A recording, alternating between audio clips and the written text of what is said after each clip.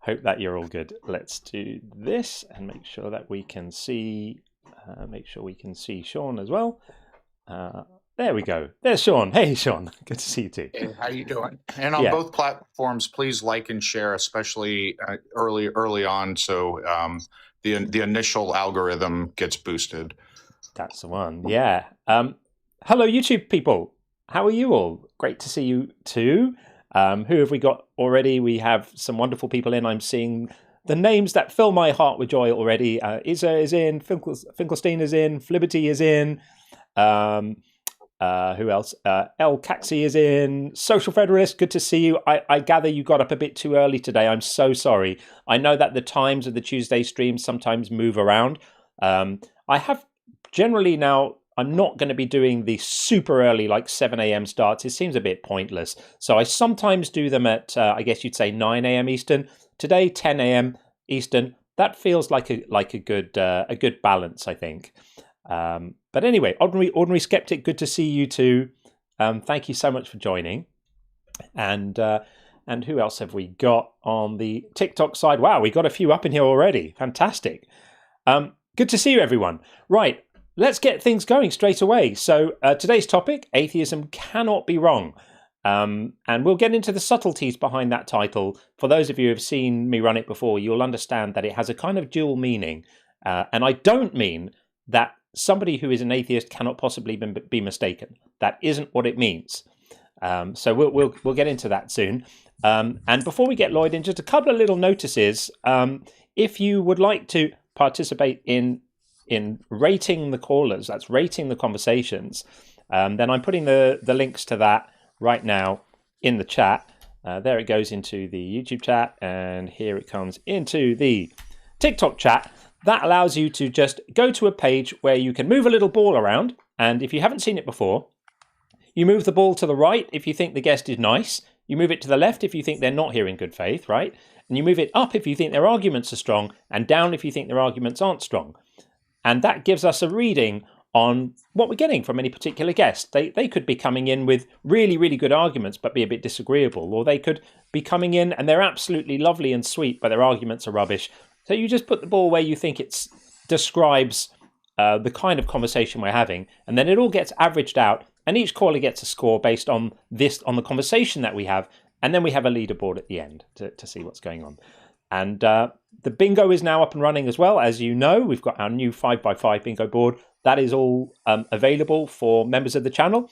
Play along. When you hear one of the arguments, just click in the square, and I will try to be on top of the bingo, looking at it after each call, if it's updated. And if you call the arguments, then your name goes in the square. So with that said, let's get our first guest in. We're going to speak to Lloyd.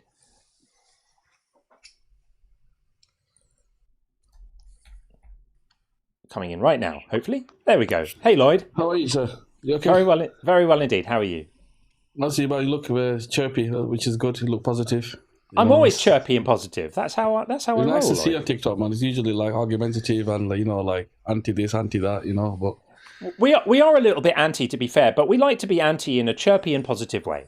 I think that's fine, man. Listen, I just wanted to ask an atheist, like, where's your beginning? Like, where do you think everything started from? Everything has a starting point. Like, where do you think, in a nutshell? Sure. So I guess it would depend what you mean by everything. If you mean literally everything, like everything that exists in all of existence, where do I think it started from? My argument would be, I don't think we have a reason to think it started at all.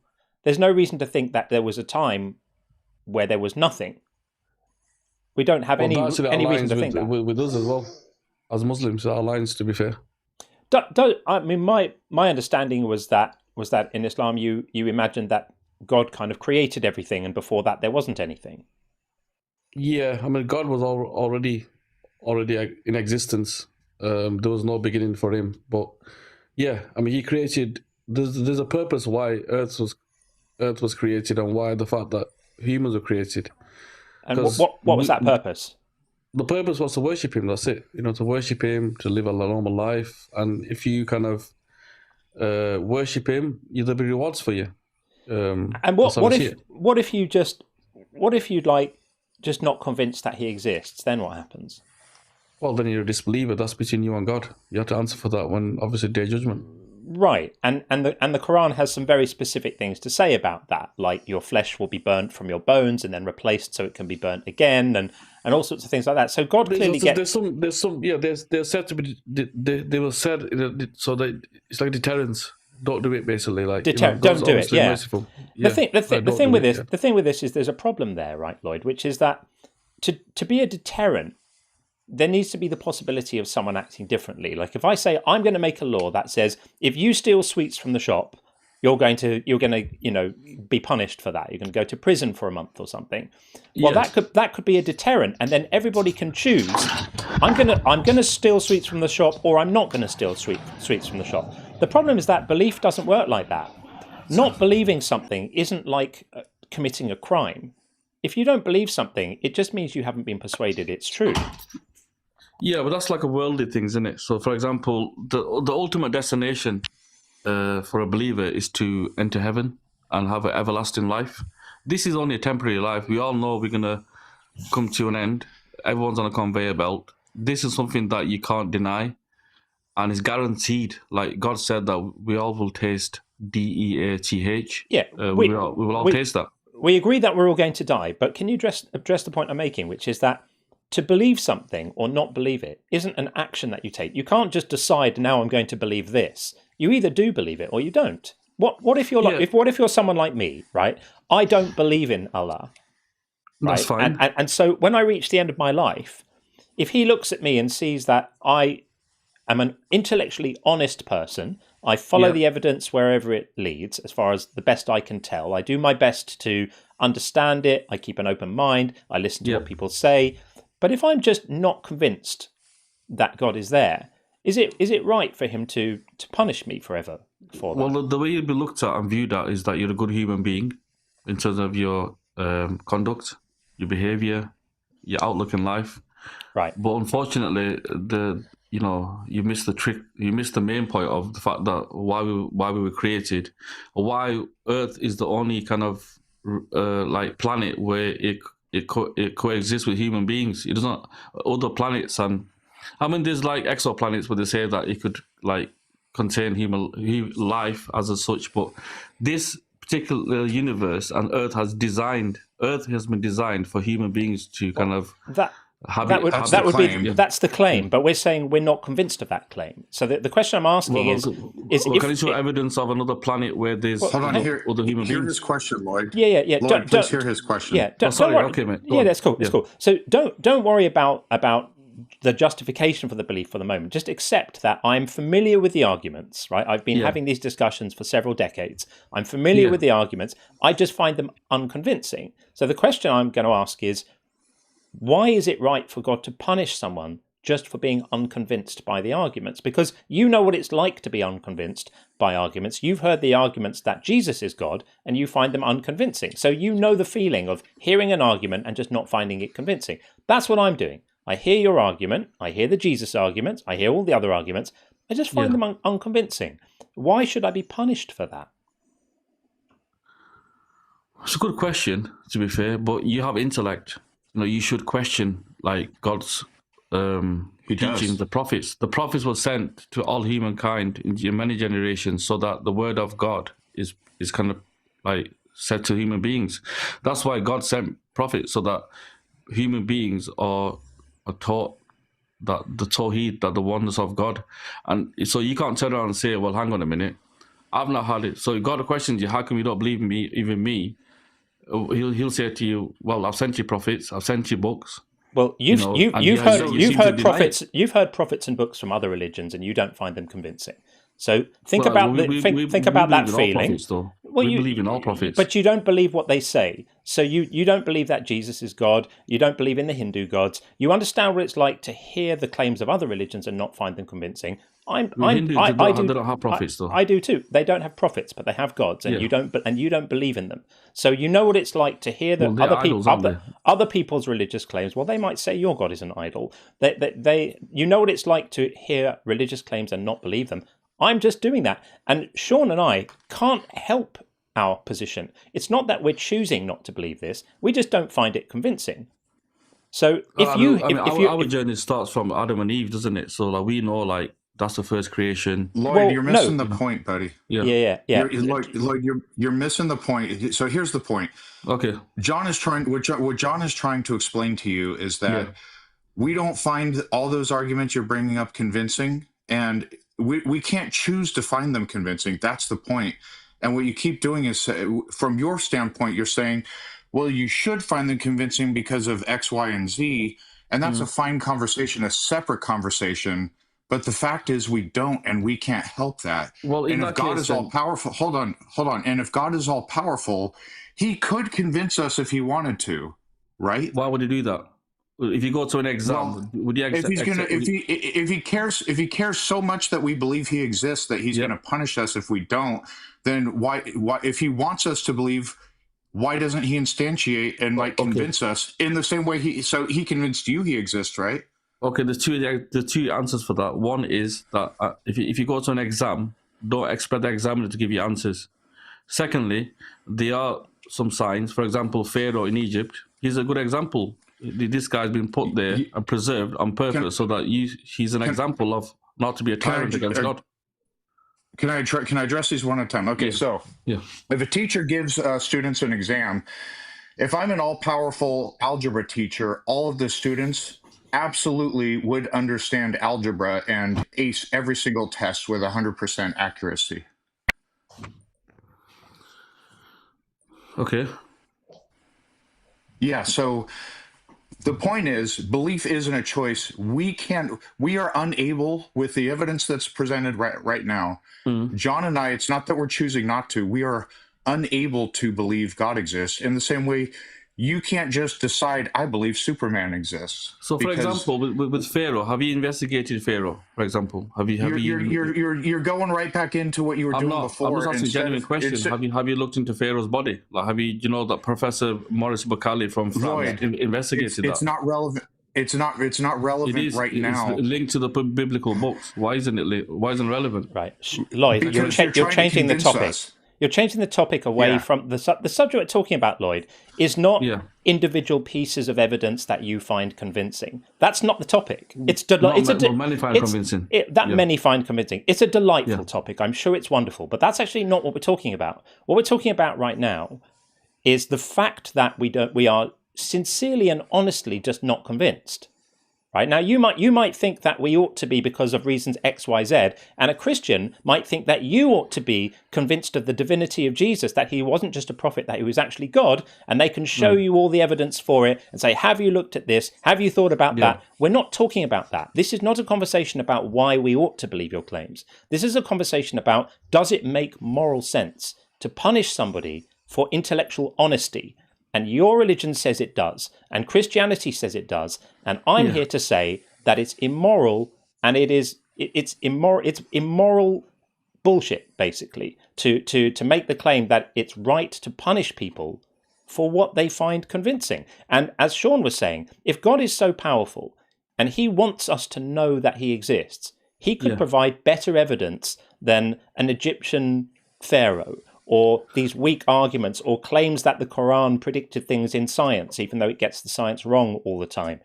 It could do better than that. So you're saying that, why isn't it God showing himself so that we could believe in him, right? He doesn't have to show himself. He doesn't have to show himself if he doesn't want to. He's God. If he's in charge, he can do whatever he wants. I'm saying that it's not moral to punish somebody for simply being unconvinced at all. Well, I think that answer for that is God will answer that question, because I can't. Whether it's moral or not, that's something that's between you and God.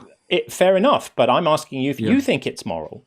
Do you have an opinion about this? Because he sent down prophets. There's messages sent during generations where there's enough evidence to say that there's enough evidence there for you to kind of consider at least whether it's convincing or not. We can consider it. We can consider it. But having considered it, I now say it's not convincing. It's the same reason I've considered the evidence of Christianity, and I don't find that convincing either. And the God of Christianity wants to set me on fire for the same reason, and it's morally incoherent. So you should think about this, because your religion makes at its center an immoral claim, which is that it's okay to punish people for what they find convincing.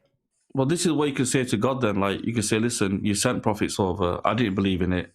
Then he'll give you that answer when that time comes in it. I would. It's exactly what I'd say to God. And if God wants to punish me for my intellectual honesty, then he's evil.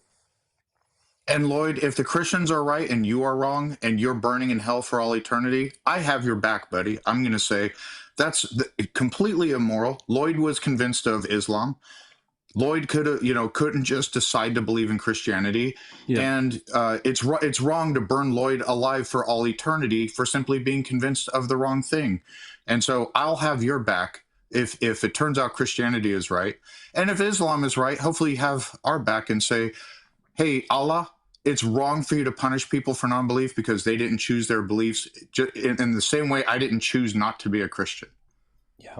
Exactly. Well, God is all merciful, so there's always a chance of mercy, though. Like, you got to look at the. Well, if he's all merciful, no one's in hell. Sorry? If he's all merciful, no one's in hell. Well, he is merciful. But maybe not all merciful, but he is merciful. He's merciful on the weekends. Yeah. Is he all just? Well, that's what God claims to be. Yeah, is it possible to be all just and all merciful? Because merciful means that you apply justice a little bit less than you ought to, right? Means that you ask for mercy, though. It doesn't come on a plate. I know. Don't miss the point. If someone is all just, it means they are not merciful, because perfect justice means not being merciful. Mercy means that you don't apply justice fully because you are merciful. So he can't be all. He can't be all merciful and all just. He can be largely merciful, and just occasionally. If he applies laws to human beings, but you don't adhere to it, is that his fault? Well, I'm not talking about whether human beings adhere to the laws. I'm talking about the punishments that he puts in place for their failure set for that for to do so. But yeah, if you ignore it, then that's your fault, right? We can agree that if he was perfectly just, he would always impose the appropriate punishment for the violation, right? But that's like saying that if you don't follow the law of the land, then that's your fault because you haven't followed the laws. Same with God. If you don't follow His laws, then I think you're missing the point a bit here, Lloyd. But anyway, thank you for calling in and being our first caller. I appreciate you getting things going. We had an enjoyable conversation, Lloyd. So thank you for calling in. Sir. Have a good rest of your day. Take care. Thank you. Bye bye. All right, that was Lloyd.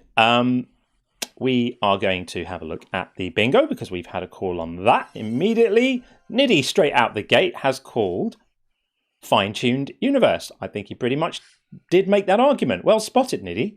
That is excellent. Brilliant stuff. And I'm going to read a couple of super chats, and then we're going to get. It looks like JDV 2022 will be our next guest in. Let's have a look.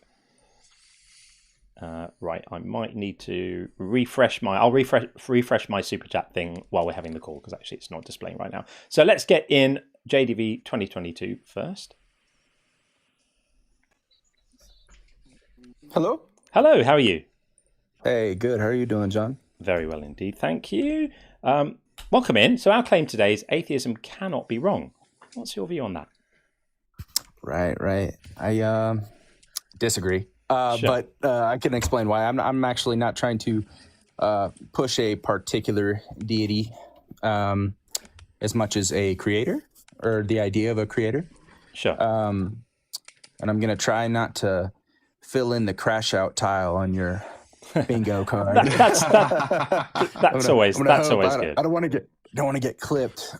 So, my idea and my sort of logic for a creator. Obviously, I'm sure can use fine tuning from an argument perspective, and I know you've been doing this for decades, like you said. But my idea is basically based in I believe that there are objective truths about the universe, right? I think we could all agree on that. Yeah. Specific ones: 2 + 2 = 4. I believe that there is an objective reality.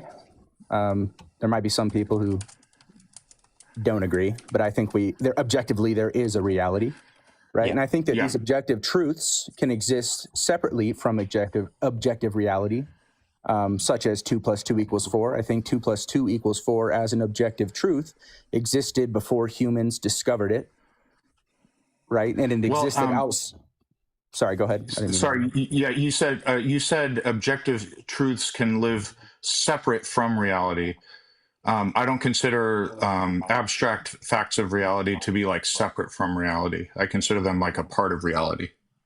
Right, and I think a lot of people would, right? But I think that objectively, if we use the example 2 + 2 = 4, right? There's really Right. two options there, right? One is that you can look at it outside of an objective reality or as a foundation of objective reality, right? And it sounds like No, you're saying that it would No, need it's to a be part of reality. It's right. like So, it is reality that 2 + 2 = 4, right? right, but even Do you mean it doesn't exist like sorry, I didn't mean to interrupt you. go ahead. Are you saying it doesn't exist like as a physical thing, like an object? Is that what you mean by separate from reality? Right. I would say that the objective truth of, and it could be any objective truth, but I'm just using 2 + 2 = 4 because it's easy to follow, right? That it does not contain physical matter, right? But it is still an objective truth. Yeah, so there are abstract facts of reality like the laws of logic and mathematics, which are themselves arguably they're part of logic, like math works through deductive reasoning. But these are abstract facts of reality. I consider them part of reality, but I think what I get, maybe the language we'll use is we both agree they're not physical things that exist. Can we describe it that way? Yeah, we can definitely agree that it's not a physical thing that exists. Right. Okay. There are abstract, and I call those abstract facts of reality. So there's abstract facts of reality. Sure. But I consider those a part of reality. So it's just, if you're building an argument and it's based on them being separate from reality, I won't accept that premise. That's all I'm saying.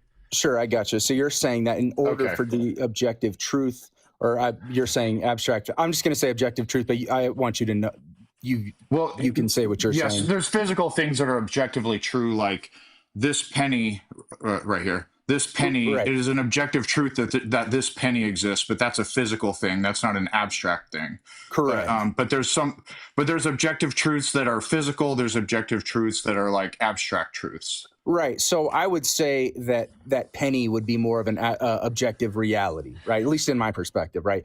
Yeah. That is objectively real, whereas objective truth would be you are holding that penny, right? Okay, when you're sure. holding it in front of me, right? So I'm just using 2 + 2 = 4 as an example. And like you're saying, I don't want to bog us down. Yeah. I think we agree so far. I don't want to bog us down and like have people like fall asleep on us. So yeah, please continue.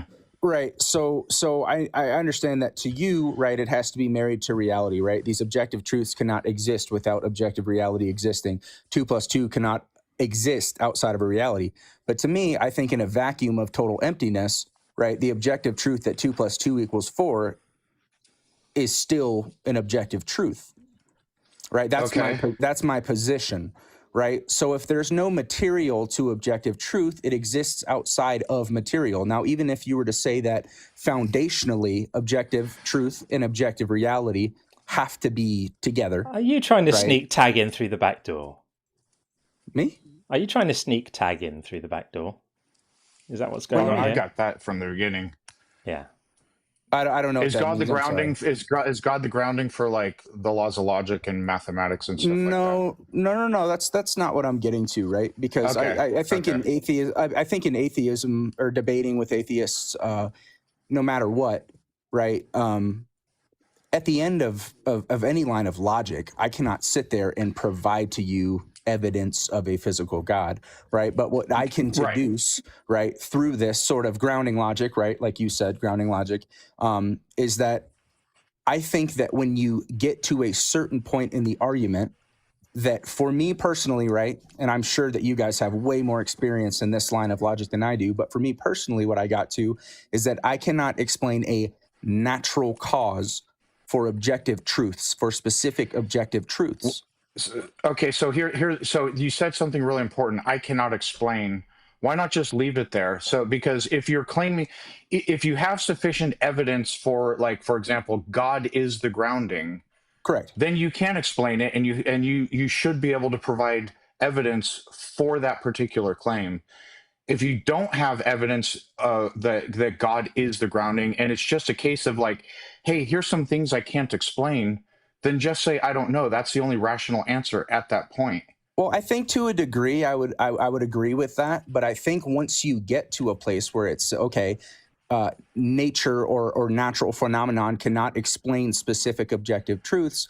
For me personally, I have to follow a line of logic of probabilities. Okay, so probabilities for me, right? And I probabilities being subjective here, okay, because I'm not a mathematician, right? But when I get to the end of that line and I've determined that, okay, I can't justify logically a natural source for specific natural laws, right? Yeah.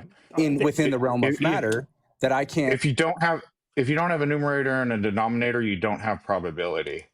So you're basically like you'll have to assert like I think that this is more probable without actual justification that it is more probable. Like you have to have it's very simple, a numerator and a denominator to calculate p, and the numerator and the denominator can be are oftentimes calculated numbers unto themselves, but at the end of the road you have to have those things. So what you basically have is like first you cannot say naturalism can't explain, because you don't know that. You just know that we right now can't explain X. Right. And if you're in that situation, just say I don't know. It's even worse. So, though. For example, forgive me for interjecting. It's even worse. It's even worse than naturalism can't explain this. You can't actually demonstrate there's anything that requires explaining. So to say that we don't know where the natural laws come from, such that 2 and 2 equals 4, is true, is to suggest that it could be any other way, and that the truth of 2 and 2 equaling 4 is something that requires an explanation and an originator. It isn't. It's an analytical truth. It's true because it's self-evidently true. It's true because it's essentially a definition. It's symbology. It's symbolic logic. It's saying this is the symbol we use for this quantity of things. This is the symbol we use for this quantity of things, and this is the symbol we use to suggest equality between the two symbols. They're just statements about how we describe concepts. So Go ahead. I didn't mean to cut you off. No, that's all right. That's all right. So I think that all of these arguments, all of these tag-like arguments, they all try to sell a problem and sell everyone that this is great mystery, this big question that needs to be answered. And they aren't, the question is how, where did the laws come from that allow us to have intelligibility? Where did the laws come from that allow things to have meaning? As if this is a big question. And then the answer provided for this question is a mind, which is necessarily true. Like a terminus of question asking. We have to, at that point, stop asking, well, where did that come from? We're just expected to accept that there can be some class of statements or ideas that are just necessarily true. Why can it not be the case that the class of statements and ideas that are necessarily true includes such claims as 2 and 2 equals 4, which is just a self-evident definition? Well, I think self-evident definition, right? The self-evident definition became a self-evident definition upon observation. I don't think that's necessarily a source for the law itself. Now, when I say that, when you mentioned that it comes from a mind, right? That's actually not even what I'm necessarily inferring. I'm just telling you with my train of thought, right, that I came to the conclusion, right, that I have to eliminate a natural cause.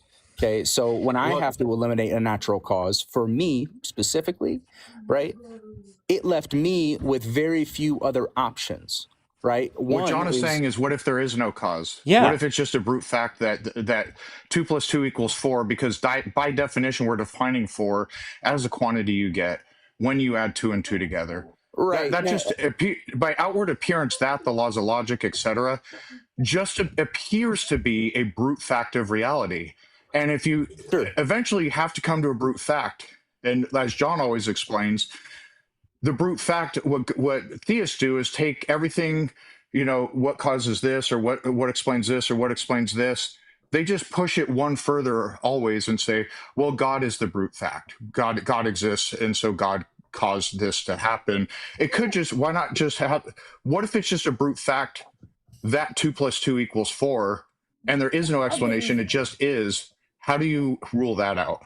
Absolutely, and it very well could be a brute fact, right? And God could be Right. that brute. Yeah, right. So it could be a brute fact, and God could be that brute fact, right? So when you mentioned earlier, we were talking about probabilities. You have Let me give you something to think about.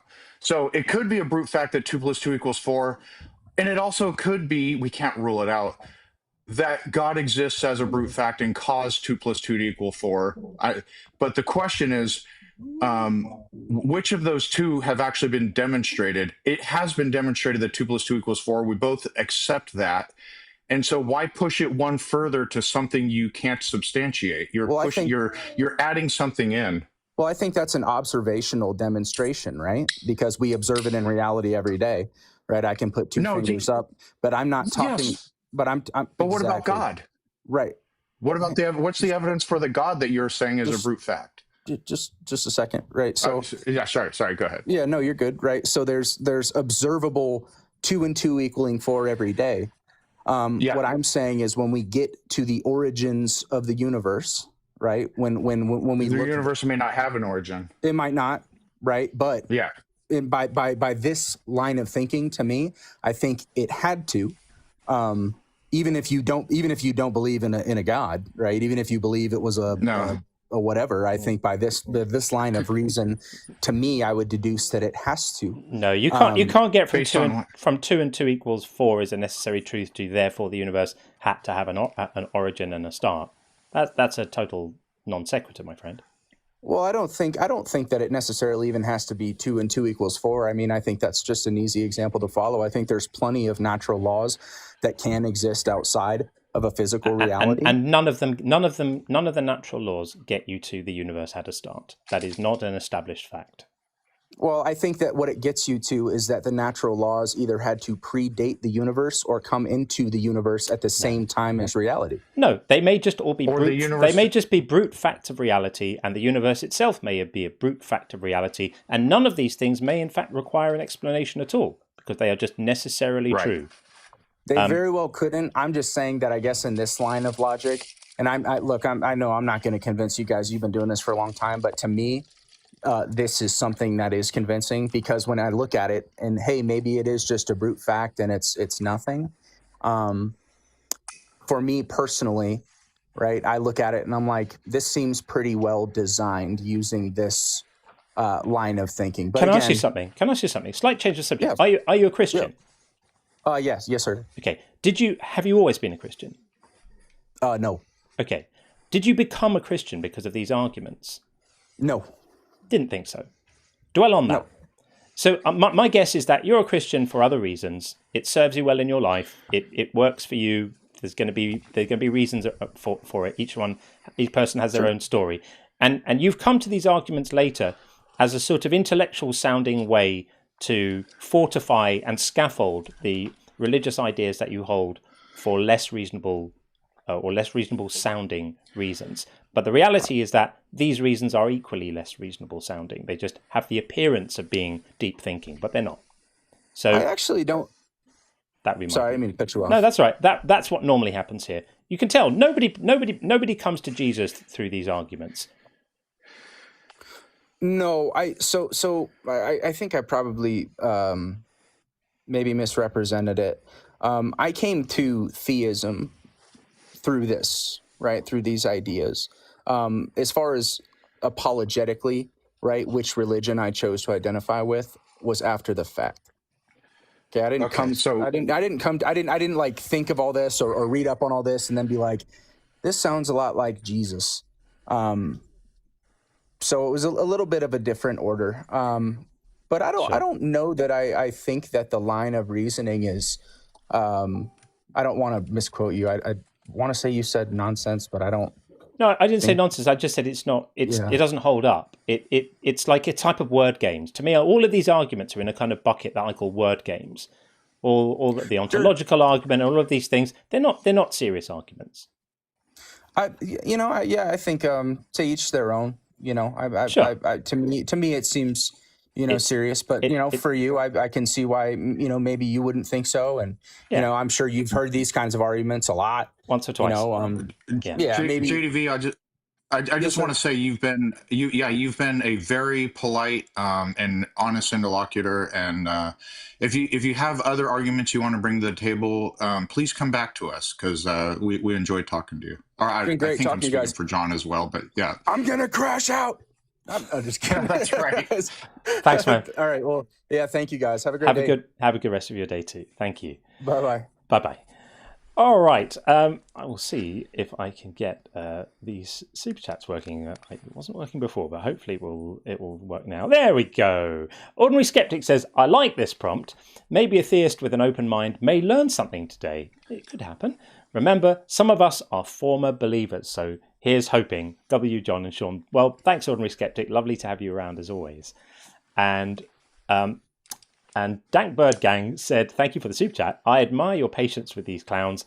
If it was me, I'd curse them out in a heartbeat. I would add this wasn't with respect to our previous conversation. It was possibly the one before that. But yeah, thank you for that. And Aleph Naught here said, you think I have the burden of proof? Tag, you're it. That's it. Very, very good. I see what you did there. They're clever over on YouTube, I'll tell you that. Clever people everywhere. Right. Let's get in the Artist 6 next and keep things moving on. But before we do, we did actually have some calls on the bingo. During that call, we had three calls on the bingo. What have we got? Zeitgeist Omega called Laws of Logic Prove God. Yeah. Good call. And El Caxi called How do you account for logic? Yep, they're kind of similar, aren't they? I might need to change this board up. I was going to say those are redundant. Yeah, they are redundant. I need to when I expanded out the board, I didn't fully go through and make sure there were no similar sounding arguments. And JT Spoon 84 said, "Look at the trees." I don't think we got to look at the trees then, because the look at the trees is more the sort of like it's obvious when you look around you, or arguments from personal incredulity around nature. So we won't call that one just yet. But thank you for the calls. I appreciate that. Right, let's get in the Artist 6. The Artist 6, formerly known as the Artist 5.5. Welcome in. Good morning, gentlemen. Good morning. How are you? I'm having an all right day, guys. I'm having an all right day. Good. Pleased to hear it. What would you like to say about our quote? So our claim today is atheism can't be wrong, and it does have a couple of kind of slightly more subtle meanings. But I'm going to let you just respond to it, and then we'll get into the detail, perhaps.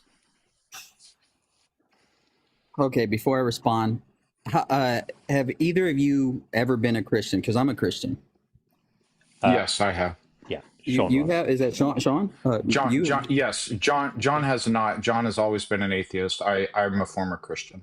Really? That's very fascinating. Okay. It's not uncommon, by the way.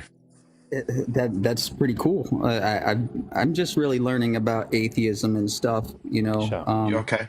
Yeah. So it's different. It's different for me because I got a lot of experience, personal experience with God. I did 11 years in prison, so mine's a little more personal, but I won't get into that. And I'm not here to I'm not here to preach a sermon. I'm just really fascinated with your guys' conversations because they're awesome. They're awesome.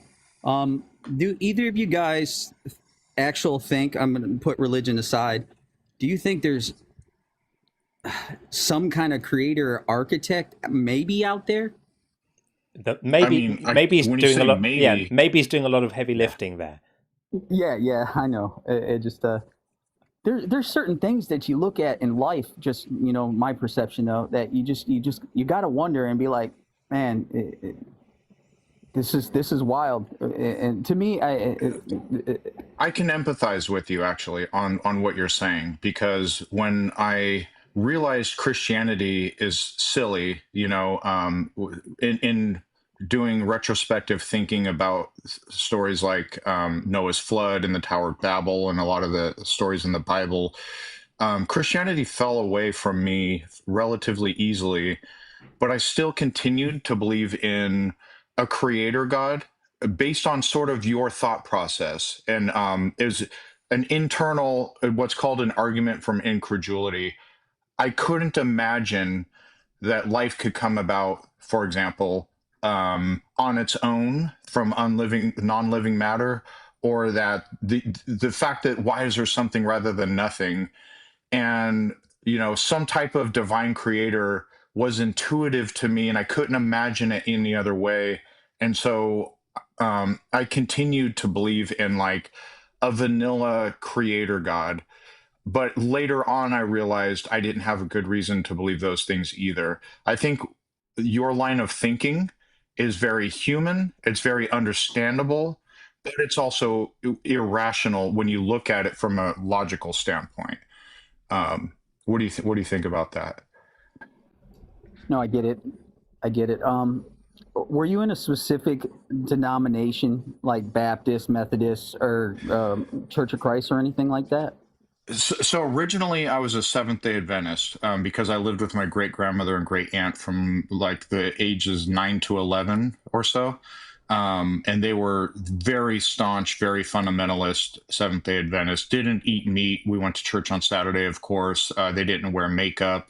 They believed if you play rock music backwards, and they had me convinced that if you play rock music backwards, there's satanic messages, that sort of thing. But I moved away from them, and I still continued to, like, later on and well into adulthood, consider myself a Christian, although I wasn't. I didn't like still identify with any denomination. Had been to like various different churches and churches of different denominations. I just considered myself sort of a non-denominational Christian after a while. Nice.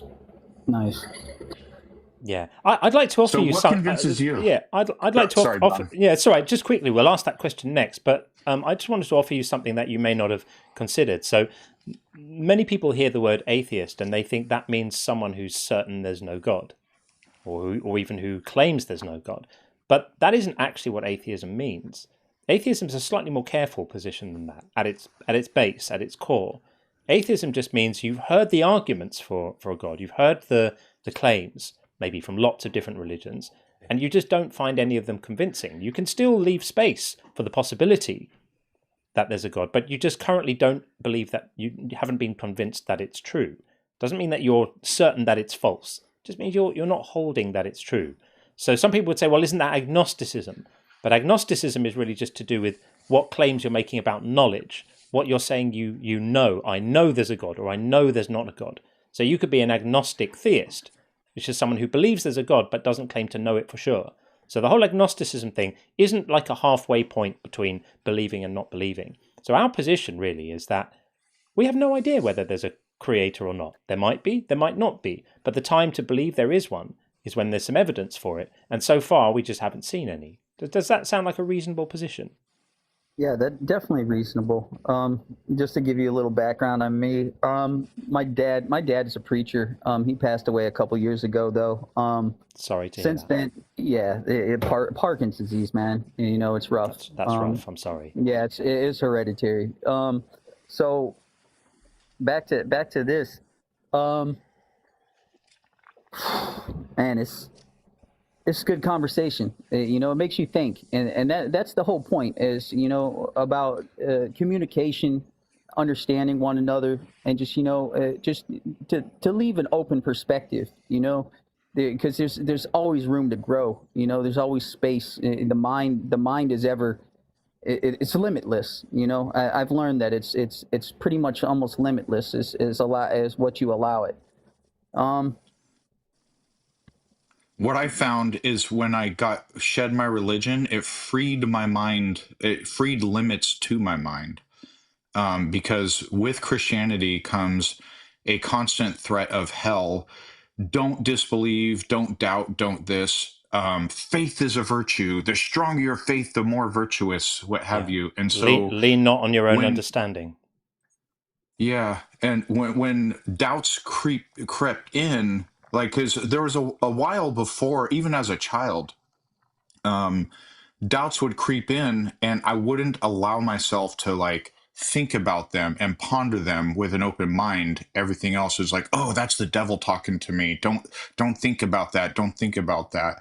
When I shed my religion, it was like fear shackles of the mind were broken. And now I can contemplate the mysteries. There's so many wonderful mysteries in the universe I can contemplate without that fear. And I can contemplate morality without the fear of like this dogmatic, must follow the Bible rules, God rules, God rule. Okay, what do you care about? I care about the well-being of others. I care, about, so my moral questions, my questions about the world, the universe, everything, no limits now. That's true limitlessness. Absolutely. I can jump on board with that. Yeah, like I was saying, I'm not indoctrinated or I got religious psychosis and stuff like that. You don't sound like it. Yeah, I've searched out other religions. I've studied the Bhagavad Gita, the Vedas. I've actually Nice.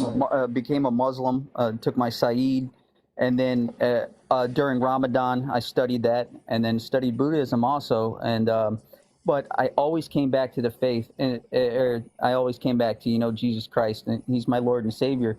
And I always find that fascinating, just for me, and my perspective.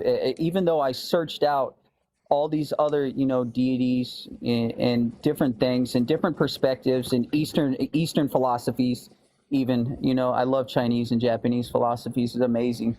I think that when you seek what you're looking for, you'll find it. I really do believe that. I do. And can I ask you a question about that? Yeah, go ahead. So there are people who've spent years trying to seek God and on their knees praying, begging, pleading for God to give them, a demonstration of His presence and let them know that He was there, and they found absolutely nothing. What would you say to someone in that situation? I guess it would be their perception. I guess it would be their perception. I'd be like, that's unfortunate. That's unfortunate. But to each his own, I guess. Everybody's journey is different. And if a Muslim wants to be a Muslim, I support that 1,000. I'm not one of those Christians that be like, hey, you need to do this or you're gonna burn in hell. No, I don't do that. I got three boys. I got a 13-year-old Jack. I got a Mikey who's 11, and then JJ who's 5. And I asked them if they want to go to church, and they say no. And you know what I say? It's okay. You don't have to go. It's your choice. Well, I applaud you for that. I really, really do. I do applaud you. But I want to ask you one last question. Yeah. Just to move things along a bit, we're going to get App Spencer in next, and then Felonious Punk after that. You guys are definitely gentlemen, and I really appreciate that. Thank you. You've been lovely. I've been into a lot of other lives where, boy, they rip me apart. Yeah. Especially when I dive deep. We're not here to fight with people. So the last thing I would say to you is, I really enjoy that. I'm gonna give you a follow, John, and Sean. I'm gonna give you a follow too, man. You guys are excellent individuals, and I respect both of you guys' intellect. Thank you, friend. Thank you. I want to leave you with one last question to dwell on. So the Bible says fairly clearly that people who don't accept Jesus are condemned already. In John 3:18 it says this, Mark 16:16 says it, Revelation 21:8 says it. So what would you say to Jesus if you get to heaven and find out He's burning your sons alive in hell because they didn't go to church?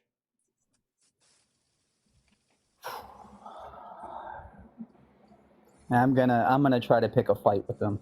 I'm gonna be honest with you. I'm gonna try to pick a fight with them. Whether I win, it don't matter, but I'm gonna try to pick a fight with them, to be honest. Yeah. Well, yeah. I admire you for putting your sons first, and I would just invite you to spend some time after the call thinking about the fact that is a central pillar of Christianity, is that people who don't believe the right things deserve to be punished forever, and that would include people you love. And that's why I think that it's immoral. That's why I think it's a pretty evil doctrine, and I would just invite you to just dwell on that, think about it, and then maybe give us a call back at some point and let us know what you think. Definitely, guys. And once again, thank you for your time and excellence intellect. Thank you. Thanks, man. All the best. And the artist, it sounds like you went through some hardship in your past, person to person. I'm really happy that it seems like you're living a much better life now and you're happier, and I love that for you. Good call. I don't know about happy, but I'm having a good day. Good. Well, Okay, all right. Well, we'll take the wins. that. We'll take the wins where we can. Yeah. All the best, friend. I'm just glad I didn't crash out. I was. That's what I was hoping not to do because You were great. I'm an artist, and I'm a very emotional artist. Sometimes, you might get the wild card, but unfortunately, thank you, thank you guys for being respectful. All the best, man. Take it easy. You too. Okay, there we go. Good for him. Hopefully he has a chance to think about that. I really admire the fact that he's not indoctrinating his children into these beliefs. I thank him for that, and maybe he'll be able to have a little bit of a think about what the God he prays to plans to do to the people he loves, and maybe that might allow him a change of perspective. We'll see. 46 strings, great to see you. Incredible that some have to go to such convoluted logic to try and bring credence to God, while others tell us it's self-evident. Right. Which is it? Exactly that. I love that idea. Some people just say, well, look, it's really obvious, right? And other people say, you have to follow this 13 proposition string of logic that I've written down. Yeah, I think that's a very, very good call, 46. And Dankbird clarifying here, I was referring to the crash outs. Fair enough. I should have probably surmised that. You weren't being personal about a caller. You were saying that the crash outs are clowns, and they are. I'm pleased to say that people have been heavily enjoying the Apostle Michael crash out video, which I posted a couple of days ago. It's doing pretty well because it's really funny. What can I say? And Skeptica said, "Good work, John," and Sean, of course. It's always good to see these people confronted with the truth. Well, thank you very much, Skepticas. We appreciate that very much. And David Burke, I love your comments, David. Thank you so much. Fine tuning. It took 4.5 billion years for us to get here. Even at 1 day equals 1,000 years, that seems a long time, even for God. Yeah, what was he doing? What was it? Was he just thinking about it before he did anything? He'd made the universe and thought, when you're making a piece of furniture, like you're assembling something from IKEA, and you get past step 4, and at the end of step 4, you have to turn the page. But before you turn the page, you just think, I've got to the end of the page now, I'll just have a moment. So you just sit back like that and just look at it. Like, yeah, I know it's only got 3 legs on right now, but it looks all right.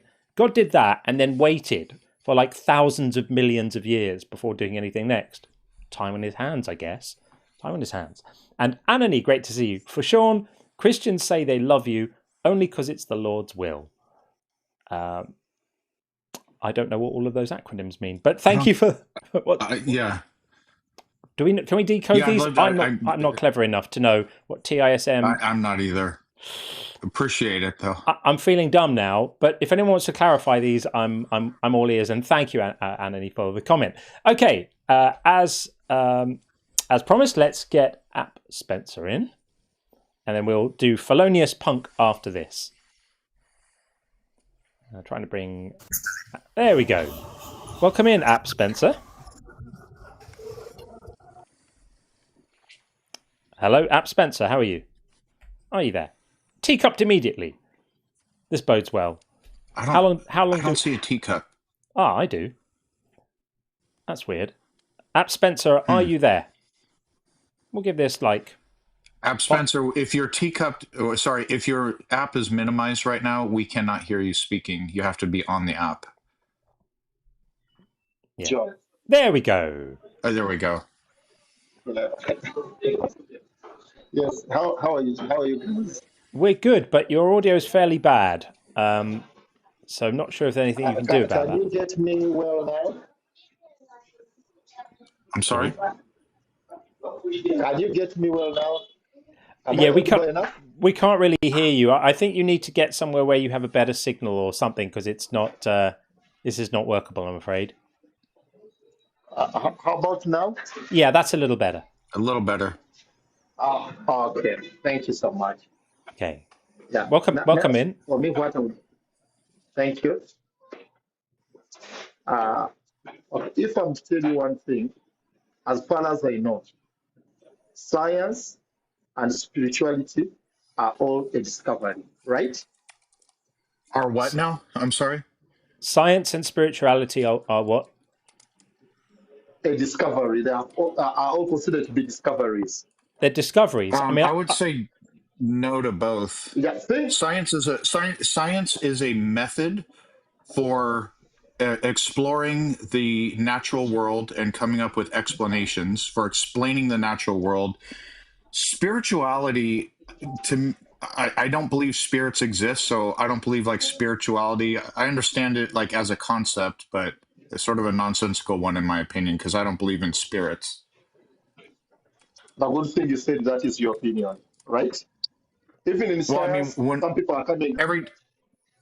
Every time we make claims about facts, we are expressing our opinion. So if you say that's just like your opinion, dude, you haven't really rebutted or said anything substantial. Yes, but what I'm trying to tell you is science and religion, or science and spirituality are all discoveries. Whether we believe now or whether we haven't believed yet, but they're all discoveries. Am I right or am I wrong? I just gave you my take on it. John, do you have your own take you want to give? Yeah, my take would be like Sean's. I don't think science is a discovery. Science is a process of testing explanations to see if they do the job well of explaining what we see. I don't think that it is itself a discovery. It's just a process that we've evolved and developed. And I don't know what spirituality even means. Okay. If you disagree, what I'm trying to tell you is everything we believe in now has been discovered before. Whether proven yet or not, but it has been discovered. Right? Everything we believe in has been discovered. Yes, by someone somewhere, maybe. I mean, I'm not sure if I would use to the community. Let's make the arguments because let's move things along. So let's say we agree that all the ideas we have at some point were proposed by someone or developed by someone or uncovered by someone. Yeah. Then what? Yes. Then what I'm trying to tell you is, today, if you ever want to believe something that has been discovered, there must be proof for it. Yeah. Okay. I'm still struggling to hear the audio a little bit. Am I the only one? I'm saying, yeah. Okay, I can pardon you. What I'm saying is, everything discovered, for anyone to believe in it, there must be proof for it. We can believe in things without proof. You can believe in things without proof. You can believe in things with evidence. I don't have proof that my wife loves me, but I've got lots of evidence that my wife loves me. So I accept it, even though it's not been proved. Friend, I'm gonna move this along, my friend, just because we're struggling to actually hear you, and there's background noise as well, and it just doesn't make for enjoyable listening for the audience. But if you can get to a good signal in an area that's quiet, then feel free to give us a ring back. But we can't quite make this one work, I'm afraid. With all due respect to App Sensor, that wasn't really working properly. So as promised, let's get in Felonious Punk. I am enjoying the name. We will hopefully be able to hear and see. Felonious Punk, are you there? Yes. You are indeed. Yes, excellent. I'm just going to get your name up on the screen, and I'm also going to get your image up on the screen. Hang on, almost like that. Not quite. Not seeing you. There we go. Welcome in. How are you? Good. And you? Yeah, we're great, thank you. We're great. So just to clarify, can I be an atheist who takes the opposition? No. We are looking for proper debates today with people who actually believe the views they hold. Otherwise, it's not interesting. Well, I guess the proposition being that atheism cannot be morally wrong. Sure. Is in my view incorrect. Okay, yeah, then we can agree with that. As long as you're expressing a view you actually hold, then that's absolutely fine. Yeah. Okay. So, why do you think that atheism can be morally wrong? Well, wrongness and rightness is a logical proposition, right? So it implies that reason and logic are brought to bear on that topic. And if that's the case, then it's impossible to be to not have a position one way or the other. The morality of it, I think that sort of makes it somewhat more ambiguous, but in principle, when we're debating the existence of a God, either the answer is that it exists or that it doesn't. And so that is an argument that is reasoned out. If you take an unreasonable stance on that, in other words, if you've been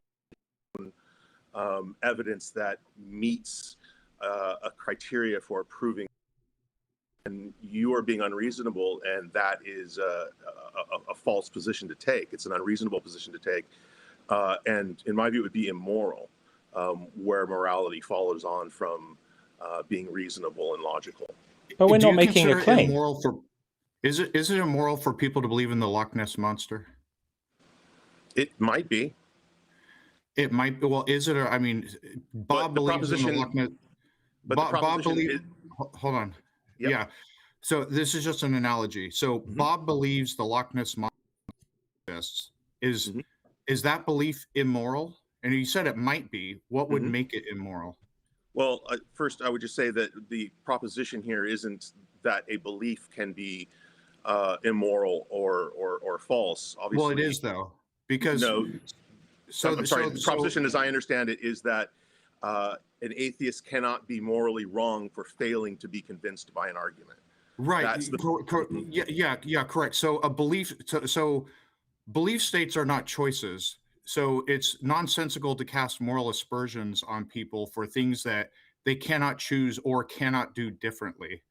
So you don't think that reason is a thing? You don't think that people are convinced? No, that's by not what I said. That's not what I said. If it's not a choice, then you cannot choose to be swayed by suasion. So I don't understand the value of that. You can't choose to find something persuasive. You can choose your information diet, but you can't choose what effect the information will have on you.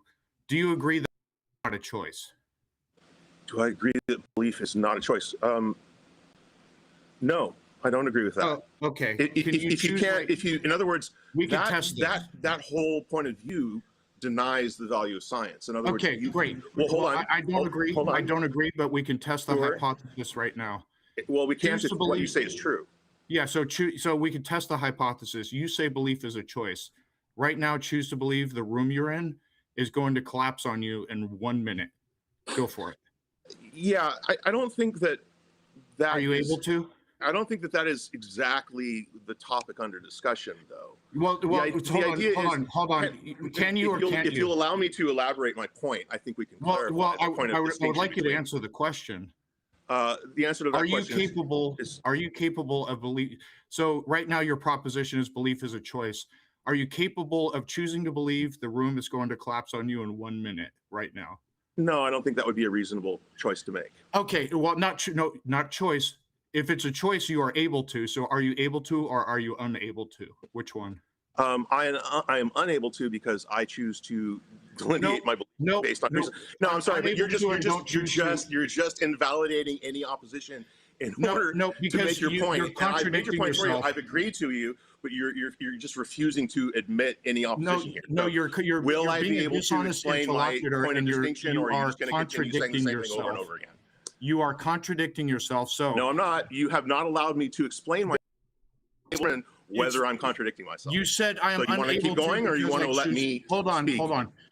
You said I am unable to because I choose not to. That's like me saying, when I go to the refrigerator, I can choose to drink chocolate milk or white milk, but then me saying I'm unable to choose to drink chocolate milk because we've heard your analogies. Can I just make my rebuttal? Yeah. So yes or no, are you capable of choosing to believe the room is going to collapse on you right now? I've already said no.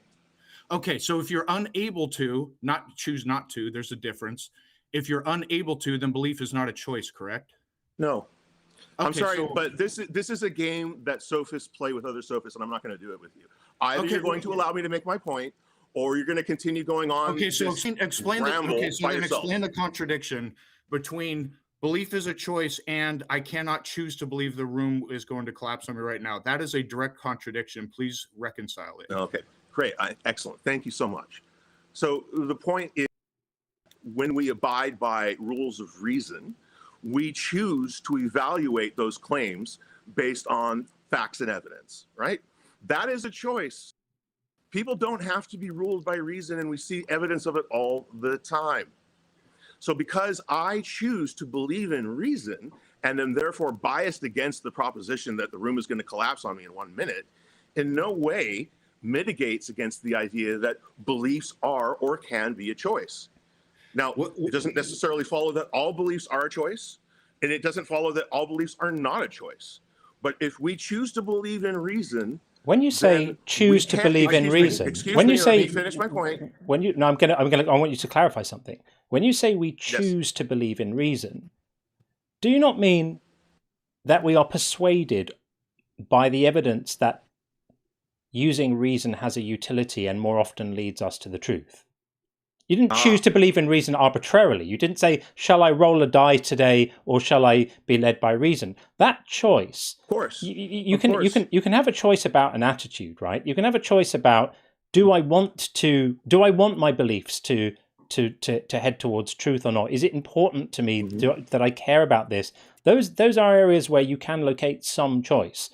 But I'm going to push back and say, when you use the phrase, I choose to believe in reason, what you really mean is you are persuaded by the evidence that using reason is effective, and you had no choice about that. That isn't a personal preference. It's something that became obvious to you. You're manifestly wrong. I'm not manifestly wrong. I'm manifestly right. Funnily enough, that I have no choice but to be persuaded by reason is a manifestly false. No, I'm not saying. No, hang on. Don't misquote.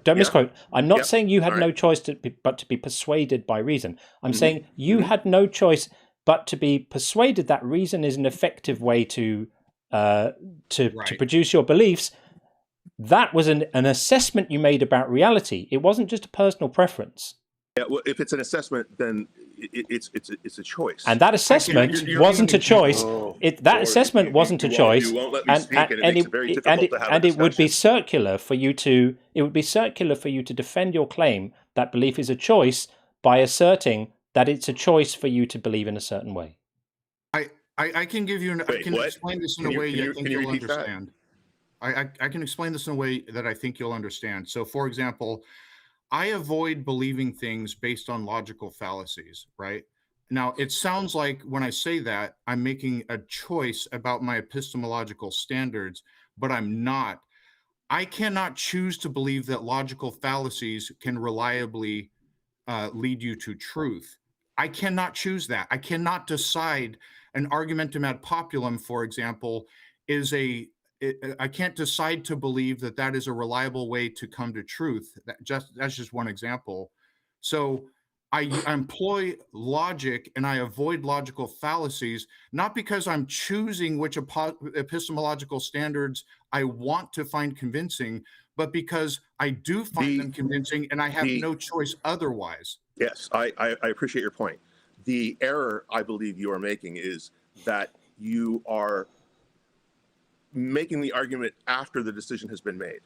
In other words, you're saying if you'll let me finish. Okay. You're saying once logic is agreed to, it would be illogical to disagree with logic. Therefore, you can't make a choice. What is logical ultimately, is the decision made for you. Now, no, because if I choose it, if it was a choice to begin with, then I should be able to unchoose it and just decide to find logical fallacies. Your proposition that fallacies cannot lead to truth is false. If you go through life, there are entire rubrics of logic that deal with fallacies, and the question about whether a fallacy cannot actually exist is an open one, as is exemplified by the liar's paradox. So, skeptics, the Eleatic skeptics of ancient Greece, would hoist you on your own petard there. So, I don't think that's a particularly useful point to make. My claim is logical fallacies are not a reliable pathway to truth. That's literally exactly what I said. Now, you're free to disagree with that, and maybe are fine with logical and I am fallacies disagreeing with it, and I'm showing you that it can be so a pathway we disagree to on in that. certain conditions. So it's not a true statement. So choose to agree with me about logical fallacies. I just did. Oh, so you do agree with me? You said you disagree. So this is cute, but it's avoiding the point. Well, it's cute. The point that I'm trying to make is that you are arguing that once accepted, logical rules must be adhered to and cannot admit choice. That is your argument. No. Yes, it is. That isn't the argument. I don't see any other way in which that isn't the what argument. you're saying makes sense. You don't get to straw man. So we cannot decide. The point is, even what evidence we find convincing isn't a choice. So if I told you here's the winning lottery numbers, and the evidence that I employ is I consulted a magic 8-ball, you cannot choose to find the magic 8-ball convincing. Evidence is either convincing to you or it's not convincing to you based on your worldview, your experience, your background, your priors, etc. You cannot just decide to uproot and change your epistemological standards of what you find convincing. That part isn't a choice either. I cannot choose to agree with your claim that logical fallacies are a reliable pathway to truth. I cannot choose to believe you about that either. Therefore, when I'm employing logic with forming my beliefs, I am stuck with the avoidance of logical fallacies because they don't convince me. Then you are being irrational. I've already given you the disprover of your claim. I've already established by argument and by example that fallacies can be a guide to truth. So okay, so what your inability to be convinced by that is excuse me, I did. Okay, your inability to be convinced by that has nothing to do with logic. It is a choice you're making. So give the example again, please, because I completely missed it. What's an example? Give us an example of a logical fallacy itself leading to a truth. Now, someone can argue X is true and employ logical fallacy, and X happens to be true. No, the argument is whether or not fallacies can in fact exist. That's not the argument. Nobody's arguing. Nobody's arguing that fallacies can't exist. This is asinine and idiotic. Sean is arguing that fallacies have a lack of utility. That if you live your life using logical fallacies and a happy rabbit's foot to make your decisions, you're soon going to realize that you have a bad life, that your decisions are poor, that your assessments of reality are unreliable, and that things don't go well for you. And the assertion of that reality is not going to be a matter of choice. It's going to be a matter of what actually happens to you in your life, and your brain is going to realize pretty quickly that that method doesn't work. Yeah, so again, if your point is that no truth can follow from fallacies, you're wrong. It's not that no truth can follow from fallacies. It's that fallacies are not a reliable way to truth. No, fallacies can be a reliable way to truth. If, in fact, are you demonstrating this for us now? Oh, that's cute. You guys have a real difficulty in allowing somebody else to make an argument and actually responding to it. Give an example of a fallacy leading to a truth. Yeah, well, the example that I gave was the liar's paradox. You just said the liar's paradox. Go ahead with the paradox. Oh, so the liar's paradox is, for instance, all Cretans are liars, says the Cretan king, right? This is the famous example, whereby the logic is self-referential and thus becomes both true and false. This statement is false, but that doesn't lead to truth. That just leads to a paradox. It's a cute language game. It is not a paradox. A paradox is something that is both true and false at the same time, but in different ways, right? A fallacy is something that is true and false in the same way at the same time, and that's what results from the self-referential logic of a fallacy isn't something paradox. That's true and false at the same time. I don't know where you got that from. A fallacy is just erroneous logic. And a fallacy would be an example it would be an example like asserting the consequent. So it'd be something like saying, when it rains, it's wet outside. It's wet outside, therefore it's raining. That would be an example of a fallacy known as asserting the consequent, because it could be wet outside for a different reason. You don't get to make that conclusion, right? So somebody employing that type of logic, somebody employing that type of reason that you seem to be a big fan of, is going to have a bad life. They're soon going to find out You're having a hard time distinguishing the big points. They're soon going to find out that their conclusions are regularly false. And they're not going to have any choice in believing that their conclusions are false in that instance, because life is going to assert itself. It's a funny way. Reality has a funny way of asserting itself without compromise, actually, when people believe false things. And so somebody who uses that kind of fallacious reasoning is going to pretty soon find out that it doesn't work. Yeah. Or when a theist says God exists because you cannot prove that God doesn't exist, that's a logical fallacy. Now, it could be that a God exists, but the argument itself does not in any way indicate or show or prove that the God exists. That's an argument. I'm sorry. Can you restate that? That the idea so that God exists. If somebody says statement that God exists is a fallacy because it doesn't prove the point. No, that's not what I said. I'm just trying to understand what you said. Okay. If someone argues God exists, and we know God exists because you cannot prove God does not exist, that is an argument from ignorance fallacy, as an example. Now, it could be the case that God actually does exist, but the argument itself in no way shows that, demonstrates it, indicates it. It's a logical fallacy. Agreed. Okay. So the logical fallacy, in normal parlance, you might be able to come up with a cute or clever paradox or what have you, but in normal parlance, when somebody employs logical fallacies, they do not lead to the conclusion. Thus, they are fallacious, and I cannot choose to believe that that's not the case. When you claimed that logical fallacies are a reliable pathway to truth, I didn't say that. Okay, so when I said this whole exchange started, all this back and forth started when I made the claim, logical fallacies are not a reliable pathway to truth. You disagreed with me. So do you? So I do disagree with you. Okay, unfortunately, I'm so sorry. I'm so sorry. The inner circle have spoken. The inner circle have spoken and have requested that we terminate the conversation.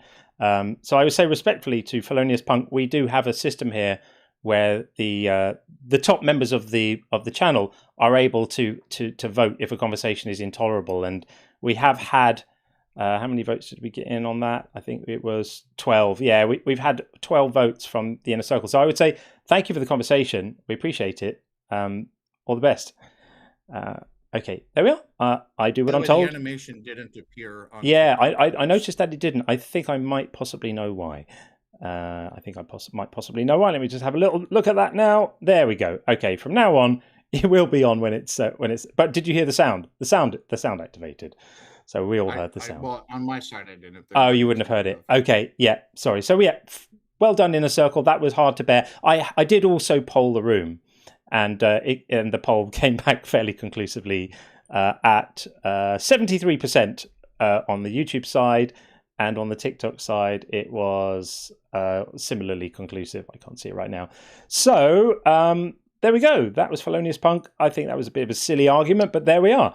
Okay, let's get up to date on the various things, and then we're going to get Nacho in next. Let's have a look. We have got some calls on the bingo, which we'll just get to quickly and efficiently. So PVG called Personal Experience of God with the Artist. That's absolutely right. Well spotted, PVG. And also called You Need Faith. And Zeitgeist called Just Have Faith. Similar thing. I need to clean up the bingo board. PVG called It's a Relationship, Not a Religion. And No Morality Without God was called by Answer the Question. Yes, I'm not sure if he was actually saying that. Did he say that? Maybe. Oh, he said something. He brought up morality. We'll give it we'll to allow him. it. I'm not sure. We'll allow it. Yeah. PVG called Crying About the Meta. Well spotted. And free will as well. Yes, I think there was an implication of free will being involved there. And Zeitgeist called Words Don't Mean Words. Yeah, I think we'll have that too. And PVG called Philbro Babble. Not sure we got Philbro Babble. I'm going to hold that one back because we're going to get some later because Saul Matthew was in the queue. So we'll hold back Philbro Babble right now. I'm confident that we're going to get some of that later on. And just a couple of messages to read as well. So Aleph Nort said, it's not fine-tuning Just barely enough tuning. That's a phrase that I really like. I might need to remember that. Yeah, barely enough. Just the right amount. I love that. And Boris Eagle said, isn't mythic thinking a fundamental part of human culture? If so, can it truly be replaced by strict rational logic? And would that even be desirable? I think that mythic thinking is ubiquitously a part of human culture, but I actually do think that it can be not necessarily replaced, but you can be rational and logical alongside it, and that is what enables you to see the mythic thinking as mythic thinking, and you can enjoy your mythology without necessarily thinking it's true. I don't think there's an argument that can be made that if we get more reasonable and more led by evidence, things are going to go badly for us. I really don't think that's an argument. And it's desirable in my opinion. It would be desirable. Absolutely right. Yeah, absolutely. And Anony says, TISM is the band name, means this is serious, mum. And the title is the phrase, Satan loves you, backwards. It was for your backwards Satan music, Sean. I'm not clever enough for all of this stuff. You guys are too quick too smart for me over my head. Okay, let's get Nacho in next. And then we have Dylan waiting over on the YouTube side after that. Bringing in Nacho right now. Hey, Hi. Nacho. Hello, how are you? I'm fine, thanks. Good. I like your content actually. So before I argue about the claim, I first want to make sure what you mean by atheism. Does it mean like literally believing there is nothing after life experience? Atheism just means not being convinced a God exists. Yes, but I assume then you have a different concept, because I wouldn't necessarily argue that you require a God to believe, right? To believe what? You can believe like there is a reincarnation. You can believe like there is a consciousness. So you can be an atheist and you can believe in an afterlife. You can be an atheist and believe in karma and spiritualism and anything. So atheism is only not being convinced a God exists. There's nothing else added to it, that it's strictly that. Okay, so what is the term if you don't believe in anything? What do you mean by anything? Because everyone believes in something. I believe cars exist. Yeah, if someone is just believes that everything is just random and it doesn't even have any content, so it shouldn't matter. I don't know. Yeah. So that's not atheism. Is that nihilism or? Well, nihilism is a whole separate thing. You can be an atheist and be a nihilist. You can be an atheist and not be a nihilist. So just very strictly speaking, only not believing a God exists. Okay. All right. So the prompt says atheism can't be wrong, and part of the reason for that prompt, there's two prongs to that. One is that it can't be factually wrong because atheism is not a claim. Now, some atheists, not all, assert positively that no gods exist. Others say, I don't know if any gods exist, but I'm not convinced any do. Those are separate things. So atheism is only not being convinced that a God exists, and it can't be wrong because it's not actually making a positive claim. And it can't be morally wrong.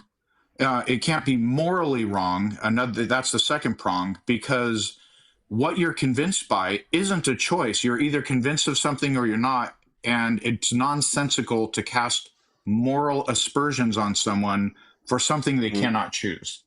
So that's sort of the two prongs to the prompt that are above. Yeah, because I would argue that you can't prove any of it. Like you can't prove anything about experience, afterlife, if there is any, and if there is not. So because it's closed, we have no access to that. That's why it can't be wrong. Well, it's part of the reason why. We can just grant that we can't prove some of these things. These claims about what happens to you after you die, we don't have to be able to disprove them, but we can say that they're very unlikely. Like somebody who claims that you continue to exist in some way after your brain stops working, totally, after it completely dies, you continue to exist, but while you're alive, you're so fundamentally dependent on it working properly. That's a hell of a claim to make. But I guess there is still a difference, because if you have no experience after life, then the argument, if there is no experience, doesn't even matter, because you are not even there to know that it doesn't matter, right? Completely agree, but this all has nothing to do with atheism. Yeah, I just couldn't grasp why atheism can't be wrong.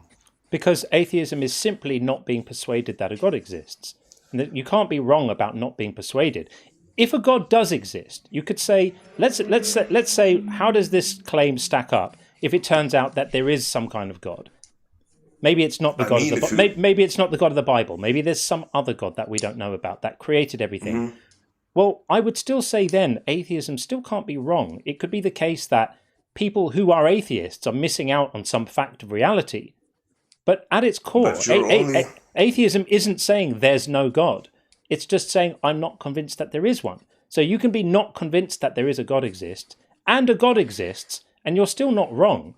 You're not making a claim. There's no position you're holding that you are wrong about. You're just saying I'm not convinced that that's true.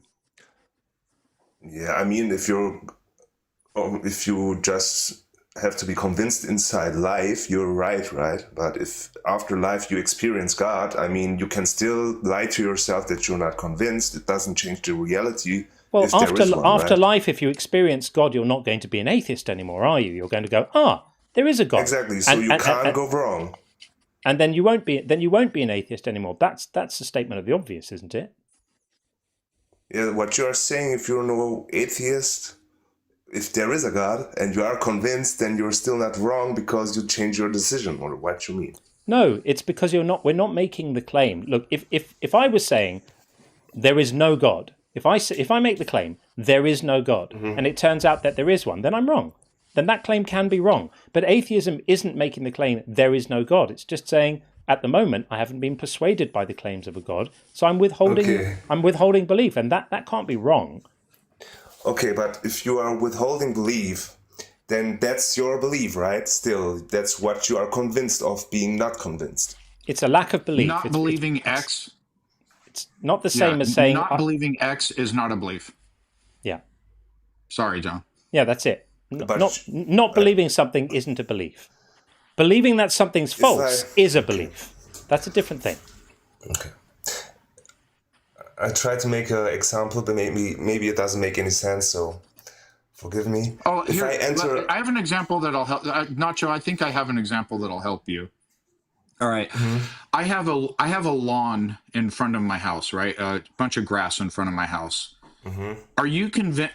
Do you believe that the number of blades of grass in front of my house are even? I'm convinced that I don't know. Okay, so you are not convinced that the number is even, right?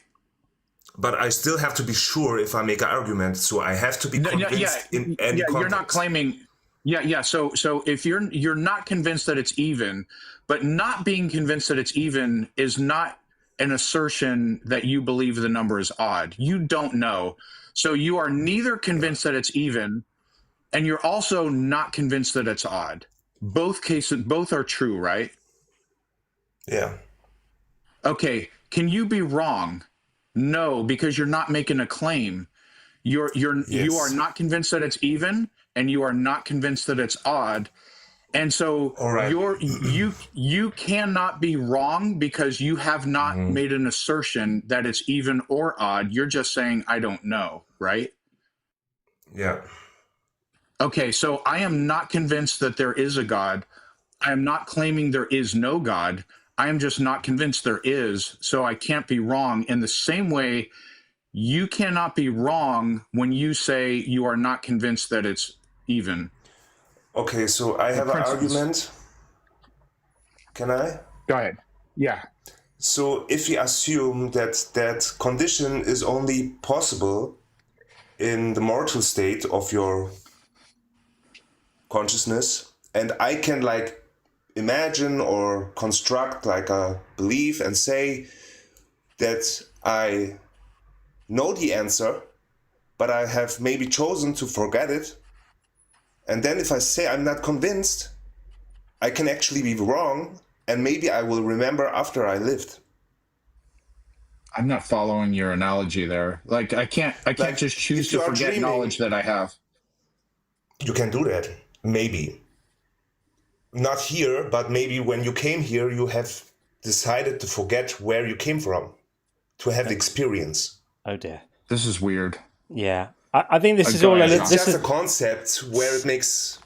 Yeah, where it's a it little can bit be around used the as an houses. argument. I think we're overcomplicating this to say maybe you used to know and then you chose to forget before you came here. This is all smuggling in a whole load of stuff about whether there was an us before we came here and did we come here or our brains just developing. This is not the one. So really, we're just making the claim. The reason I run this prompt is really just to promote a deeper understanding of what atheism actually means, which is that it's not the positive claim there is no God. It's just a position of saying, I'm unconvinced about a God, and you can't be wrong about that. You're not making a claim. And then Yes, there's a secondary point, which is almost more important, in fact, is the idea that it can't be morally wrong. Despite what our previous caller said, it can't be morally wrong to just be not convinced of something. So that's the point. And if that rings true to you, then hopefully we've got some common ground there, Nacho. Yeah. I have one last thing to say why I'm convinced that there is a God, if that's okay. Sure. So I think that everything has a contrast, and the human experience is like we are a collective. The contrast of that is unity, right? We like a single person, maybe. We don't know everything. Maybe the contrast to that is someone who knows everything, and we are mortal. We are dying, and the contrast to that is maybe a consciousness that is immortal. That's all. Like just logic and possibilities, and not like saying I can prove or whatever. Fair enough. But I don't find that argument compelling, but I grant that it resonates for you. So thank you for coming in. We appreciate the conversation. Thank you too. Bye. Thanks, Nacho. Thanks. Bye-bye. Okay, we are going to go over to the YouTube queue and get in Dylan next. I'll just get him activated over here. And hopefully the audio will all play nice and it will all be wonderful. Dylan, are you there? Hi. Hello. Doing well. Good. All right. Welcome in. All right. So I wanted to come in and let you know that I'm a theist.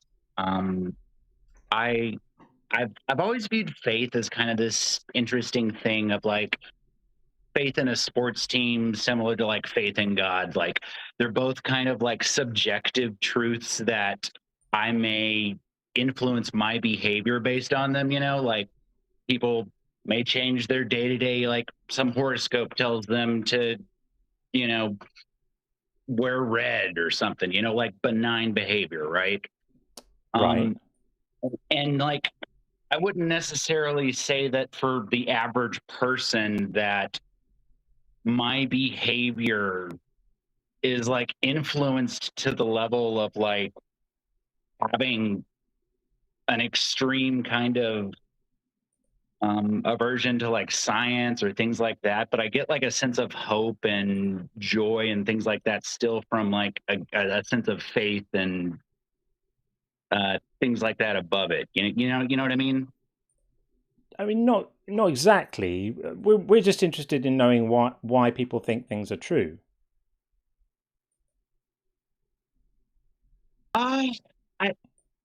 I guess, is there a difference between objective and subjective truth?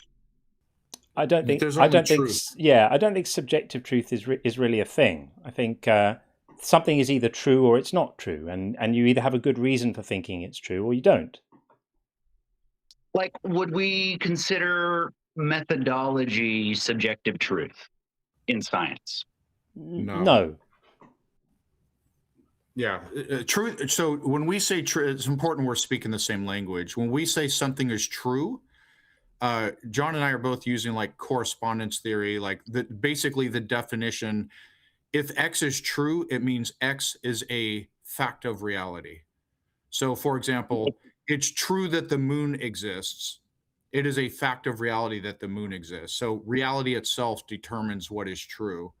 Which is why whenever I'm talking about like the methodology would be flawed, right? Well, the method to find truth is a separate subject, but it's important. Oh, okay, Yeah. okay, okay. Got you. Okay. So now there could be a method for determining if the moon exists, and some methods may be reliable, some methods may be unreliable. Yeah, there you go. But Got you. Okay, okay. Yes. Now, sometimes people say things. Well, this is my truth, and what they mean by it is this is my belief. But what someone believes is independent from what is actually true. Yeah, you can believe you can believe things that are true. You can believe things that are false. Yeah. Okay. Okay. Yeah. I guess in that way, like, belief still wouldn't be necessarily like a bad thing. Like, like I talked about, like the sports team comparison, like how, to what level I let those like behaviors influence, everything else, right? Yeah, but John and I are both huge proponents of skepticism. That is the deliberate attempt to believe as many true things and as few false things as possible.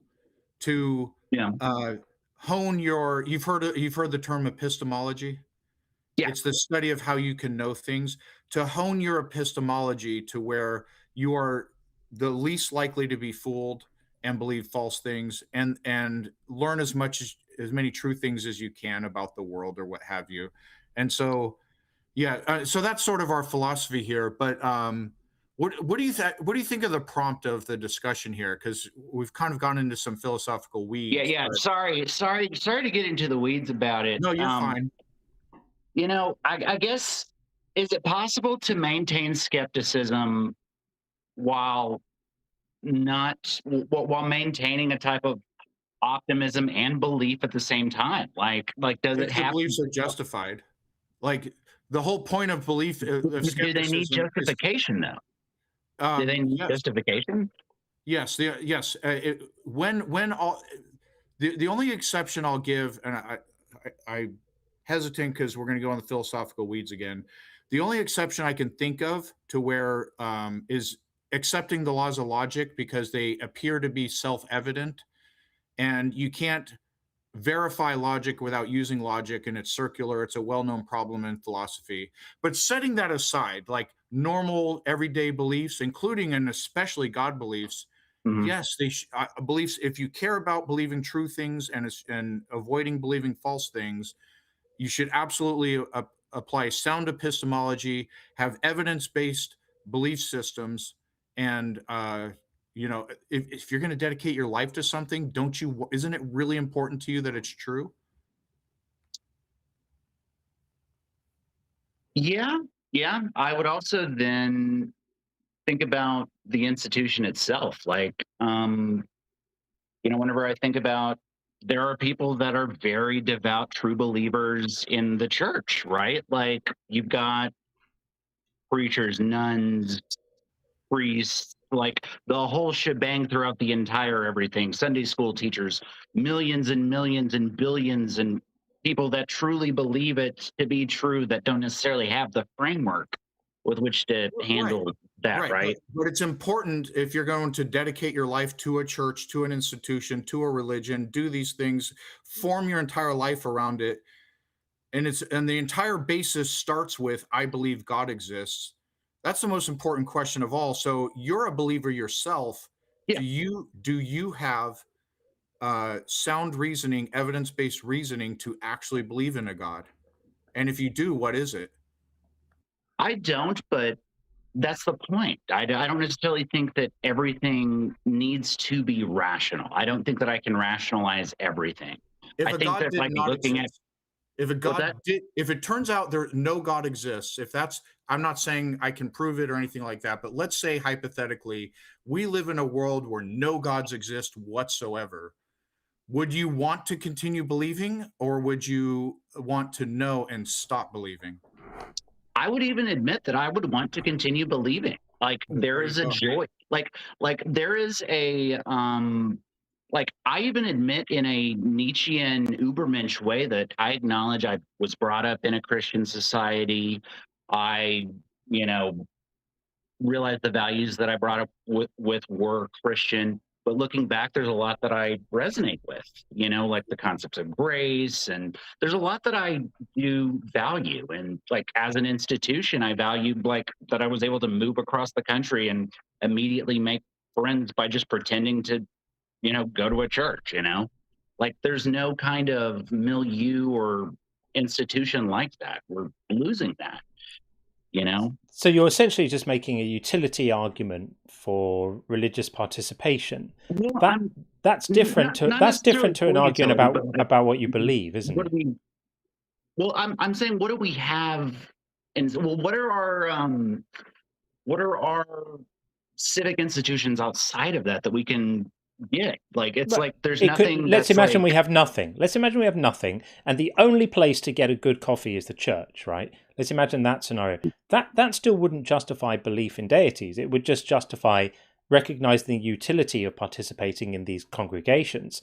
That I completely grant. Religion is sorry. That's all right. Religion has always been a living, breathing organism of humanity. Like it's been a political tool of the powerful. Like look at the Crusades, for instance. I agree with all of that, of, but none of that's got Yeah. anything to do with whether the claims of the religion are true. These are all just to do with like examining religion from a sociological perspective, or how does it work for you as a thing you fit into your life that gives you access to other human beings and community and a feeling of belonging. All of those things are granted, but they all have nothing to do with whether the claims of the religion are actually true, and that's really what we're interested in here. So to bring it back to the prompt, when I say atheism cannot be wrong, what I really mean by this is that if you're unconvinced of the claims of a particular religion, you may be missing out. It might be that there are truths available to be had that you haven't obtained yet. But remaining unconvinced of them isn't a position. You're not even saying they're wrong. Now, as it happens, with regard to some particular religions, I personally go a step further. So with respect to Christianity, I don't just say I'm unconvinced about the claims of Christianity. I think they're false. I think they can be pretty much shown to be false. And with respect to other religions, I would say the same. But that isn't atheism. That's just a particular response to a particular set of religious claims. Atheism at its heart is just saying, I'm not convinced that there's a God. And that can't be wrong, because it's not taking a position, it's not making a positive claim on anything. It's just withholding acceptance, whilst even granting that it may be possible that it's true. Does that make sense? Yeah, I didn't want to be like the thank you for saying the claim was broad, but I guess really that's what and I'm happy to admit it that I would rather be warm and surrounded by loved ones than cold and hyperless in a machine. Like really, if it came down to it, like that's the choice that I would make. Like I would choose the warmer path.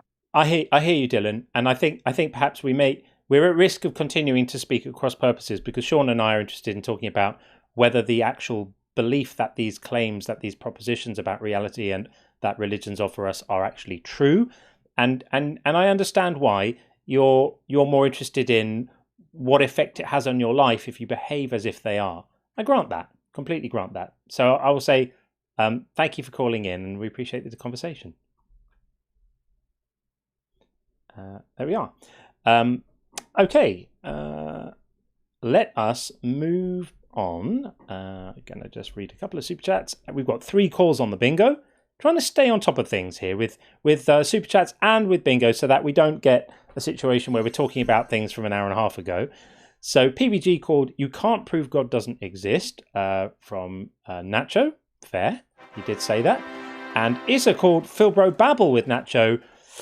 I don't think he was too nice to be doing Philbro Babble. For me, Philbro Babble comes with the sort of intention to be disruptive and it's kind of philosophically aggressive, if you like. So I'm going to pass on that one. And then PBG called "Without God, Life is Meaningless." That Nacho said. I don't remember if he said that. Sean, are you there? Because I can't hear your mic if you are. Is Sean still there? Do we still have a Sean? Let's have a look. Sorry. There you go. I was unmuted. Yeah, both sides video. I don't recall hearing that. I don't think that Nacho said that. So so we'll pass on that one for now, and we are going to stay over on the TikTok side and get in Adam next, and then we have Brenda Debates over on the YouTube side, and then Turnip Enthusiast. Great name. And then after this call, we will read super chats. Hi Adam, how are you? I'm good. How are you? Yeah, great, thank you. Welcome in. Would you like to respond to our quote? Yes, you say atheism cannot be wrong. Yeah. So you're making a positive claim that it cannot be wrong. Correct. Right? Yeah, I'm making the positive claim that it can't be wrong because it doesn't make a positive claim. Well, atheism states that there is no God. No. That's a subvariant. That's a subset of atheists who make that claim. There will be many atheists here who don't make that claim. Some of them do. Some of them agnostic? Don't. Agnostic atheist? Yeah, I mean, agnostic just means you're not claiming to know either way. So you could be an agnostic atheist and still believe there is no God, or you could be an agnostic atheist and not make that positive claim.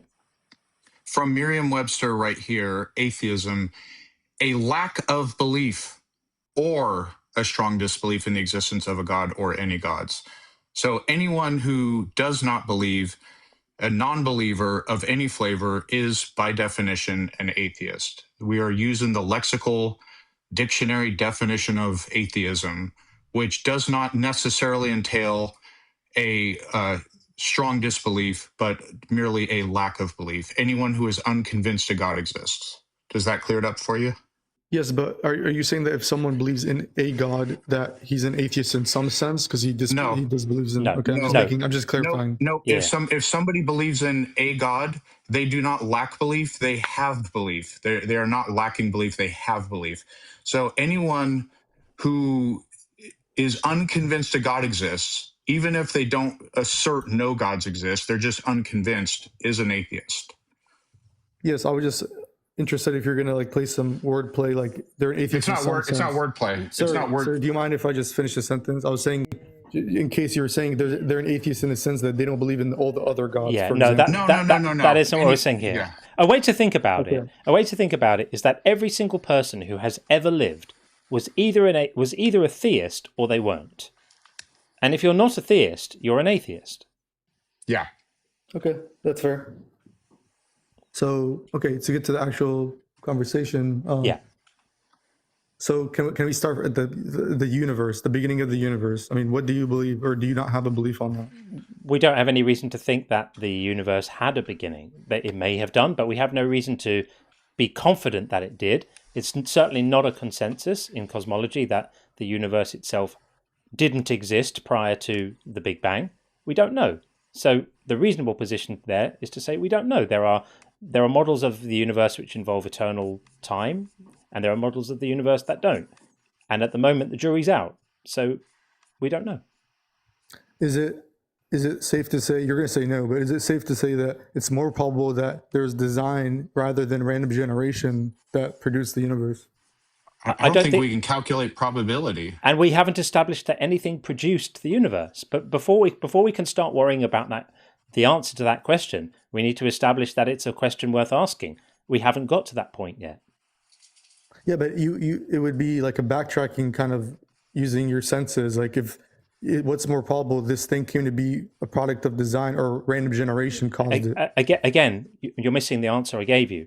You're assuming that this thing came to be, but that you have all the work ahead of you to demonstrate that, and you won't be able to do it because at the moment, we don't know that the universe came to be. It's possible that the universe just always was. It's possible that the observable universe that we see is just a small part of some greater, possibly infinitely sized universe. We just don't know. And so the humble thing to do, the reasonable thing to do, is to just say, these are really, really big questions. We're just like, these fancy mammals, scrabbling around on this rock out in space, that we've been here for a little while and we've been quite clever at inventing things like fire and wheels and microprocessors. But we should also know our limits. And right now, we don't know the answer to these questions. So the honest answer is to just say we don't know, rather than pretend to know and pretend to have the answer and claim that the answer is a friend of ours who has a special plan just for us. Right, but I'm only pointing to probabilities. You say, how do we, or the other person said, how can you even come to that? But like, for example, DNA, the first proteins, you're going to claim and talk about abiogenesis, but there's so much that requires some kind of intelligence that you're saying, no, we don't know.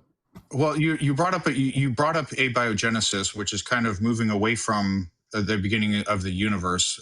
So what John is trying to explain, so first of all, in order to have probability, you need a numerator and a denominator. So there's no way to calculate a probability of that. But more importantly, what John is explaining is you're trying to establish probability for a thing that you don't even know in itself exists. For example, the genesis of the universe, the beginning of the universe, it may not have a beginning.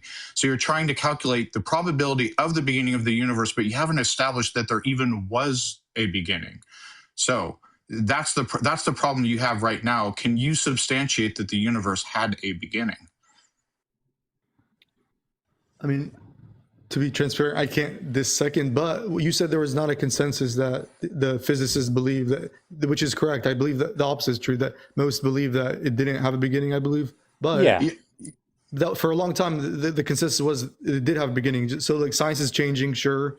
Sure, that's how we work, right? We develop, we build on our previous understanding and we update. And it may be that the consensus will change in the future if some other evidence comes in. But right now, what we can say with absolute certainty is that we cannot say with absolute certainty that it did have a beginning. That's not a thing that's been established.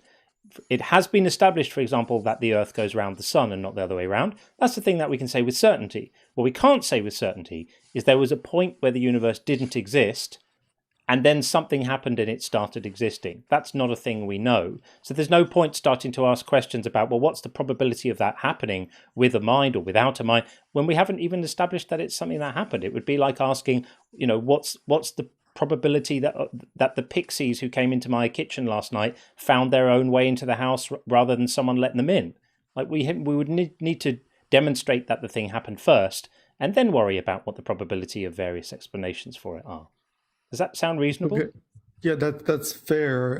But okay, let's forget, or not let's forget. Let's just for a second, instead of the beginning of the universe, let's just talk about the state of things as they are. Is that fair? I mean, yeah. So let's talk about things like DNA. So you want to talk about the origins of organic matter? Sure. I mean, that's a good starting point. Right. Do you grant that there are plausible models in the life sciences right now for how this may have come about? As in abiogenesis, for example? Yeah. Like there are a number of extremely plausible hypotheses that have been proposed for how life may have originated on this planet, and they haven't been ruled out, and they are yet to be confirmed. But do you grant that at least there are plausible hypotheses for this? I would say no, but I have a comment. It's no because they require some primordial soup that, this thing that just existed, this soup of matter. And so I would say no, it's not plausible. You have to believe in... Are you across the science there? Could you describe what that science is such that you could highlight what the weaknesses in the technical details of those conditions are? Can I lay it out right now in a succinct manner? Maybe not very clearly, but I just described a hole that people point to, which is you do need this primordial soup to exist for abiogenesis to happen, to occur. Dr. Digg, have you got an input on this? Hello. Yes, I do. So aside from abiogenesis, there are other experiments we've done. One in particular in 2010 was done by the Craig Venter Institute, and they made a self-replicating genome from scratch. And what that means is that they took the components and put them in a place where they could combine, and then they did combine and proceeded to do self-replication. So we've moved beyond abiogenesis of this like primordial soup that you're talking about. We've shown in various different experiments how the primordial soup had the correct environment and ingredients to kickstart the process. But since then, we've done other experiments that that show that this process there are further steps in the process that would be required for life to happen. And we have proven those steps. So we've moved beyond the things like just the primordial soup. How did we get from that to other things? And welcome in Scientific Snitch. Hi, Snitch. Hey, John. Hey, Dr. Dig. Oh, did she have to say? Do you have a comment or? Well, respond, and then she can, because Okay. her and I know these kind of lanes. So if you respond, then she can pick up that lane. So, I mean, I don't know about the exact experiment you mentioned. I mean, obviously, I'm not aware of it, but is there like the first protein, like the protein in the cell, is that addressed at all? Like, it's more likely that RNA actually came first, according to current data that we have. The RNA world hypothesis seems to be the most well-supported hypothesis under the theory of abiogenesis. But as far as like how our understanding of life likely occurred, it's likely around these hydrothermal vents, where we not only see the abiotic formation of amino acids today, but also the abiotic formation of viruses. And viruses are technically protocells or pre-life in a very basic term sense. But like going from that to something that can self-sustain and is capable of Darwinian evolution is what the theory of abiogenesis is explaining. And we've already demonstrated that it's plausible for various components of like what makes something living occur in these abiotic cells. We've demonstrated last year that these cells can self-reproduce, that they can perform chemiosmotic ATP synthesis, which is basically the production of energy in the same way that our cells do. We've also demonstrated that they're capable of internal DNA replication reactions. And most recently, we've demonstrated that they're able to divide and equally distribute the resources within the cell between two cells in the same way that our cells do during mitosis. And if you like any of these sources, I always keep a free Google Doc of literally every single thing that I cite on my link tree. It's just a Google Doc at the very bottom, free study links. Just go through all of them if you're really interested in it. And if there's something behind a paywall, I'm always happy to send out the PDF because I have access to it. Yeah, I'll actually check it out. But I wanted to ask you specifically, can you, with a yes or no, just for the conversation, would you say that DNA contains information? I would say that DNA is a molecule. I wouldn't necessarily say that it's like a quote unquote code. So DNA can also form various structures. If you've ever heard of like a triple helix, that also plays a role in like regulation. You haven't heard of a triple helix, usually it's a double helix. So there's a triple helix is not really readily transcribed. And so like these sorts of things can play a role in regulation. There's areas of the genome that are not transcribed into proteins, but rather act as structural components of the DNA, like telomeres, which help to protect the end caps of chromosomes. And so like when you say DNA contains information, in a sense, if you like oversimplify everything about DNA, then yes. But in reality, DNA is just like protein. It's just a macromolecule that has structure. Right. I mean, I would say that's a fair answer, but I mean, I would also say that just saying yes would also suffice. My point being, well, I don't think that it would suffice. No. So Adam, what Snitch's point is that DNA by itself is just a molecule. DNA by itself isn't like doing anything to get information across or anything like that. What, by you saying DNA is code or DNA is information, that's a drastically and incorrectly reduced way of thinking about biology. You're skipping all of the other components of what DNA is, what DNA does, what its purpose is, all these different things to make it so. And I mean, this may be, fallacious, so correct me, but you can't reduce all of these aspects of DNA into DNA is information or DNA is code, so that you can then say. I actually agree with what Dr. Dig is saying completely. Just okay.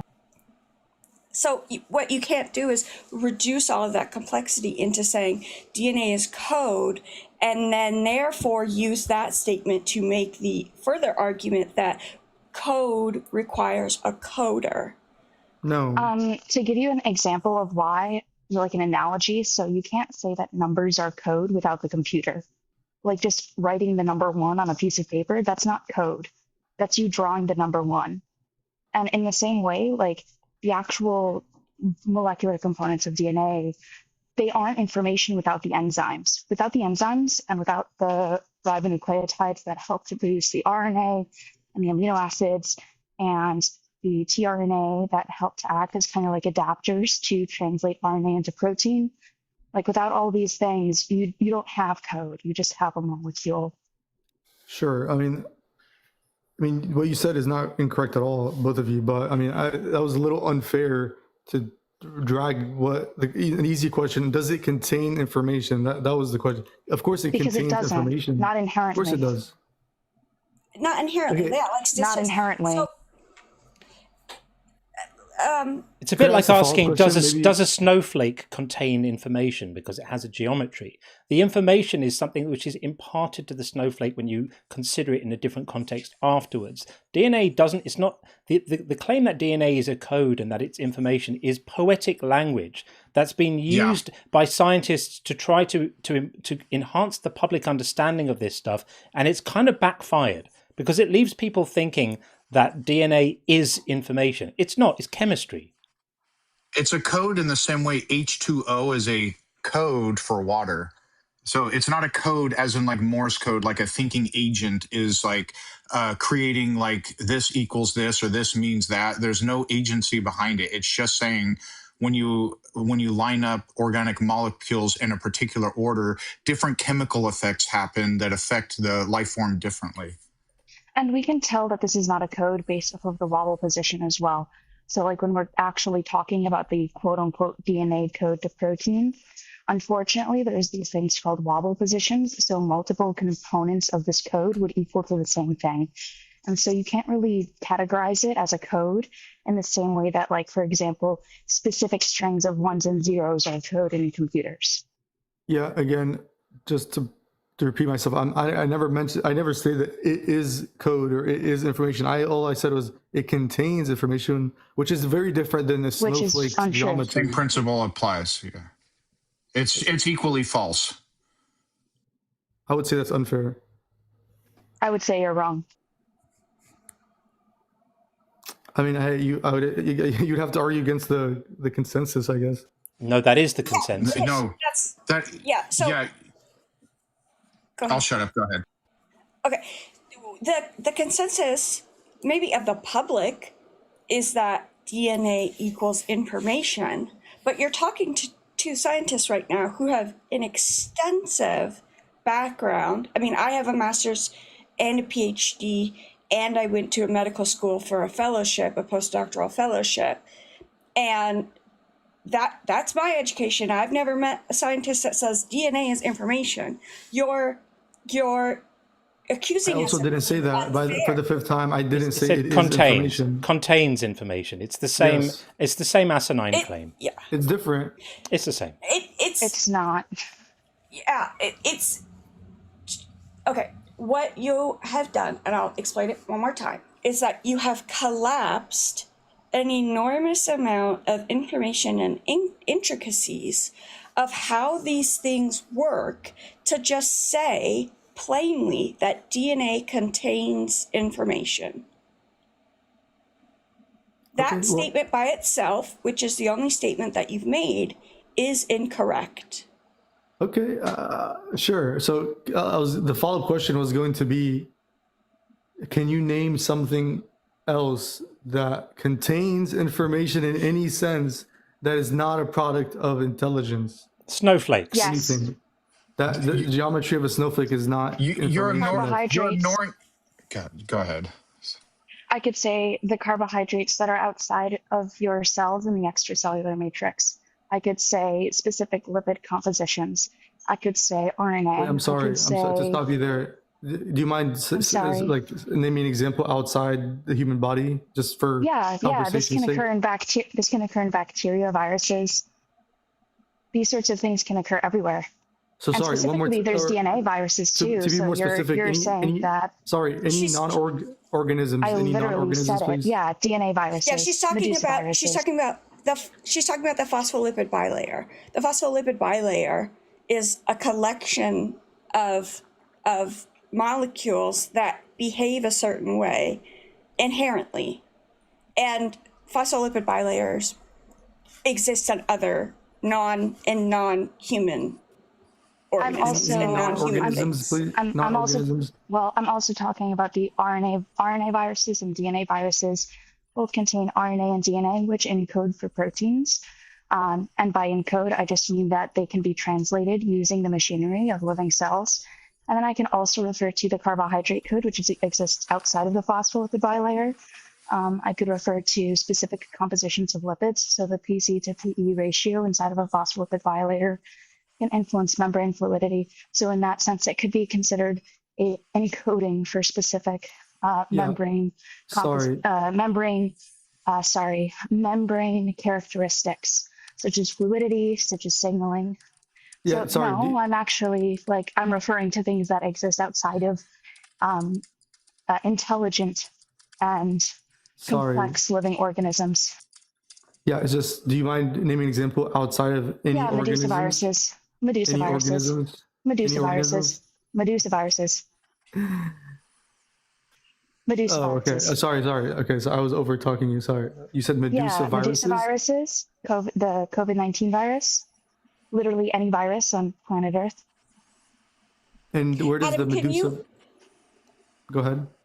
So can you acknowledge, though, that we're giving you examples that, and then I so think for one, maybe just because the viruses. Stop it. No, we've given you a bunch. Those we've given you related. Stop talking. Viruses aren't organisms.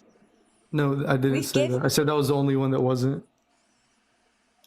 We've given you numerous examples. Stop talking. Are you capable of that? You keep making incorrect statements, so. Stop talking. Yes, ma'am. Fantastic. You can call me doctor, not ma'am.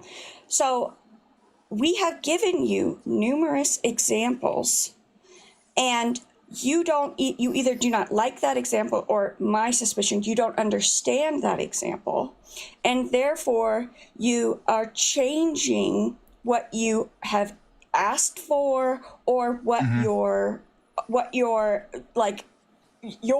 premise is. So you're making it very difficult to have a conversation with you. When you ask us for something, we give you an answer. You say, no, I want a different example. We give you a different example. And then you, I don't know what kind of structure you have got on your goalposts, maybe like a rocket, because you are moving it so quickly and unabashedly. I asked for non-organism in the beginning. Yeah, the self-replicating ribozyme, prions, small RNA viruses, large DNA viruses. Did you have to Google that, or? All of those Adam, things are non-living. shut your trap. She didn't have to Google it because she's an actual scientist. So Notice both how I my didn't parents go have a too tough. PhD. I don't have to claim And anything also about. your original ask was outside the human body, and when they started rattling things off, you moved the goalpost and said non-organisms. And here's the thing.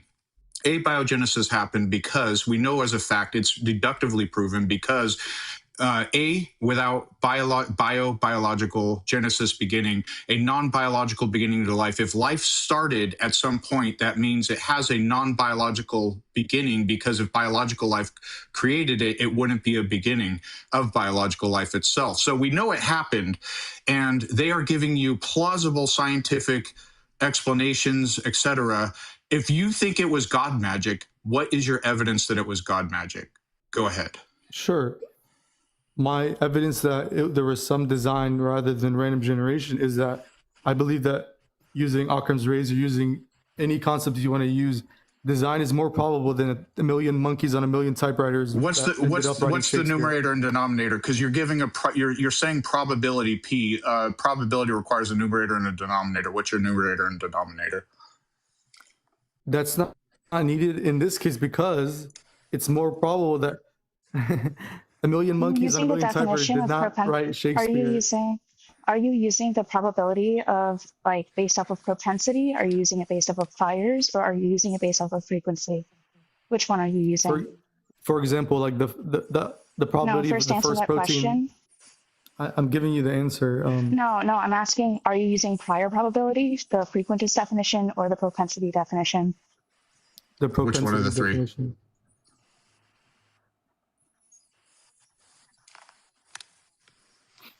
I don't have the number in front of me. You can look it up. It's okay, so then why are you saying that it's more probable? Well, I don't have the exact number, but it's very. Then it's like zero, basically. Then you can't make that. Actually, it's 100 because it happened. No, that's not how that works. Yeah, because I don't like it, because it threatens my theological ideas. No. Also, if you're using it based off of, like, if you're saying it's really probable because of XYZ event, you're actually using priors, not propensity, because we haven't really observed, like, the formation of proteins from a planet that didn't originally have proteins to begin with. We haven't observed that multiple times, so you can't really calculate propensity. You also can't calculate priors or frequentist definition, so technically it was a trick question because you genuinely can't answer it. So you can't even say probability. You're right. I meant to say prior, actually. That's a good point. Oh, prior is still false. You can't say that because there's no other prior example of this occurring. That's the problem with probability arguments, Adam, is you have to have a possibility space, and you don't know what the possibility space is here. We only have one reality that we inhabit. We only have one planet that we're on. We only have one story of life evolving that we've looked at, and it has resulted in what we see beyond us. So it could be argued that the probability of this having happened is 1, because here we are. Right.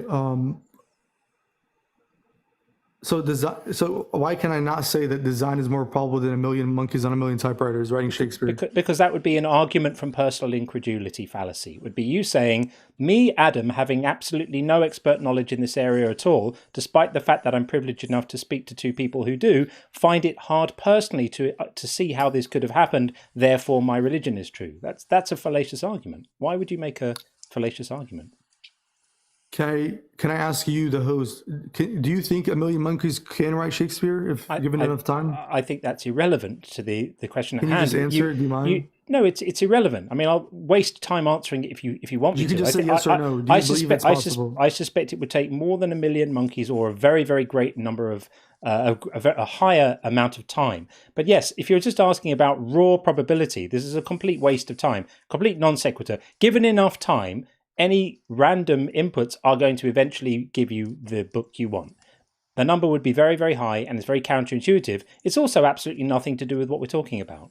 So you came in expressing incredulity about how things like DNA and RNA could have come about by natural means, and you've got two people here who have an expertise unquestioned in the area who have provided the information explaining your question. Are you going to update your view?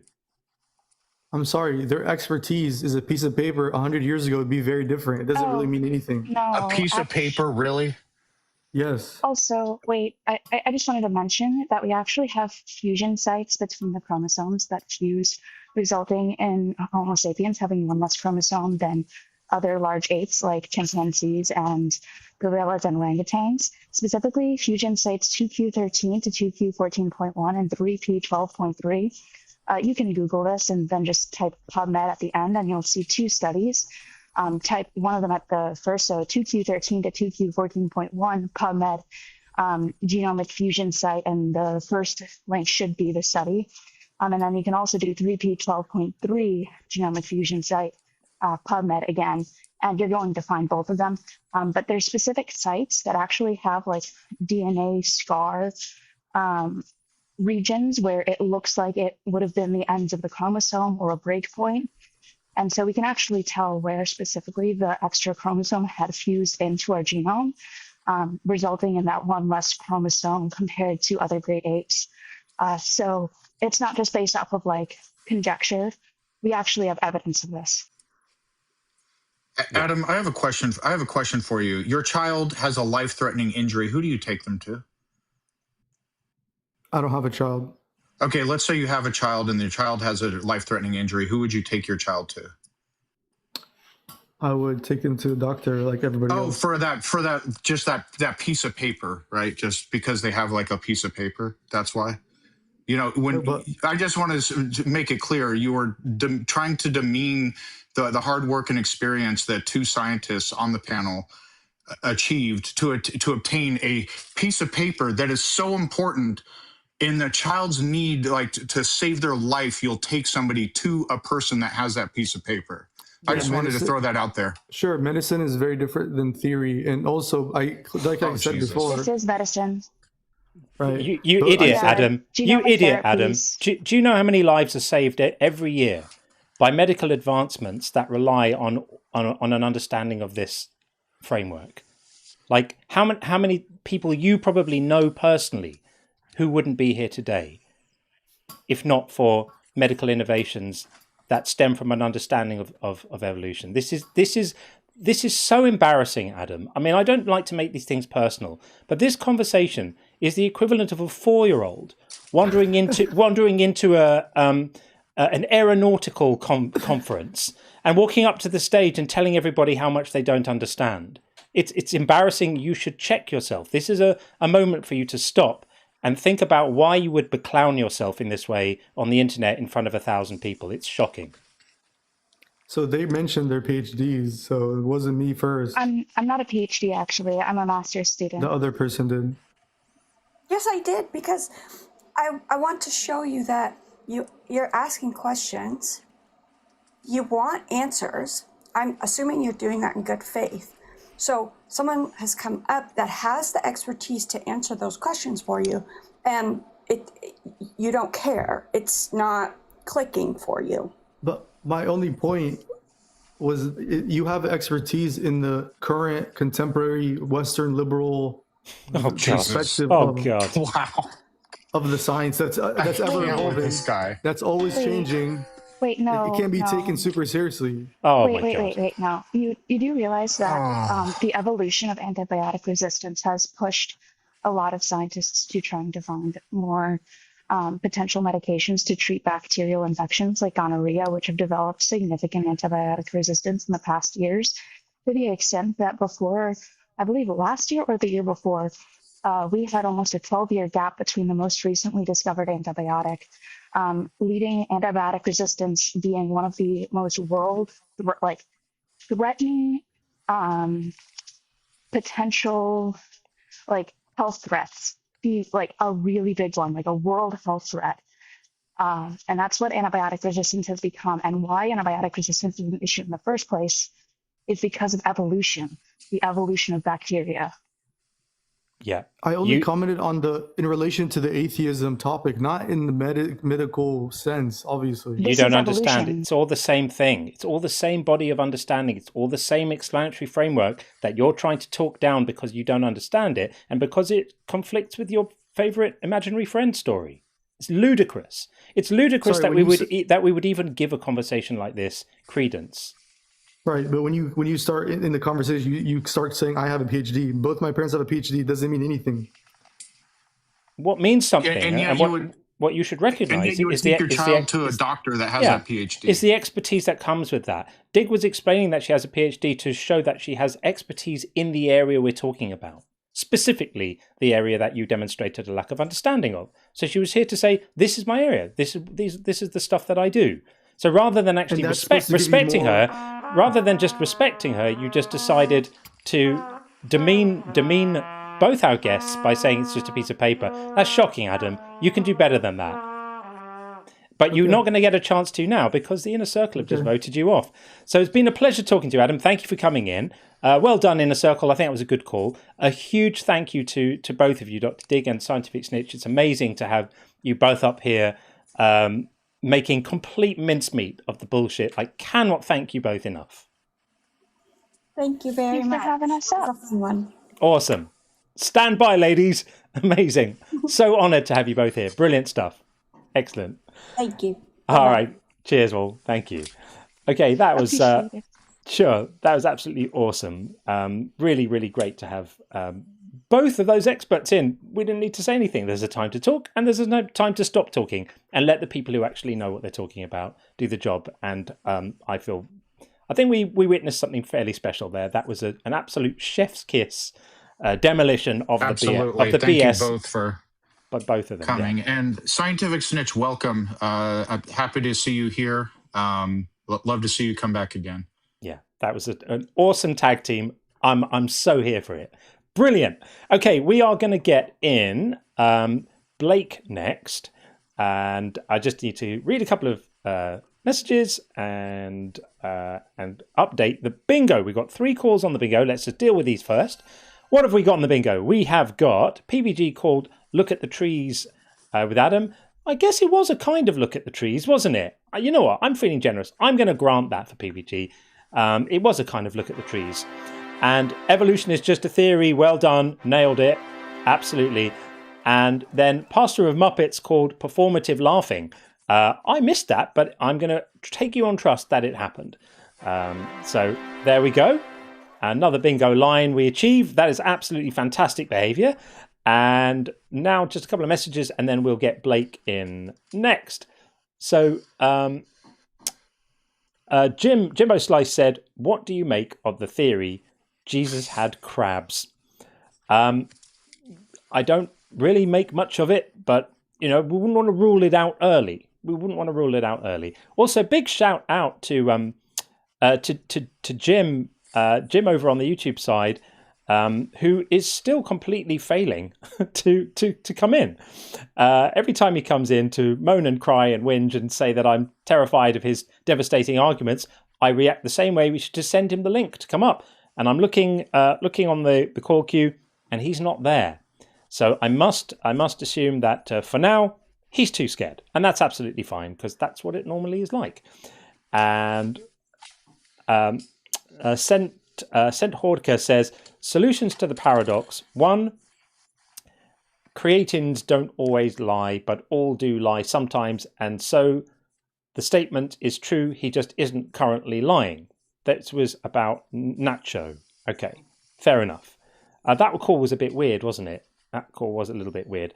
And Like a Wild Wolf says, atheism cannot be wrong in the way I cannot be wrong about when I'm hungry. Exactly. You nailed it.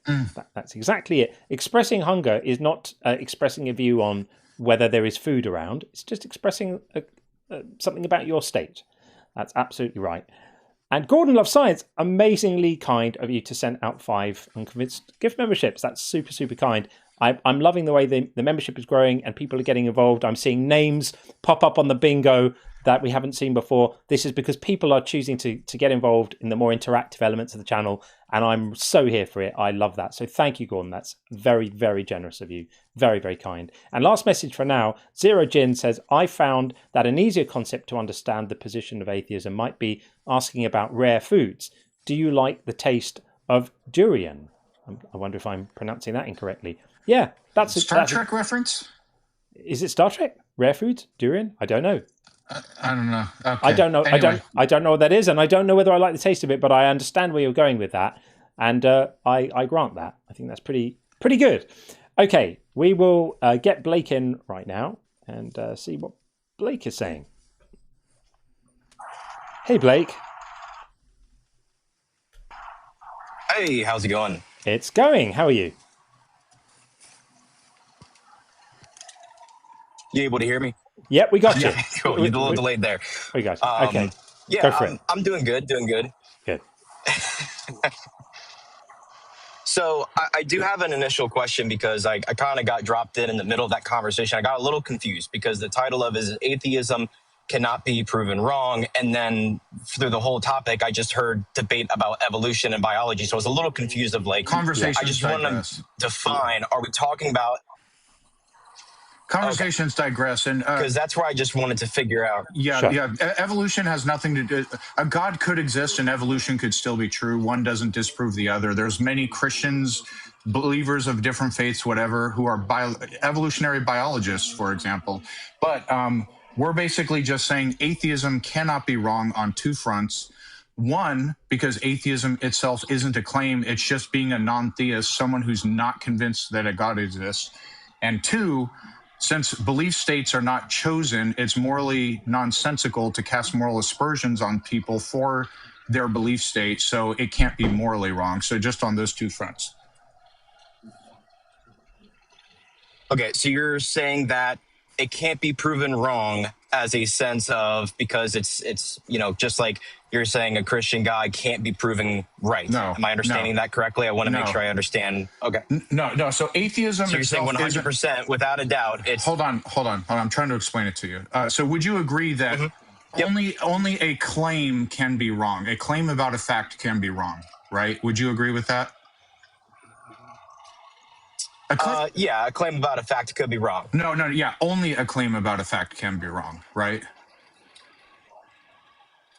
Yes, because other than that, it's an opinion. Right. So atheism is not a claim about a fact. It's the psychological state of not being convinced a God exists.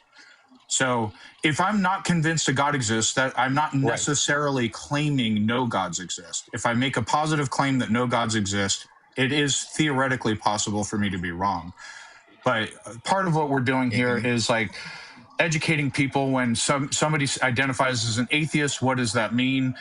And granted, words don't have intrinsic meanings, but we're using, for example, the lexical dictionary definition, like in Webster, atheism, a lack of belief or a strong disbelief in the existence of a God or any gods. So a lack of belief would be any non-theist, whether they're making a positive claim that no gods exist or not making the positive claim. Anyone who's not a theist is considered an atheist. So like not believing X is not a claim. It's just saying I'm not convinced by your claim.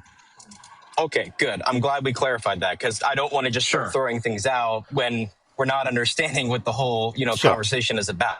So basically, you're trying to have a constructive debate conversation about what are things that, to me, prove, quote unquote, that God exists and God is real versus what you guys believe. Is that correct? Almost. I mean, we like having those conversations and we're happy to have it. But this specific prompt isn't really that. Okay. This specific prompt isn't about weighing up the arguments for theism and seeing if they stack up. We're very happy to have that conversation, but it isn't directly this one. This is to really communicate 2 points. One is the one Sean just explained, which is that not being convinced of something isn't a claim. It can't have a rightness or wrongness. It's just you're not convinced of something. It's like not liking a food. It's just is what it is. It's a description of your mind, and that doesn't have a right or a wrong value. Atheism. And I say this because I just want to promote a deeper understanding amongst people of what atheism is. There's a subset of atheists who go one step further and say, not only am I unconvinced of any gods, but I actually make the positive claim, there are no gods. That's a subset. Some atheists will make that claim and some don't, but it's not a requirement for atheism. So that's the first thing. And then the second thing, which is in a way more important, is really that, like, leaning into the double meaning of wrong here. That wrong can mean incorrect, but it can also mean morally wrong. And Christianity and Islam contain at their core the idea that if you die, believing the incorrect things about God, you deserve to be punished for that.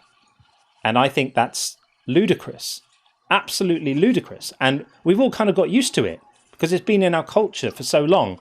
People don't stop and question it. But I'm saying we should stop and question it. Right. I mean, I don't think questioning it is a bad thing. I'll be honest. I'm a Christian. You know, I don't think questioning those kinds of things is wrong. I'm a very big proponent of questioning everything because that's something we should always do. That's how we grow. It's how we learn. And also that's how we find the truth, by asking questions. Granted. As far as that is concerned, when it comes down to, you know, what you were saying with how Christians claim that if you don't believe in the right thing, you know, you're sent to hell. I want to clarify on that. That's not specifically what the Bible is saying. And any Christian who says that, in my opinion, is presenting that incorrectly. Are you going to say you send yourself there because of your sinful nature? Yes, because of a sinful nature, but also a choosing of not to believe in Jesus who died on the cross. Well, this is the point. There's a combination of both. There's the problem right there. Choosing not to believe. You just did the thing that I'm talking about, right? You don't choose not to believe. You're just legitimately not convinced. I'm not choosing not to believe in Jesus. I'm just not convinced. So what am I supposed to do? If I'm not convinced, shall I start pretending? If I say now, okay, praise Jesus, Jesus is my personal savior, I love God, ooh, God, you are so big. Would God be fooled by my insincere declarations of devotion? So I can't go based off of, like, you're basically saying if you don't know anything about God or anything about Jesus or aren't convinced about that, like, is that what you're saying? Like if I'm not convinced it's true, if I've listened carefully to the arguments for Christianity, if I've read all the same books that you've probably read, if I've read the Bible, if I've read the apologetics texts, if I've read Lee Strobel and I've read C.S. Lewis and I've read a bunch of other things in between, and having considered all of that, I find the claims not sufficient to convince me, and so I don't believe they're true and I don't believe a God exists, then how am I supposed to choose to believe in Jesus? What would that mean if I'm not convinced by it? What would it mean to choose to think it's true? If I genuinely don't. My question would be, like, what things would it be that, like, if we were having a conversation and just, you know, if I was sharing my faith with you and talking with you, my question to you would be, what things are you not convinced with? Like, what things? That's a lovely conversation, and we can have that conversation. But I would want you to acknowledge that would represent a fundamental changing of topic. Right now, we're not talking about whether your reasons for believing are good and whether I should agree that they're good. That's a fascinating topic, but it's a different topic. We're talking about right now, accept that I've heard all of those arguments and accept it as a fact that I just don't find them convincing. Given that that's true right now, you're not the first person to ask me, what would it take to convince you? You're not the first person to say, let me give you all my reasons. I've been doing this for several decades, right? I've had this conversation thousands of times. So just accept that I've heard all of these arguments, I've heard all of these claims. Just accept that I don't find them persuasive, just like you do find them persuasive, and just like you don't find the claims of the divinity of the Quran persuasive. You've heard those arguments; they don't persuade you. So that experience of not being persuaded by things that other people say is precisely the experience I have when you say the things you say about your religion or other apologists do. Right. So just accept that it's true, that I don't find it convincing. What am I supposed to do to avoid the punishment that your religion says is heading my way as a result of my intellectual honesty?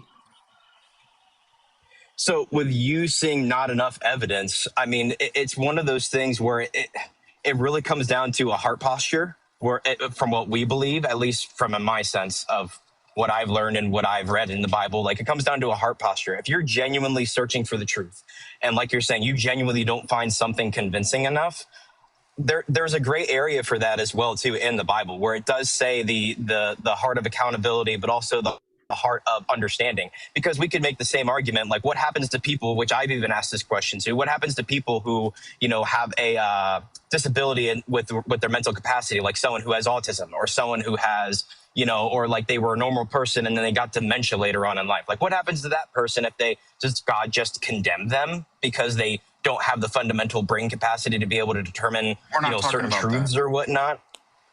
I'm using that as an example. There's portions of where for me and belief wise, if you're saying you haven't seen enough things that can convince you, I don't think that necessarily sends you to damnation right away. I really don't. I don't think that necessarily just sends you to hell. Romans 1:18 would disagree with you. John 3:18 would disagree with you. Mark 16:16 would disagree with you. Revelation 21:8 would disagree with you. And many, many other Christians would disagree with you. Now, I'm happy that you have a softer view of theology, and I wish more people were like you. If you don't believe, if you believe that you don't get sent to hell just for not accepting Jesus, then that's great. I would urge you to spread that message far and wide amongst your Christian brethren who do promote that message. Mm-hmm. Right, but that's what I'm saying. Like, for you saying that you haven't seen enough evidence, that's my whole point. Is that I feel like it's a heart posture. I can't prove what your heart posture is. Like you're saying to me, you're saying you just haven't seen enough evidence. It's not that you're rejecting it. You know what I mean? It's not like you're saying that, oh, this is correct, I reject it. You're just simply saying you haven't seen enough evidence. Every non-believer hasn't seen enough evidence. If somebody saw enough evidence to convince them, they would by definition be a believer. So 100% of all non-believers have not seen enough evidence that would convince them. So in my opinion, that's incorrect, because there was a time in history where Jesus was among the people doing miracles and people still didn't believe him. Like, people still didn't believe he was the Messiah. Like, in the biblical context of it all, his own people sent him to the cross because they didn't believe he was the Messiah. I fully believe that people can see signs and see things happen, but still not believe that that's the truth. Sean wasn't saying, you misunderstood what Sean was saying. Sean wasn't saying that everyone who's seen the evidence would be a believer. He's saying everybody who isn't a believer is not a believer because they've not been persuaded. That is something which is common to everyone. And as for this thing of heart posture, I would ask you to consider I would say thousands of people in my community alone, thousands of people who were believers and who were devoutly believers and who were in it and who really thought they had a relationship with Jesus and who weren't turning away because they wanted to lean into sin or have a hardened heart or be, unbelieving in their unrighteousness or anything like that. They just thought about this stuff, or perhaps they read the Bible more and realized how much it doesn't make sense, how much it doesn't add up, how many broken promises it contains, how many anachronisms it contains, how many basic mistakes about science it contains, how many internal contradictions it contains. And on looking at all of that, they felt their belief slip away from them. In the same way that if you believe that your partner is faithful, and then the PI gives you the photographs of them coming out the motel, you can no longer maintain that belief. It slips away from you. You can't believe it anymore. They had that experience, and it was terrible for them. It was painful. It was like a bereavement. We have people in the community here who have said that it was one of the most painful things that ever happened to them, feeling their belief slip away and realizing that they had been wrong and they couldn't believe this stuff anymore. So it's not just a heart posture. It's not just, wanting to believe something else. You would have to account for them too. Those people, by the way, got on their knees and prayed to God with everything they had. If you're there, let me know. I want to know you. I want to have a relationship with you. I feel my faith slipping away. Let me know you're there. And you have to look at what's going to happen in a moment like that. God is either incapable of letting them know, or he doesn't want to. Those are the only possibilities, given the fact that they didn't get what they asked for. And this is thousands of people. God's not just some magical genie who just gives you what you want. Like, that's the thing, though. But I thought it said, seek and you shall find. And I thought Matthew 21:22 said, anything you ask for in faith, believing you will receive. That doesn't mean that he's just a magical wish giver. That doesn't mean that if I pray to God enough times saying that I want $1 million, he's just going to give it to me. We're not wishing for a Ferrari. We're just saying if God cares enough, God wants a relationship with everybody. Like, if I had a long lost son who didn't know I exist, let's say his mom said, your father passed away in a salt mine in 1987. I don't know what the story is. He doesn't know I exist. If I want a relationship with him, it's incumbent upon me to let the person know, my son, hey, I'm your biological father. I exist. And then my son can now use his free will to choose to have a relationship with me. We're not talking about we're wishing for a Ferrari like God's this magic genie. It's just simply, if it's so important for us to have a relationship with him, it's incumbent upon him, which he can do, he's all powerful, to let everybody on the planet know, hey, I exist. It doesn't force people to have a relationship with him, but then they can make an informed decision. But as it stands right now, you have belief-based salvation. Belief isn't a choice. I can no more choose to believe Yahweh exists than you can choose to believe Thor exists. It's impossible. In both cases, we cannot do it. It's not a choice. So you have belief-based salvation based on something we cannot choose. Make sense of that. And like, here's a super chat right now. Mokemeister, I fought like a drowning cat to keep believing. And this is just one of thousands of people who we have in the community here who will echo this. So God watched Mokemeister fighting for his faith, trying desperately, reaching out to God, and just gave him a big old FU. So when you're talking about people who are reaching out to God looking for a sign can happen in many different ways when it comes to God. It doesn't just necessarily mean physical. It doesn't necessarily mean spiritual. Exactly. There can be ones that are not at all, because God doesn't always respond in the ways that we want or the ways that we expect them to. That's the reason as to why. Or he doesn't respond at all. I literally just said that he sometimes does not respond at all. I literally already said that. Like, so whose fault is it? You don't need to. So how can it's nobody's fault? But how can somebody be condemned for not believing if they reached out to God, if they'd heard people say he's knocking on the door, you just need to open it, and seek and you shall find, and he's always there, he wants to have a relationship with you, he loves you, and they reach out for God and they hear nothing but indifference, nothing but silence, and then they're told they're going to get set on fire for not having the relationship. How does that make sense? So again, when it comes down to people who are having those experiences, I can't necessarily tell you exactly everything from what they experience with God. But here's the thing, just because there's stories like that, there's also numerous stories where people have the opposite experience. And here's the thing is I've experienced both. I've experienced where I haven't heard anything, like you're saying. And then I've had ones where I have actually seen signs and actually had heard, the words of God and the words of Jesus. So God loves you more than Mokemeister then? No, I'm not saying that he loves me more. You get to go to heaven, and Mokemeister gets sent to hell because God decided not to give him the evidence he needed to sustain his belief. That's not what it's saying. That's not what I'm saying at all. What I'm saying is that God knows exactly what to give to certain people in their moments, and I don't have the determination to be able to say for that person that's not what they needed or that's what they needed. And sometimes Sorry, go ahead. And sometimes when it comes down to like what you're saying with those people who are saying, they fought like crazy to keep their faith. I totally understand with what you're saying. I can't 100% see into the mind of God because I'm not God, obviously. My whole thing is that God will respond in many different ways. I can't determine which way he responds. My whole thing about seeking you shall find is seeking God and seeking the Lord. There's people who talk about how God has never spoken to them personally in their entire life, but it doesn't mean that God loves them more. It means that God gives them certain things and certain signs and certain ways of knowing he's there because it's designed for them. But those signs don't work. Does God know what signs and interventions and signals are going to be effective and which ones wouldn't be? Is he smart enough to know this? Right. Does he make good decisions? Would you expect an all-knowing God to make efficient and effective decisions about what particular signs to send someone who's reaching out to God, pleading to let that person know that he's there? What would you say? Would God be able to send them a sign that he knows would work? Or would he send them a sign that might work, might not work? Maybe it's a thing, maybe it's an inner feeling, maybe it's a mark on the window, maybe it's the leaves falling in a particular shape in the street, maybe it's, or would God go, no, I'm going to send this person what they're asking for. I'm going to let them know I want to have a relationship with them, and I'm planning on burning them alive forever if they don't have a relationship with me. So don't you think God would be able to give them a sign that would unmistakably work every time?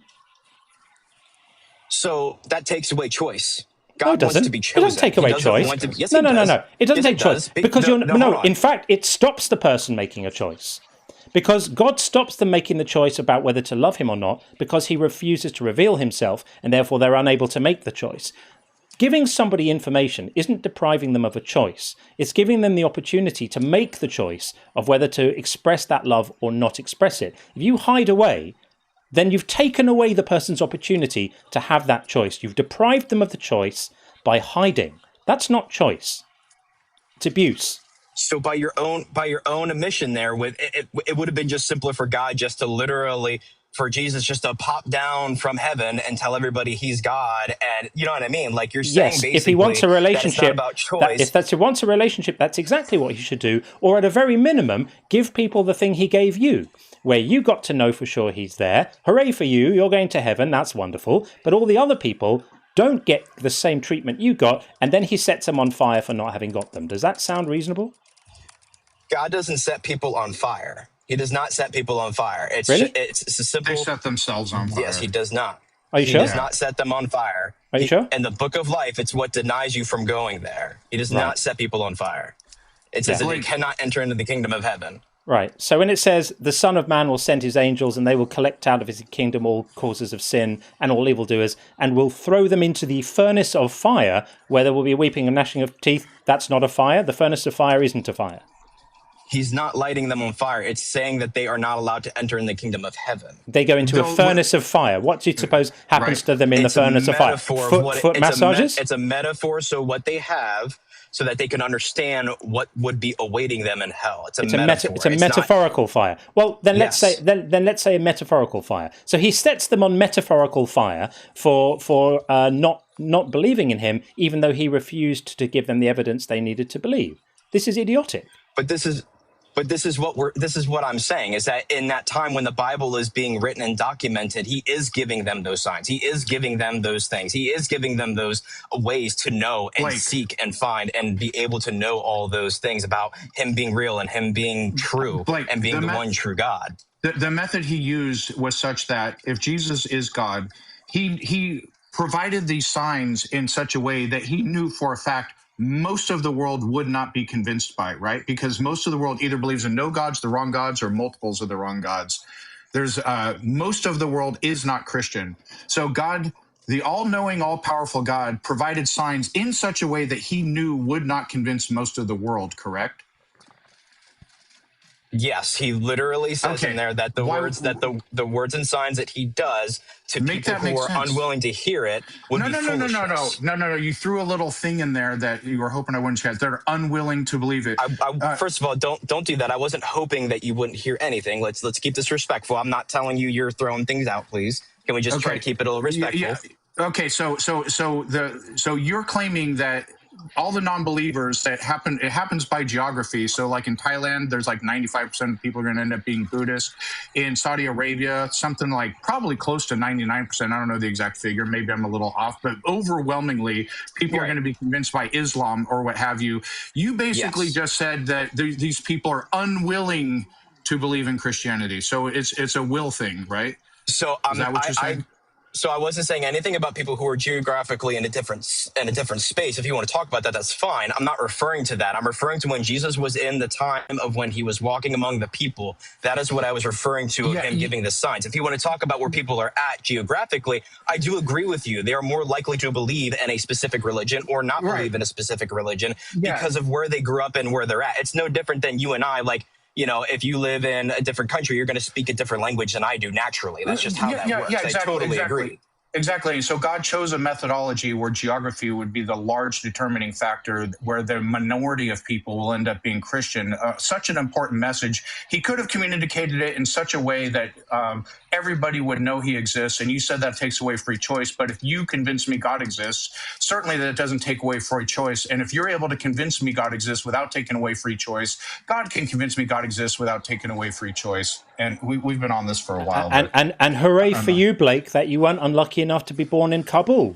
Hooray, you were born in the right place. You get to go to Happy Land afterwards. All the people who were born there get to be set on metaphorical fire. Delightful. So let me ask you a question. Do I deserve to be punished if I die tomorrow, right? Given that I've been interested in this area for decades, I've been thinking about it diligently, reading about it. I don't only read books that agree with my position. I read books by people who disagree with my position too. I've been in the UK. In the UK, they have a thing called Alpha, which is a kind of Christianity course that churches run. I've done it 4 times, right? Done it 4 times, right? I've had my head in this stuff with a genuinely open mind, but I just find it unconvincing. So if I die tomorrow, do I deserve to be set on metaphorical fire?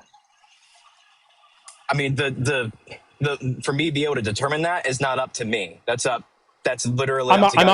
I'm not asking you if you're determining it. I'm asking you if you think I deserve it. Granted that you're not going to be the judge. You're allowed to have an opinion about the verdict, aren't you? So, do I deserve to be set on fire, metaphorical or otherwise, tomorrow? The verdict is not something I can understand because I don't understand the heart posture. I don't understand where you're coming from to determine that. That's not my decision to make. I'm not the one who determines who enters and who doesn't. I'm not the one who determines who lives and who dies. So, is there a particular is there a particular heart posture I might have that would make it so that I deserve to be tortured forever if I die tomorrow? I mean, I can tell you some facts about myself, right? I've never killed anyone. I've never gone out of my way to hurt anyone. I don't have any convictions. I live my life in a way which is oriented around empathy and compassion and trying to be kind and help people as much as I can. Those are the values that are important to me in my life, right? So without knowing everything about me and without knowing everything about my mind, does the mere fact that I remain unconvinced about these religious claims make me a suitable candidate for some sort of eternal torture or temporary torture or annihilation or whatever it might be that we have in store for us, whatever the burning lake of sulfur in Revelation is supposed to represent? Do I have that rightfully coming my way purely because I don't find this stuff convincing?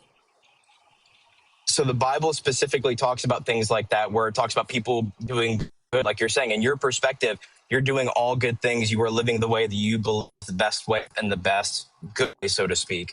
But it specifically says in there where it's just because you think you're doing good doesn't mean you are. Not saved by works. We all understand the theology. I don't need you to tell me what the Bible says. I want to know what you think. If you think I deserve this.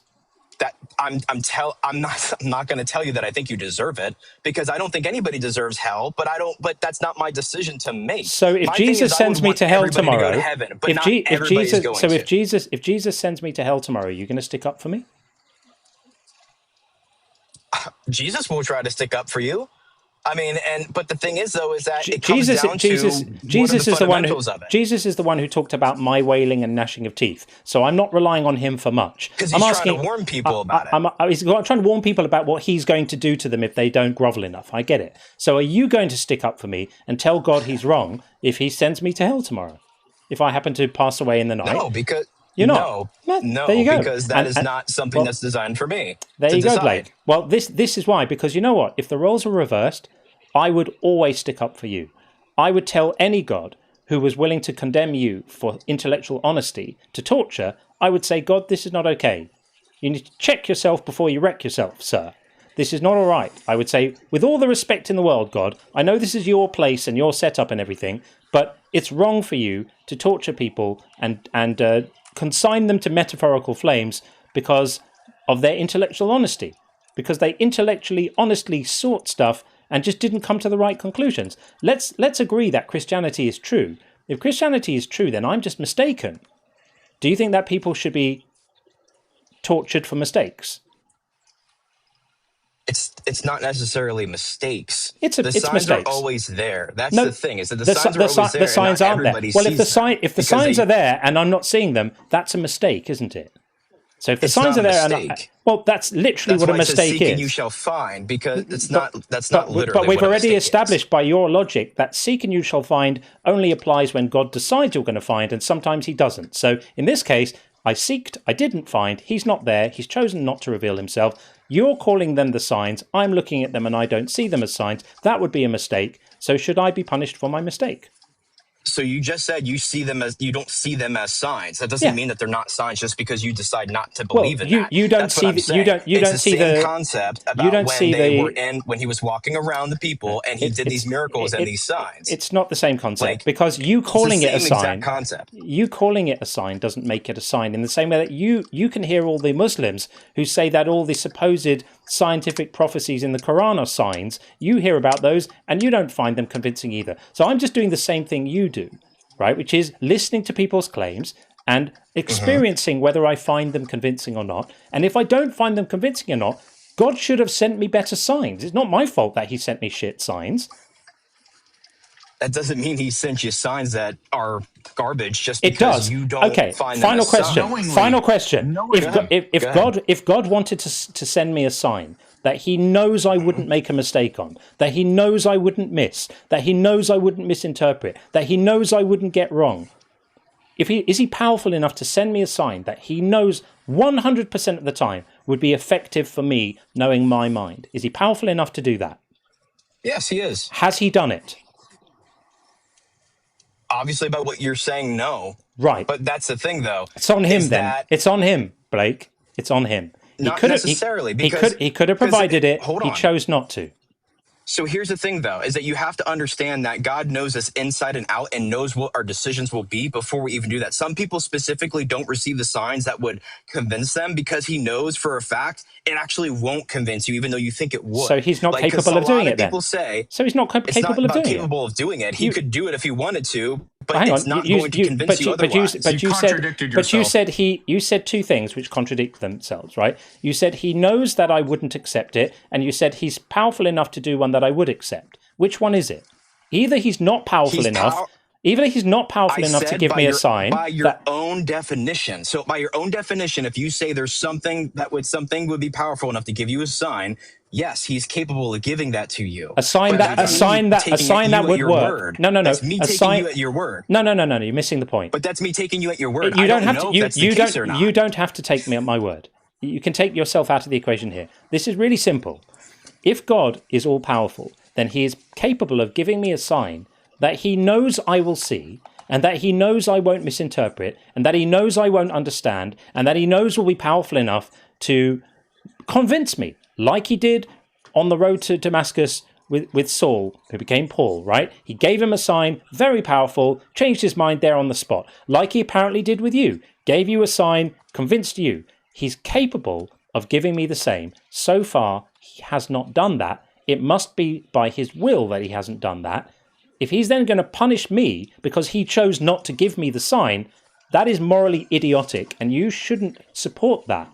You should stand up for what's right, and you should know that that's not acceptable, and you should know that that's an evil doctrine to celebrate and to tell people about. That's not good news. That's not spreading the good news. That's spreading the terrible news, that God is playing some kind of mind game in the sky, where he decides to give some people what they need to save themselves for the inevitable punishment that he's lined up for them, and other people, he withholds that evidence. Anyway, we've reached the half-hour mark, and the inner circle have swept in. We don't need the inner circle here. We were going to draw this to a close anyway at the half-hour mark. It's all good. I appreciate it. Thank you so much for having the conversation for both of you. Thank you, Blake.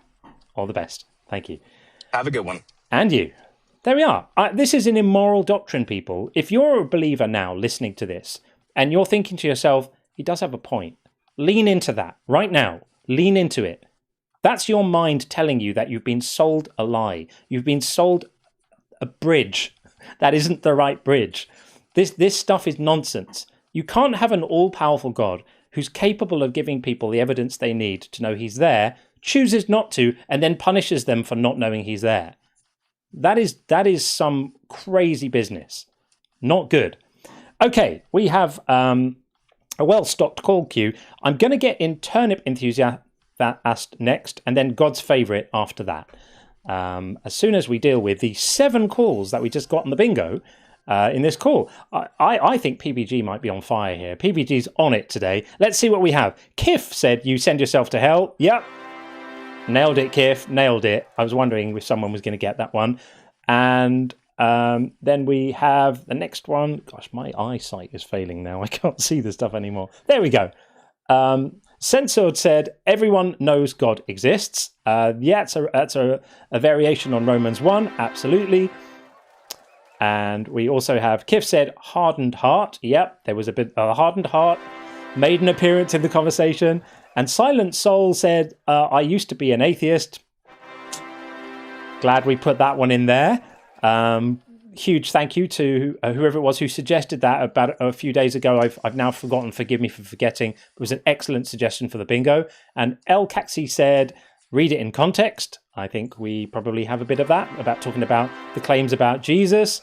We are doing well on the bingo today, people. PBG called read it in context, but just a moment late. So that one, unfortunately, you didn't make. And PBG called Jesus fulfilled prophecy. I don't know if I remember Blake saying that, PBG. I think he talked about Jesus and he talked about what he was saying.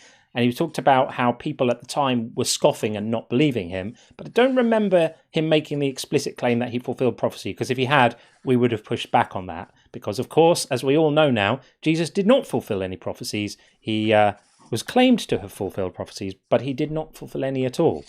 Okay, we are going to get Turnip Enthusiast in next after a couple of quick messages. Central Deek says, who were the women scientists on the call? Do they do their own show? Would love to hear more from them. So again, a huge thank you. The two women you heard speaking were Dr. Dig, who's a regular here, and Scientific Snitch, who's a regular in these shows, but we haven't actually had the pleasure of having her on before.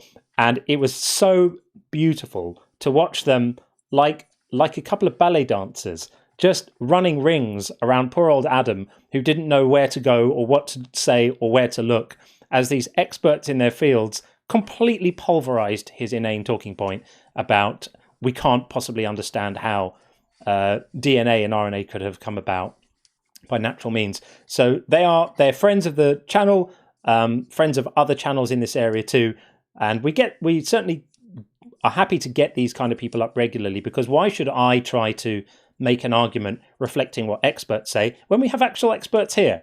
So it's much better. So I'm always happy to bring people in who can spread the love and spread the knowledge. And I thank you for calling them out, because they were all sorts of awesome. Absolutely. Yeah, and superb. I was remiss. It was, to my knowledge, Scientific Snitch's first time coming up on the show here, and I should have done a call out like for everyone, because it's easy once they're on the panel to like click the plus sign and follow them. But her name is Scientific Snitch. Next time she's up, I'll give the call out to follow her. She makes content herself. I know she's on a lot of lives. I'm not sure she hosts her own lives, but she's definitely worth a follow. Yeah. So please follow her. And when she's up again, I'll give the other call out to make it easy for you guys to follow her with the little plus sign. And both of them were absolutely brilliant. And I loved how they made space for each other as well. And it was just chef's kiss. Beautiful moment. Thank you again, both. And Tim said, if PhD is just paper, your book is just paper too. Except PhDs change lives and build our knowledge, and the Bible, I guess it changes lives, but it also doesn't really build our knowledge and creates lots of psychological problems for people. Last message before we get Turnip Enthusiast in, what a great name, is from Herbie Shine. Thank you, Herbie. Durian is a fruit which is very smelly and has a very distinctive flavor. I know about this now. If you like it, you love it. I love it. Yeah. Oh, smelly fruit. Okay. I've eaten it before. Did you like it, Sean? Just like I don't have a strong sense of smell, so I was able to enjoy the taste without like being. It tastes a lot better than it smells. I forgot all of it. I was like, I know I've heard of that before, and I was thinking it was like a Klingon dish or something, but I was way off, obviously. Fair enough. Welcome in, Turnip. Oh, you've been waiting ages. Please don't not be there. Turnip Enthusiast, are you there? I really wanted to speak to someone turnip related today. I was quite excited, but it looks like we're going to be. Don't talk. Well, we were hoping that this enthusiast would, but unfortunately, it looks like this enthusiast is less enthusiastic. So, sadly, we will have to lose that and bring in instead God's favorite. Hey, God's favorite, how are you? Hey, you can call me Chris if you don't get the literary device that it makes. Good. Chris is good. Welcome, Chris. Let's wipe the board clean. Our claim is atheism cannot be wrong. What say you? I'd say I actually agree. Theism, by that definition, though, can't be wrong either. Because it's a mental accession to, like, you're not convinced that God exists, and I'm not convinced that God doesn't exist. All right. Are you convinced that God does exist? No. Okay, so you're not convinced that God exists. Okay, so you can be an agnostic theist. So do you believe that a God exists? Do I think a God exists? Yes, absolutely. Okay, so that by definition is a theist. Now you can have some level of uncertainty there, but it could be the case that God does not exist, right? Correct. Okay, so theism can be wrong. So theism is defined as the belief that a God exists, And then atheism is not being wait. Let me convinced. correct that definition real quick. Theism is the belief that at least one God concept is correct, or one God concept exists. Yeah. Yes. Exactly. Yeah. Yeah. Which can be wrong, atheism is a negation of that. No. So atheism can be wrong if a God does exist. No, atheism is not being convinced that a God exists. It's not necessarily the belief that no God exists. If somebody believes no God, okay, right. So you didn't understand what I said. I said we're talking. You're not understanding. The belief that at least one God concept exists. Correct. It's a belief. Atheism is the negation of that. You're not convinced that one God concept exists. That's not the negation would be no God. No, you're gonna let me finish. You're gonna let me finish. I'm trying to explain the difference. Ontology. All right. If you don't talk over me, I'll explain the subtle difference here. Okay. So theism is defined by a positive claim that at least one God exists. Period. Full stop. That is an actual positive claim. Atheism is not a positive claim necessarily. Atheism is just not being convinced that a God exists. Now, theists, by definition, have a positive belief, which is believing that a God exists. That belief can be wrong. Atheism is not a positive belief. Atheism isn't necessarily the belief that no God exists. It's just not being convinced of your God claim. Do you understand the difference? Yes, I understand the difference of what you're saying, but your definition of theism is wrong, is what I'm saying. Okay, theism so what? They're saying that I think one Zionist concept exists. I think and I believe are synonymous. No. Because guess what? The question of does God exist? We don't know. What's the difference between I think God exists is a mental state, like right. So please explain. You said I explained it wrong, and so you explained it the same way I did. Hold on, wrong. It's my point. Hold on. Yeah, you claimed that, but you tried to correct me by changing "I believe a God exists" to "I think a God exists." What's the difference between "I think X" and "I believe X"? Because to me, they're synonymous. Okay, I believe it's just like I can believe who my mother is, and I can know who my mother is, right? So those two. Well, if it's a certainty thing, right? If you know your mom exists, you also believe it. So yes. just explain the difference between I believe X and I think X. I believe X is true, and I think X is true. Those are saying the same thing, are they not?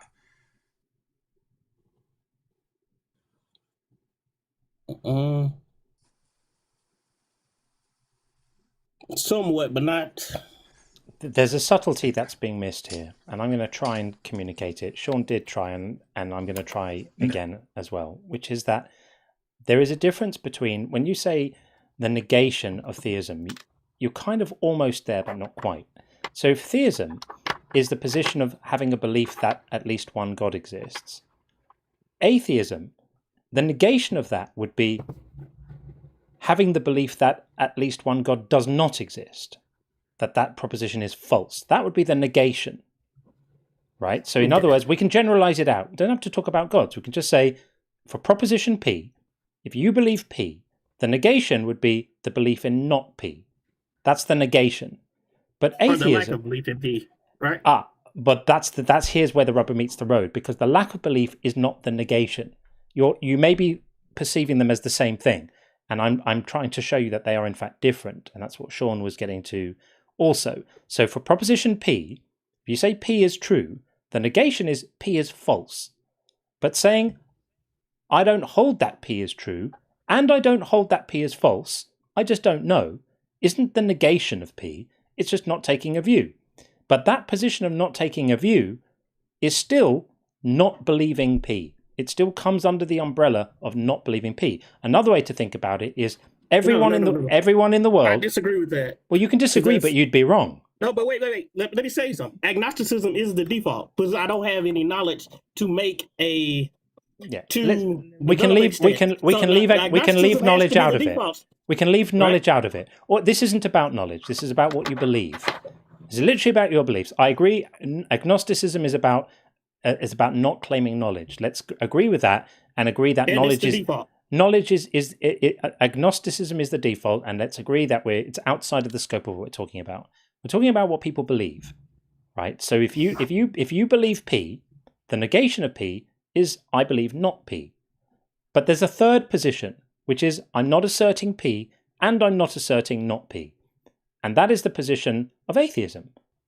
Now you can go one step further. You can establish yourself as an atheist, and then you can go, as well as this, I'm also going to then make one additional claim, which is, as well as my lack of belief, I'm now going to abandon my I'm not holding not P, and I'm going to say I'm actively claiming not P. I'm claiming the negation. But that's like atheism plus. We're not talking about that. I'm just talking about atheism. And atheism can't be wrong because it's not making any claims.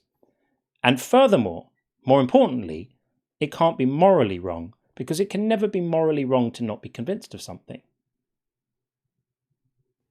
Okay. So, and this is where I'm getting with the theism, because you're talking about a specific what I'm saying, when I say atheism and theism, I think they're umbrella terms, right?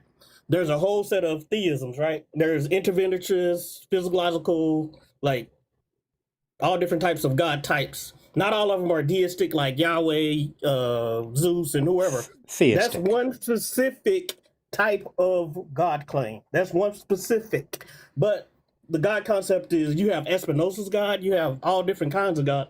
So I'm saying that under that umbrella, like when I start my tree, right? Agnostic, do we know God exists? No. Okay, so then right there is, do I lean more towards theism, that one of these concepts is correct, that reality is intentional? Or do I lean towards the other way, is reality not intentional or non-intentional? And those would be atheistic positions. Atheism isn't asserting that reality is non-intentional. Atheism is lacking a belief in a God. You can lack a belief in a God and doesn't commit you to the belief that reality is non-intentional. I could say I am an atheist and I don't hold the belief that reality is non-intentional. I don't know. It may be non-intentional and it may be intentional. I just have no idea. I'm not taking a position on it because I don't have any information to justify a belief one way or the other. So I don't know. Okay, so let me give you the counter to that on the theism side. I can say I'm a deist, that I believe reality is intentional, but I don't think that God is active or interventionist in reality. You still believe that God exists, I'm just saying that the reality is intentional and it was created. Created by whom? But if you think it was created by a deity, then you would be a theist by definition. Correct. Deism is one of the positions under theism. Yeah. So you would still be a theist. So do you understand the difference between I believe X and I believe? So I'm sorry. Let me start over. Do you understand the difference between I do not believe X and I believe X is false? Do you understand those are two fundamental differences? Yes. Okay. Theism is based on an actual belief, like believing something that a God exists. That is theism. It's making a positive claim, not with certainty, not claiming knowledge. It's just claiming, I think it's true or likely true that a God exists. Okay? Atheism is just saying, it's not making a positive claim that no gods exist. It's just saying, I am not convinced by that claim. So only a positive claim, a claim about a fact, a proposition about a fact, can be wrong. If I'm not claiming no gods exist and I'm not claiming a God exists, what claim have I made that could be wrong?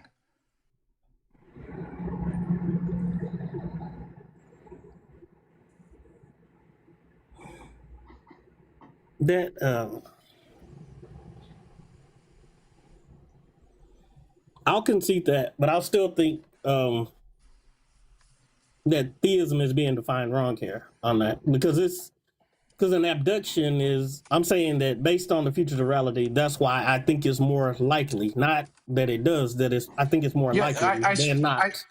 I included that in my definition. I said theism is saying, I think a God exists, or I think a God likely exists. That's a theist. That's what I said, and you can comport to that.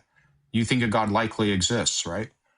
Yeah, I think it's an abduction, though. It's not. But I don't think that's fine. That entails a positive claim, though. Well, you're claiming it's likely true that a God exists. You're not claiming knowledge. No. I'm saying I think it's more likely than the. That's still a claim. Saying X is more likely than not X is a claim. Yeah, you can water down the confidence, right? You can say on the balance of probabilities, or seems likely to me, or seems more likely to me. These are all expressing a belief about reality. And atheism isn't just expressing a belief about reality. It's just saying, I don't find that particular claim convincing. It may be true, may not be true. You just haven't persuaded me yet. And that's really the point we're making. But the more important point, of course, is the moral point, which is to say that any religious belief system that criminalizes non-belief is essentially making a category error, because it's treating belief like it's an action, and it isn't an action. A belief is something that happens to your mind as a result of being persuaded by something. And if you haven't been persuaded by it, you ain't believing. It's not going to happen. So yeah, I agree with that. But yeah. do you like? But I agree that beliefs aren't chosen. But I do think we choose what can and cannot convince us. Like, a lot of people will be empiricists or physicalists, and they'll say only this type of information will convince me. But the philosophical tree is you don't choose that either. Deeper than that, right? You don't choose that either. Ethics. You discover it. You discover it. You go, I heard this argument and it convinced me. I saw this evidence and it convinced me. I heard this argument and it didn't convince me. And you start to generalize and go, you know what? I find this convincing. I find this type of evidence convinces me. It's something you learn about yourself. You don't set it out as a policy position arbitrarily. If you're a person who only finds empirical evidence convincing, can you just change your mind and not find it convincing anymore? Like, you can choose not to close your mind to other types of evidence. Certainly, but answer his question though. Yeah, and also, like, you can choose to change your attitude to how open you are to hearing things, but you can't choose exactly what you can't. But you can't choose what happens to you when you come into contact with them. And so, someone who says, I'm going to be convinced by empirical evidence, they can't just decide arbitrarily to stop being convinced by it. You either are convinced by it or you're not. No, I'm not saying that. I'm talking about the other types of evidence. You can close your mind to those actively, though. That is an active choice. It has to be an active choice. Do you understand? God's favor. We can test. I'm going to test this. Chris, boss. Oh, sorry, Chris. Yeah, Chris, that's fine. I'm going to test this both ways with you. So the first test, I hereby claim I know the winning lottery numbers, and you're going to ask me, like, what is your evidence of that? I consulted a magic 8-ball. Can you choose to find the evidence that I presented convincing? No. Okay. I'm claiming that I'm holding a red cup. You physically see, can you see the camera, my image right now? Yes. Okay. You physically see with your eyes, you have visual evidence that I am holding a red cup. Can you choose to not find that evidence convincing? No, you cannot. Right. So we can't, we don't, not only do we not choose our beliefs, we don't choose what evidence we find convincing. It's either convincing to us or it's not, correct? Correct. But that's not my point. Like, if I give you a logical syllogism why I trust that 8-ball and that logical syllogism is valid and it turns out to be true, would you be convinced of that? Because a logical syllogism is physical evidence. It's empirical. Yes. If my brain perceives that a logical syllogism, is valid in structure and it contains all true premises, I will, without choice, be convinced that the conclusion is true. Okay, but a lot of people say they reject syllogism. They hate arguments for existence. That's the same thing, though. But I cannot choose to believe that a sound deductive syllogism doesn't have a true premise. I can't choose to believe that. I am convinced that the logical structure of syllogisms, etc., works, and I can't choose to not be convinced of that. Correct, but if we start a discussion and I try to give you a logical syllogism and you reject it before I even put out premise one, that's rejected of something that might convince you. And I know a lot of atheists do that. That's what I'm saying. I have thousands of discussions like that. That's just refusing to hear the argument. That's a separate matter altogether. Now, I can refuse to hear your argument, but if you present a logical syllogism concluding X, and I recognize that it's valid in structure, and I believe that it has all true premises, I would, by necessity, I have no choice, I would accept the conclusion to be true. And a refusal to listen to arguments isn't the exclusive preserve of atheists, by the way. It's just the preserve of people who don't feel ready to listen to a counter argument. Yeah, I'm not saying it's exclusive to atheists. I talk to theists about the same thing. Sure. So it's not. But I'm saying though, I know people I'm saying it's real examples that I see people like. Anyway, look, we've been on this one for 16 minutes, which is probably long enough to talk about what we mean by the terms. Let's turn to the moral question. Do you think that it can ever be ethically wrong to not be persuaded by something? No. Great. We agree with you. So thank you for holding that position, and that's the reasonable position to hold. I respect you for that. So we'll move it along because we have others in the queue, but I appreciate the conversation, Chris. Okay. Thanks for coming up. Thank you for having me up. Take it easy. Thanks. All right, there we go.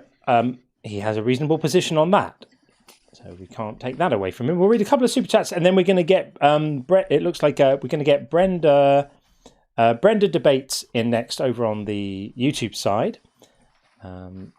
Mokemeister, I'm so sorry I missed this when you sent it. I just saw it now. May I join and discuss this briefly? Wanted to discuss something while Blake was on. Apologies, friend. Apologies. We normally don't kind of get into panels. I'll bring people up on the panel if there's specific expert information that someone has. I try to always avoid the show becoming one of those panel discussions with 6 people in and everyone's shouting over everyone and stuff. It tends to be hard to listen to. So we will bring people in if they have specific expert knowledge, which will help like we did earlier on. But generally speaking, we try to keep it pretty structured. PPG, good to see you. Thank you for this and for the super chat and your message. Lovely surprise, Dr. Dig and Ella together. So happy. Love to see them always. Ella is a machine and makes complex stuff simple, just like Dr. Dig. Israel and Seedman, Saladino with PhD. MD can't hold a candle. Yeah, it was great. What a fantastic moment. That was definitely my favorite moment of today's show, was listening to those two incredible minds just make mincemeat of the bullshit. I'm here for that all day long. Thank you so much. And Ivy Ann, thank you for the super chat. When I was brainwashed I would pray for Jesus to reveal himself in tears, begging for something. Nothing would happen. I would stand up and walk away, trip over a shoe left on the floor and say, "Thank you, Jesus." Right. This is beautifully said, by the way, beautifully expressed. This is what credulity gets you. If you open your mind and anything could possibly be a sign from God, and you really want a sign from God, seconds will elapse before you find one. Then you can congratulate yourself that the dog turd in the garden that you happen to spot through the window, which is shaped a little bit like a cross, is a sign from God. There you go. God gave you a sign. It was a dog shit. Amazing. Congratulations. And Dean Brass says John and Sean is on metaphorical fire right now. Yeah, the metaphorical fire is wild, isn't it? So when Jesus talks about, the furnace and the wailing and gnashing of teeth, none of that's real. It's just metaphorical. For something that's just as bad. One would have to ask, well, then what's it metaphorical for? It's not going to be a foot massage, is it? It's going to be something that you're not going to like. Yeah. So ridiculous. Last message before we get rid of it. It's just a metaphor for something else that's absolutely awful. Don't worry about that. Exactly. Yeah, we don't have the language for the really horrible thing yet, so we're just going to use the metaphor of fire for now. Your fragile human minds wouldn't be able to grasp the real horror of what it is. Absolutely craziness. Fro, good to see you, Fro. We hope you're doing really well. I haven't forgotten about the Mormon thing. We need to do an LDS episode. Fro mentioned this. I have been thinking about this a lot. We need to make that happen. Hope you're doing well, Fro. will you be sad when we beat you in the next match? This is talking about the football, of course. I will be slightly sad if Norway beat England in the next match. But I'm not a huge sportsing person, so my sadness will not last long. I won't really mind. I'll be sad because other people I know will be sad, and that makes me sad. Not big into sports ball? Not too big into sports ball, no. But Fro, if it makes you happy, then I will be happy for that. So there we are. There we are. Okay, let's get Brenda Debates in. Brenda's been waiting for ages. I feel a little bad. Hopefully Brenda is still there. Are you there, Brenda? Hopefully. I hope. I may be wrong. Possibly not. Damn. It looks like maybe Brenda isn't there, although I'm seeing a headset, but I'm not seeing any. Are you there, Brenda? Hello, how are you? There we go. We got you in at last. Very well indeed, thank you. How are you? It's a little bit echoey. I like your show, but you say a lot of things that are really problematic, and I have real problems with the current prompt up at the top. Sure. Let's go through them. What's the problem? So, actually, I have a couple with that have come up since. But if atheism cannot be wrong, then it follows, therefore, that atheism cannot be true. I mean, that's just an entailment. I think that's right. It's not making. Atheism cannot be true because it's not making a claim. I would agree with you that atheism cannot be true. Now, of course, that's not to say that it cannot be true that there are no gods. But atheism is not the statement that there are no gods. It's a statement that a particular person hasn't been convinced that there are any. So I would agree with you. Atheism cannot be true. Right. So atheism is a propositional attitude, correct? Yeah.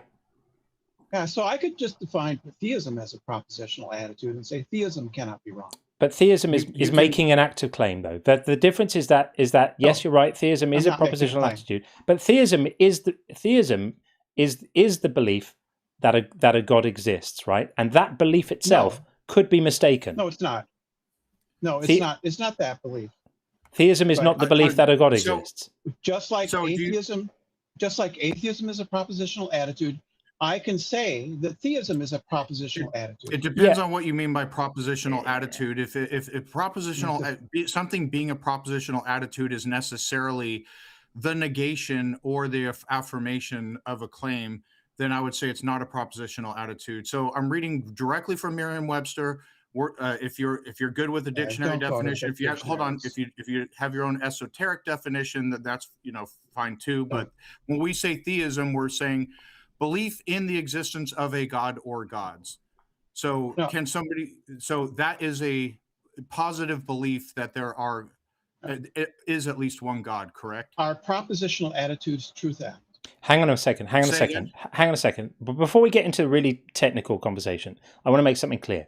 When I say atheism can't be wrong, I'm not saying that it can't be wrong because it's a propositional attitude. I'm saying it can't be wrong because it's a propositional attitude that entails no truth claim. Whereas theism is a propositional attitude that does entail a truth claim, and that's the difference between them. I can define theism as a propositional attitude that is not true that. I can do that. Esoteric definition of theism. Yes. Why can't I do that? Well, then most people won't be understanding you because you'll be using an esoteric, unusual definition of the term. Do you accept are you using or not using the dictionary definition, which is belief in the existence of a god or gods? Yeah, I don't agree with appealing to dictionaries. Okay, no, I'm not. I'm not appealing to a dictionary. I'm asking you. So we're using language and we're defining terms with each other. When we say theism, we are using the lexical Webster dictionary definition of theism, which is the belief in the existence of a god or gods. So if you can define theism as pencils, you can define it in some other weird esoteric way to make a rhetorical point, but you're basically not addressing what our prompt is addressing if you want to define it in some esoteric way. It's not. I am allowed to define my terms, am I not? That's fine. I can call a pencil a duck too, but then it doesn't facilitate communication. There's not a difference in Okay, kind. It's so- a symmetrical. It's perfectly symmetric. It's a symmetry, right? It's You not understand it? symmetry. It's a No, symmetry but it with- isn't a symmetry. It This is why your argument fails. The reason it's not a symmetry is, as I said, that atheism is a position which doesn't entail a truth claim. Theism is That's a position which does entail a truth claim, and that's why That's they're not your symmetrical. definition. Well, I'm rejecting- okay, let's forget about I'm definitions. rejecting- Let's forget about definitions, right? Somebody who says I believe in a God is taking a position which entails a truth claim. Somebody who says I'm not persuaded by what you've said is not taking a position that entails a truth claim, and that's why there's no symmetry there. No matter what fancy games you might want to play with definitions, they're not symmetrical. That's if you not can't true. see It's it, what simply can I not say? true. You can't see it. You can't see it. Everyone else here can. You don't get to command me to adopt your definition. I get to choose my definition. So, all right. So, what's your definition of a theist then? Somebody who believes at least one God exists. Right. Does somebody who believes that one God exists, the position of holding that one God exists, does that entail a truth claim? Yes or no? No. No. Okay. No, it doesn't. That's Can ludicrous. a person who believes that God exists be wrong? No. If it's John, if it's a psychological condition, a psychological state, I'm sorry, but they can't be wrong, just like you can't be wrong. If I believe it's leprechauns perfectly exist, symmetrical. It's you're not perfectly making sense. symmetrical. You're not making sense. If I believe a leprechaun exists and no leprechauns exist, I am factually wrong. I am wrong about a fact. No, if you believe X, and it doesn't matter what you believe, what you fill in for X, if you believe a God exists and no gods exist, you believe something that is factually wrong. The point we are getting at is when we use when we use the normative definition of atheism, it doesn't entail an actual belief about a fact. It's just not being convinced of that a God exists. It's so not if, being. So if somebody says God exists, then are they factually wrong? That's a different question. They might be. They might not be. Can I give a complete answer, please? Okay. If someone says God exists, I don't know, but it is theoretically possible for them to be wrong because they have a belief about a fact about the world. But you can't know it. You can't know if they're wrong. That doesn't matter. Irrelevant. They could. Totally irrelevant. That is Totally irrelevant. You're not trying to engage in a conversation right now. You're talking over as a defense mechanism.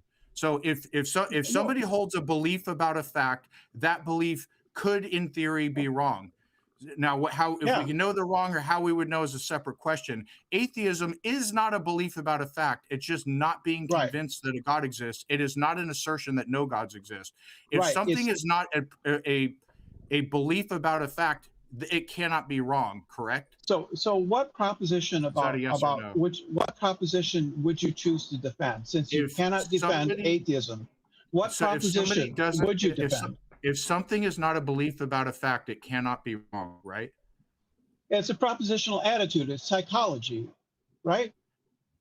Well, it depends on what you mean. I'll have to look up what propositional attitude is. If a propositional attitude, can I finish? Can I finish? Thank you. I'd have to look up what a propositional attitude is. I've heard it used before. If a propositional I'm going to explain it to you. Defense mechanism. So I'm trying to. No, it's not. I'm just going to explain it to you right here. Okay, so what is a propositional attitude? If I'm not convinced of X, is that a propositional attitude? It's a propositional attitude, right? Is a belief about a proposition. It is not a proposition. I agree. Okay, so then it's not a propositional attitude.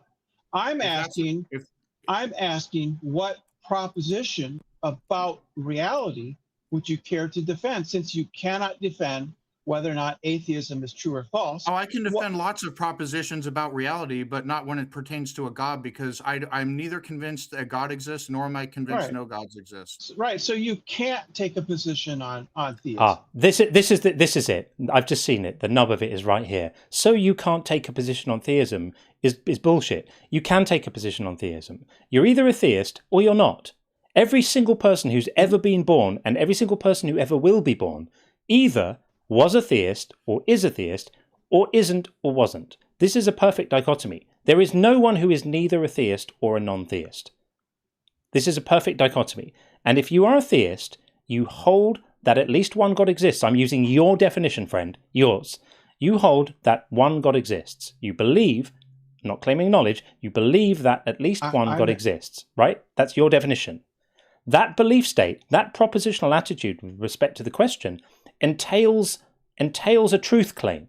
The truth claim entailed by that propositional attitude is that a God exists. The reason why your argument's broken and why there's no symmetry here is that not accepting that argument, not making the inverse argument, not making the argument I believe no gods exist, but just refusing to accept your argument does not entail any truth claims at all because it's compatible with both gods existing and gods not existing. Your position of theism is only compatible with gods existing. The position of atheism is compatible with gods existing and not existing in its simplest form. Yeah.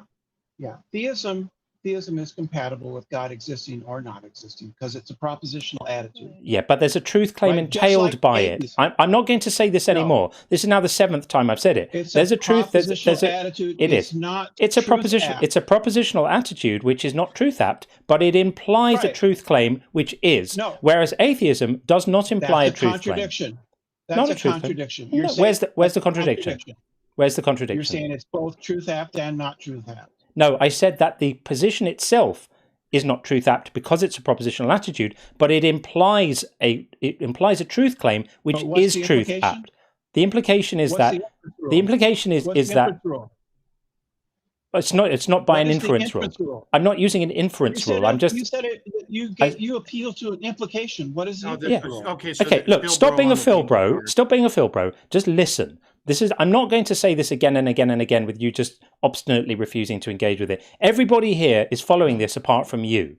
If you you're failing to, which is why this is silly. Well, it's difficult for me to get in because I know it's difficult. So if you take the position that you think a God exists, then an implication of that position would be that a God exists. If your position is correct, a God exists. Because theism does have a correctness, right? If your propositional attitude turns out to be correct, that's only compatible with a God existing. Atheism in its purest form is compatible with both God existing and not existing. It doesn't imply only one. If you're a strong atheist and you make the claim, it's my view that no gods exist, then the truth claim implied by that is that there are no gods. And that would be symmetrical with theism. But what you're doing is you're claiming that general theism is symmetrical with strong atheism. And it's just not true. I'm sorry that it hurts that it's not. I'm sorry that it's embarrassing for you to make a bad argument, but that is the case. My claim is that I'm not convinced, right? Or I am convinced that at least one God exists. That is not truth apt, right? That is a propositional attitude.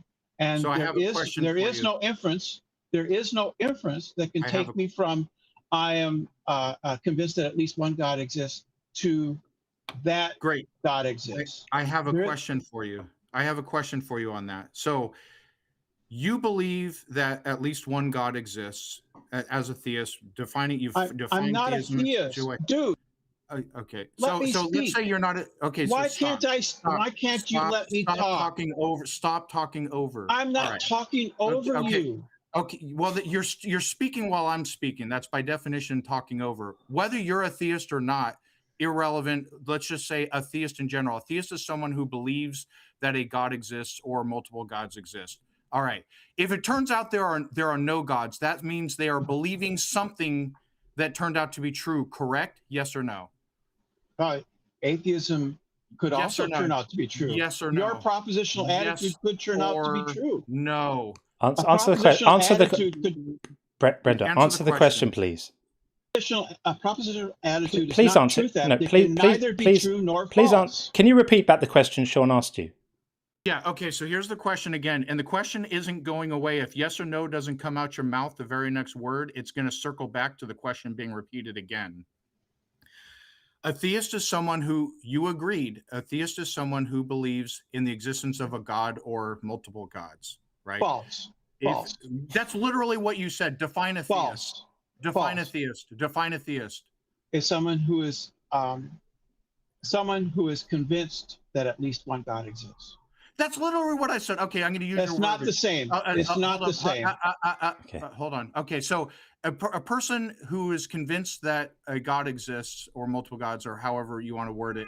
Are you, John? The question's going to come out again. Okay, so if it turns out no gods exist, that means the theist was convinced of something that is not true. Correct? Yes or no? The statement is not truth. It does not have a truth value.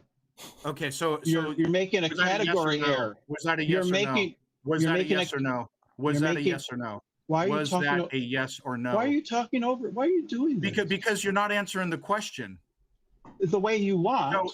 Right? Whether you it's not truth. Convinced is the same as believe, and you actually used the word believe before in your definition. Yeah, so you're actually that was a mistake. That was a mistake. Then that was a mistake. So if a person is convinced that a God exists and it turns out no gods exist, that person was convinced of something that is not true. Correct? Yes or no?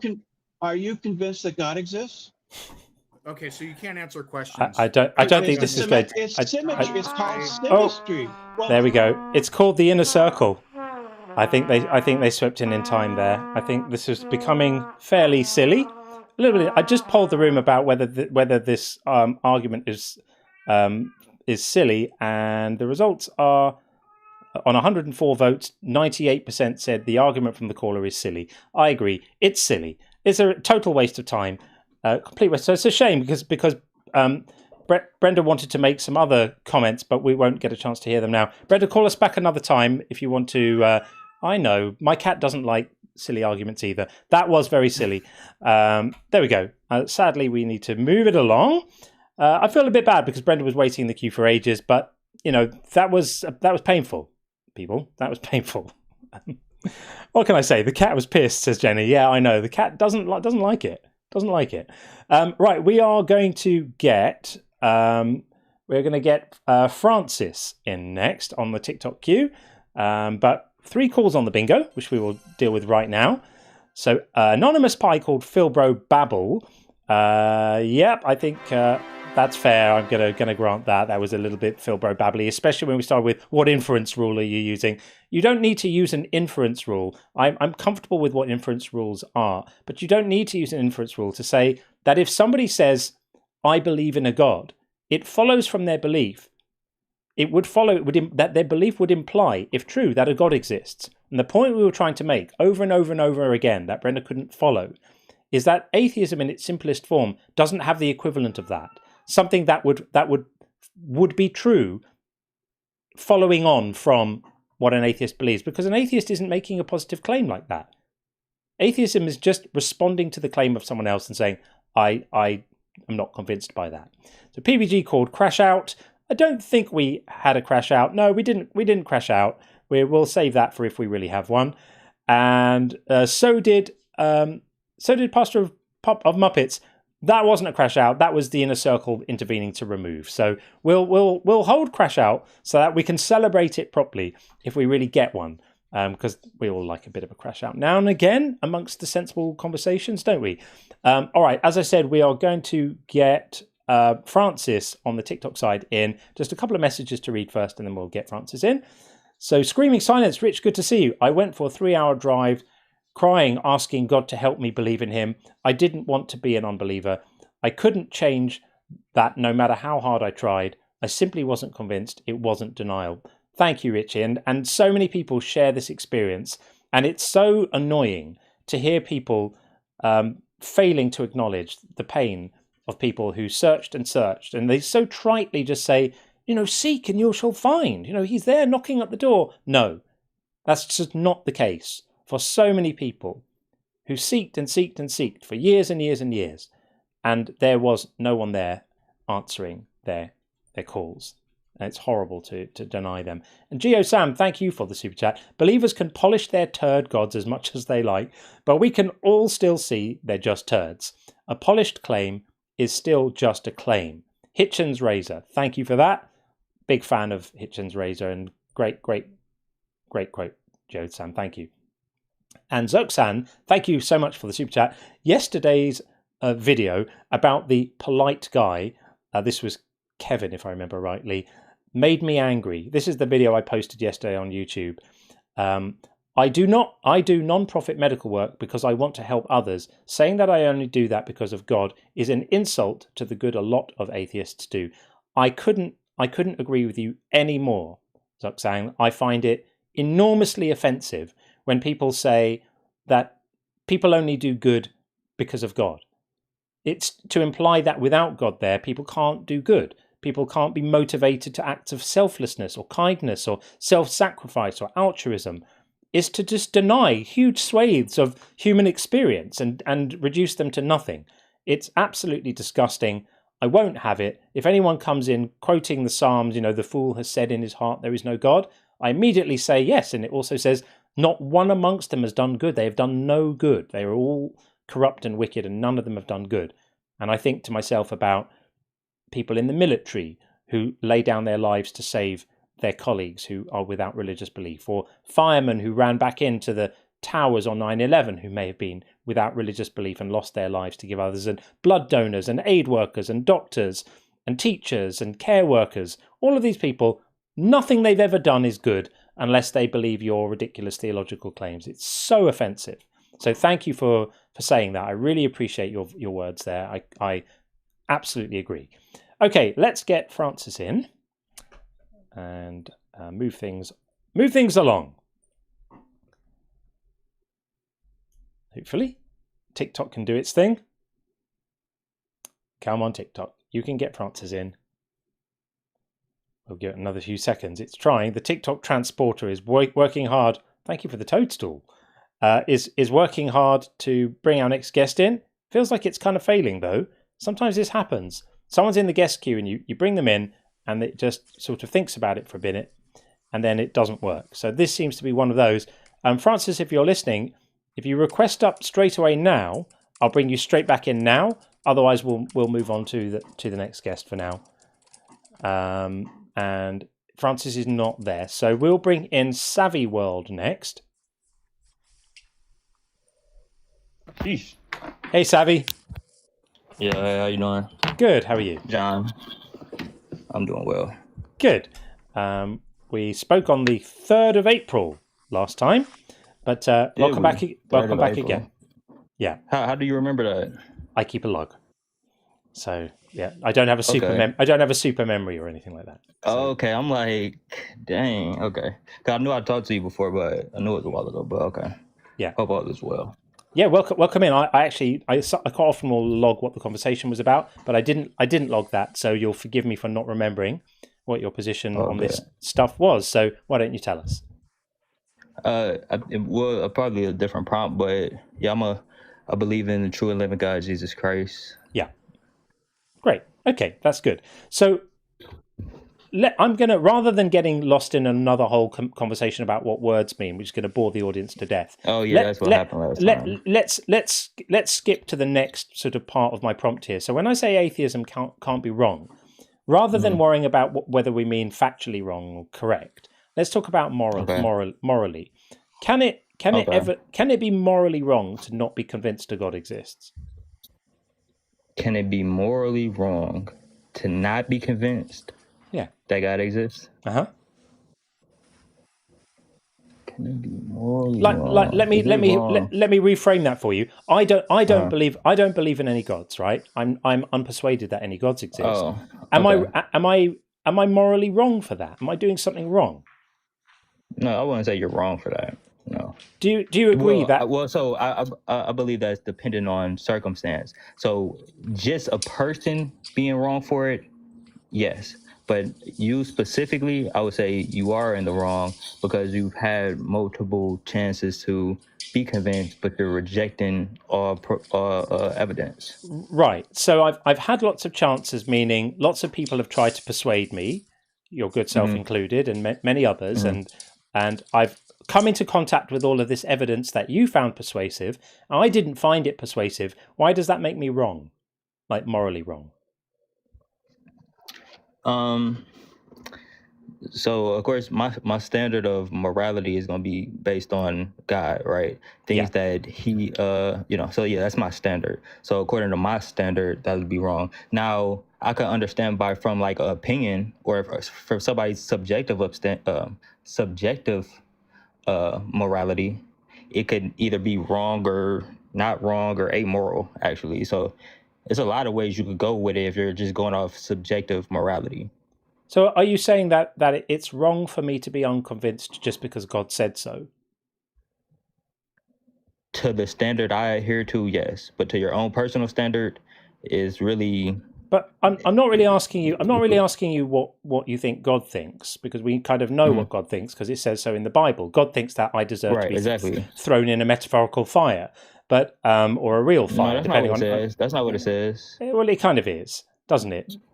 Kinda is not what it says, though. It is what it says. And when you got an audience of 200 people that's just going listen to what you say, but not actually what you say. When you say kinda, we have an audience. We have an audience of 900 people, because you're forgetting about the 600. Oh, my bad. Sorry, I didn't mean to say it like that. 634 on YouTube as well. But it's big. It is even more reason to not say kinda in your messages, because I'm saying will run off with that. Well, I'm saying kind of just to be nice. What I mean is literally, it's exactly what Jesus says in Matthew 13:41, isn't it? No. So does Jesus not say the Son of Man will send his angels and they will collect out of his kingdom all causes of sin and evildoers, and they will throw them into the furnace of fire where there'll be weeping and gnashing of teeth? Is this another metaphorical fire? So are you considering yourself an evildoer or just ignorant to the knowledge of God? Well, are you familiar with the Greek? Are you an evildoer? Are you familiar with the term? If you're an evildoer, yeah. Hang on. I'll clarify this for you. Are you familiar with the Greek term apistos? No. So apistos was the unfaithful, the people who are non-believers. That was the apistos, right? As opposed to the pistos. The pistos were the believers, and the apistos were the non-believers, right? Is that the word?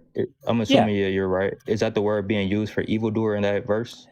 Not in that verse, but we can find it in another verse. Shall we look at it together? Well, how is it so over here in Revelation 21:8, but as for the cowardly, can we get back to the other verse real quick? The faithless, that's the apistos, is used in Revelation 21:8 that I'm showing you now. So the apistos, the faithless, the polluted, the murderers, the sexually immoral, the sorcerers, the idolaters, and all liars. So I'm being grouped in with all of these horrendous, the worst of society. Their place will be in the lake that burns with fire and sulfur, which is the second death. So we've got Jesus saying that the evildoers and the wrongdoers are going to be the evildoers. And by the way, this was in the context of the parable of the weeds, where the weeds are people who are not following him. So you're making a lot of conclusions that aren't necessarily scriptural. Now, the second verse you went to, it did put the faithless into a batch of quote unquote evildoers. Yeah. Right. But I wouldn't call the faithless like to do evil is self explanatory.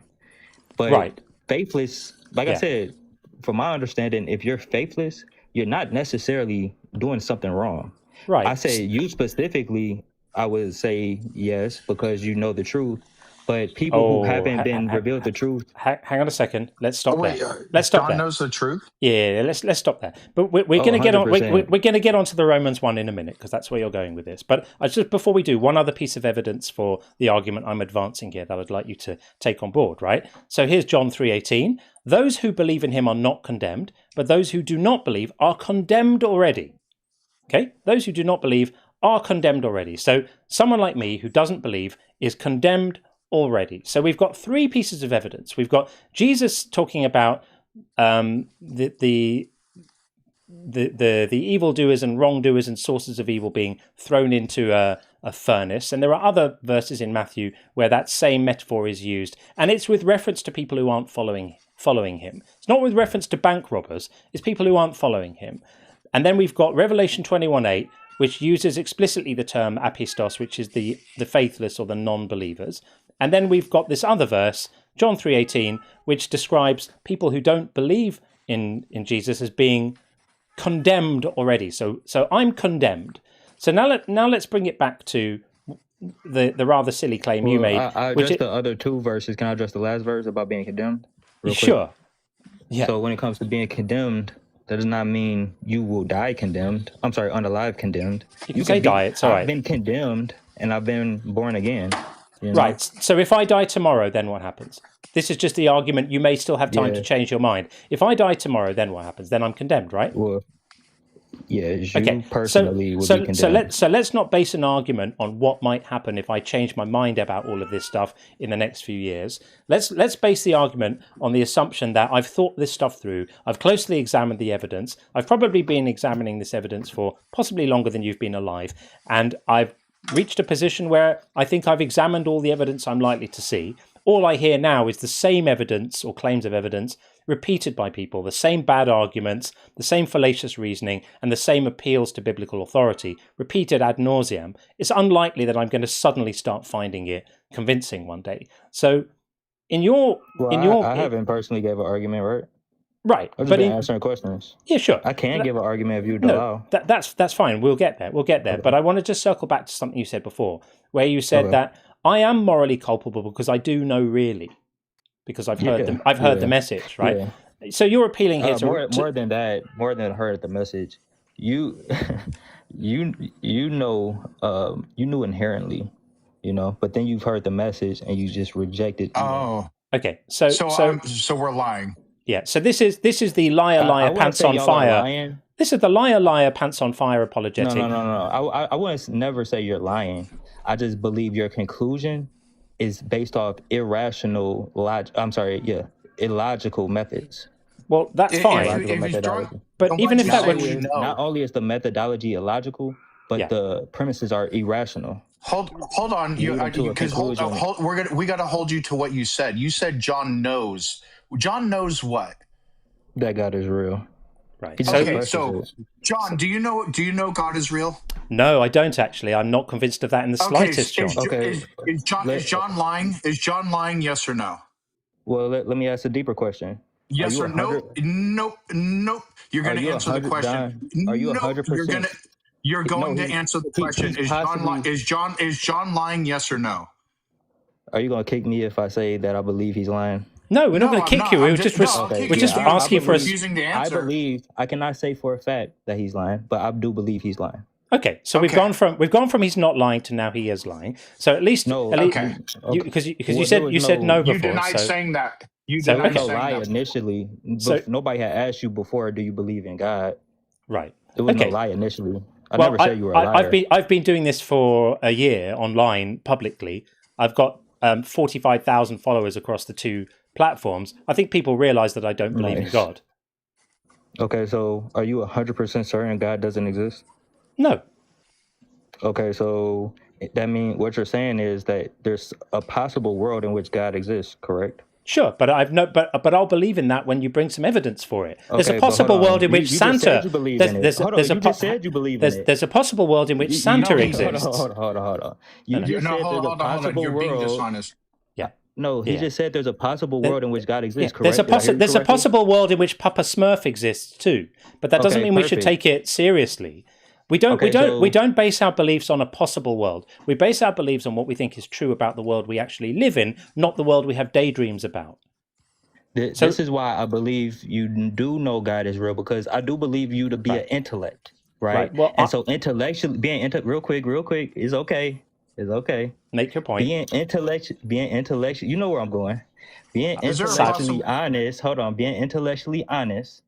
You would adhere to God being metaphysically necessary, meaning if he is metaphysically necessary and possible in one reality, he's metaphysically necessary, therefore a fact, and possible in every reality. My friend, this is one of the worst arguments I've ever heard. Well, let's see. This is a crock of shit, if you don't mind me saying. So the fact that I said that I'm not committed to no God existing Doesn't mean that you say you're not 100% certain that he doesn't exist. This is exactly the same thing. Not committed to know God existing means not 100% certain. That's what that word means. So I'm not committed to know God existing. Doesn't mean that I think it does exist. It just means that I'm not taking a dogmatic position on it. I remain open to evidence. It's the same way I feel about fairies. It's the same way I feel about Father Christmas. It's the same way I feel about pixies. It's the same way I feel about the Loch Ness Monster and the moon being made of cheese. I'm open to it. What's the symmetry breaker? What's the symmetry breaker? I have no idea. I have no idea what you're talking about. The symmetry breaker is metaphysically necessary. So mathematics, allow me to explain, please. We've gone from belief to like you trying to argue for God, and we're getting off. I'm just showing you that it's nonsensical. It's nonsensical. Hang on. The atheist position is nonsensical. Okay, but hang on, before you do, we do that next time. Yeah, Sean called this right. We're not talking here about whether you have good arguments for God. We're talking about whether it's ethical to punish someone for not finding your bad arguments for God convincing. That's what we're talking about. Well, real quick, we're talking about atheism cannot be wrong, and you're saying we're not going to pivot. No, we're morally not. wrong. That's not the problem. Morally wrong. Morally wrong. I've already answered that. No, we haven't. We're still discussing it. Call back next time with your Philbro bullshit. Wait, are y'all about right to now? kick me? Right now? No. We're not kicking you. We're trying to keep the conversation.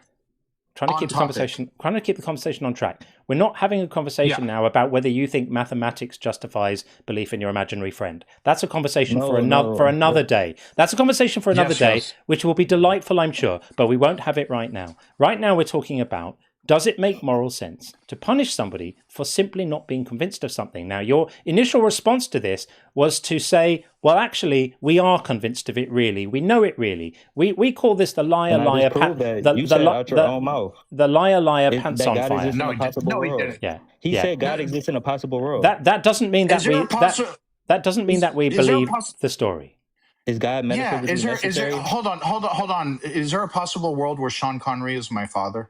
Yes, but then you believe it to be true. But Sean Connery is contingent, meaning he doesn't have to be your father. It doesn't. Irrelevant. The symmetry breaker is God is metaphysically necessary. No, you're trying to make an argument. I don't buy. Okay. I've heard that argument. Do you know before. what metaphysically necessary means? Will you stop? Yes, I do, and don't talk over me, please. So we've heard that argument before. I'm not convinced by the argument. You finding it convincing doesn't mean I necessarily find it convincing. What you're doing is just saying, here's this argument for God. It's convincing to me, therefore it necessarily must be convincing to you. Therefore, you necessarily now believe that God exists. That's not the case. We're not convinced by that. We're not convinced by that argument. You don't get to tell other people the contents of their mind. You're basically saying, liar, liar, pants on fire, when we tell you we are not convinced your God exists. I'm not convinced by that argument anyway. Come back and bring it next time. Come back and bring it next time. We're talking about the more.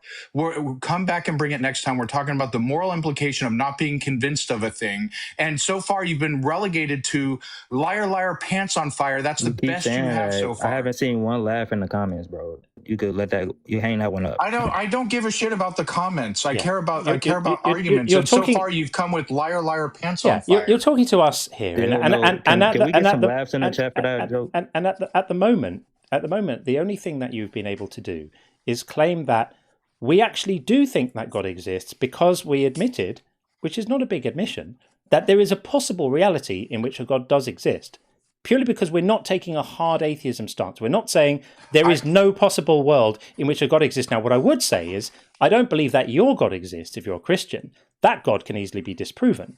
I'm just open to I'm open to the existence of some potential deity. I have absolutely zero reason to think such a thing exists.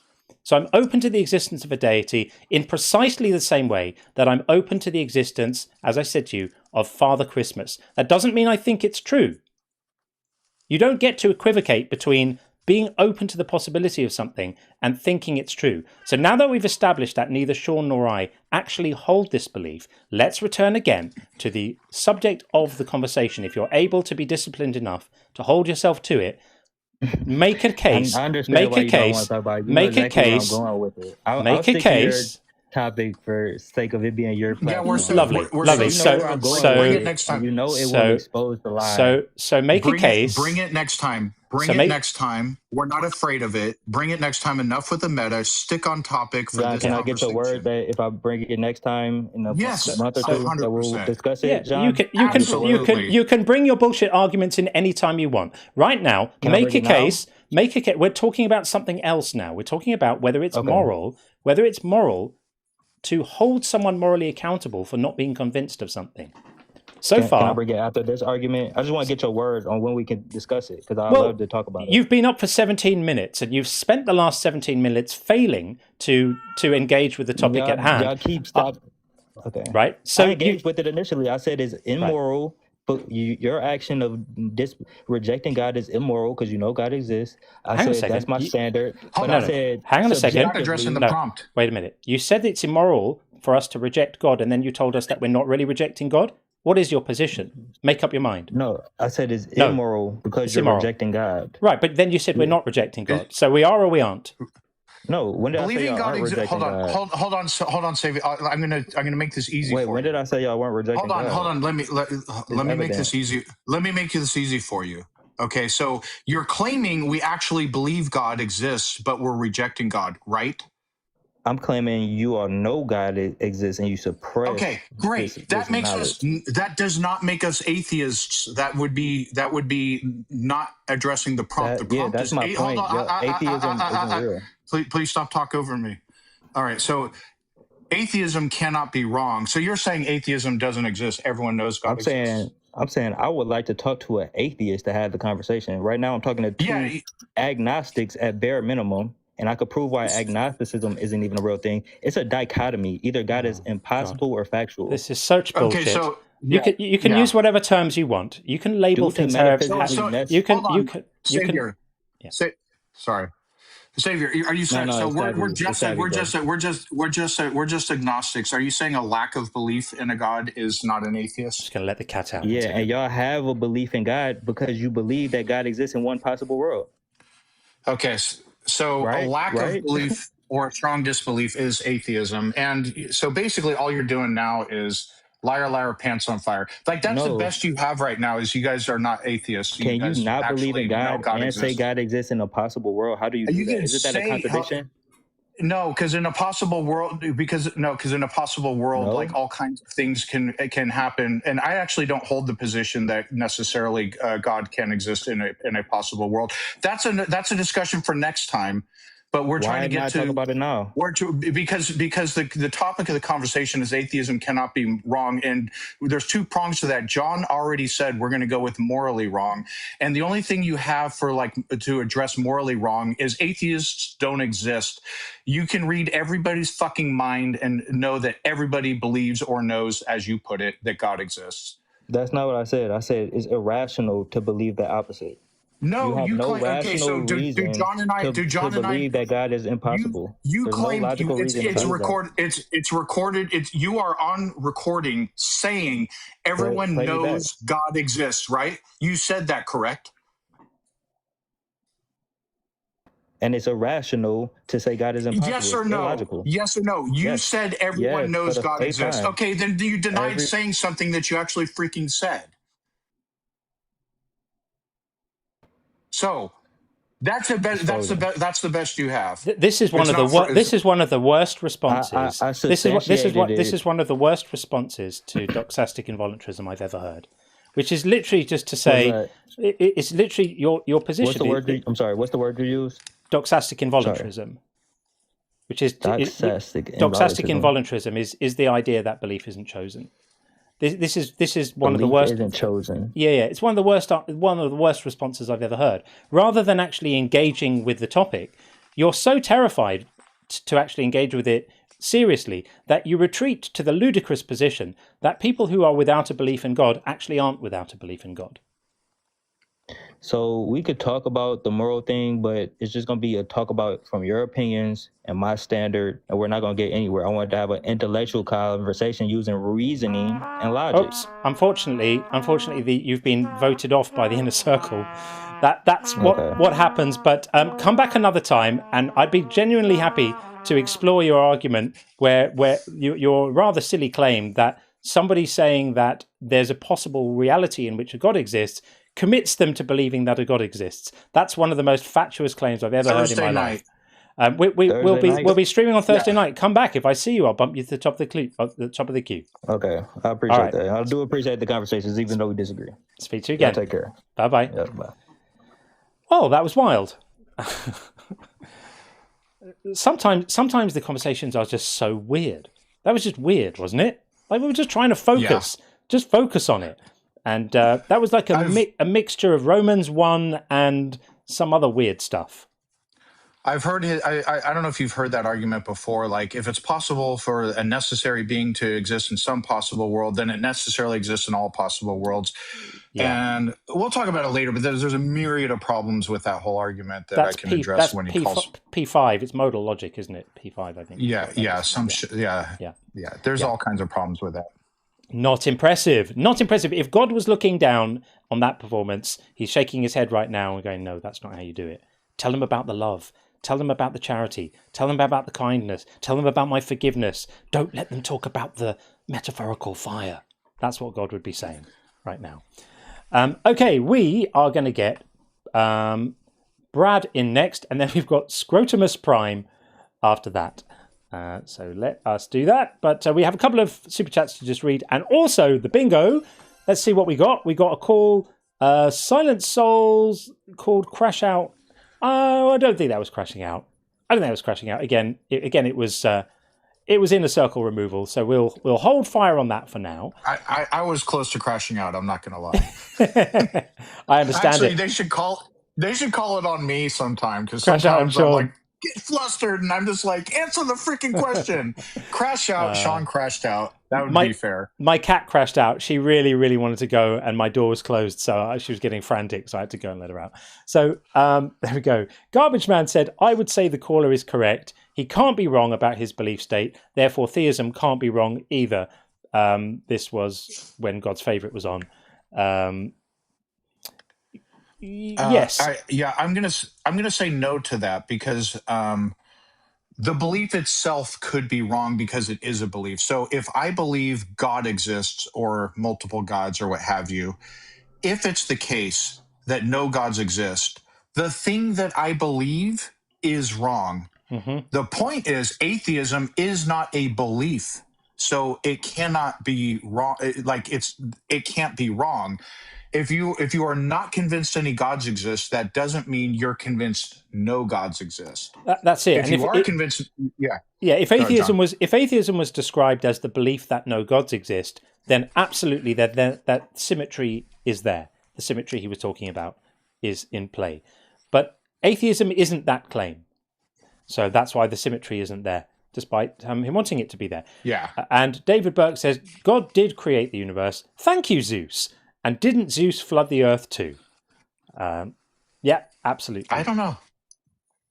Yeah, might have done. I don't know that mythology very well. And Garbage Man says, it just seems inconsistent to classify atheism as a mere belief state, but classify theism as a positive claim. No. Again, like what we just said, atheism is more than a mere belief state. Well, they're all just belief states, but they're belief states which have entailments.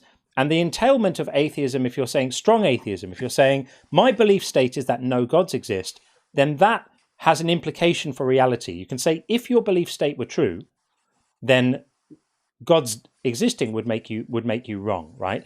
Theism is a belief state which has an entailment, which is that if your belief state is true, then God's existing would tally with it if your belief state is true. But atheism isn't saying anything that can be right or wrong. You're just saying, I'm not convinced of this. You're not making a positive claim. You're responding to a claim and saying, you haven't persuaded me of that. I could make the same claim for somebody who says, no gods exist. I could say, you haven't persuaded me of that claim either. And I would. Yeah, if someone came up now and wanted to argue for, we know that there are no gods, I would say, you know what? You haven't persuaded me. And that's the difference. That's why there's a lack of symmetry there. There seems to be a hard time for some people to understand this. So I'll ask the question that the other caller kind of conceded to, and it really helps illustrate the point. somebody proposes God, some God exists, right? If I am neither convinced that that the proposition is true, but I'm also not convinced that the proposition is false, what can I possibly be wrong about? So ask yourself that question, and you won't be able to come up with an answer. Yeah. And that's atheism. Yeah, that's it. That's it. And before we get Brad in, just one or two more. Todd says, is John on OnlyFans asking for a friend? Sadly not. Sadly not. But, you know, there's still time. If counter-apologetics stops working for me, then I know that's a reliable fallback. But yeah, I'll let you know, Todd, if that point is reached. I'll think about it. I wonder what I'd do on there. Who knows? But thank you. And Tim, final super chat for now. Tim says, my propositional attitude is I find neither side to be convincing and withhold judgment. By doing this, I am not in the act of believing. Atheist. I think that's exactly right. That's a beautiful way of framing what you just said, Sean. Good call, Tim. That's exactly it. Okay, let's get Brad in next. And I think I'm up to date with all the things for now. Bringing Brad in right now. Or trying to. Come on, TikTok. You can do it. You can add a guest. There we go. Hi, Brad. Okay. Can you hear me? Yes, we can hear you. Welcome in. How are you? Thank you. I'm driving a truck down the highway. If you're driving, Brad, we can't speak to you, my friend. No, I'm on a hands-free headset. Even so, if you're actually driving, we can't drive in live, unfortunately. But if you want to pull over at some point, if you want to pull over, okay, do it carefully. Sure, no problem. I'm doing it right now. If I can put it on video and show you. Sure, I'm in Kansas City. I can ask you one question right off the bat, and it'll probably save us a lot of time. Sure. Neither one of you guys believe the Word of God, right? You don't believe in it. Correct. Yeah. Anything at all. Okay. Yeah. Are you pulled over? Yeah. Yes, I'm. Yeah, that's there's better. my brakes. Thank you. I heard the air brakes. Flashes real quick. I'm just going to be real quick, and then I'll get off and let you listen or let you talk about it. Sure. There's times when people go to church, try to join a church, try God last. Usually, when everything's hit the fan, they try God. Some do, some don't. If you don't, I heard Alex one time say that he searched for God. He went to Catholic school. He tried everything within his power, and God never answered him. Well, there's times when that's everyday Christians, they feel that way. That happens to them. They don't feel God. They can't touch God. It's just God testing them. But I've been on the other side of it myself. I was an atheist. I grew up, I loved science. I just thought, yeah, there's a God, and I didn't really acknowledge much. I thought, oh, well, if there's a heaven, I'm going. I don't, do bad things. But then I met a dude, he was a backslid preacher's son, and he started explaining stuff to me, and it just made sense. I didn't have a problem with it. I knew, there's ethics and morals. You got to have a moral compass, something to go by. And that's what I go by. Any question you ask me, anything anybody ever asks me about, well, what do you think about this and that when it's pertaining to God? I'm just going to answer what the Bible says, because that's all any of us have to go by. So when the Bible says slavery is good and killing children with swords is fine as long as God commands it, that's your position too? No, I mean, in the Old Testament when they did that, there were reasons. I'm not going to question it. But it all ties together. It's like a puzzle because it says it's line upon line, precept upon precept, here a little, there a little. It all comes into perspective. I've questioned it myself. I'm a Christian, and I questioned it. I'm like, man, what's the sense in watching a rerun? He's God. He knows everything from the beginning to the end. How could he be? I've questioned it myself. But Brad, what you're doing here is you're giving up your own ability to discern what's right and wrong. And you're just outsourcing it to a book that tells you. So when the book says slavery is right, when the book says slavery is right, you're like, well, if God says so, it must have been okay. I don't take that view. I think slavery is always wrong and has always been wrong and will always be wrong. And in the New Testament, yeah, it is. And in the New Testament, they did away with it. Peter said, man stealing. But God permitted no it. More. Brad. God permitted slavery for thousands of years. Yeah, do you understand what slavery? Yeah, there were horrible slave masters, and then there were people. the word slaves and slavery, it's a very broad term. There were slaves in certain parts of the world back then. They had their own property, their own farms. No, Brad. They were treated Brad, like family. this is not this is not it. This is not the one. This is not the one. So God gives specific. What are you talking about? But see, God gives, I'm going by the Bible. But in the Bible, I'm going by the Bible too, Brad, which is why it's so tragic. So God gives specific commands in the book of Leviticus about how to buy slaves. About how to treat them, about the fact that if they have children, their children will be born slaves and will never be free, will never know freedom, will never know self-determination, will never know living their own lives. They never get paid for their work. They have to do whatever they're told, and they get passed on to the slave owners' children as property. And God also gives instructions about how to beat them correctly, and if you beat them to death, under what circumstances that's okay, under what circumstances it's not okay, if they die too quickly from the beating. This is disgusting. Yeah, right? It's hard to swallow. It is. But these are God's commandments. So when you say that, when someone asks you a question, you look to the Bible for ethics. It's hard to imagine anywhere worse to look than the Bible for ethics. It is. Looking at it from that point of view, it is. It's like, how could a God be so evil and create all this? And it does not make sense. But when you get in there and you start studying and reading and really living it, like a lot of people won't do, they'll say, but living for God hard is easy. Can you turn your blinker off, or do you need to have it on for safety? Oh, I'm sorry. Probably as hazards. It might be a safety thing. Yeah. Yeah, it's my hazards. I'm sorry. I'm okay. There's plenty of room No, here, keep them on. If it's for safety, keep them on. We wouldn't want you to. I just didn't want it to distract. Yeah. Keep them on. It's right. It's when I first got in church, I questioned all that too, and I had a hard time with it. But then when I started seeing and understanding the Old Testament, Jesus concealed, in the New Testament, Jesus revealed, I started seeing, I don't understand why it happened. People ask me, well, so you're saying my grandma's in hell? It's like, no, they're in God's hands. I ain't judging one way or the other where your family's at. But if you're going to be a Christian and you're going to live this way, because I've tried it all. I tried everything. And then, this just made sense. It's the only persecuted religion. No religion is persecuted like Christianity. And I asked myself, why? Because there are too many rules. It's not what you're giving up. It's look at what you're gaining. I don't think Christians are having too hard a time at the moment, Brad. I think it's it's not going too badly for the Christo-fascists these days. But I think more to the point, our position is that there's no reason to think any of this stuff is true. And what the Bible says is that people like Sean and me deserve to be punished forever because we don't find this stuff convincing. And I don't think that's right. If you did live it and try it and really dig in like the Bible says you can do and learn and see see it open, because it's a living a life that will not be opened until you really do dig in and see it. The thing I always ask is, even if it wasn't true, I believe it is. What do you have to lose? What did you lose? What do you have to lose?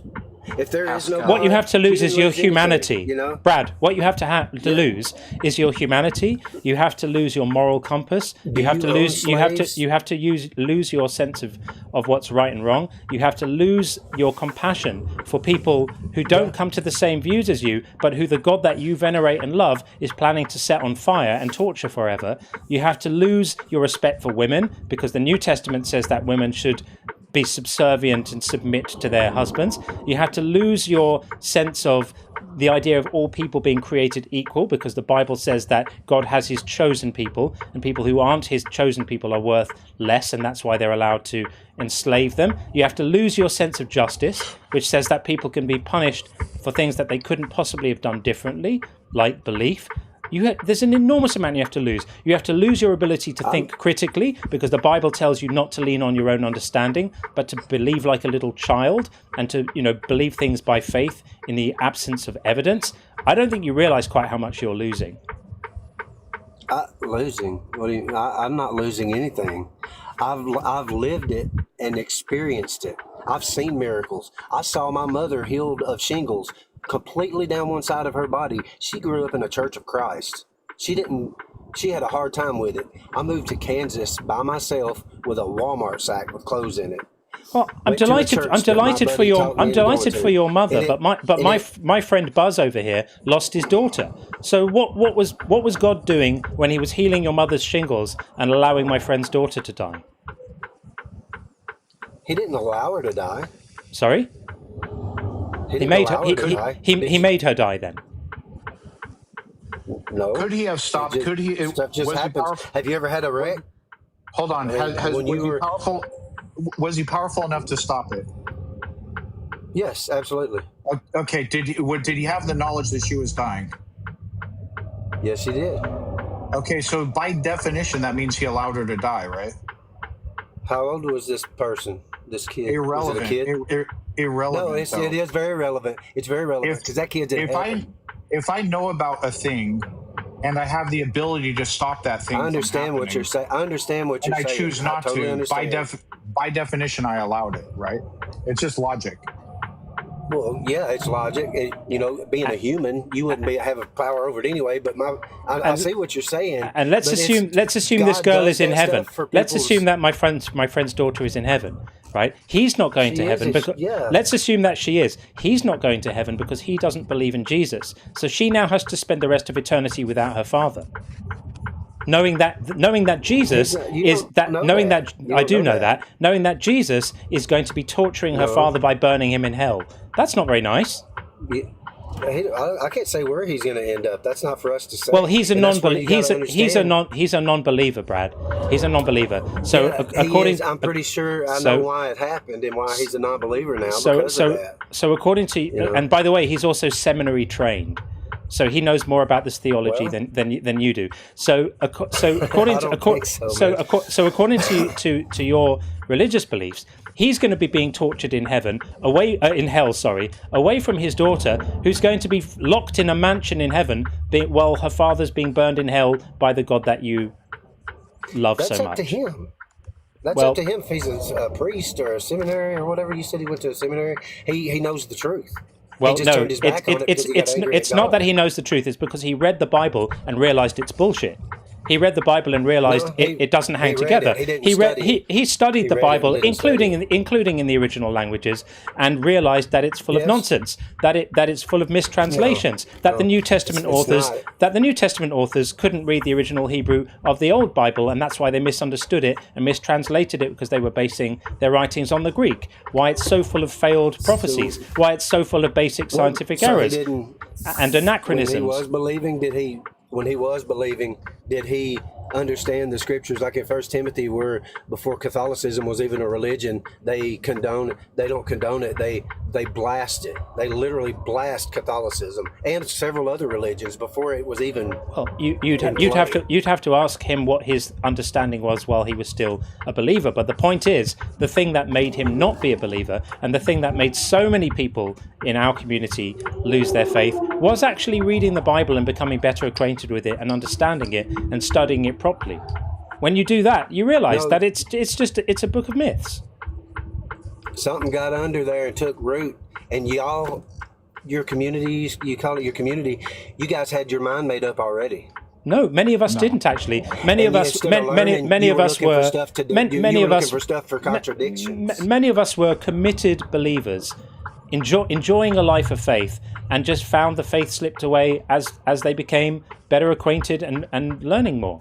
It's so easy for you to just say they must have been pre-committed to not understanding it. That's the times when you really put it to the test and try. I know stuff happens. It's horrible, the things that happen. And that's the times when God's trying to get us and teach us to lean on him the most and see how it turns out, because it's unbelievable. Well, it is unbelievable, and that's why people don't believe it, because it's so obviously bullshit. I have people in my community who had sick children and were believers at the time, and they got on their knees and prayed to God not to take their children, and he gave them a big old FU, and their children died, and then as a result of that, they lost their faith, and now their communities are telling them that they deserve to burn in hell now. It's disgusting.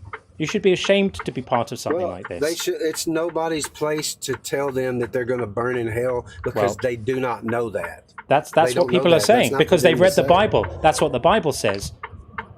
Well, the Bible says if you live a certain way, you go to heaven. If you don't, you go to hell. No, the Bible say that you're saved by belief, not by acts, not by your deeds. It's not about how you live. It's about whether you believe.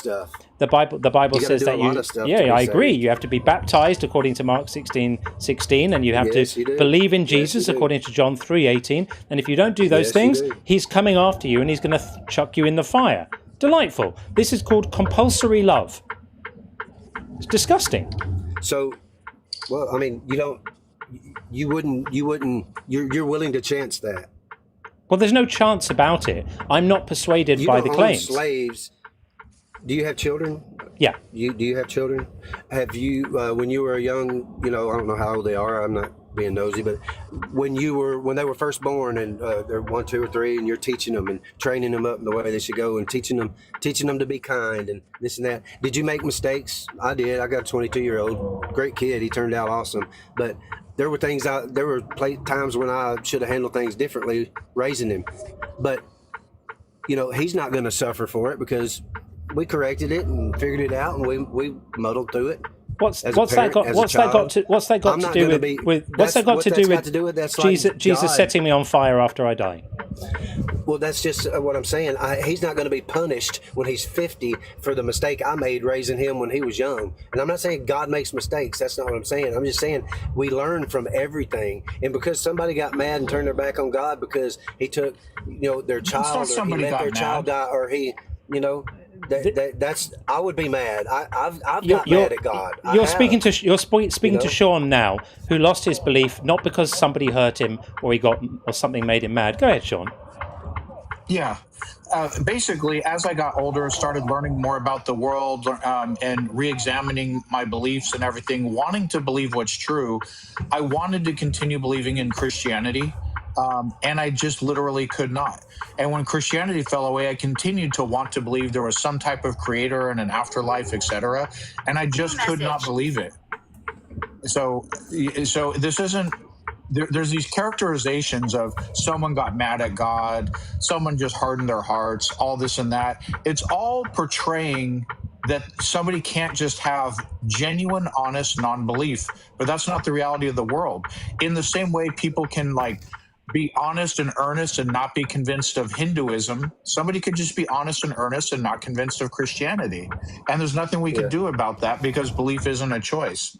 But God could fix it if he's real. He is. And all I can do, like I said, is quote scripture because that's what I go by. That's my compass. And it says he's a rewarder of them that hunger and thirst after righteousness.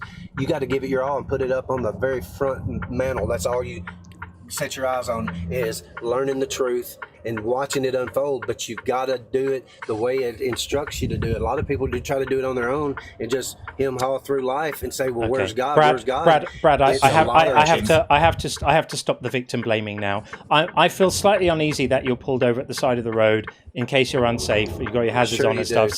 So please go safely on your journey. And feel free to call us back another time when you're not driving. I didn't know the rules, but there's so much, man. I would like to. Sure. Man, no, we get it. We do this 3 times a week, Brad. So we're here on Thursday nights and Saturday nights, I'm definitely gonna, and Tuesdays during the day. Give us a follow. You're very, very welcome to call us back. But we just want to make sure you're safe. I can hear all these vehicles coming past you, and I would rather you got. I would rather you got safely on your way. So all right, man. Please do that. My call. Do that carefully and give us a ring back another time when you're somewhere more safe. And next time, give us a toot toot on your truck. I used to work that's what I'm talking about. There you go. All right, take it easy, Brad. When I was a kid, thanks, Brad. When I was a kid, when we were kids, every time we drove by a truck, we would do this out the window because apparently, I don't know if they still are. That was like the horn. And then we would get, anyway, we love doing that. Right. Fair enough. Okay, we're going to get Chopped Inquisitor in next. Great name. And before we do, we just have a quick update on the bingo. What have we got, people? Let's see. This bingo board is looking extremely impressive. So Espresso Jack called That's the Old Testament. Absolutely nailed it. It was indeed the Old Testament, all that slavery stuff that God loves so much. And Greg was called Without God, Life is Meaningless. I think that was in there too. People, I think we might do this, you know. I think we might do this. Gregor's called Jesus Fulfilled Prophecy. He did kind of intimate that too, which was why I had to push back that he didn't fulfill any.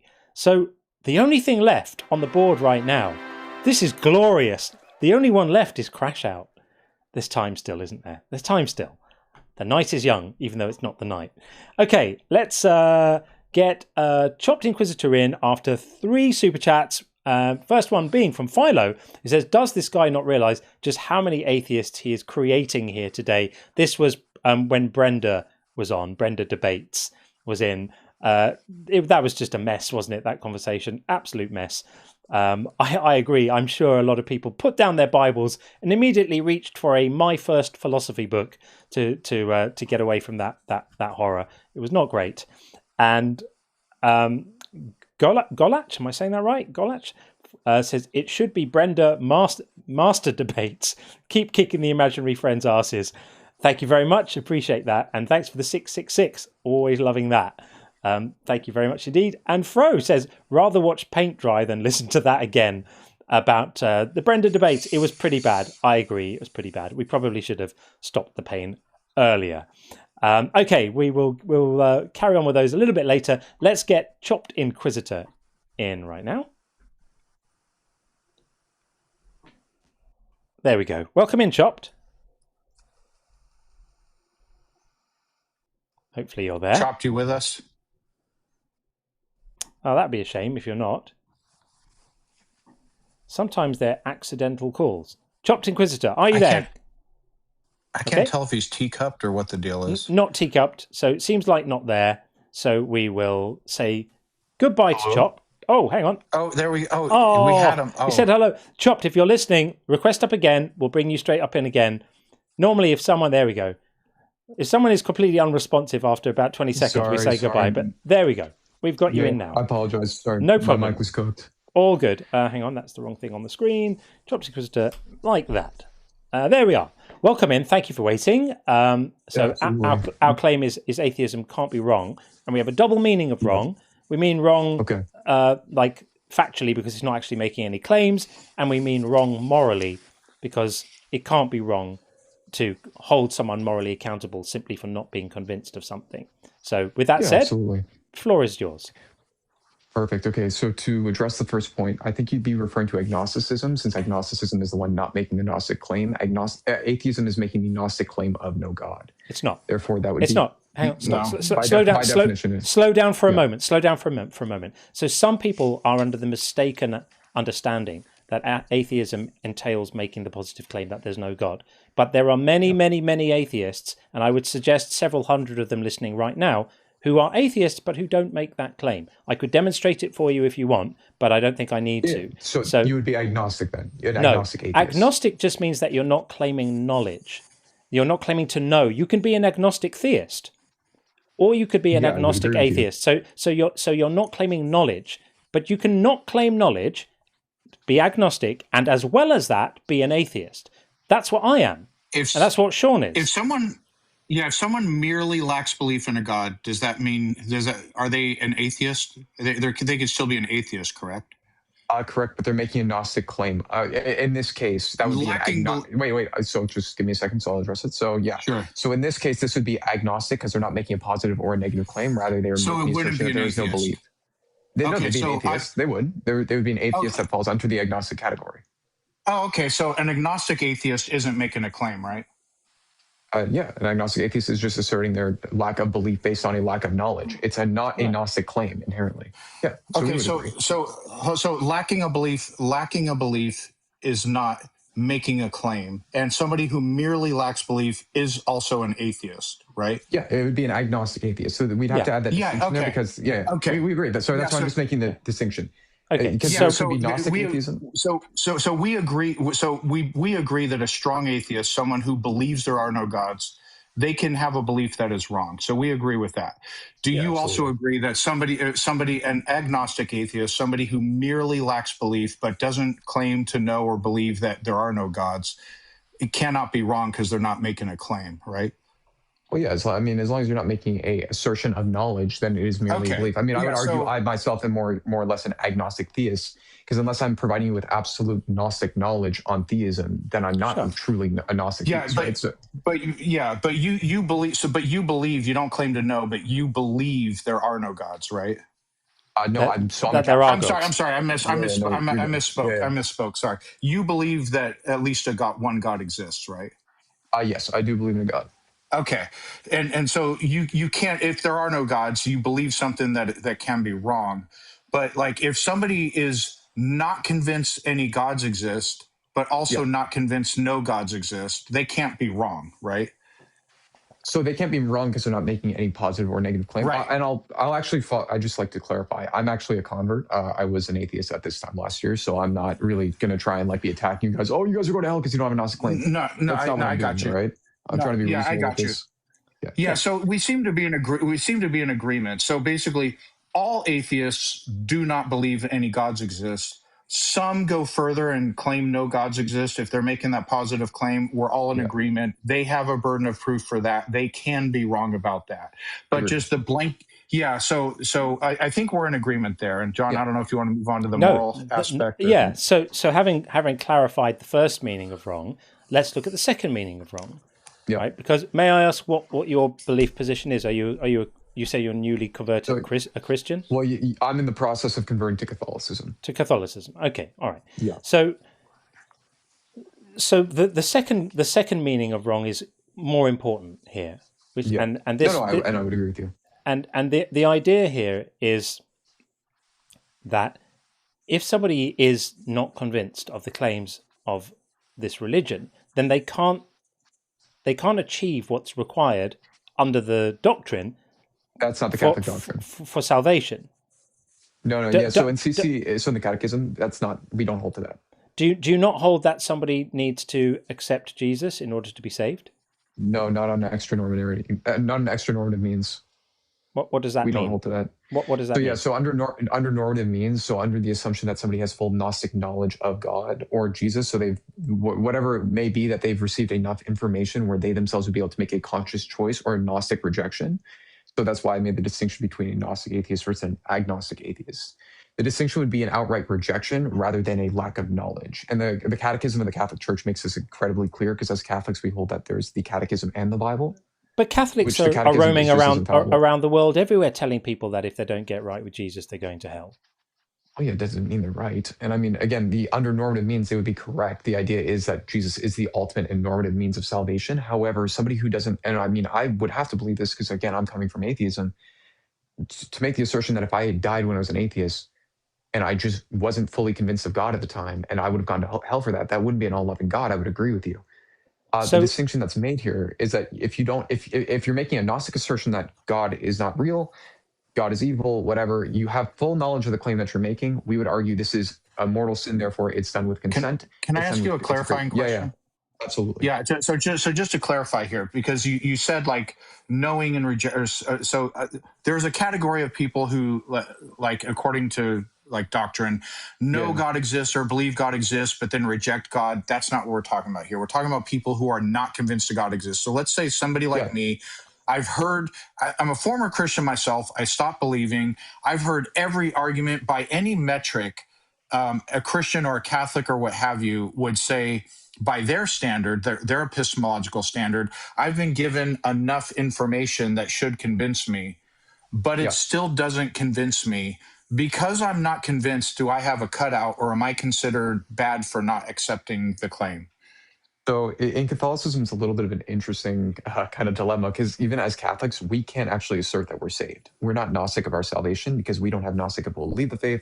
We're not Gnostic if we'll reject God anywhere at any point in our life. That's why I was bringing up the whole distinction of mortal and venial sin. You, under the pretenses you've given, it would sound like you're more in a state of venial sin, which would mean that you're not making a claim that's grave, that you have full consent over and you have full knowledge over. Sounds like we don't need salvation then. So we're all good. Well, hold on. So that there's the other component of Catholic salvation, which does rely on works. Unlike the rest of the Catholics, the EOs and Catholics hold to an idea of grace and works, as stated in James 2:24. So there's a little bit of an issue here. We would argue that if you do not have active Gnostic knowledge or belief in God, you yourself would still have to be in cooperation with natural law as proposed by Aquinas. But I don't know if you're familiar with St. Thomas Aquinas and natural law or the argument of free will, but the assertion would be that if you are in compliance with any sort of natural law, and this would entail into any form of universalism, consequentialism, utilitarianism, it would depend on what your active participation is with your conscious will. That would be another determining factor. Do you hold that everybody's a sinner? I mean, intrinsically, I would hold that everybody's evil, regardless if I'm a Catholic or not. Okay. So basically, it logically entails that if I'm not convinced, because you're saying it depends on works, but if you hold that everybody's evil, then we're all basically not being convinced makes us screwed, right?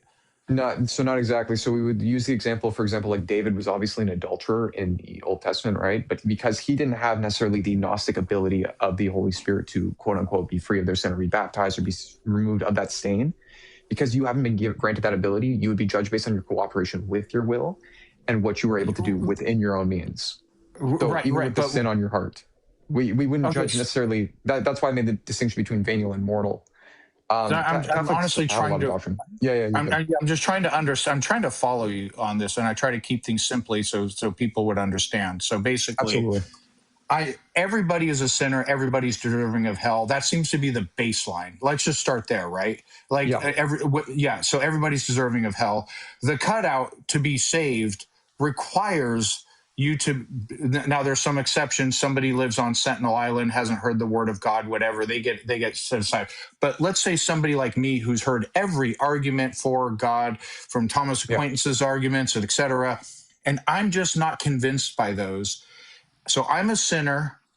I've heard all the arguments that would have and did convince many Catholics, but I wasn't convinced by those. Am I screwed? I wouldn't make the assertion that you are completely screwed. No, I wouldn't make that assertion. I think that would be illogical because it doesn't align with any sort of the Gnosticism that's required for salvation, whether it be biblically or in the Catechism, or even philosophically. Okay. There are entailments that we can discover even outside of the Scripture. I mean, I think so. There is no belief-based. So then this belief-based salvation isn't a thing, then, right? So no. So the difference would be that the person who is following the Scripture and the person who is actively trying to make an effort to adhere to their moral law and to adhere to whatever faith is given, because I mean, essentially, faith at the end of the day is to adhere to what Christ is telling you. What about somebody who lacks belief? But my position is, if the Christian God exists, he's evil. So I don't think he exists, but I think this character is absolutely abominable, evil. I'm relieved that this deity doesn't exist because he's a genocidal megalomaniac who doesn't care about human suffering and is a monster as far as I'm concerned. How about someone who holds that view? So lacking belief, thinks it's all a made-up story, and is relieved for it. Where does that fit into the belief framework?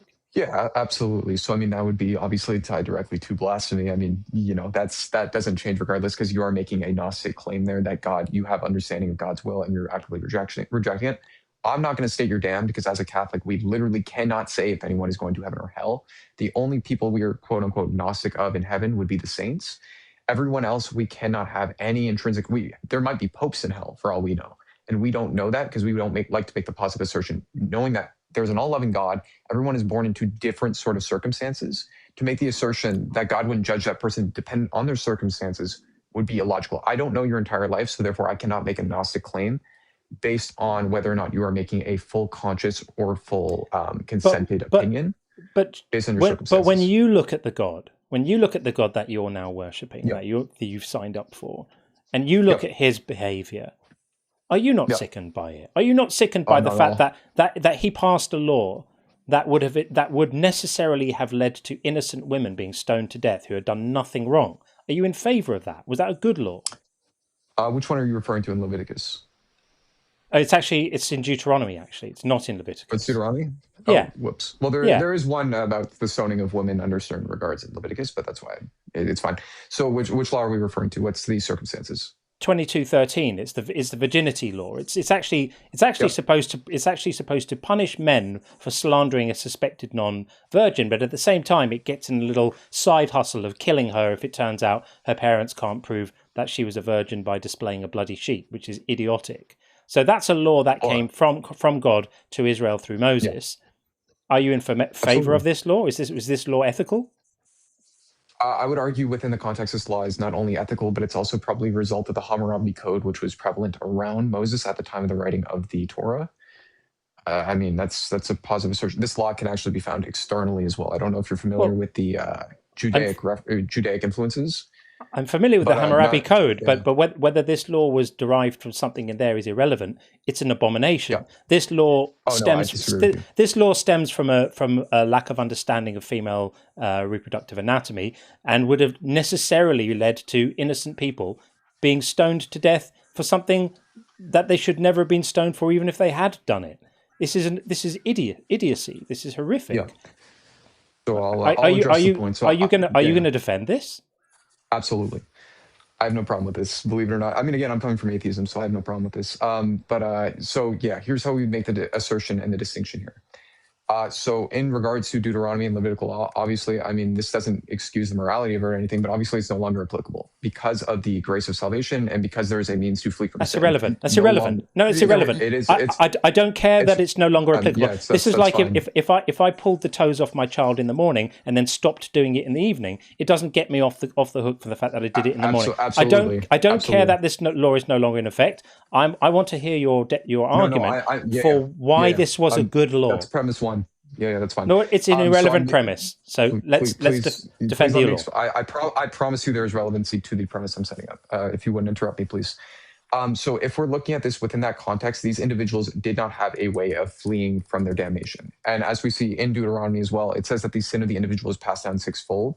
So the idea of this law was to preserve the quote-unquote sanctity of the region and to make a prosperous region for the coming of the Messiah. Are you out of your mind? No, I'm sorry. I am going to interrupt you. Absolutely not. I'm going to interrupt you. So you're telling me that the God of the universe could think of no better way to think about preserving the sanctity of the region than coming up with a law that would have involved innocent young girls being stoned to death after their wedding nights? Well, are you serious? So it makes the distinction that no innocents are to be killed in this way. I mean, if you've read the verse, you're familiar with the fact that it's only under the condition that they can prove that the individual would have not adhered to what was the proof? What was the proof? Yeah. If I'm not mistaken, wasn't it through some spiritual guidance? I mean, I don't have the verse. No, you don't know this, do you? Okay, I'm going to read this to everyone because some people may not be familiar with this. Wait, sorry. I want you at the same time. What's the verse? I've got it. It's on the screen. Look at the screen. Yeah. It's on the screen right here. Perfect. So this is Deuteronomy 22:13. Supposing a man marries a woman, forgive me everyone who's heard me run this before, but this really needs to be done now because this is unmitigated bullshit and I won't let it stand. Suppose a man marries a woman, but after going into her, you know what going into her means, dislikes her and makes up charges against her, slandering her by saying, I married this woman, but when I lay with her, I did not find evidence of her virginity. The father of the young woman and her mother shall then submit the evidence of the young woman's virginity to the elders at the city gate. The father of the young woman shall say to the elders, I gave my daughter in marriage to this man, but he dislikes her, and now he has made up charges against her, saying, I did not find evidence of your daughter's virginity. But here is the evidence of my daughter's virginity. Then they shall spread out the cloth before the elders of the town. The elders of that town shall take the man and punish him. They shall fine him 100 shekels of silver, which they shall give to the young man's father, because he slandered a virgin of Israel. She shall remain his wife, and he shall not be permitted to divorce her as long as he lives. And then the next bit, this is where it gets really fun. If, however, this charge is true, that evidence of the young woman's virginity was not found, then they shall bring the young woman out to the entrance of her father's house, and the men of her town shall stone her to death because she committed a disgraceful act in Israel by prostituting herself in her father's house. So you shall purge the evil from your midst. Are you seriously going to tell me that you think this is good? Without a doubt. And again, I'd like to reiterate, this is exactly the point that I held to where it says you shall purge the evil from your midst. Yeah. The whole context is at this time. What did she do? What did she do that was evil? Yeah, so she would have been prostituting herself. What did she do? What did she do that was evil? She was prostituting herself. How do they know that she was doing that? Yeah, because they weren't able to provide. So if we're looking at the Hebrew specifically, the individual has failed the test, and therefore it's not failed to prove it. They have proven. What was the test? The test was proving the woman's virginity, correct? Yeah. How many women bleed the first time they have sex? Not all of them. Guess. What's the percentage? Don't know. It's about 40%. I'm celibate. It's about 40%. So this means that the likelihood of a false positive for her being a prostitute in her father's house is enormous. Correct. This is a law that could only be passed by somebody with absolutely zero understanding of human anatomy.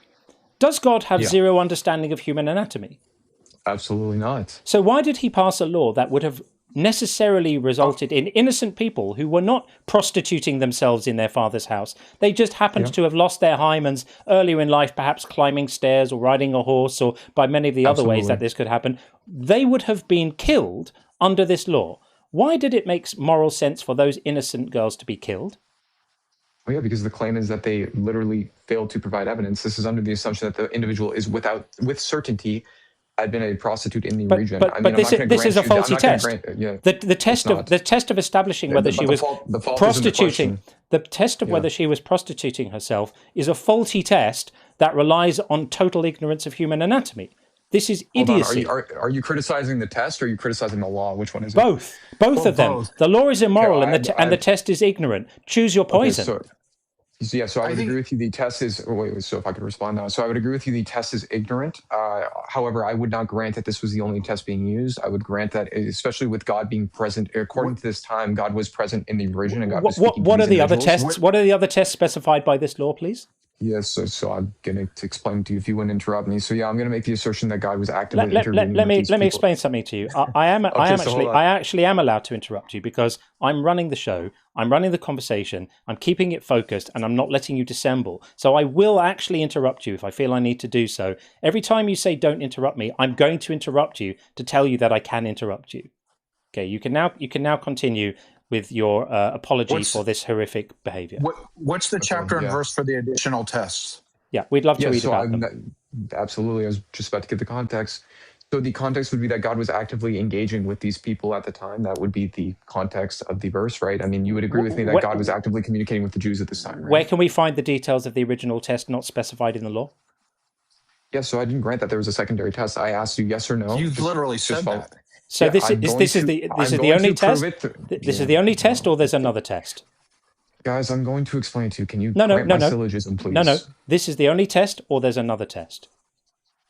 All right. So again, I'm going to give you the syllogism. No. First, you're going to give me an answer. This is the only test, or it's another test? Yeah. So I would just argue that God is guiding these people, therefore they cannot fall into error. Okay. Well, there you go.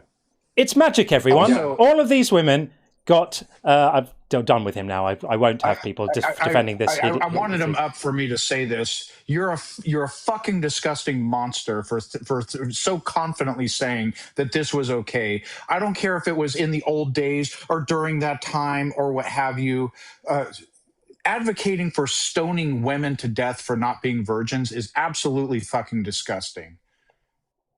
Grim. And where's the virginity test for men, by the way? The whole purity culture thing. Yeah. Like it's absolutely gross that you would so confidently be okay with that. Even if the test wasn't flawed. The test being flawed just makes it worse. And the reason why he said that this law would have been applied appropriately is because God was communicating with people. Just decided to leave the text out of the actual law. That would have helped them implement it properly, but he was communicating with people. That is weird. I'm getting some weird messages on TikTok, but I think it's okay now. Okay. Yeah, I was cursing. Maybe I should stop that. I just know I got an unstable connection, but I think we're good. Anyway, that was disgusting. Absolutely disgusting. If you're still listening, you should be ashamed of yourself. Absolutely ashamed of yourself. Not a good show. Not a good show. But I love conversations like this because they drive people away from religion every time we have them. Someone is going to listen to this conversation. That conversation is going to get clipped. And 20 or 30 or 40,000 people will hear it. And some percentage of those are going to go, that's it for me. I'm out of here. I can't be part of this. So thank you for that. Thank you for driving people out of the arms of your cult and into something a bit more sensible. Okay, let's get in Alex next. We can bring in Alex Berens right now. Bingo is clear.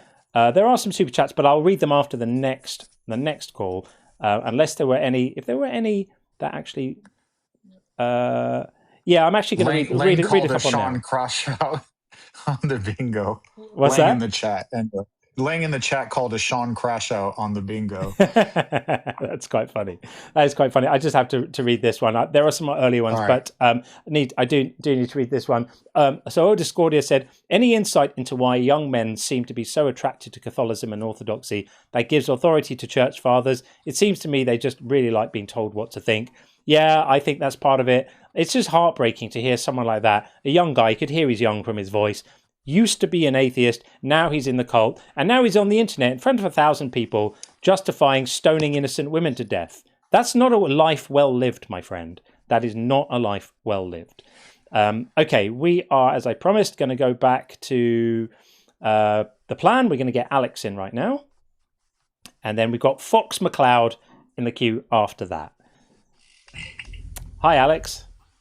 Hey, guys. How you doing? We are very well indeed. How are you? Great show. Pretty good. Been listening for a little bit.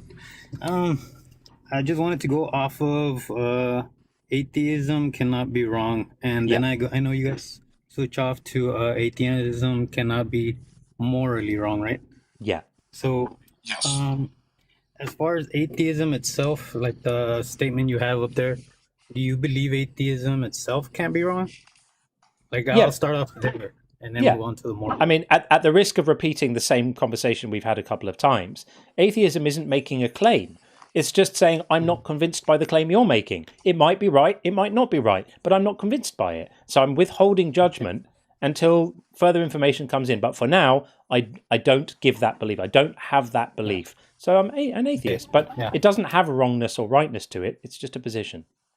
Okay, yeah, that makes sense because it could be wrong if eventually it gets misproven, right? So now as far as the moral part, everybody has their own personal principles, right? I have my morals, you have yours.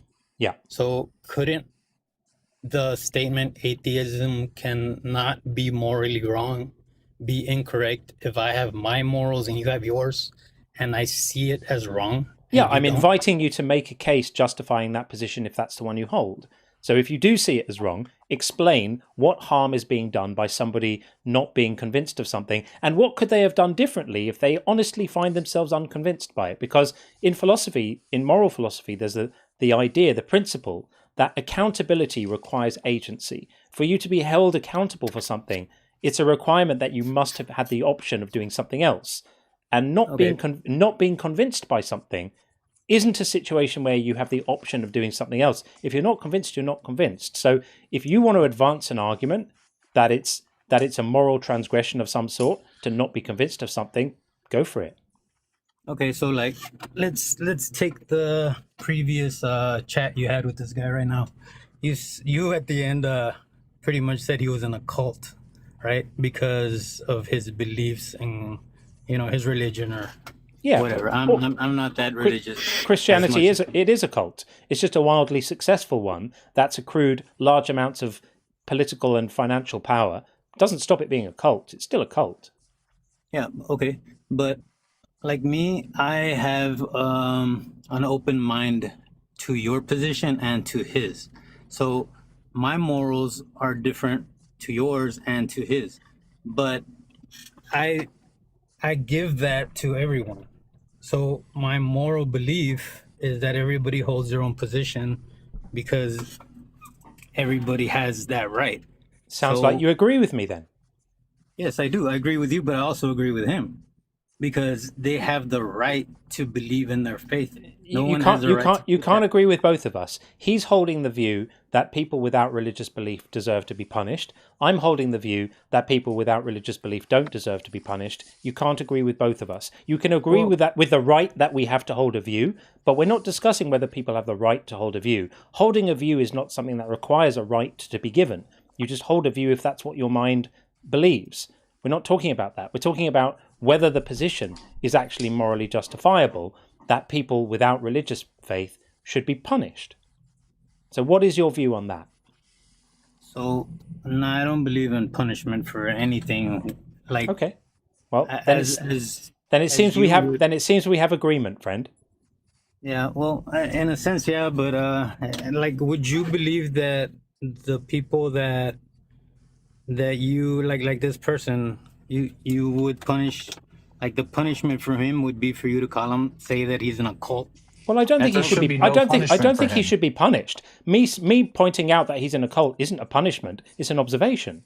I absolutely do not believe that people should be punished for their beliefs, and I argue passionately against it. I think people who believe things different to me believe them because they've been persuaded of them, just like I hold my beliefs because of what I've been persuaded of. It goes both ways, and I never advocate for people being punished for their beliefs. In fact, I explicitly repudiate any claims that people should be punished for their beliefs. I think people should be held accountable for their actions, but that's a slightly different thing. Okay. Well, thanks for calling in. Appreciate it. Appreciate you. Thank you. Thanks. Cheers. All right. We will move on and get Fox McCloud in next. Just going to read a couple of messages before we do. So Zoxan said, what even is possible worlds? This again was when we were talking to Savvy World. What even is possible worlds? Phil Bros treat them as if they're some sort of parallel dimension rather than a thought experiment. Very well said. And that when I was responding to him saying a possible world, I'm responding to it in the thought experiment sense. In like, can you conceive of it being a thing? Is it conceivable that it could be a thing? That's like a thought experiment. That's what people really mean when they say possible worlds. But they're equivocating on it. And once you grant that, they think you're saying that it actually does exist like a sort of quantum overlay, sort of parallel reality that actually exists in some way. That's not it. So well pointed out, Zoxan. Very, very well said indeed. I completely agree. And Crucifixions says, I just discovered your channel on YouTube. I love your content. Here's some dollars. Oh, well, thank you very much. You're very, very kind. I appreciate it very much. I love it when people have just discovered the channel and then we see them in the lives. That's my favorite. Absolutely love it. Great to have you around and look forward to seeing you here. We do this 3 times a week. We do it on Tuesdays during the day, and then we do Thursday and Saturday nights as well. So great to have you around. Appreciate it very much indeed. And Optimus Rhyme, great to see you, says, if there's a possible world where that guy eats babies, he conceded that he eats babies. Dumbest, most dishonest argument I've ever heard. Exactly. It's exactly what we're saying. You nailed it better than I did, though. Well said. Well said. And 2 more, and then we'll get Fox in. Philo says, copium is a hell of a drug. It really is. And we have liberal supplies of it, apparently, flowing around here amongst our guests. But, is what it is. Thank you for the amazing helmet on TikTok. And Hominid Logic, great name. The reason I'm an atheist is because I went to seminary and studied the Bible. Well, another one. Another person who became a non-believer after realizing what nonsense this book is. It's. I tell you, if you add up the reasons why people become non-believers, I read the Bible is more than all the others combined. Right, Sean? 7 days a week. Yeah. Always the case. Okay, let's move things along. We did actually get a call on the bingo. Hang on. Oh, the call on the bingo was for Sean crashing out. I'm fine with it. I mean, yeah, it's up to you, John. Let's hold out and see if we can fill it properly. And if we can't, then we'll retrospectively grant this to Jack at the end. Okay. All right. Fair enough. Okay, so sorry, that's me pushing the wrong button. Let's get in Fox McCloud right now and see what Fox is saying. Hi, Fox. Hey, John, how's it going? It is going. How are you? I'm doing really well. Thanks for having me up. Pleasure to have you in. So you know what our claim is. You've been listening along. You know what we're saying. How do you respond? Yes. So the first thing I guess I should address is, so atheism is actually a claim. Even a disbelief can be a claim. So I wanted to just give a brief, I guess, example of how that is so. So sure. The first thing I wanted to say is, you could say, hey, Fox, I don't believe that you have a German Shepherd. And I could say, hey, John, I'm going to take my German Shepherd and I'm going to bring it to your house and show you that I have a German Shepherd. Yeah. When I take my German Shepherd out of the house and I show you that, yes, I do have a German Shepherd, Your disbelief has actually been proven wrong in that case. No, because do you understand the difference between I don't believe X and I believe X is false? Do you understand the difference? It's the difference. It's the difference between me saying I don't believe you have a German Shepherd and me saying I believe you don't have a German Shepherd. They are in fact different positions. So if I show you and I prove that I have a German Shepherd, does that change that at all? He never claimed you didn't. If someone just says I don't, so for example, I have a lawn in front of my house. Do you believe the number of blades of grass in front of my house is even?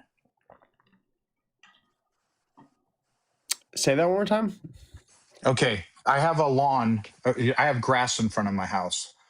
Do you believe the number of blades of grass that are in front of my house is even? I don't really hold a belief about that, I guess.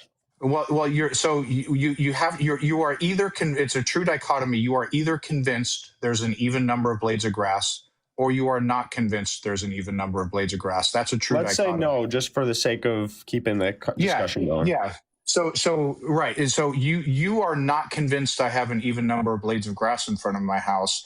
Does that mean you believe the number is odd? Yes. If I don't believe it's even, it would have to be odd. So you're saying you either have to, so there's grass in front of my house. You're saying you have to either be convinced it's even or convinced that it's odd? No, I don't have to be convinced, but I guess the reality would be it either would have to be even or odd, right? We know that, but which are you convinced of? Neither, right? So we're just talking about the belief, basically. No, hold on. Yeah. So we're just talking about the belief state. So it is true in this case that you are neither convinced that the number of blades of grass is even, but you're also not convinced the blades of grass is odd, correct? You could say I haven't seen evidence for either. Okay, cool. Yeah, and so you cannot be wrong if it turns out the number is even. You're not wrong. You just weren't convinced it was even. In the same token, if somebody, John says, "Hey, Sean, my God exists," and I tell him, "I am not convinced that your God does exist, but I'm also not convinced your God doesn't exist." I cannot be wrong because I've made no claim about his existence, either on the positive side or on the negative side, right? You've only made a claim about what your belief is what you're trying to distinguish. Okay. Yeah. I see what you're saying. So you're saying it's the belief, not it doesn't matter whether the grass is even or odd. It's just, you're saying that it's the belief. So the belief can be wrong because it's a belief. Well, no, a belief can be wrong if your belief is about a fact of reality. But if someone claims there's an even number of blades of grass, and I have no idea how many, neither of us do, I do not believe it's even, but nor do I believe it's odd. Whatever it turns out to be, it can't be wrong because I haven't stated an actual belief. And so not believing something, i.e. that it's even, is not in itself a belief. Now, if I were to claim it's not even or God does not exist, that can be wrong because that's a belief about a fact. But atheism in its raw form is just not being convinced any gods exist. It's not an assertion necessarily that no gods exist. So you're That's not why it can't be wrong. So you're not necessarily have a belief that God doesn't exist either. Correct. That is absolutely correct. Atheism, now some atheists will claim no gods exist. And if they do, that is a belief that can be wrong. But that is not all atheists. Atheists are just people who are not convinced any gods exist, some of whom go further and say no gods exist. And for those people, they can be wrong about that claim. But atheism in itself is not a claim that is not a claim, which if it's not a claim, it can't be wrong. Okay, sure. All right. Well, I can, I was kind of thinking of, I guess, the law of excluded middles, but if we're just going by the belief, then it doesn't really make or break anyway. So I didn't really want to come up here and appeal to any specific religion in my argument. I think what I want to do is I wanted to ask you 6 questions. And if we can kind of fumble through these 6 questions, I think by the end of it, I think we can make a really good argument for God's existence. Are you down to do it? Do you want to play the game? I mean, let's see how long that takes, because we generally we don't let calls go on for too long. So let's start asking questions. Well, and they're pretty quick questions. Let's see how we go. They're easy questions. So the first question would be, if we don't change the definitions, do you agree that a triangle can never have 4 sides? Yes. It's analytically true that a triangle has 3 sides. Yeah, yes. You don't get overthink it. It's very simple. That's the first question. The second question is, do you agree that Elliott's trichotomy is exhaustive? I have no idea what that is. Also, no idea. Do you, John? Also, okay. No clue. I could maybe pull it up, or I could give you, a verbal summary. I don't know if is it necessary to understand this thing in order for you to make your argument? Yes, it's highly necessary for the entire argument. Do you not think that if a God exists, he should be capable of making his evidence clear without needing to know obscure philosophical arguments and terms? Well, I think that for the sake of what was the thing called that you said? This would be Elliott's trichotomy. Elliott's trichotomy. Okay, put a 1 in the comments, in the chat, sorry, if you've ever heard of this, and put a 0 in the comments if you have no idea what that means. Let's just do a quick straw poll. We've got 722 people. We've got about 1,000 people in the room right now watching us have this conversation. I've seen 1 and a load of zeros. That I've only seen 1 so far. Still only 1. It's still just as far as philosophical work goes, it's just a baby. It's been around since 2008, so it's still pretty early in its development. But it's basically uses the principles and laws of logic. To pretty much support his position. So I mean, most people haven't heard of this. If you need to explicate this in order to build your argument, if you can do it succinctly, go ahead. Yes, I'll try to be as concise as possible, but basically it deals with the law of existence, which states that, either there is or isn't a God, right? So there's only so many options for how we became to exist. So either the options go something like this. Either space and time always existed eternally in the past. So this is, I think, probably one of the more, and this is not an argument for which one is valid or correct, by the way. This is just Elliott's trichotomy just lists what the possible options are. So the first one would be space and time being eternal in the past, meaning the universe, our existence has always been. And then the second option would be something coming from pure nothingness. And that would be pure literal nothingness, not the idea of like nothingness as a vacuum or a void or anything like that, but pure literal nothingness. Mm-hmm. And then the third option would be what you're contesting, which would be the uncreated creator option or the God option. So Elliott's trichotomy basically makes it so that all options for our existence eventually will fall under those 3 options. Everything boils down to whether you believe in, exotic topography. So or hang on, you believe in space and time always existed, and then the other one was something came from nothing, meaning philosophical nothingness. And what was the third option? And then the third option would be the God option, the uncreated creator. So this is just a slightly upgraded kalam, isn't it? So it sort of uses the kalam argument to support it, yeah, in a way, but it doesn't have the same conclusion, and it's a little bit different. But if you're familiar with the kalam argument, then this would probably get you thinking in a similar type of direction. But the kalam argument is a catastrophic failure, and this argument feels like it's going to have the same vulnerabilities. Well, let's see if it does, because it's a little bit different. I know the kalam argument's a little bit easier to poke holes in. So basically, what I was asking you to just kind of bring it back to the original point, I was asking you, do you agree that Elliott's trichotomy is exhaustive?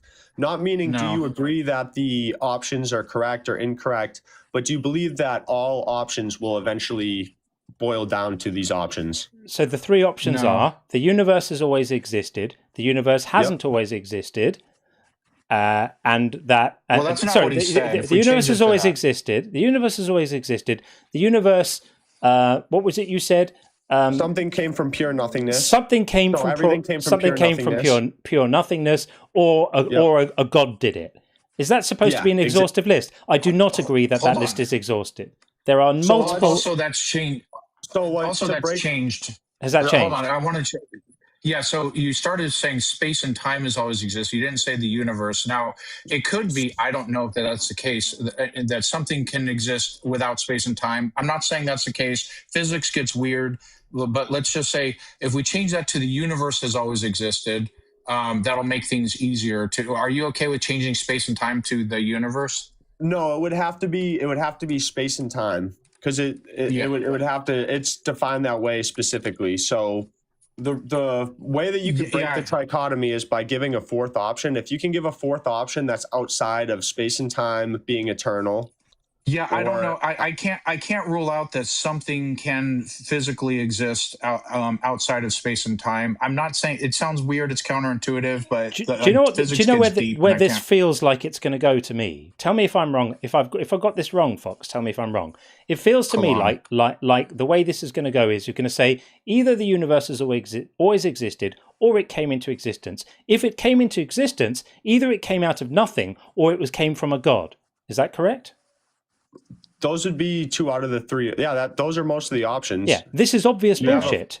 There's 1,000 other ways the universe could have come into existence that you can't exclude.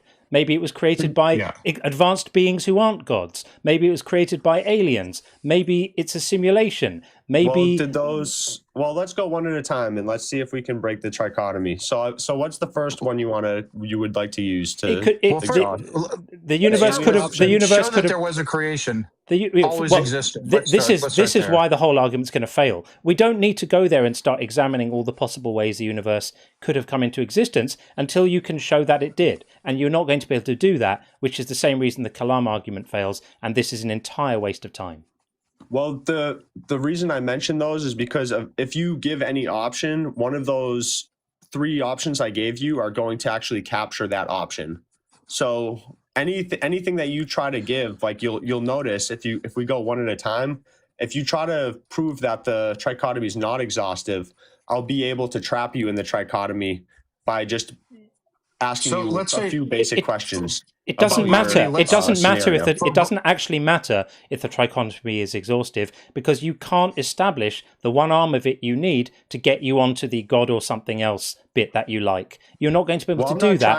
The trichotomy is irrelevant until you can demonstrate that the universe came into existence. You can't, and therefore this is a waste of time. Well, this isn't. Just to kind of repeat myself, this is not an argument. Asking you if the trichotomy is exhaustive is not trying to prove that the God option is correct. I'm just trying to lay out the possibilities for the options. It doesn't matter. I do have a question for you, though. Can you prove that the universe had a beginning? Can I prove that the universe had a beginning? Well, I'm not trying to, I'm not trying to prove any of these options correct right now. I'm trying to save time. Can you, yes or no? Well, no, I'm not trying to prove that right now. I'm trying to prove that the trichotomy is exhaustive. The question wasn't whether you're trying to prove that right now. I was asking a question. Can you prove that the universe had a beginning? Because if you can't, whether the trichotomy is exhaustive or not is irrelevant. It's irrelevant. Well, we don't care. Let me ask you a question. Do you agree that an actual infinite amount of concrete things can never exist? I don't know. No. I do. Great. Explain why. I'm delighted for you. Do you know what an actual infinite? Do you know what an actual infinite is, or an actual infinity? I think infinity is one of those really, really complex, weird concepts where you get the. This isn't too complex. I'll break it down for you. The mathematics around infinity is very counterintuitive, and you get Hilbert's Hotel, and you get all of these weird things happening. None of this gets you to Jesus of Nazareth created the universe. So can we get near there, please? Well, yeah, we're not making an appeal to any specific religion. I would like an actual answer to my question. Can you prove that the universe had a beginning? Yes or no? He can't. Yes. I'm going to prove that. But this is why I'm asking you. Do you agree that it is impossible to have an actual infinite amount of concrete things? No. You don't agree. So can you give me? No. Before you go any further? Do you know what an actual infinity is? it's something cannot become more, or I don't know. So it's basically like an infinity that can't be added to itself, because if you have infinity plus one, you have a bigger number. But I don't actually agree that it's a bigger number. I think in concept, actual infinity, if I'm understanding it correctly, is a nonsensical concept, because quantity has to do with the total volume or number of a thing. And if you have an infinity, it's already as large as it can possibly get. So adding to it, it's just a weird what is it called? Property of infinity is that it can't get larger. And if you have conclusive, explain it. No one's interested. If you have conclusive proof that the universe is bounded in time and there was a point it didn't exist, you shouldn't be on TikTok making phone calls. You should be speaking to the Nobel Committee, because your life will change and you'll become the most famous person in the world. So what are you doing here? So let's try not to attack the messenger. I was asking, do you know what an actual infinity is? But it doesn't matter. I'm not attacking the messenger. Nobody cares. You've made a claim that the universe started and didn't exist prior to that. I asked a question. Do you know what an actual infinity is? It doesn't matter. It doesn't matter. As I said to you, it does for my argument. Infinity is one of the questions in the argument. Well, if I say yes, I do know, or I know I don't know, what difference does it make to you being able to demonstrate? Well, if you don't know, then I can explain it to you so that we're on the same page. Well, why don't you give us your definition of infinity so we can get it out of the way, and then you can demonstrate for us that the universe didn't used to exist. There was a point where it didn't exist, and it began existing. This isn't my definition. Because until you can do that, the rest of this argument is irrelevant. Right. So I didn't come up with these terms. These are established outside of Fox McCloud. As you said, if I came up with these terms, then maybe I'd be, presenting in front of, Cambridge or something. But okay. I understand the term, so I'll explain. Since you don't know what an actual infinity is, I'll explain it to you. It's not super complex, but if you're not familiar, it would help to get us on the same page. Get on with it then. You got it, man. So an actual infinite would be a both complete and endless infinite. So basically, you can have it's basically like saying you completed counting to infinity. So an infinite set, the one that you're thinking of is a potential Are you infinity. Able to demonstrate that the universe came into existence from not existing, or are you not? You're thinking of a potential infinity where you can always add one, right? None of us are thinking of anything. We're just asking you to evidence your ridiculous claim that you've made. So an actual infinite would be if you completed infinite. But you say hey, I just counted to infinity. What does it mean? Hold on. What does it mean to a complete infinite? So let's say theoretically, it's a contradiction. Hold on. I'm trying to ask the question fully so you'll understand the question. So let's say, for example, the universe is infinite in size. Now, we only have the observable universe, which has a size to itself, where the event horizon is, but clearly the universe goes beyond the event horizon. Now, let's say the universe is infinite in all directions. There's no end, and the amount of matter that's inside the universe goes out to continues on, and there's an endless, infinite amount of things in the universe, physical things in the universe. I can't rule that out. I'm not saying that is the case. If that's the case, there is an infinite number of things throughout the universe. What's the difference between that and quote unquote actual infinity? All right, so the difference is what you're thinking of a potential infinity, which is an infinity where you can always add one, correct? So a potential infinity is right, but an actual infinity. And then you said it. That's what I said. An actual understanding of it. An actual infinite is both a complete and endless thing. So it's like saying something can be both complete and endless at the same time in the same respect. Okay, and this advances your argument how exactly? Okay, so because I will explain. So if it's impossible for you to. I don't think it's impossible. I got your definition. So if the universe is infinite in space, in spatial size, the dimensions of the universe are infinite into every single azimuth that you point. It goes infinite.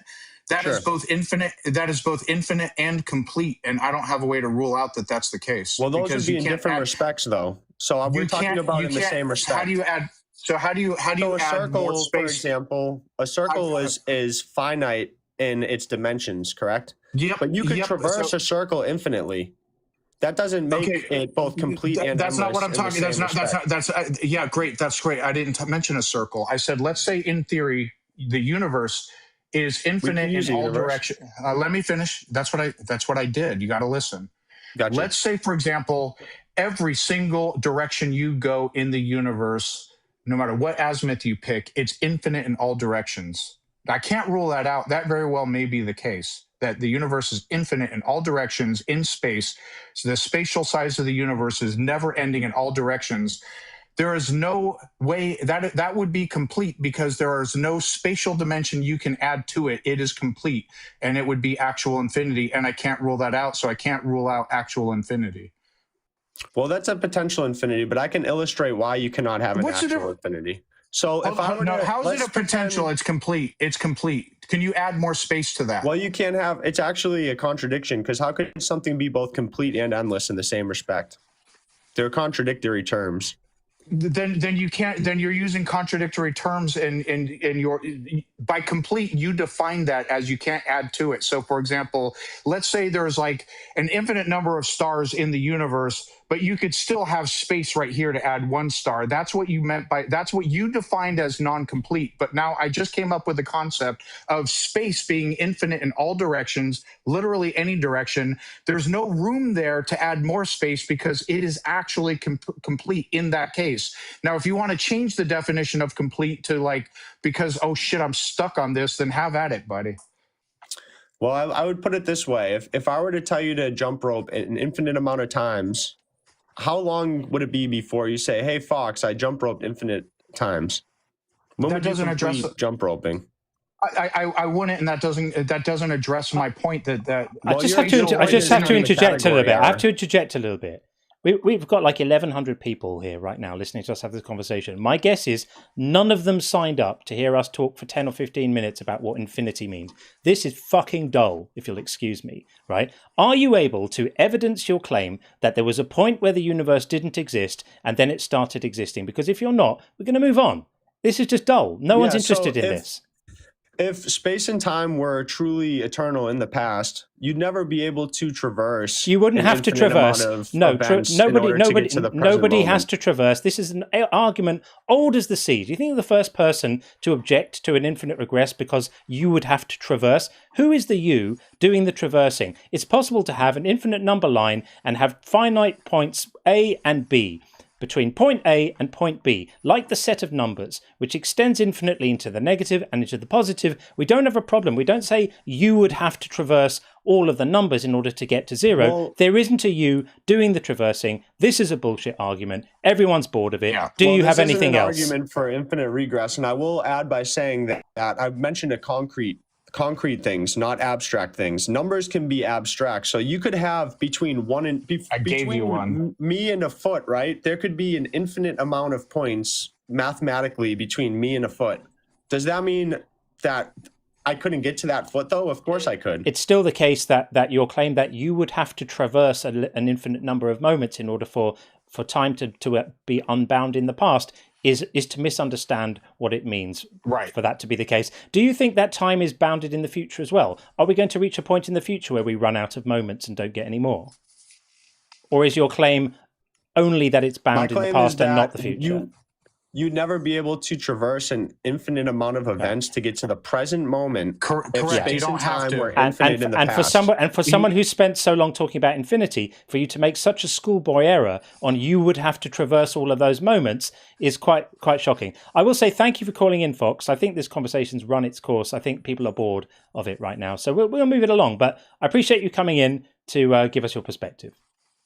Yeah, thanks for having me up. Thanks. Take care. All right, there we go. I don't think there was an appetite for any more of that. I certainly didn't have one. Yeah, waste of time. All right, no gods in attendance there, we can say. 0 gods. Right, a couple of super chats, and we're going to get Jay in next. J.E. in the TikTok queue will be our next guest. Just going to read a couple of messages. This was back when Brad was on, and Bethel said, I think Brad longs for a strong father figure. Yeah, for real, for real. And Fliberty, good to see you. Click, clack, click, clack, click, clack, click, clack, click, clack. Who was that for? I can't remember who was on then. It doesn't say it here. I wonder who that pertained to. Might have to let us know. But thanks, Liberty, appreciate it. And Bethos, this was when Chopped Inquisitor was in, said, Chopped gave me incel vibes. I could be wrong, though.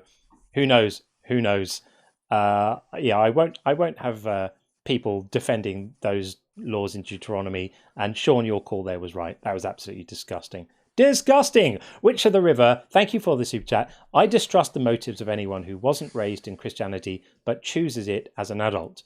Growing up in church myself, there was always some grift with them particularly.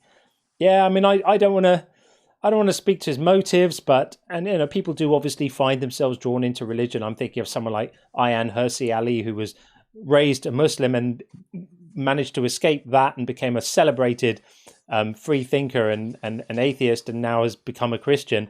I don't think that her motives are wrong. I just think she's fallen for bad arguments and emotional reasoning, which is probably what happens a lot of the time. And Simeon Urchin, thank you for this, says, why is an uncaused cause even a valid option?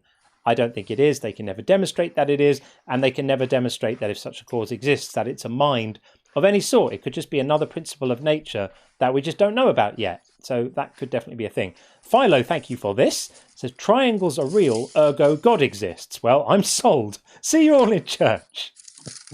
Yeah, good call, Philo. And last one until we get the next guest in, or before we do, Bethos, thank you for this. In colloquial sense, atheism can be wrong if there would be real evidence for gods, like aglobism for Earth shape cannot be wrong. Well, the globe is proven. Of course, the stream topic is meant to be a conversation starter. It is. It also wouldn't be the case. So aglobism, if it was defined as not being convinced the Earth is round, but not claiming it's not round, that also could not be proven wrong. Right, would be the equivalent. If someone is like, I don't know the shape of the Earth, I'm not claiming it's not a globe, I'm just not convinced it is a globe, it cannot be wrong. That position cannot be wrong. Exactly that, yeah. And some people say we take this position to defend ourselves from strong arguments. We don't. That's just reasonable thinking. It's just how reasonable people think. Okay, so our last guest has evaporated. I was trying to bring them in, but that seems not to have worked. So G or JE or J, if you want to come back in, request up again. There he is, or she. I'm not being presumptuous here. Hi there. Hey. Welcome back. This might be a short one. I'm a little bit on a tight crunch. Sure. So this, before we get into like any of this like whole scripture thing, like first cause, like the first guy was saying, I wanted to tell you about this. I wanted to like ask you about this. So okay, you call God evil, right? Because the whole Deuteronomy 22, all that stuff. Yes. Okay, but what standard do you hold to that is evil? My own, that causing suffering to innocent people is undesirable. Do you agree with me with that? Well, wouldn't that be your own opinion? It is my own opinion. Yeah. All our ethical standards are our own opinion. Do you happen to share mine that stoning innocent women to death is undesirable? Undesirable in like with nuance. Like what nuance? Like you want to say like that nuance specifically, but I don't think it requires nuance to say stoning innocent women to death is bad. I would say stoning innocent women to death is always bad under all circumstances, has always been bad, will always be bad, and anyone who doesn't think so is an arse. No nuance required.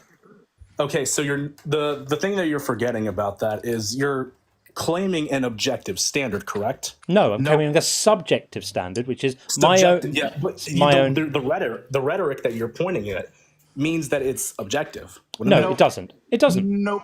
I'm saying someone else who has their own subjective standard, wherein stoning innocent people to death is celebrated and good, doesn't have a very good subjective standard by my subjective standard. And if you think I'm wrong, you're welcome to disagree with me and put your case forward in front of our audience, who will determine whether you have a good subjective standard. I'm just going to ask, well, okay, so you say that it's subjective, but like, why, like, are you so like offended by it when people say it isn't? Like, because like, again, it's subjective doesn't mean arbitrary. So we don't consider the well-being of others to be an arbitrary matter. Irrespective of whether a God exists, do you consider the well-being of others to be trivial? Yes or no? Well-being of others in the sense of like what? Is that a difficult concept for you? Difficult concept in what? Let's say in the context of not being stoned to death for not having done anything wrong, as an example. As an innocent person, yes. Yeah. So the well-being of others, making sure that they're healthy, that they're not being harmed, etc., that they're fed, on and on. Well-being in general. Do you consider the well-being of others, irrespective of whether a God exists, is that a trivial matter?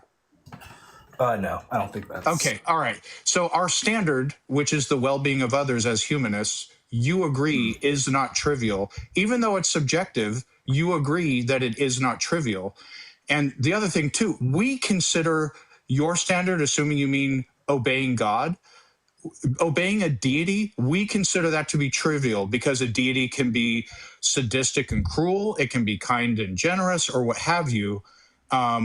Basically, anything, if that's your standard, that God can say literally anything, including stoning innocent women to death, is good, and you would have to consider it good.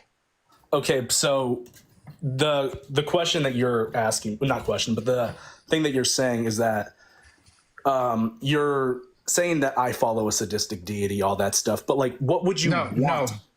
Well, not necessarily. If you follow the Christian God, I do think you follow a sadistic deity. I think that's demonstrable. However, okay. So what would you want? I'm saying in principle, like if my standard was I'm going to follow whatever Thor, like my standard is going to be whatever Thor says. Thor can be kind and generous, in which case it would be good because he cares about the well-being of others, or Thor can be a sadistic monster and that would be bad. I don't care about being told what to do. To me, that's trivial. I care about the well-being of others. So we all start with our own subjective preference as a moral compass, yourself included. And so the question is, let's say God orders you to do X and X is harmful to the well-being of others. Which do you prioritize and care about more? Obeying God or doing the cruel thing and harming others? So what you're trapping me in is a Euthyro's dilemma. So when it comes to that, yeah. So why do you, like, for example, that was a question. Well, yes. So why, like, okay. So my answer to that is telling you this. So you say that God is evil because he will do X and do X. You also got to examine what exactly did that person do? What exactly did that person do to warrant that? So God orders you to cut the toes off of a baby, and the baby is an innocent baby. Would cutting the toes off of a baby, according to your view, be a good thing? I'm assuming you're talking about a verse in the Torah, right? Nope, I'm not talking about. I'm just talking. I'm not even referencing the Bible. I can reference all kinds of. So then it doesn't mean anything because God wouldn't command that. No. Okay. So sorry. The question wasn't would God command that. The question is if God commanded it, cutting the toes off of an innocent baby for no good reason, would it be good? Yes or no? If you're stuck and there's no good answer, and you realize if you say yes or no, it's going to. It's not a false dilemma. That's a false dilemma. Not a false dilemma. Command that. It's called a hypothetical. Hey, John, if your mother told you to cut the toes off of babies was good, would you consider it good? No, I wouldn't. I wouldn't do it. Would your mother command such a thing? No, she never would. But I'm capable of engaging with hypotheticals. Oh, that's interesting. So if your God ordered you to cut off, it said cutting the toes off of babies is good, would you consider it good? I'm just telling you because you keep trying to trap me. You keep trying to trap me in this false dilemma. If this is not something that God would do. I'm sorry, John. Is that something your mother would do? Never ever. Did that prevent you from answering the question? Not in the slightest. It was very easy. Would you like to ask me any other hypothetical? Command it. It's very simple. His mother wouldn't command it, but that didn't stop him from answering the question. But the reason, answering your question by saying that God wouldn't command it. That's not answering. My question wasn't would God command it. God would command that in the first place. Responding is not answering the question, and you're not going to get around the question. The question's going to circle back until you answer it. John's mother wouldn't order that. John was still able to answer the question, which means if he can answer a hypothetical, What if I say no? What if I say no? But give your real answer. The problem is you realize if you say yes or no, it's going to poke holes in your position. That's the problem. How? That's not a problem with the poke holes in my position. Then answer it. Then answer it honestly. I'm answering it honestly because God wouldn't command that. Be intellectually honest. God wouldn't command such a thing. Hang on a second. Would God command that? Hang on a second. The fact that God wouldn't command it in your view, and by the way, He commands much worse things all the time. So that doesn't hold up. Look at the nuance. Right? So hang on a second. The fact that God, as you say, wouldn't command that is totally irrelevant to the question that Sean was asking, because the reason he was asking it was to try to examine and shine a light on how you form your idea of right and wrong. It's got nothing to do with whether God would or wouldn't. If you're confident in your basis for morality, you should be able to answer that question with confidence. You should be able to say, I base my morality on God's word. So if God told me to do it, that would define it as being right, as He's the seat of all morality, and therefore it would be the right thing to do. The fact that you think He wouldn't, even though He's on record in the Bible as doing far worse things than that all the time, is slaughtering the Amalekites. Yeah, totally. That's such a tragedy in your opinion.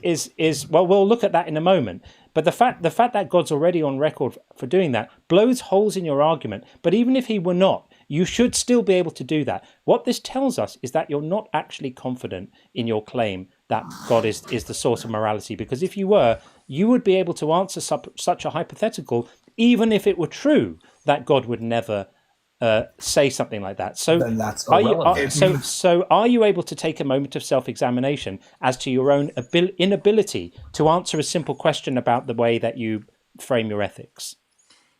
I'm saying, yes. You're saying that God would, like, if God would command this, yes or no. I would say no. No, that wasn't the question. You changed the question. The question wasn't would God order this, yes or no. It was a hypothetical. The reason you won't answer it is because it means you don't have a good answer to the Euthyphro dilemma. The dilemma causes problems for you. You know what's crazy? There's not a yes or no question on the planet you can ask me right now that I wouldn't immediately be able to give you a yes or no. The fact that you're running from a yes or no on a hypothetical, we're even agreeing, let's call it a hypothetical, you still can't answer it. That is a problem for your position. It's not a problem for the question. Yeah. Okay, so restate what you were saying. I don't want to Okay, if God, and I'm not claiming He would, if God said cutting the toes off of babies is good, would you then consider it good? Yes or no? No. Okay, so it's good. So it's bad independent of whatever God says. So God isn't the standard, right? Well, in your viewpoint, you're saying... No, in your view. You said God, as if he would God said it, and it's not good. Therefore, your standard isn't whatever God says. It's bad independent of whatever God says, right? But your false dilemma, your false dilemma, quite literally, no, not a false dilemma. You're collapsing under the weight of Euthyphro here, because the reason why this question is so devastating to your position is that it follows deductively from the statement God is the author of morality, that anything He says you would have to say is good. So that just shows us that you don't actually believe it's true. That's why Sean asked the question, and that's why your answer is so revealing. It means that you claim it, but you know on some level it's not true. Because if you really believed that anything God says is true, that is good, and that goodness is defined by God's nature, then that would commit you to the position that if God asked you to do something like that, it would be good.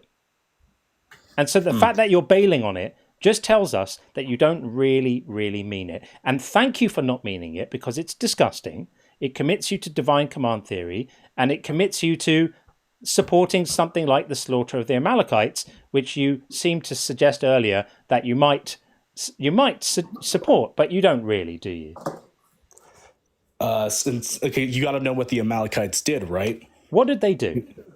They sacrificed children. They didn't. They didn't. They actually didn't sacrifice children. Yes, they did. They actually didn't sacrifice children. And actually, in this instance, the enjoyment for to go and kill the Amalekites wasn't because of anything they were doing. You all know this. It was a revenge attack, wasn't it? Yeah, because they were attacking the Israelite camps. When was that? When did they attack the Israelites?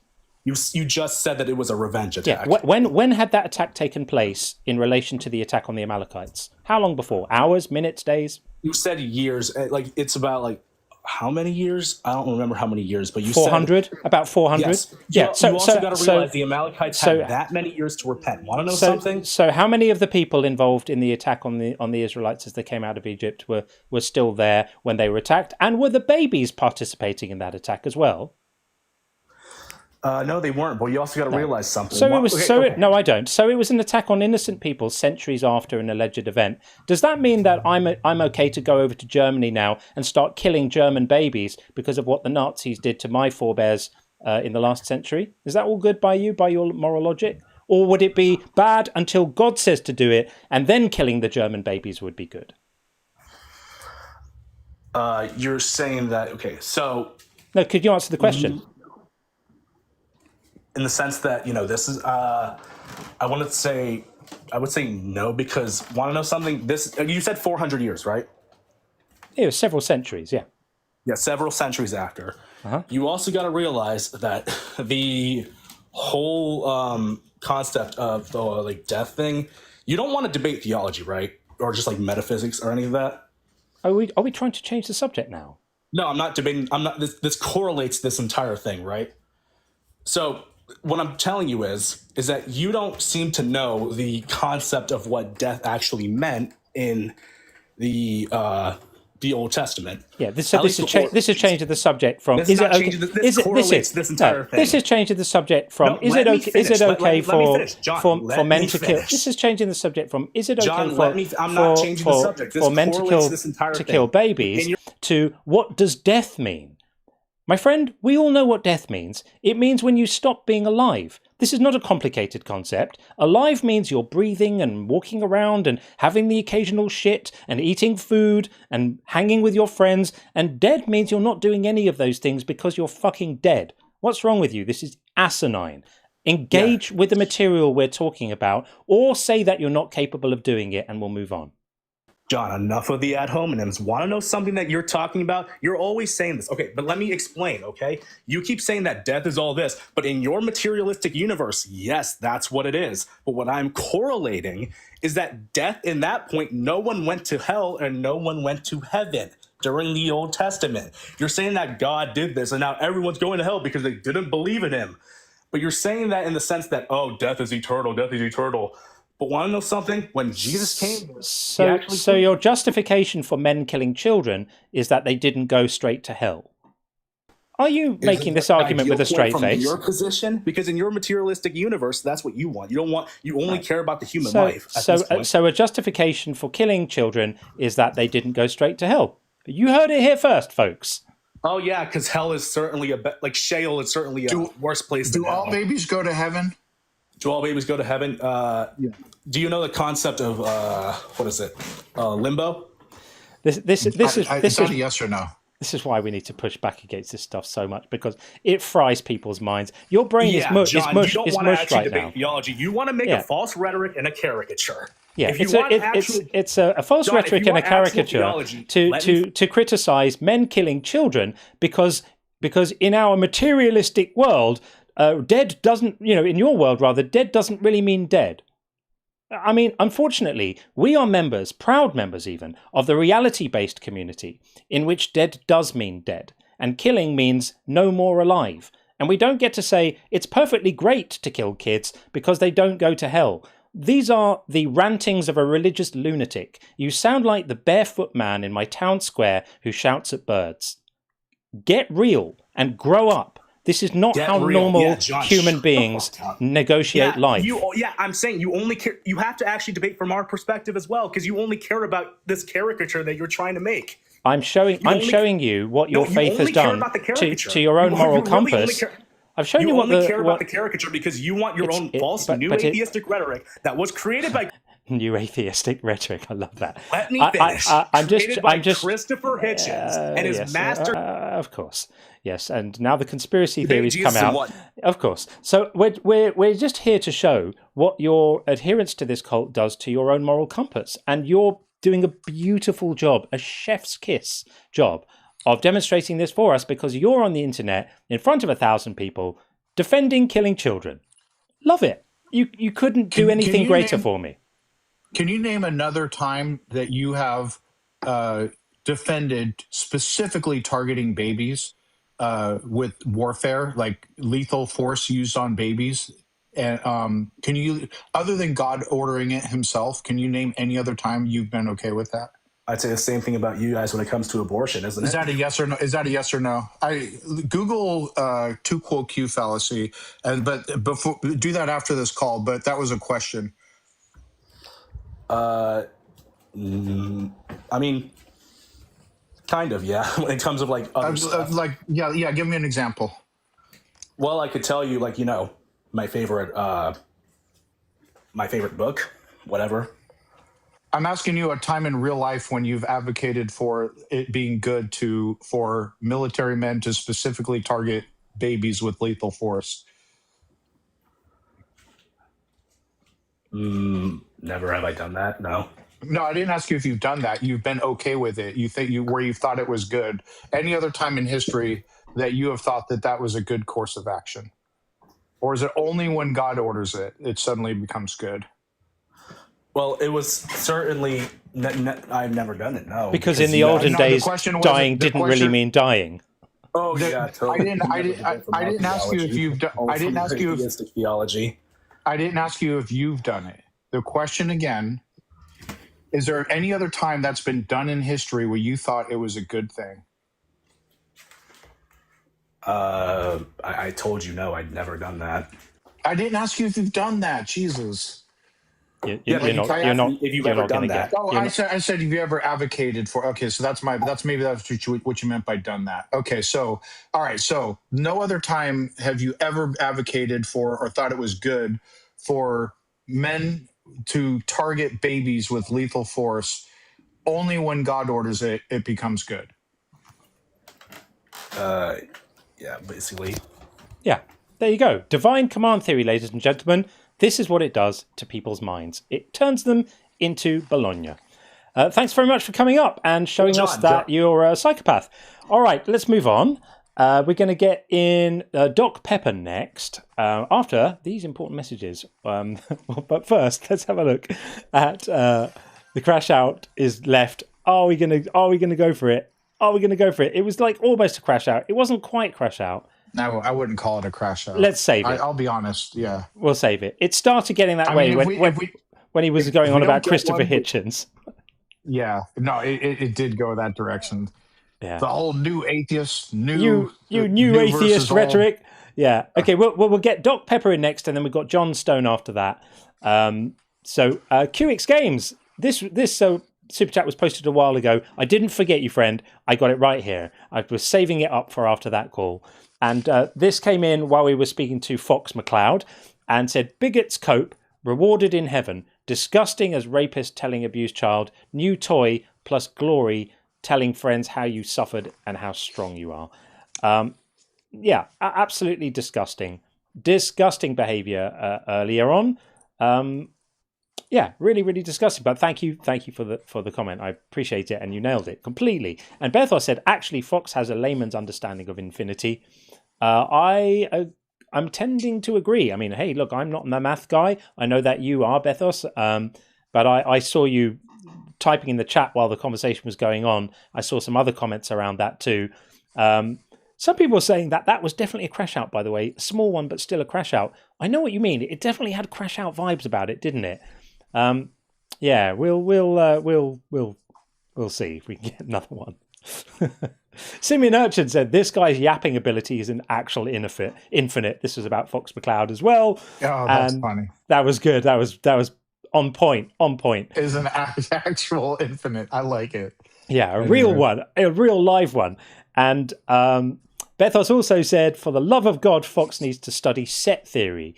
It's amazing how one thing that keeps on happening in these conversations is people have the tiniest bit of knowledge about a really, really broad, like deep specialist field, like physics, cosmology, or mathematics, or something like that.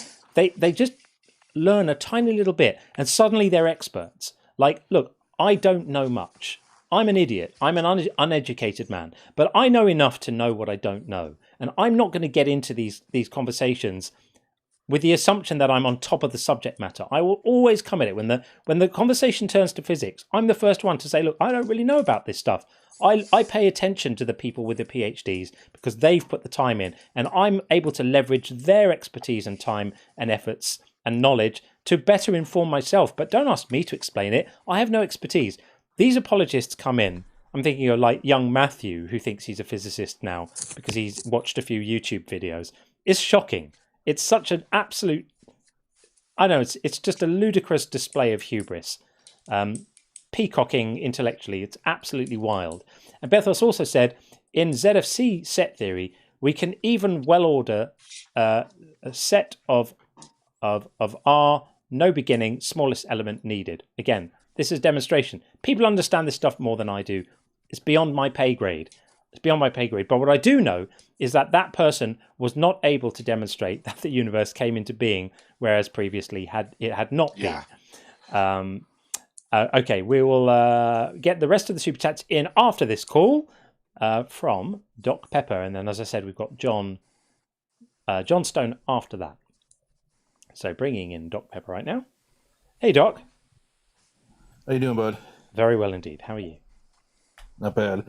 Good. Congrats on your win. Not bad. On what? Sorry, England. Oh, on England. The sports ball. Mexico.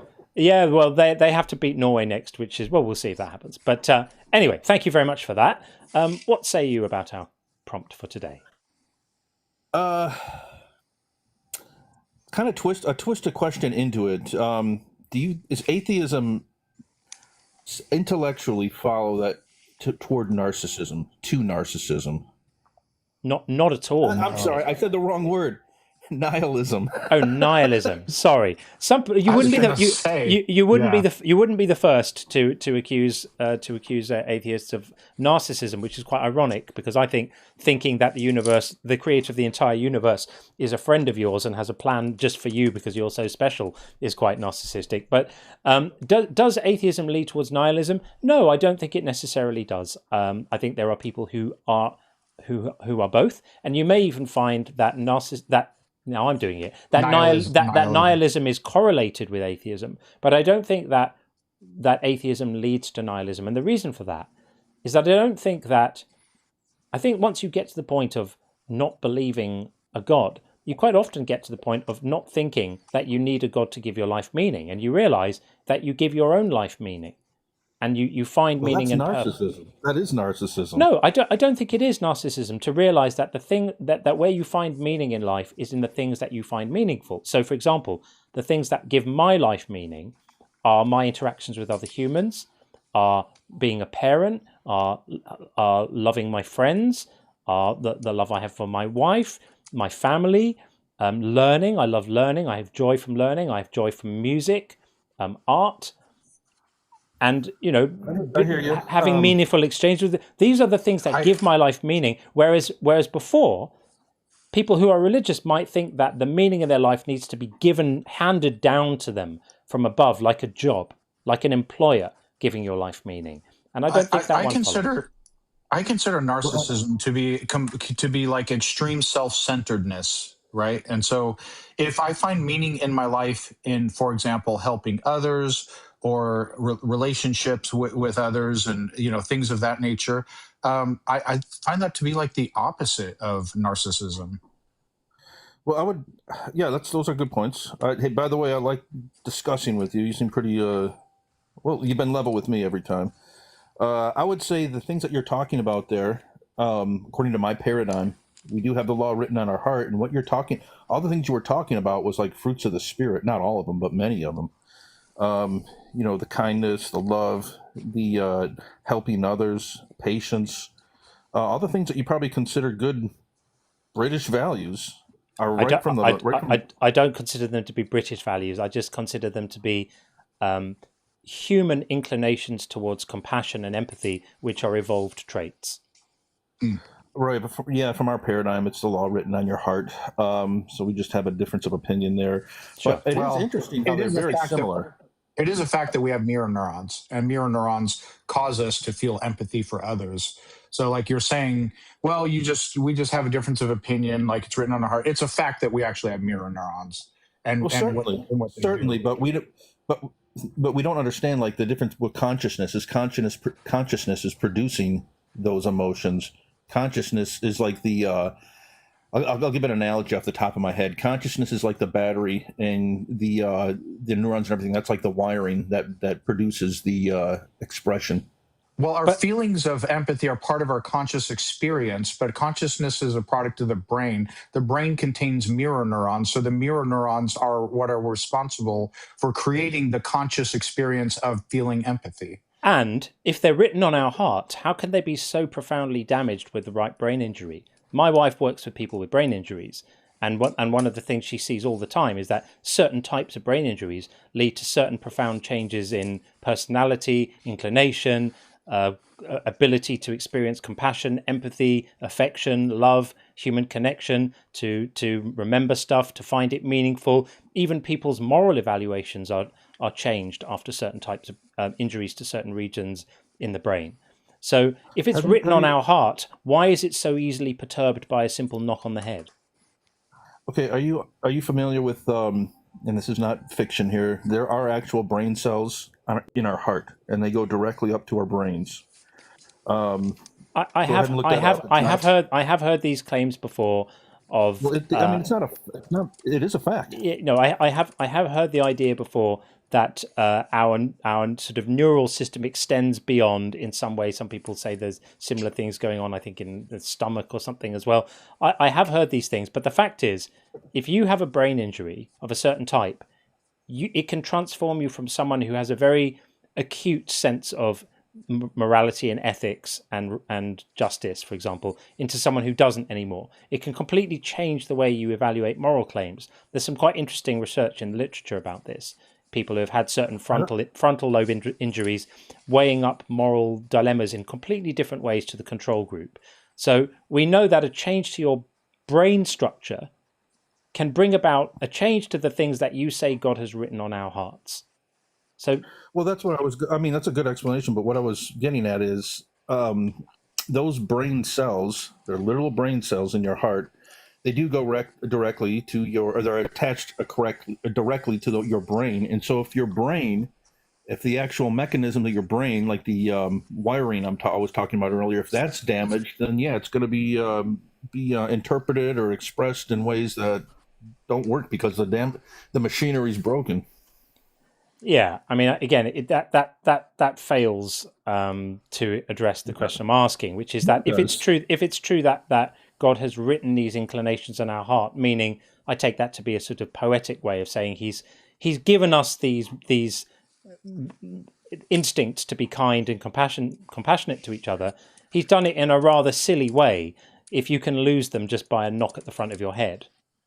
Well, of course, that goes back to the fall of man and everything, but it's you might not think it's a great design. However, before there was any harm, and again, this is my paradigm, that wasn't the case.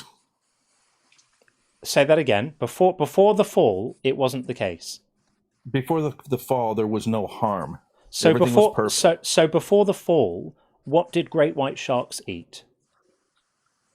Probably plankton. Who knows? Plankton. So their digestive systems were immediately reconfigured after Adam and Eve ate some fruit.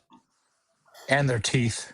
And their teeth. And lions prior to the fall used to just, munch happily on daisies. But the moment Adam and Eve did the fruit things, God waved his God magic wand, and suddenly lions had no choice but to rip the throats out of gazelles. You're not serious. Well, it's a fallen world, so it does. It's a fallen world. Are you aware of the fact that dinosaurs, 62 million years before human beings, in fact even longer, 100 million years before human beings, dinosaurs suffered from bone cancer? Did you know that? Well, I don't know if we're so sure about that. I mean, because I've seen we have fossils of dinosaur bones with bone cancer on them. So we know that dinosaurs suffered from bone cancer. We have bone cancer. However. Yeah. I mean, we have dinosaur bones that still have soft tissue in them. So maybe this whole dating method is not so No, it's accurate. not. It's not a dating method. It's multiple dating methods. So you see how we've slipped from talking about morality into talking about science denial. And you can date fossils, and they have been, and they've been dated with multiple different methods, and they all triangulate on exactly the same date. So it's amazing how one moment we're speaking about morality, and the next moment we're into denying basic science. Amazing. Another demonstration your path took me there. I told you about the heart, law written on your heart, and it's up, and it's connected through your brain. Sure. And and then I said if the mechanism is damaged, then it's not going to produce the same. You're the one that went on to the whole evolutionary thing. Well, no, because I was saying you made a claim that everything changed in the fall, and so I asked you, really, did everything change in the fall? How do we account for the fact that we had death and destruction in the animal kingdom 100 million years before humans? And your claim was we don't know if it was 100 million years before humans because I don't know about science. Explain to me why there's soft tissue in dinosaurs bones that we found. I have no idea if that's even true or not. I'm not a paleontologist. I've listened to the lady who initially discussed. You were typing earlier. I'm still talking. All right. So I was looking up a myriad of different things before. So the soft tissue thing, I'm not a paleontologist. We have maybe some. Hang on, is someone in there right now? Yeah. Well, Dr. Dick can come in. Yeah, Dr. Dick. So here's an actual scientist that can talk about this with you. Hi. Hello.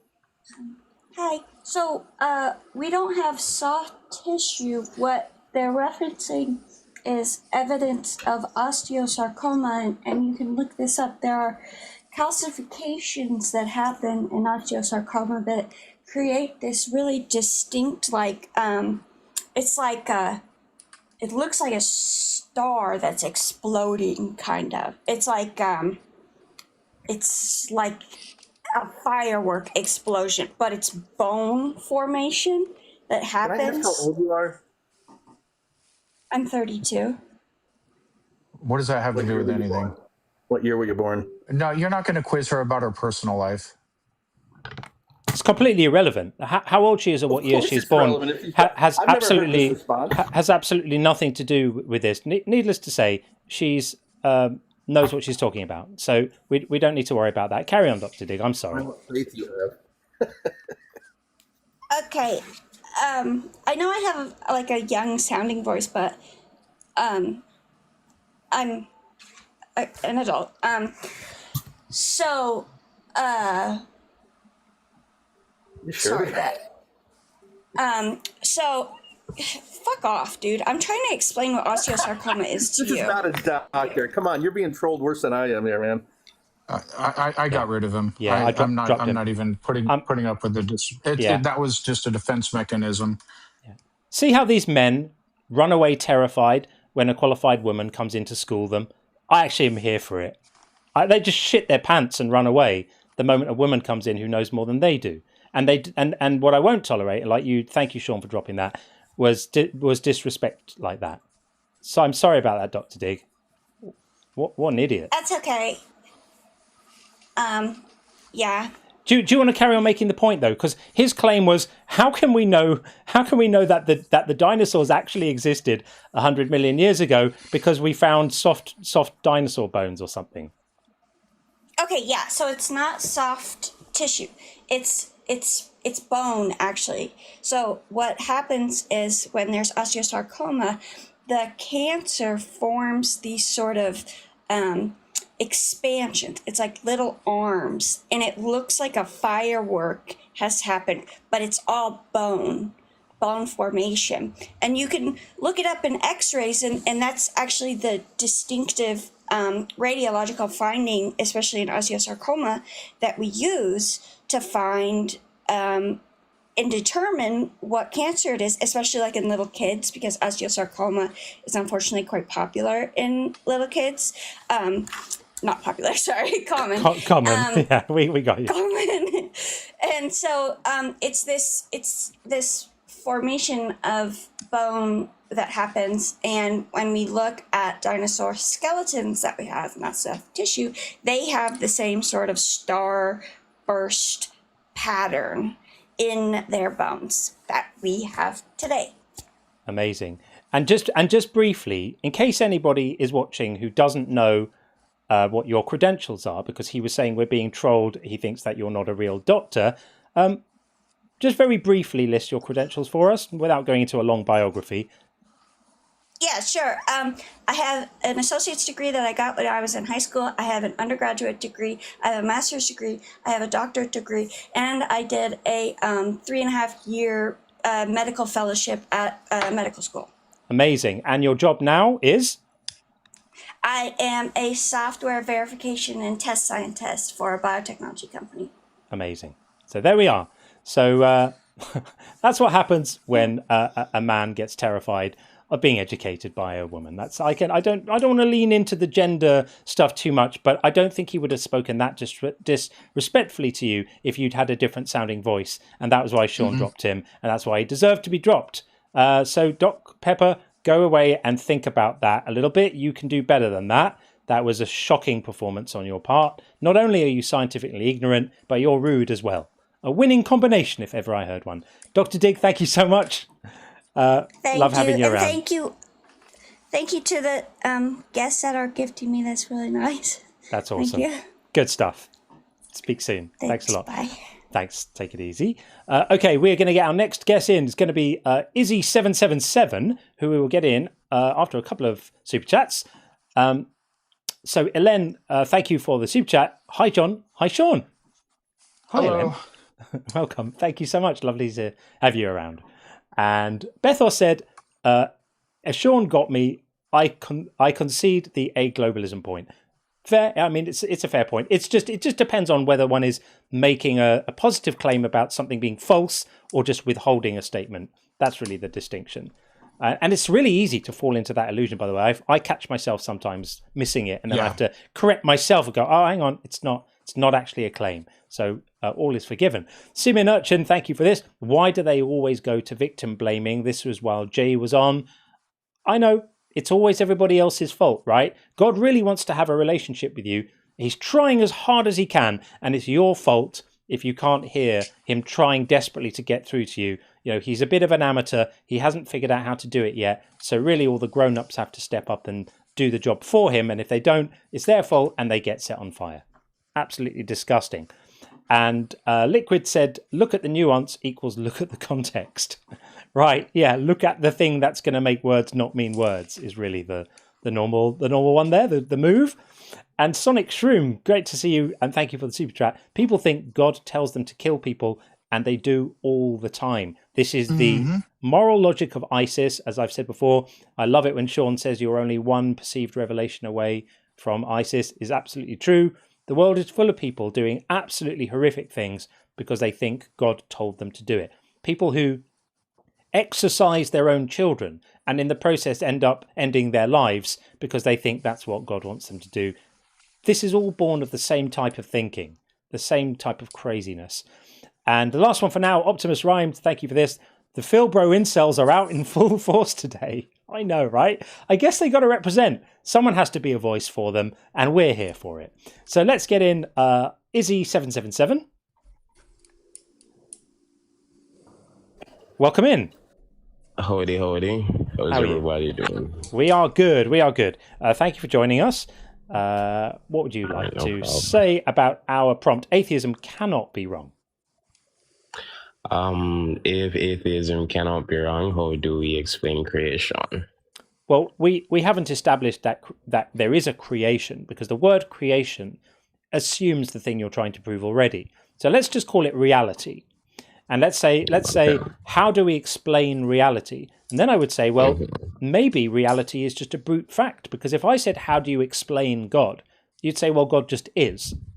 God doesn't need an explanation. God is exists in a category of thing that is immune from needing to be explained. And if we can grant that such a category exists, and perhaps it does, then I would say that maybe reality exists in that category. Is that a reasonable position? Intellectually, absolutely, of course. I think my question following that would then be if reality is, that is to say, it exists outside of, I suppose, time, or it No. was not created, how then do we reconcile humanity? So reality just exists, no So let's problem. say We have, reality I'd just love to exists. finish. Okay, if I I got your can. question. Go ahead. Awesome. So we have humans, we have animals, birds, fish, we have trees outside, we have the earth as it is. We also have other planets as we witness them. We've been outer space, so we know there's that. You know about the sun, you know about the moon. You also know about the phenomena. There is wind and rain and snow. There are storms, which I suppose you could bring back to wind and rain. How do we then say that those things simply exist? Sure. So you asked a lot of questions. So reality itself is a completely separate question. Now you're asking how the first life started on Earth. I don't know, and it could be any number of explanations. We don't know the conditions. But saying, if I say I don't know and you say God did it, that's just as logical as before we knew what causes lightning and thunder, people saying Thor did it. How did planets form? We know from an accretion disk, we can cosmologists can see through telescopes other solar systems form and stars and everything forming right now. Gravity acts upon matter, creates a spinning disk, and then these planets form. So each one of these things has an explanation. And most importantly, I'm going to repeat again, you can always come up with things we don't have an explanation for. That is never an excuse to say, therefore, God did it, or there's some type of creator. That's called an argument from incredulity fallacy. It's a special type known as God of the gaps. Okay, so I'm going to paraphrase. Hopefully I got all of what you said. And if I didn't, I'm just going to ask you to clarify any points I missed. Sure. So we made the distinction between reality and the natural world. No. And okay. No. So no. So there's not a distinction. You asked separate questions. Why is there something rather than nothing? Why is the universe here? You asked about everything initially. And what John said is it could be the case that reality has always existed. The universe has always existed in some form as just a brute fact. We can't say with certainty that that's the case, but we certainly can't rule that out. So if your initial question was what explains creation? If you're referring to the entire universe, it may not even be a creation. It could be just that it exists. Then you were asking for specific particulars that are a part of reality, not separate things from reality. You were asking how life started, how did the planets form? There might have been some more things that you brought up in there. Each one of those has an explanation. But for the things that we can explain, because there's always going to be unknowns in science, and then we discover that, and there's another unknown, and we're going to explain that. If you identify an unknown in science, it's never a good reason to say, therefore, God did it. Would you agree with that? I don't. Well, naturally, personally, I don't, because I have a faith. But beyond that, I can understand the reasoning. I think my only pushback would be if it is that we as human beings, through the studies, natural world, through science, are able to explain things. So we know why a tree grows upward instead of sideways. We know why rain falls. We know why there's global warming. Okay, so we can explain those things by study. But if we can accept that they're simply things that we do not know, I do that accept exist that within the realm of science, why then would we completely cut out the possibility of a God? You don't have to. No one's completely cutting out any possibility. Should we completely cut out the possibility of fairies did it, or should we remain open to it? You can remain open to right. it. I think let's remain open to everything. I think it's much in the same that you don't believe God exists or a God exists. Hang on a second. But Hang on a second. Let's No agree problem, go that ahead. we're not completely cutting off any possibilities, right? Mhm. We're open to anything. But the time to believe them is when there's evidence, not just when there are some questions in science we don't have complete answers to yet. That's never going to be a reason for believing in magical beings that create universes and like foreskins. Never going to happen that is the case. So you would need to actually have some direct evidence for that explanation, because we could list a billion different explanations that we could all remain open to. Maybe it was a magic unicorn. Maybe the world is a simulation. Maybe it was made by aliens. Maybe it's something else. There could be a billion different explanations. We could all agree to remain open to all of them. The time to start believing one is when there's some evidence for it.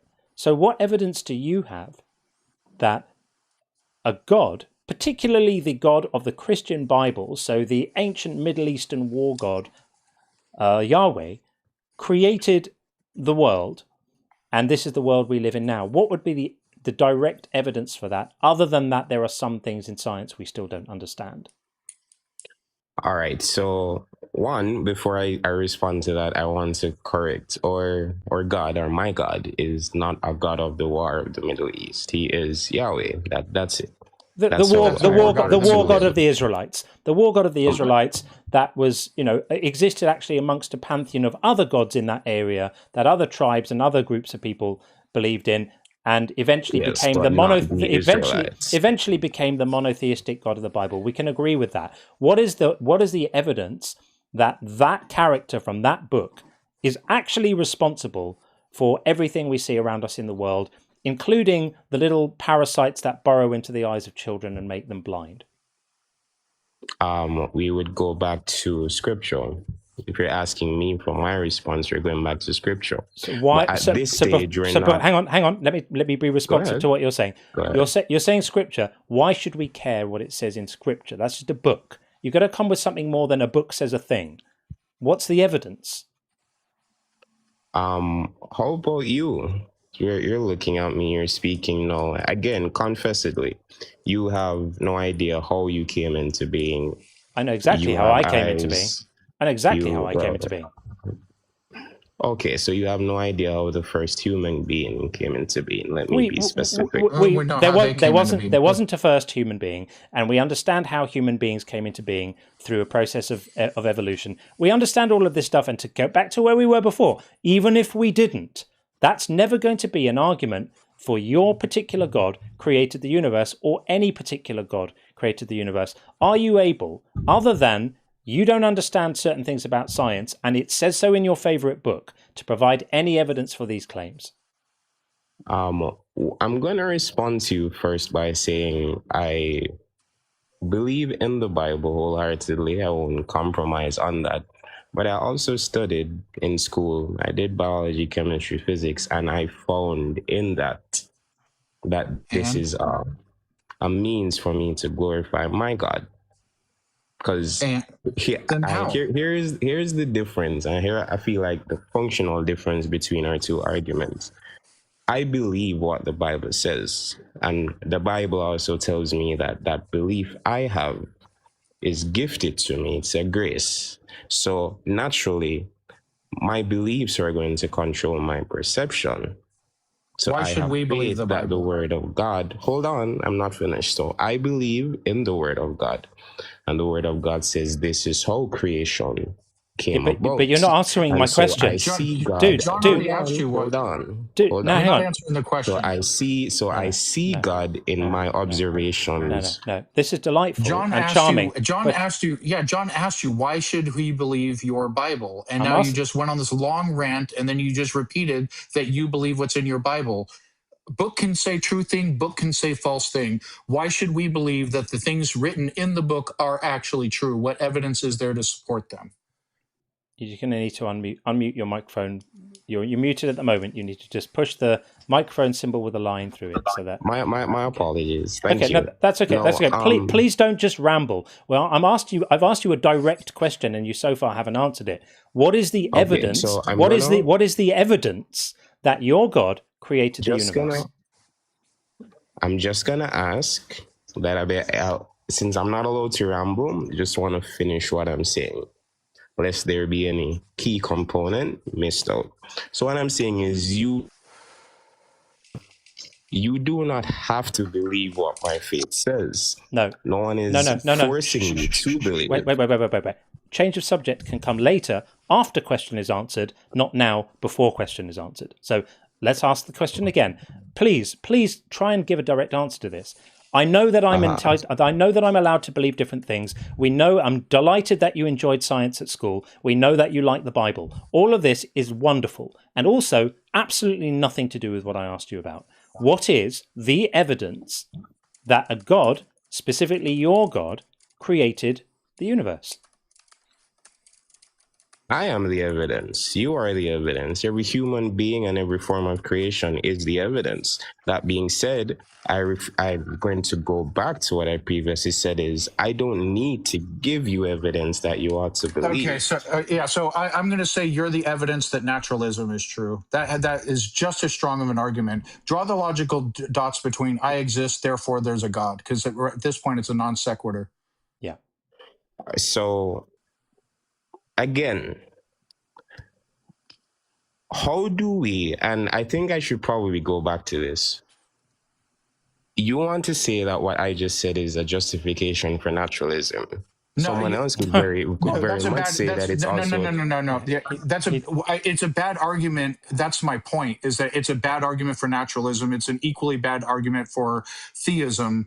Just saying you exist is evidence of God. You're claiming the reason you exist is God. Show that to be the case. It's a circular argument. Yeah. It's a circular argument. Saying that you are the evidence is a circular argument, because you're basically just declaring, when I look at myself, I see that God made me. Well, that's the thing we're asking you to justify, not the thing we're asking you to assume and then just report on. So why do you think you are the evidence? What is it about you? We can see you, we can see ourselves, we can see the world. We don't come to the same conclusion. That's why Sean said you could just as easily say you prove naturalism. It means nothing.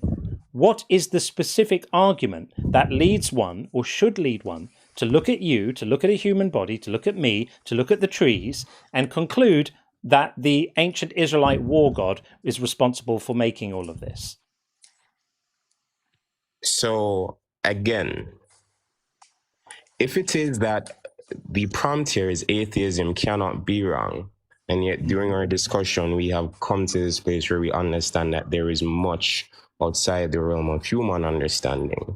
So nothing is absolute. So you don't want to answer the question. But in saying that atheism You're changing the subject again. Wrong, I'm not changing the subject. You have to let me finish. No, I've asked you a specific question. No, I don't have to let you finish. I have to ask you the question for the 7th time now. What is the specific evidence you can point to that justifies the belief that the claims that your Bible makes about you are correct? That the claims that your God made you are correct, that the claims that you are evidence of the handiwork of your God are correct, because just repeating the claims again isn't substantiating them, it's not evidencing them, it's just repeating them. And anyone can repeat claims vacuously for hours and hours. That doesn't make an argument.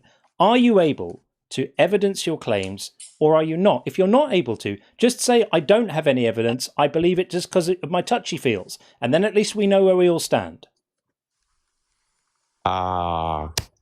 My faith is my evidence, if you want an answer to that question. There you go. That being said, I would like to ask you the question. How do you then explain life if you yourself can admit that you don't, and it's outside, quote unquote, the realm of human ability to... I'm happy to say I don't. I'm happy to say I don't. I'm happy to say I don't. It's not incumbent on me to fully construct the history of life. I'm entitled to say I don't know, which is a more reasonable explanation than I do know, and a magic wizard did it, and he's my friend.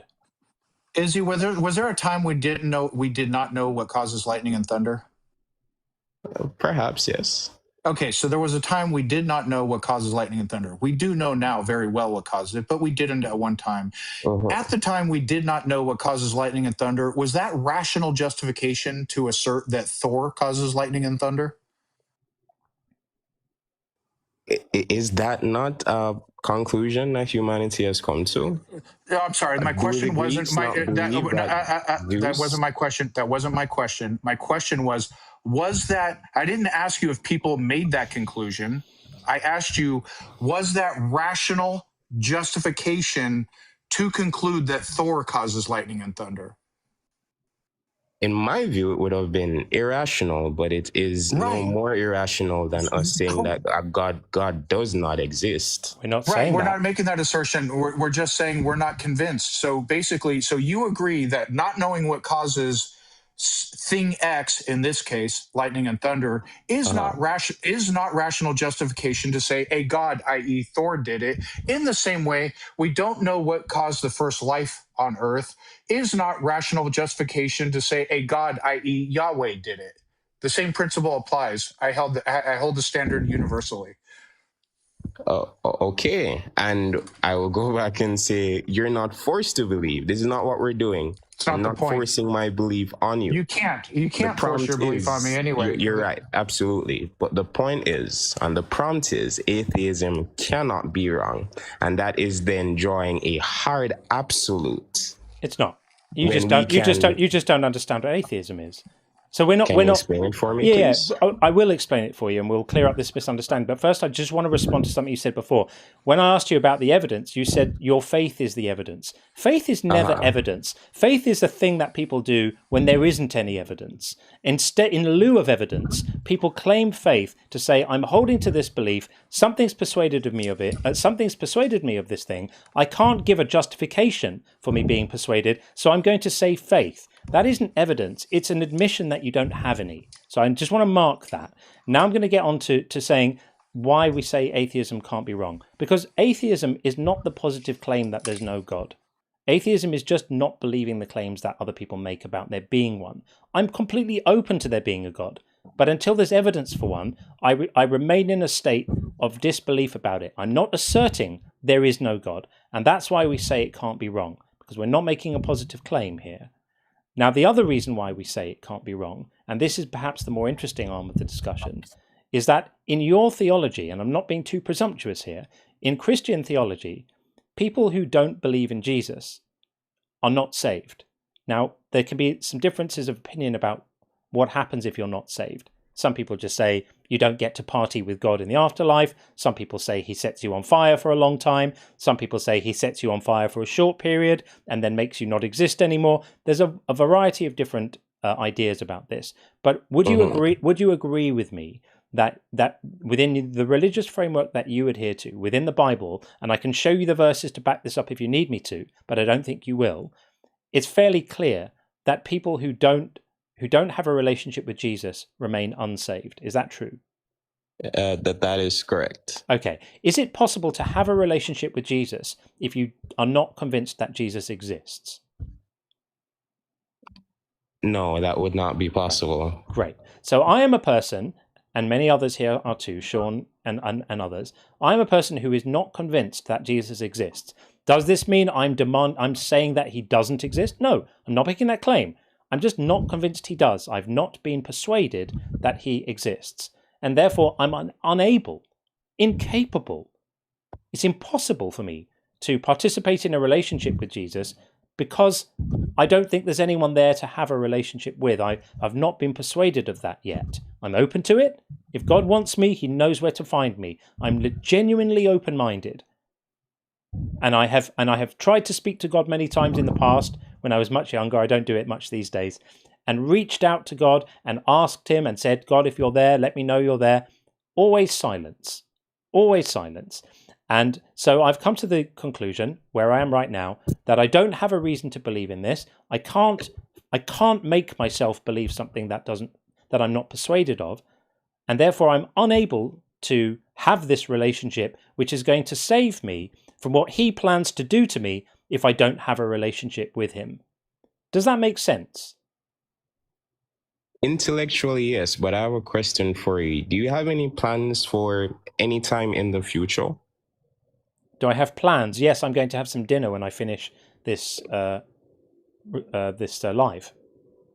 Okay, what preparations have you made for those plans? Did you have someone cook? Did you buy groceries? Yes, How I did have. that go? I have food in the house. What's the point? All right. So the point is, you don't know that you will be alive to eat when you're finished this life, but you've made preparations for it in faith that you will. So you have no clear evidence that you will be alive to eat. My assumption that I'm going to my life is going to be finishing in about an hour or so. My assumption that I'm still going to be alive at that point is predicated on many years of me still tending to be alive at this time of night every day. So I have a large body of evidence which justifies my claim made by inductive reasoning that I'm likely to still be alive at the end of this life, unless some of the conversations are so bad I can't tolerate it anymore and I decide not to be. That's unlikely to happen. And so my assumption that I'm going to be alive isn't an act of faith based on no evidence. It's an act of trust based on inductive reasoning that I know that there's no reason to think that anything is likely to end my life between now and the end of my life. Whereas this claim of belief in God, in the total absence of evidence, doesn't have any such supporting data. It doesn't have any such supporting evidence to justify it by induction or any other way. It's not the same. That's a false equivalence. It doesn't work. So when I do finally die at the end of my life, Jesus is going to look at me and he's going to see me as somebody, if he exists, I'm prepared to do the thought experiment, say, let's assume for a moment that he exists. He's going to do the thought experiment. He's going to look at me as somebody who spent a great deal of my life thinking and searching and reading and examining and deep in thought and trying to think about what's true and trying to get better at reasoning and trying to be aware of my own limitations in my reasoning so I could work around them and mitigate them and allow for my own biases and all of this stuff. He's going to see me as someone, if he's all-knowing, which you probably think he is, he's going to know that I made an honest go of it. I did the best I could with the evidence I had. Is he still going to send me to hell? Yes. And you think that's moral? And you think that's moral because? And I think it's moral because in the scripture, which I'm not going to make the assumption that you have or have not read it, but in scripture, it highlights for us how it is that we're able to enter paradise or heaven. The role of Jesus is so that we might be brought back into right relationship with God. We all know the theology. We all know the theology, but remember, we're operating from a standpoint of not being persuaded of the authority of this theology. So I don't care what it says in Scripture because I'm not persuaded by it because God hasn't given me any reason to be persuaded by it. So given that that's the case, why does it make moral sense for Jesus, God, to set me on fire and torture me forever just because I didn't believe what was in a book written by some people a few thousand years ago who didn't know where the sun goes at night, when we all know better now? Why does that make sense? The question would then be, have you been morally perfect your entire life? Because that's what sends people to hell. It's moral imperfection. Yeah, but God has put a process in place where everybody deserves to go to hell because no one's morally perfect, but some people get a cutout. Some people get saved from going to hell, and the way you get saved from going to hell is by having a relationship with Jesus. But you can't have a relationship with Jesus if he's never made himself known to you. So God has chosen everybody has a relationship with Jesus. No, they don't. It's just the dynamics of the relationship that's different. No, they don't. That would be like me saying everybody has a relationship with Voldemort. It's just the dynamics of the relationship that are different. No, that's not true. I don't have a relationship with Jesus because I don't think Jesus exists. Okay, but whether or not by your reasoning you conclude that he exists, is it possible that he can exist? Since that we can conclude there are no absolutes. If he's planning on setting me on fire for not having the relationship, then it would be incumbent on him to not hide away like that, wouldn't it? Don't you think he ought to make himself known to spare me from what he's going to do to me if he doesn't? Well, we could go into the sovereignty of God, but my question is to you: if it is a case that you aren't fully convinced, does that limit the possibility that he might still exist? That's irrelevant. And if he does exist, then it is safe to say that we all it's irrelevant to the question I asked you. Believing in him or not believing in him. Go ahead, John. It's irrelevant to He's the. going to ask you the question again. Yeah, it's. Go ahead. It's why does it make sense for God to punish me for not having a relationship with him that would save me from the punishment that he's got lined up for everyone for being not morally perfect? God creates everyone in order to be punished, and then he creates a get out for some people who are able to have a relationship with him if they discern him, and then he decides who gets to discern him. Is not faith gifted by grace? It is. Right. So God has not graced me with this knowledge of him, with this relationship with him. He could have given it to me. He's decided not to. And now he's going to set me on fire at the end of my life and torture me forever because he decided not to create that relationship with me. That makes moral sense. How? But it wasn't the decision to not draw you to him that sent you to hell. It's your moral perfection. It's not. It's not my moral imperfection. It's no. It doesn't matter because everyone has the moral imperfection. Are you morally perfect? No. This is bullshit. Everyone has the moral imperfection. God allows everyone to escape the punishment he's got lined up for them by having a relationship with them, but he only allows some people to have the relationship. He's allowed you to have it because you've been persuaded by the scriptures and by whatever is in your background that's brought you to religious faith. Good for you. Good for you. By grace. Hooray for you. You don't get set on fire. For Sean and for me and for the many others listening right now, God hasn't bothered to do that. God's decided not to grace us with this knowledge of his presence, even though many people in this community have got on their knees and prayed for it. He's ignored them. He's got his own reasons, obviously, but he's ignored them and decided not to give them that. And now, at the end of their life, if they are unlucky enough to pass away while that hasn't changed, he's now going to go, aha, now I'm going to burn you forever because you didn't know I was there, even though I didn't give you what you needed to know I was there. This is a ludicrous system. This is a morally bankrupt theology that tells people to believe the morally stupid. And enough people are gullible enough to fall for it. You should know better. This is disgusting. Okay, and since we're speaking about morality, it comes back to the question in your life. And I also want to state, it is not the fact that God did not reveal himself to you that sends you to hell. It's your actions. It's your sins. It's your sins. And John addressed this already, and you have you've completely ignored his rebuttal to that. So yes, your theology, the way that you feel is appropriate. I'm in the middle of speaking. So you said we already know the theology. Everybody is a sinner. Everybody deserves hell. What John is pointing out is that the cutout, the divine pardon, is based on it requires you to believe he actually exists, and he gives some people that knowledge, such as you. Why doesn't God reveal himself to everybody in such a way that I'm not hearing Yeah, you. sorry, I had a call come in. All right, so why doesn't God reveal himself to everybody in such a way that everybody will know he exists? Then we have the free will to decide to follow him or not. But I could easily argue that God has revealed himself to everybody. So let's not even go to everybody. Let's just talk about you.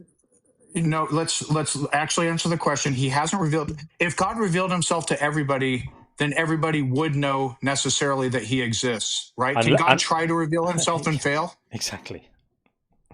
No, maybe you think God's a bit of an amateur in the revealing game. He tries to reveal himself to everyone. He's just not very good at it, and his best efforts just almost get there. But people don't discern him, right? Maybe he needs to get better at it. If God cannot try and fail to reveal himself to everyone, and God revealed himself to everyone as you claimed, that would mean everybody knows he exists, right? Yes? Okay, so does everybody believe God exists? Or are you talking to two atheists right now? No, everyone does not believe God exists. Okay, which means that logically follows he did not reveal himself to everyone, right? No, just because you don't believe does not mean you have not had revelation. Oh my God. Oh my God. Let's try this one last time, because this is riding the stupid train right now. If God is capable of providing revelation that would work 100% of the time, then anyone who he provided that revelation to would be convinced of his existence. So the first question is he capable of providing revelation that works 100% of the time, or is he not powerful enough to do that?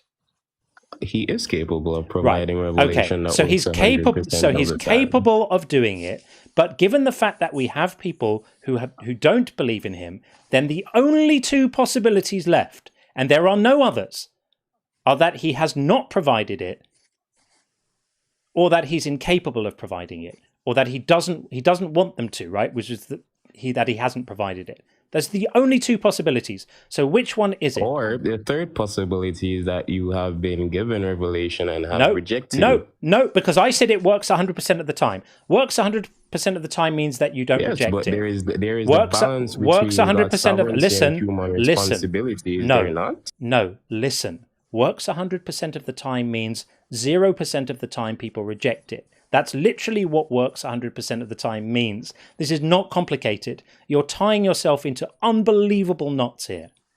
Listen to how much you're contradicting your own positions. You are at once asserting that God is powerful enough to make everyone believe in him, and that he has done that, and that there are people who don't believe in him. That is literally a contradiction. Those conditions cannot pertain at the same time. So you're going to have to decide which one to give up. If everyone believed, how would then God provide retribution and vindication for sin if everyone believed? That's a separate question.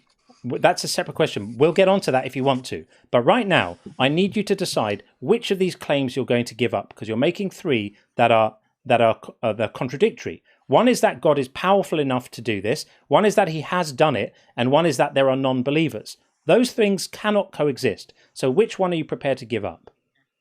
I'm going to defer to answer that and respond by saying once again, the third option is that you reject. That's not the third option. No. That third option is covered by the first one when I said God is God. I expressly asked you, is he powerful enough to give a type of revelation that would work 100% of the time? That means that he gives a revelation knowing what's in someone's mind, knowing what their psychology is, knowing what their epistemic standards are, knowing what kind of evidence they would find convincing. And for each person, he gives them a special, magic, divine, holy made revelation made just for them, which is guaranteed to make them know that he's there. He's either powerful enough to do that, or he isn't powerful enough to do that. Now, it sounds to me like you think he isn't powerful enough to do that, because every time this comes out, I'm actually going with that you think he isn't, because you keep on saying he gave it, but you didn't hear it. He gave it, but you can't see it. That means he wasn't very good at giving it. So let's assume or you saw it and rejected it, which is a completely reasonable alternative. It's not a reasonable alternative, because I said to you, it's one that couldn't be rejected.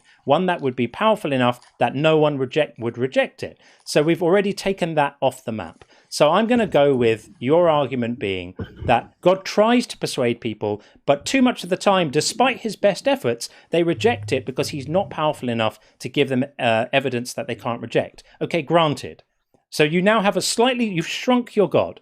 In the conversation, your God used to be all-powerful. Now he's just reasonably. I didn't say that. Well, no, but it's implied by what you said, because every time you said he tried to give you implication as an absolute argument. That's not what I said. It's directly. This is a clear demonstration it directly follows from your position that this if you're of what it means to reject. Yeah, if you're claiming that God delivered evidence that would be sufficient for everyone to believe, and they don't believe, then you're basically saying that he's inept. So let's accept that. So God is inept. He tries to deliver evidence. He's not able to. He's not very good at it. And lots of people are not able to see it. How does that justify him punishing them for his ineptitude at delivering revelation? That again operates on the assumption that he's inept, which he's not. He is. There is you've already proved it. You've already proved it. Sovereignty and human responsibility. No, it's got nothing to do with human responsibility. It's got nothing to do with that. All the right as a sovereign God to punish you. Of course, it's got nothing to do with that, because as we've said so many times already, and we are approaching in fact, we're at the cut-off time already, aren't we? I wonder if this is getting boring for our audience. You know what? Is he call back another time and continue making this fallacious argument, because it is kind of fun going round the roundabout with you, but I think we won't go round anymore because it's going to get boring for people. I'm just going to tell you that the God you're believing, that you're praying to now, is not all powerful. The God you're describing has only got a semi. That's what we'll say. He's just a semi. There we are. Okay, an amateur god tries to get through to his people, but regularly fails. Fair enough. That's the conclusion. The logic is simple and unassailable. Like it's hard for me to believe he wasn't able to follow the contradictions. I don't know if is that like, some people just don't do well with logic. If he was that inept at logic, not trying to do a personal attack here, or if he was just being disingenuous, I just couldn't figure it out. Yeah, pretty wild. Pretty wild. Okay, a few super chats, and then we will get Church of James in next. And Penelope, good to see you. Said, these theists are so desperate for validation. The fact that others refuse to validate the insanity is what really makes them angry. Well observed. That's exactly what it is. They look at unbelievers like us, and it really triggers them because on some level, maybe they feel a little bit themselves. I mean, I don't want to speculate about other people's minds, but yeah, it's very triggering for them to see us not validating the fairy tales. I can understand that. And Cryptic Tundra, thank you very much indeed for sending out 10 Unconvinced gift memberships. That's absolutely amazing. Thank you so much. They will have been distributed to friends in the chat, and that's really, really kind of you. Thank you so much. Really appreciate it. Bethos said, with respect to Doc Pepper, right, hearing Toccata and Fugue gives me direct experience. This is meaningful to me. It's also in D minor, one of my favourite keys. No God needed for Bach. I agree. Even though he was inspired to write it, probably by his religious beliefs, it is a masterpiece, and I love it too, all day long. And Bethos also said, after Dr. Pepper, Flaming Dr. Dig, I pour myself a Dr. Pepper with a lot of Black Label scotch added. What a loser. Yeah, take Fuka. I mean, it was not good. Dr. Pepper, if you're still listening, long hard look, my friend. Long hard look. Demeaning someone who has devoted her life to science that saves lives? Are you out of your mind? That was not a good look. Time to reconsider that. Really. Shocking. And Jason Bond sent out an Unconvinced membership. Thank you so much, Jason. That's really, really, really kind. Thank you. That will have made someone's day. We hope. So thank you very, very much for that. Really appreciate it. And next we have Mopakir says, Scripture cannot be put forward as evidence. The task is to give evidence for that specific God for a hypothetical reality where none exists. Very well said. When I asked him what his evidence was, and he said his evidence is his faith, that's just, as I said, that's a declaration that you don't have any evidence. And you're basically just saying, I'm believing this stuff, I have no evidence, which really means that you're believing it for emotional reasons. That's what it really boils down to. But very well expressed. Better than I could have expressed that. That's absolutely awesome. And Bethos also said, final super chat for now. I wear a nice automatic watch. I can't explain how it works in every detail. Therefore, Yahweh. Let me finish. It ticks. Can you explain? Ha! God. Perfect. Exactly. That's it. That's exactly it. And he couldn't explain anything at all. And that's why he was unable to say anything. His answer was asinine. So there we are. Church of James coming in right now.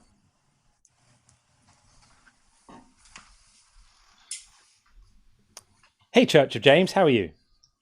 Hello there, sir. Are you well? Very well indeed. How are you? Yeah, I'm fine. Thank you so much. Good. Welcome in. Welcome in.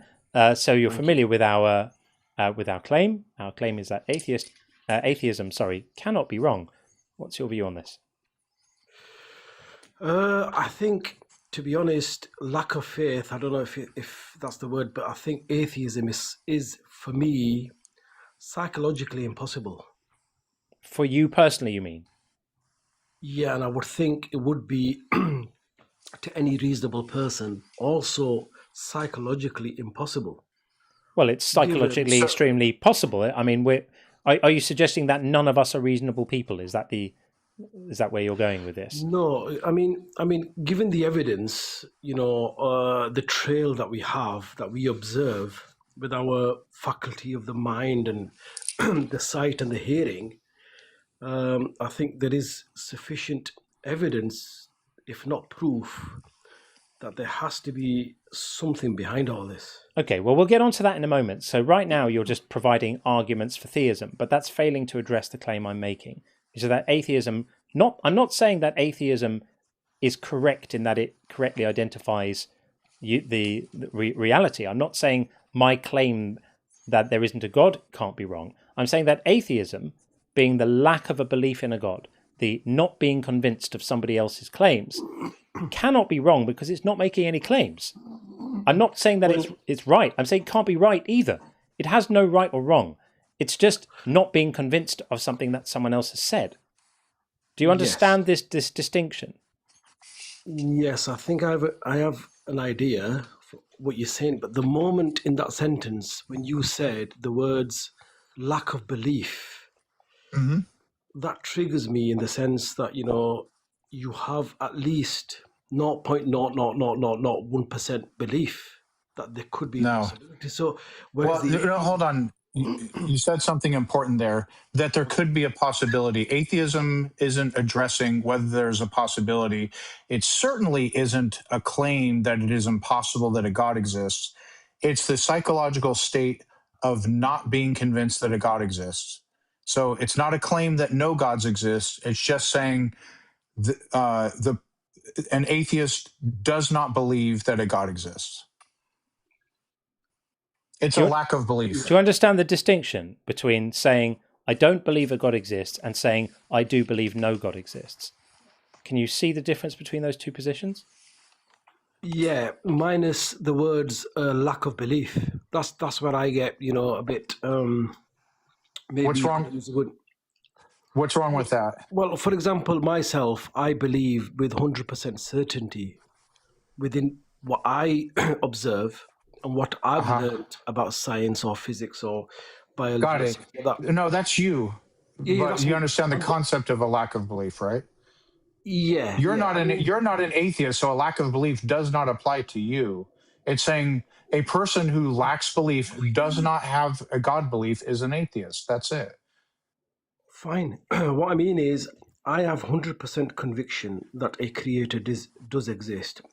The person who opposes me in the opposite direction should be 100% convinced that there is no creator. Not using the word lack of belief. That's not how it works. That's not how it works. I'm entitled to say, I see your 100% conviction that a creator exists. I'm not convinced. I'm just not convinced. I don't have to say I have 100% conviction no creator exists in order to balance things out. That's not how reasonable thinking works. That's not how dialectics works. That's not how how thinking about this stuff correctly works. I'm perfectly entitled to set my own epistemic position on this. And my epistemic position on this is that I'm not making any positive claims at all. I'm just saying you haven't convinced me that your 100% belief in your God is justified, and neither has anyone else. So I'm entitled to just suspend judgment. I can be open to it. Could I ask you which God you believe in? I believe in the one creator, not one in number, but I believe that my creator is the unseen creator of the quantum worlds and the physical worlds that we see. So Ganesh? No, not Ganesh. Because that's a fiction of the imagination, isn't it? Well, I think your God is a fiction of the imagination. But which God do you believe in? I'm not asking you what he created. I'm asking you which one. Yeah, but because you mentioned Ganesh, that is basically a Hindu philosophy of a man with an elephant head, for example. Great. Which one do you believe in? Right. You believe in another one, right? So Jesus. No. I believe in Allah. I believe in Allah. I thought you might. Okay. So some people. Yeah, so you believe in the God who declares that semen comes from between the rib and the backbone. That God. No, because that one. Okay, you've got it wrong. You've got it wrong because the backbone and the semen is. I mean, we can argue all day about it. We're not going to. We're not going to because it's very dull. It's just a mistake in the Quran. That's fine. Okay, that's fine. There's no mistake. It talks about the womb, and that's it. We won't go further on that. Obviously, we don't. Yeah, wombs aren't between backbones and ribs either. They're below. But you wouldn't. That's where the womb is. You see, the backbone and the ribs. The womb. Wombs are not between the backbones and the ribs. They're actually below the ribs. But basic knowledge of anatomy would let you know that. But never mind. Okay. So we have other organs behind the ribs which are to do with other things. But there we are. Okay. So what do you think the best evidence for this God is? The best evidence, basically, it starts with you. That's what our previous caller said, and we went round and round the merry-go-round of bollocks for a few minutes until he eventually said faith. So why am I evidence for your God? No, I'm just saying all creation basically is signs of a creator. It signals, it signifies, it gives evidence. It's not proof. Yeah. It's evidence. And you get this from a book that you've read, right? Your idea about these truths are revealed in a book, right? Yeah, they were revealed to Muhammad. They were revealed to Muhammad. And is everything in the book right? 100%. 100% right? 100%. It has to be right. Otherwise, if it's 99.9999% accurate, and that 0.1% is inaccurate, then it voids the whole book. So it's all completely right. So this is Surah 33:50, which talks about who a man is entitled to have sex with. And it says, for example, we have made lawful to you your wives, to whom you have given their due compensation, and blah, blah, blah, and the daughters of your paternal uncles and the daughters of your paternal aunts. And it's also where let me find the other bit that I was looking for. Hang on a minute. Here we go. The prisoners of war. You're also entitled to have sex with the prisoners of war whom Allah has assigned to thee, right? So here's a surah in the Quran that gives people the right to have sex with prisoners of war. Now, right. So So now the interesting thing is, following on from this, we can look at an interesting account, right? Because over here we have a thing that happened where Abu Sa'id said, "Did you hear Allah's messenger mentioning al-azal?" You know what that is, right? That's pulling out. That's not finishing inside, right? Yeah. And it says, "We went out with Allah's messenger on the expedition and took captives some excellent Arab women. And we desired them, for we were suffering from the absence of our wives. But at the same time, we also desired ransom for them. So we decided to have sexual intercourse with them," so raping the captives of war, by observing azul, so meaning that they were going to not actually complete the sexual act with the women they were raping, they were going to pull out before. But we said, we're doing an act, whereas Allah's messenger is among us. Why not ask him? So we asked Allah's messenger, that's Muhammad, and he said, "It does not matter if you do not do it," that's the pulling out, "for every soul that is to be born up to the day of resurrection will be born." So to clarify what this story says, is here's a bunch of people who have kidnapped some women. They're planning to ransom them, but before they ransom them, they really want to have sex with them. They want to rape these women. And so they ask Muhammad, when we rape these women, are we obligated to pull out before we ejaculate inside them? Or, what should we do? And Muhammad's response isn't, "Are you out of your fucking mind? You don't rape women. What's wrong with you?" It doesn't really matter because, you can finish inside them if you want to, because all souls who are going to be born are going to be born. So is this moral in your view? Right. If you're talking about morality, I mean... No, yes or no would be great. First of all... A yes or no would be great. But I can't answer that question because you've interpreted it completely wrong. A yes or no would be great. I haven't interpreted wrong. I've read literally what it says. So a yes or no would be great. It's how you understand what has been written. So that hadith, for example, that you're portraying, I don't believe in the hadith. So you don't accept the hadith? I don't accept the hadith. So do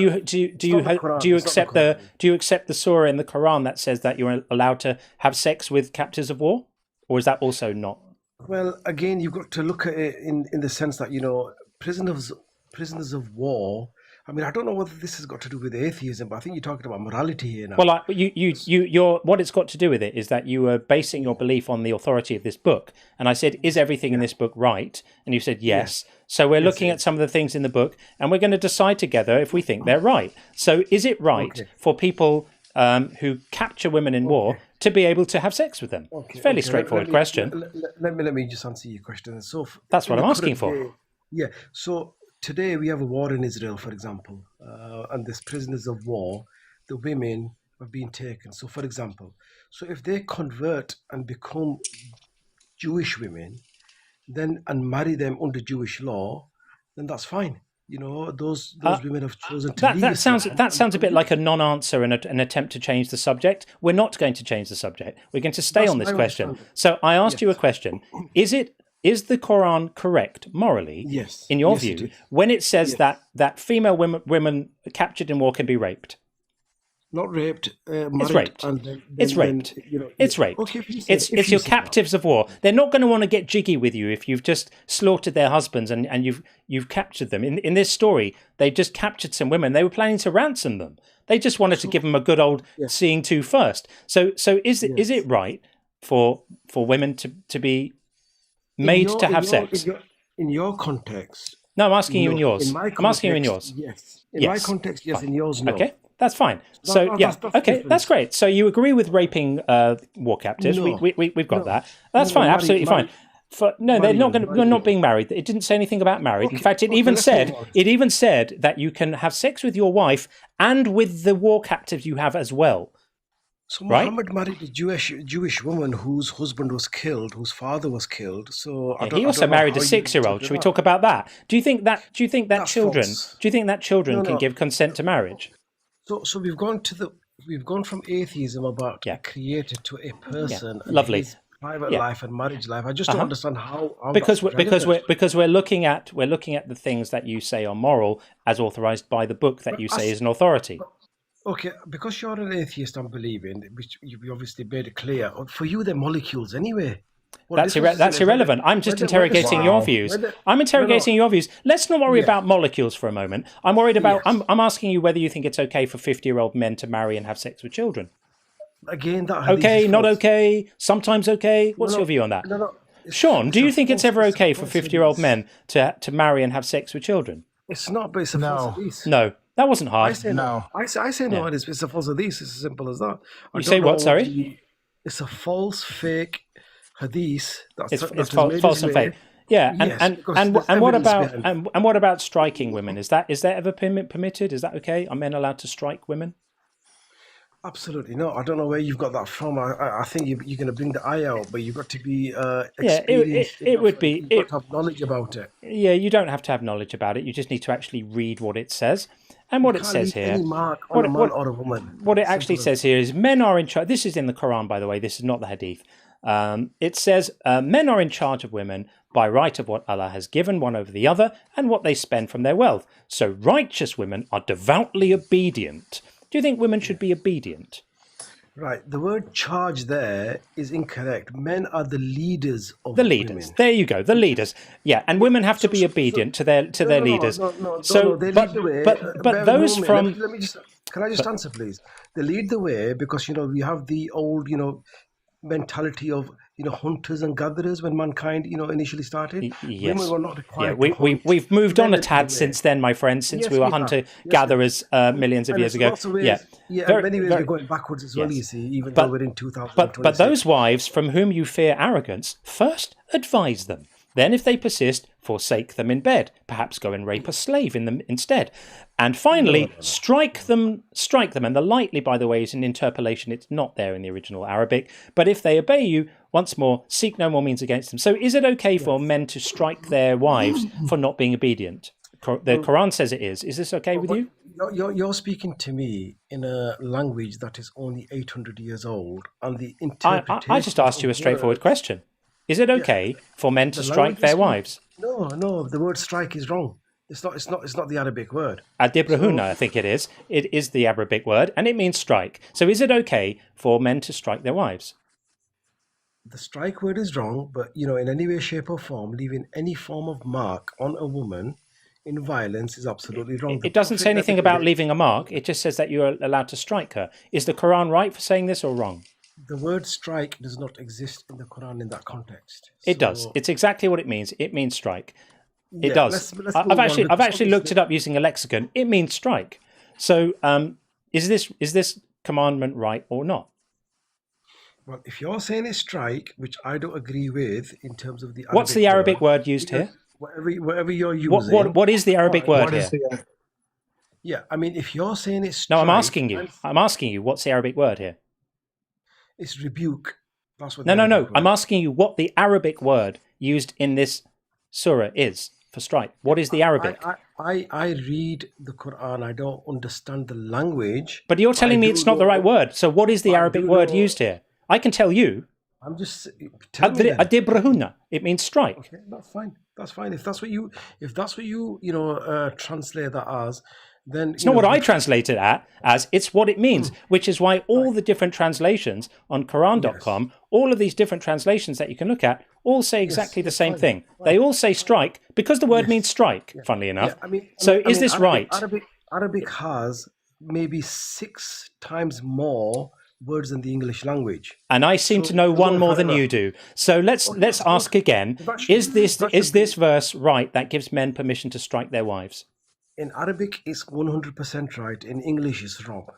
That's all I can say. I'm not that, my friends, is a cope. Off you go. Okay. Off you go. In Arabic, it's right, but in English, it's wrong. It's okay to strike your women in Arabic, but once you translate the strike into English, it starts to be wrong. Absolute bullshit. Bollocks. Bollocks to you with your domestic abuse apology. Sorry, not having that round here. Ems was going to be in here in a few minutes. He's with Ian, so I'm going to leave so I can message him real quick so I don't waste his time, and then let him know that it's already that we're done. He already left. Yeah, all good. Yeah, I'm going to leave and come right back. That's fine. Thanks, Sean. I think we dispatched that fairly well without Ems. As much as I absolutely love Ems, that guy didn't know what he was talking about. If you're going to make an argument about the Arabic language, at least know what word you're talking about. I took the time to find out. I took the time to look it up. I took the time to understand what it meant. I took the time to consult a lexicon. Why didn't you? And if you didn't, there's no shame in it. But then don't claim to know that it means something else. You're pulling it out of your ass, my friend. Not having that. Not when there are so many women who suffer because of this specific verse at the hands of men who think it's okay to abuse them with violence. Every day this happens. Men who see this verse and go, okay, this is how we resolve conflict in my family, with the application of violence. That's how they do it. That's what happens. Okay, we are going to get Ohayman in next. A couple of super chats first. This came from Bethus while we were speaking to Izzy. Because of lightning and thunder, is Imagine Dragons. Good song. To be fair, it is a good song. Good song. Sean, have you heard of Imagine Dragons? Just checking. Yes, I've heard of Imagine Dragons. I will never live it down. That was not knowing who. What's the name of them? Cold something or another? Coldplay, yeah. They're the biggest band in the world. But don't worry. Love you anyway, brother. Bethos also said, while we were on with Izzy, extremely small chance to die within a day. Yay, I don't need to buy groceries. Phew, time and money saved. Thanks, Izzy. What an asinine argument to say. We don't know for sure that we're going to be alive at the end of the live stream. Therefore, it's an act of faith. That is absolute rubbish. Not having that either. And David Burke, I always love David's comments. The more I hear, the more I know this religion is a vapid crock of horse shit. Interestingly, something that actually exists. They are brainwashed into a cult so hard that they stop thinking critically, in fact, at all. Great comment, David. I totally agree with you. Beautifully expressed. My views entirely. What a load of old nonsense. And thank you for the super chat. I appreciate that. One more and then we'll get our next guest in. This came in from 9ball Junkie. People with ISIS's logic truly scare me. I know, right? That's what it is. And it's all the moral logic of ISIS. My God says so. It must be okay. And anything can be justified in that framework. Absolutely anything. Okay, bringing in Ohayman. I'm sure I'm probably not saying that right. How do we say this? How do we say your name correctly? Ohayman? Ohayman. There we go. I'm hearing indicators. Are you driving in a car right now? Just pulled over. You pulled over. Okay. If you've pulled over, then that's absolutely fine. We can't drive while we do this, but if you pulled over, that's absolutely fine. Welcome in. Thank you for waiting patiently. I appreciate that. I know you've been there for a little while, so thank you for that. And you know what the prompt is. The floor is yours. Okay, I appreciate it. No, I wanted to join. I found this chat very, very entertaining. Myself, I am actually Christian. I'll just go ahead and put that out there. Sure. I'm not here to try to sway anybody. I just wanted to kind of go off some comments that were made before, or topics, I should say. that were made before. I do find it funny how people on my side think it's their job to do a sales pitch and seal the deal, which I don't You are think kind that's of a you are basis kind of of told Christianity. to do that. Isn't that the Great Commission? You're told to go and win souls. You're No. told under 1 Peter 3:15 to always be willing to give a reason for the faith that's in you and the trust. That's kind of the Yes, job, isn't who it? are willing, to those who are willing to hear. Right. To try to I'm convert willing. someone who's not there, to try to convert someone who is there, that is, I guess, to the point where they're so lost, the best thing that we can do is maybe plant a seed, but to seal the deal, that's not our job. Well, John and I are willing to hear, and there's also hundreds and hundreds of people that are listening right now, and thousands that will hear it after the fact. And so, yeah, and then there's lots of seeds to be planted. So, do you have your seeds ready? I mean, I'm willing to talk about it. I mean, if there's any, I guess, subject that you wanted to cover. Well, the main one really is the topic of the day, which is, let's not let ourselves get drawn into another linguistic conversation, because I think we've exhausted that one today with the various other conversations we've had about what we mean by wrong in the correct sense of the word. I think we've litigated that point reasonably well today. So let's now stick to the moral side of it. Can it ever be considered a moral failure to not be convinced of something? And what, I guess, could you elaborate for me on your position? Yeah. So my understanding is that we all have a sinful nature. We're all basically deserve to go to hell because we don't measure up to God's perfection. And the way that you avoid this horrible fate is by having a relationship with Jesus and accepting that he was the savior of mankind, that he was given by God as a sacrifice to atone for God's sinful nature. And in acknowledging his sacrifice, we benefit from it. He's substituted for us, and so we get vicarious redemption through his sacrifice, and that's all delightful and everything, but you can't do that if you don't think he exists. And if you don't think he exists, you don't have access to this sort of divine pardon. And how can that be right? Because if I don't think he exists, if I'm not persuaded of his existence, what next? Then what? Then I guess the only other question for me to fully understand would be, what would convince you of his existence? Well, let's say I don't know. I don't know, but do you think God is all-knowing? I do. So God would know the answer to that question. God would know exactly what evidence would convince me. I'm open to being convinced. I'm genuinely open-minded. I have at times in my life. At times in my life when I was younger, not recently, but I've reached out to God just in case there was one there, and tried to pray in earnest and tried to say, God, if there is a God there, let me know. Give me some sense that you're there. And I've always been met with absolutely nothing. So there is something that would convince me. Correct. God knows what it is. I don't have to specify what it is. And so far, would you agree he hasn't provided it? Because if he had, I'd be a believer, right? I believe, in my belief, he has provided it. But if he had provided it and then I hadn't, and then I was still not a believer, that would mean he failed. That would mean he made a mistake. He calculated what evidence I would need. He gave it to me, and then oopsie daisy, it didn't convince me. Would have made him wrong. So you're saying God can be inept and wrong. Okay. What I'm saying is, and I'm not trying to discredit your side of it, is you're asking me to explain it from an all-knowing side, correct? I'm just saying that given that you think God is all-knowing, it follows necessarily from that he would know exactly what evidence would persuade me.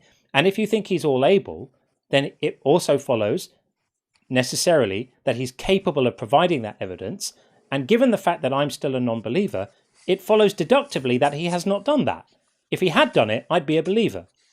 I must be. And if your argument is, well, maybe you just saw it but didn't choose to whatever, well, God would have known that that's what my reaction to it would have been, and he would have given me different evidence that would have persuaded me and would have convinced me. So if you're saying that you have to choose, you either have to say God isn't capable of providing the evidence that would persuade me, or you have to agree that so far he hasn't wanted to. And that follows from the fact that I'm a non-believer currently.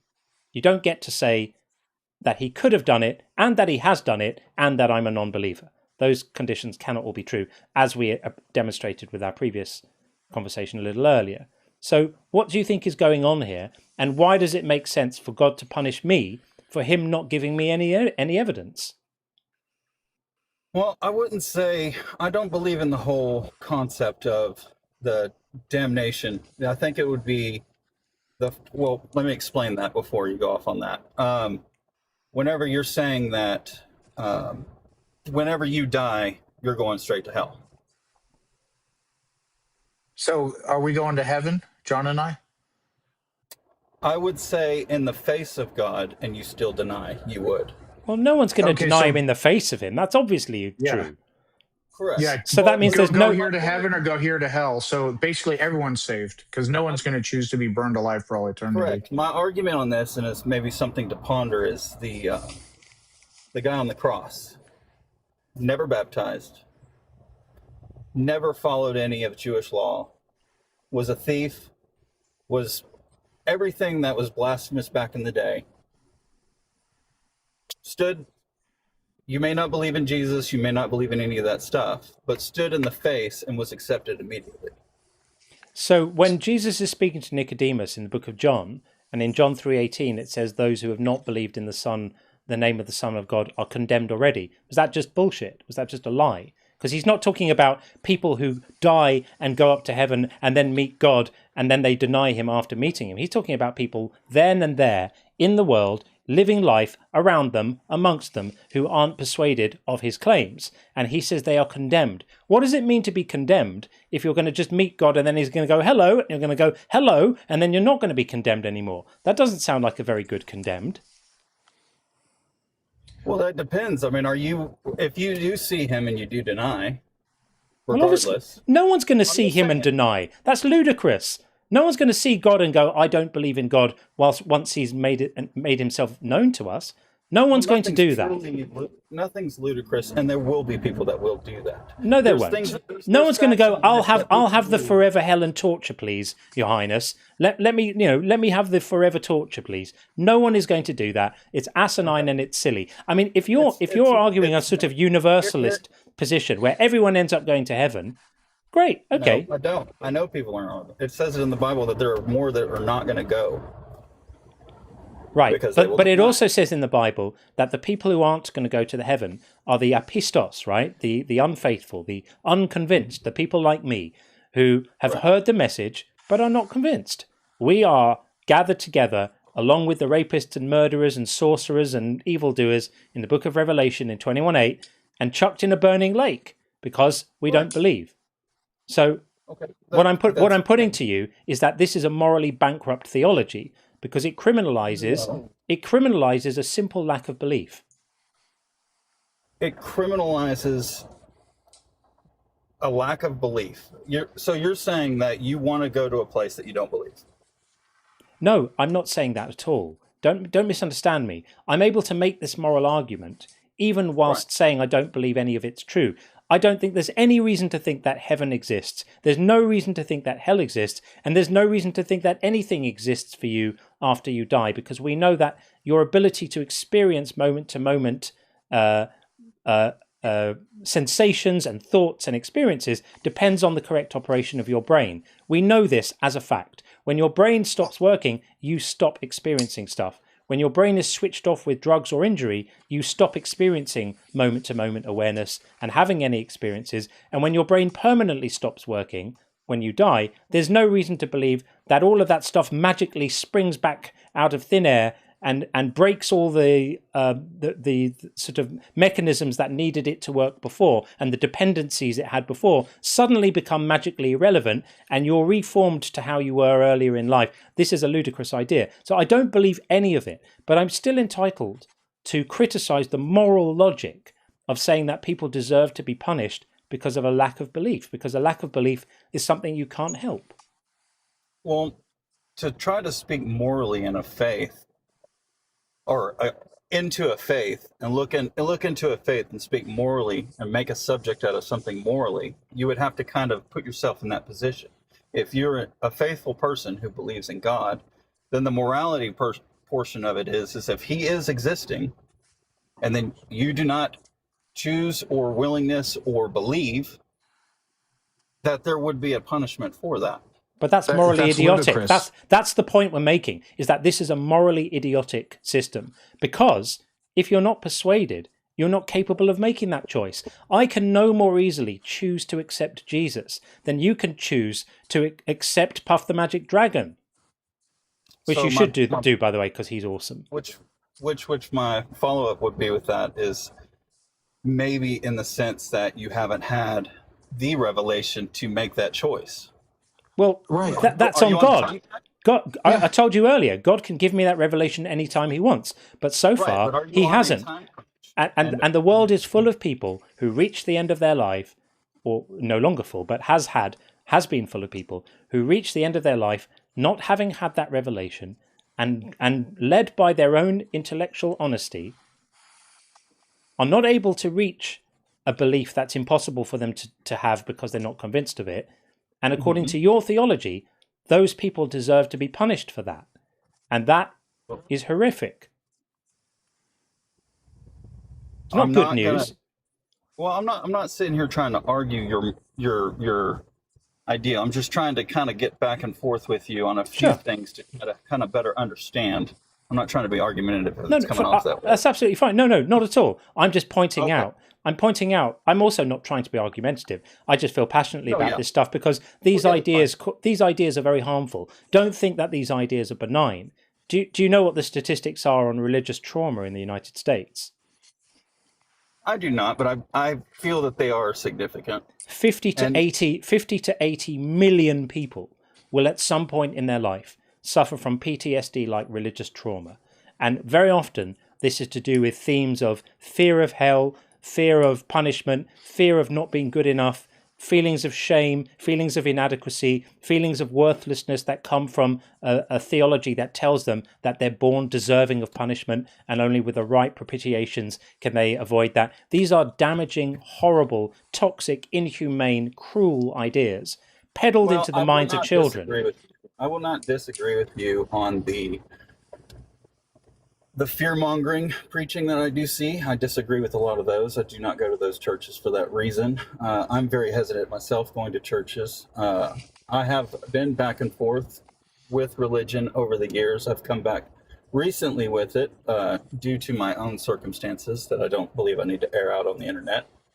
But I also have cases where there are a lot of cases, because there's statistically a lot of believers in the world, where it's actually helped a lot of people. I don't deny that. I don't deny that for a second. I grant that religion is helpful for many people. I grant that, but I we need. don't want people just to see the negative side of it. I wanted to bring. Fair enough, and that's fair enough, and I will always grant that. I personally know people whose lives have been transformed by finding religion. But what I'll always say is the thing that really transformed their lives wasn't the theological babble that they now believe and the bullshit that they buy into. The thing that transformed their lives was the community they found, a sense of acceptance within the community, and stuff like that. And those are benefits that are absolutely apparent. I grant that completely. But not enough time is paid talking honestly about the downsides of this, the how toxic this theology is, how horrible it is to tell people that they are born deserving of punishment, that they're born, that the default state is punishment, and because you're not good enough. That's what this thing is. It just tells people they're not good enough. It's one of the most horrible things that a human being can make another human believe, is that they're not good enough. And this faith does it. This theology does it like it's honed to perfection for doing it. It's a machine for creating those kind of feelings. It's disgusting. Well, I would also say that the same theology has been, due to my personal, I'm not going to try to drum it out to a whole scientific group, and I'm not trying to get too scientific. Just my personal relationship with therapy and stuff like that, psychologists and stuff like that. They do say, in the biblical sense, if you take the theism, I guess you should say, out of the Bible is written in a perfect way to be a therapeutical book. Really? There's so much horrible shit in there. Women can't teach men. Women have to be silent in churches. Women have to submit to their husbands. Slavery is okay. Genocide is okay. Are you serious? It's terrible. No. Don't take that out of context. I know you're wanting to point out certain horrific stuff from the Old Testament, and I get that. Everybody does that. Some of that was the New Testament. Most of that was New Testament, actually. Horrible, and if it's horrible, I said some of that is in the New Testament. For example, women not being able to teach in church, and who cares if it's in the Old Testament? That's still the supposedly all good God, right? And Jesus is God. According to the New Testament, the Old Covenant has been fulfilled. That doesn't matter. It's still God, right? Teaching you how to live in an Old Covenant. No. You're missing the point. You're missing the point. It's not teaching you how to live. It's saying that it's Jesus commanded all of this stuff. If you think that God is Jesus, where people were killing babies for ball. Well, they were mainly killing babies because Jesus told them to. God killed more babies than anyone else. God is the single biggest baby killer in the Bible. Then ball. Yeah, more than anyone else. The Noah's flood alone, how many of the babies on Earth were killed? How many survived? Well, if we're gonna go off that how many of the babiys were part Nephilim or whatever? This is nonsense. Well, now we're getting into human beings. Human beings were really demi angels or something. Book and call it morality. Yeah, I am pointing at the morality. I am pointing at the morality. How many of them were Nephilim? There's nothing in there that says they were Nephilim. This is complete bullshit. God decided to kill everyone in the world. Then he promised not to do that again. And in the future, rather than killing everyone in the world, he just commanded people to kill everyone in the world. So in 1 Samuel, you've got the enjoinment to go and kill all the Amalekites, including the children. And there are multiple others. And when David transgresses God and upsets him by doing a census that God made him do, God doesn't punish David. He kills 70,000 innocent Israelites. God is the king of killing innocent people for the actions of others all the way through. So I will not accept that the Bible is anything like a good moral code. I think there probably are books that are worse as a moral code than the Bible. I just can't think of any right now. It's terrible. It's disgusting. There's in there, you can find the odd, nice lesson about charity or forgiveness or, pushing back against power structures. I grant that. But you can probably find the odd nice line or two in Mein Kampf. Doesn't mean we need to like it or call it good.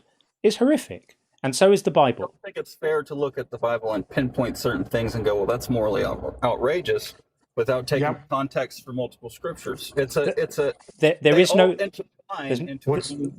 context. There's no context that makes slavery okay. There's no context that makes stoning innocent women okay. There's no context that makes killing children with swords there's nothing okay. In there that says he gives approval of slavery. There he is. Tells you quite literally. There explicitly is. Not only does he give approval, he gives instructions, like a kind of IKEA set of slavery. He says, I understand the instructions. Where is his blessing of slavery? Oh, well, the blessing would be, as for the male and female slaves who you may have, it is from the nations around you that you may acquire. That's a blessing. A blessing is when you give someone permission to do something by saying you may do it. That's what blessing means. No, that's kind of out of context. That's not a direct. I'll pull it up. What's the context that we're missing? Give us the verse of the context that makes that not mean what it says. The context that I'm taking out of the "you may" is not saying, "Oh, I give you permission," but that you're already there's already a slave thing going on. You may be taking people from over here, but this is how you're going to do it. Let me ask you this: on the 10 Commandments, when it says "Thou shalt not kill," was there already killing going on? Yes or no? Since Cain. Yeah. So X is already going on. Therefore, God can't outlaw X. Doesn't follow, right? So, in other words, blessing to do it. Hold on. He says you may own slaves, you may beat them, all kinds of rules involving slavery, but he explicitly says you may own slaves. And you said your retort to that was there was already slavery going on. God outlawed outright killing and yet there was already killing going on, right? So a thing going on doesn't prevent God from outlawing that thing, correct? Correct. Okay, so so then why did God continue allow slavery? No one's going to defend that slavery is good. No. Why? No, my question: why did God allow it? Why did God? Yeah, because I can't tell you what an all-going God's going to do. I can't explain what He's thinking. No Christian can. Right. So then God allows this horrible thing, and you don't have a good explanation for it. And John and I say, "Oh shit, that's bad," and you say, "I don't think a Christian thinks slavery is good." Oh well, Paul does. Paul does in Ephesians. He's pretty explicit about it. Paul had every opportunity to say, don't do slavery, as did Jesus, by the way. Neither of them ever had a word against it. In fact, Jesus just came along in Matthew 5 and just said, all those Old Testament laws, nothing can ever change. You can't change a jot or a tittle of them. And anybody who teaches anyone that they don't apply is going to be considered least in heaven. And anyone who does them and obeys them and teaches them is going to be considered greatest in heaven. Jesus was a huge fan of all of these slavery laws. They also created the laws to release after 7 years. No, they weren't for slaves. They were for the fellow Israelites working in indentured servitude, not for the slaves. Which is pretty much slavery. No, you're misinformed. So there was a set of laws that governed how fellow Israelites were to be treated if they fell into debt, and that was the 6-year thing. And by the way, that was only for the men. The women were never released. And then there was a different set of laws, which were for the slaves who were not fellow Israelites, not fellow Hebrews, and they could be bought and owned for your entire life, and you could pass them on to your children, and you could beat them to death if you wanted to. And Jesus was completely on board with all of this. So this is why I say the Bible is not. He was okay with it in Matthew 5:17. What does he say? I agree with it. He says that I've not come to abolish the law but to fulfill it, and that you can't change one jot nor one tittle, that the law will completely apply until the heavens and the earth aren't here anymore. Well, I looked outside and they're still here today. So according to Jesus, all of these laws ought to still apply today. Now, what happened after that, Paul came along and contradicted Jesus, and Paul tried to sell a different type of theology. In argument with Jesus, he tried to say, all of that Old Testament stuff, apart from the bits I like the Ten Commandments, you can forget about all of that stuff. And he tried to sell a different thing because he understood that he would be more successful in promoting this to the Gentiles without all of the obligations of the Mosaic law. But you've got to decide whether you think Jesus is God or Paul. No, my understanding is the two things that you're talking about right here was fulfilled on crucifixion. They were not.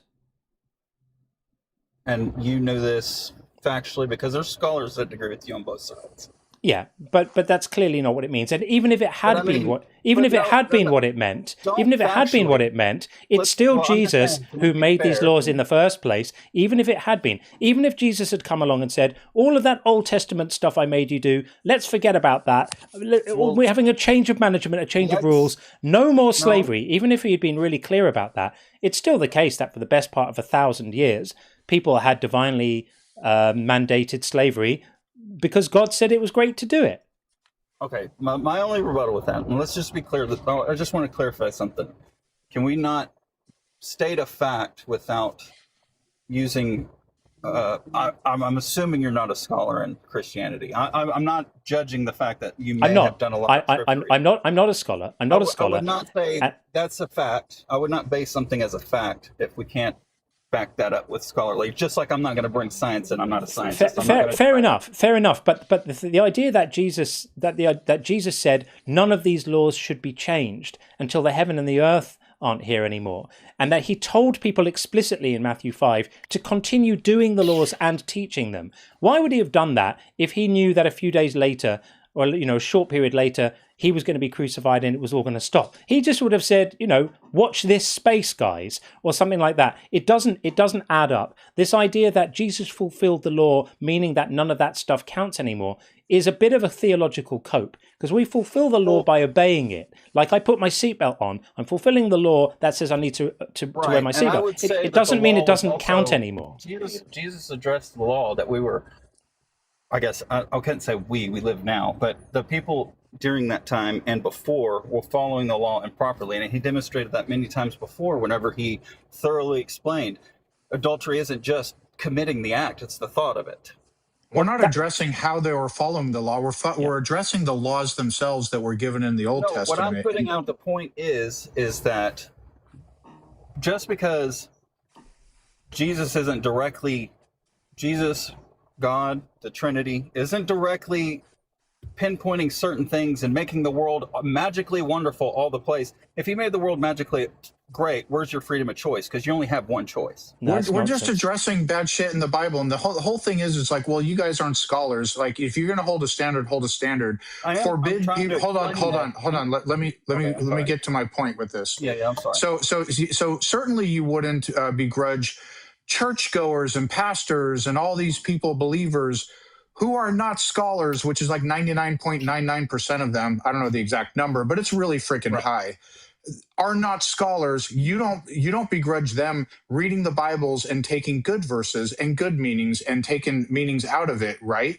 So like John and I are not scholars, but we can read plain language, and there's certain things that are complex in the Bible and other things that aren't. But like, if you're going to begrudge us for not being scholars from interpreting the clearly stated bad shit that's in the Bible, that's like very plain reading, if you're going to do that to us, you need to also do that to them. No, here's the thing. I do. And I had to say that earlier, that I agreed with him that a lot of that PTSD comes from the fear-mongering preaching, that comes from all this other stuff that I think is wrong.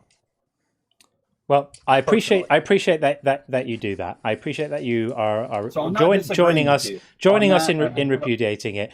Okay, well, this is why I don't go to a lot of the churches. I read, I do my own stuff. That's where my faith comes from. Sure. That's well, as long as you're not telling other people that they deserve punishment for lack of belief, then I have less of an argument. I still think that you're propping up something immoral, but step by step, we get there in stages. I think we're going to move it. We're going to move it along. We've got a few others in the queue, and at some point soon, I'll need to think about ending this because we're approaching the 8-hour mark. But we've got quite a few in the queue, and I'm still got gas in the tank. So thank you for joining us. Hey man, I appreciate that you were waiting for a while to come up. So thanks for the conversation. All right, all the best. Take it easy. You'll have a wonderful day. And you. Take care. All right, I'll lock off voting there for anyone who wants to. And our next guest is going to be Mr. B over on TikTok. And we'll see how we go there. Just a couple of chats to read. Facing opposition, thank you for the super chat. John, I was shocked when you got up. I thought you were actually going to use the bathroom for the first time live. I was just letting the cat out, actually. No, just let the cat out.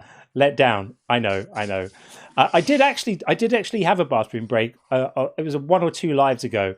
Doesn't count because you stopped the stream during it, so it didn't happen during the stream, so it doesn't count. That's true. I stopped the TikTok stream, but the YouTube stream was still going. So does that count? It's halfway. I don't know. We'll have to take a vote on that, I guess. Good stuff. Well, thank you for that anyway. And Bethos, thank you for this one. This was sent while James was on. Why does Church of James disrespect Lord Ganesha? Right, absolutely. Just the relativism here of everyone's own gods are beyond question, but everyone else's gods they don't count somehow. And also for Bethos, cartoon Mortal Kombat gods like Lord Raiden make more sense than the Quran defender. Don't consummate marriage with children.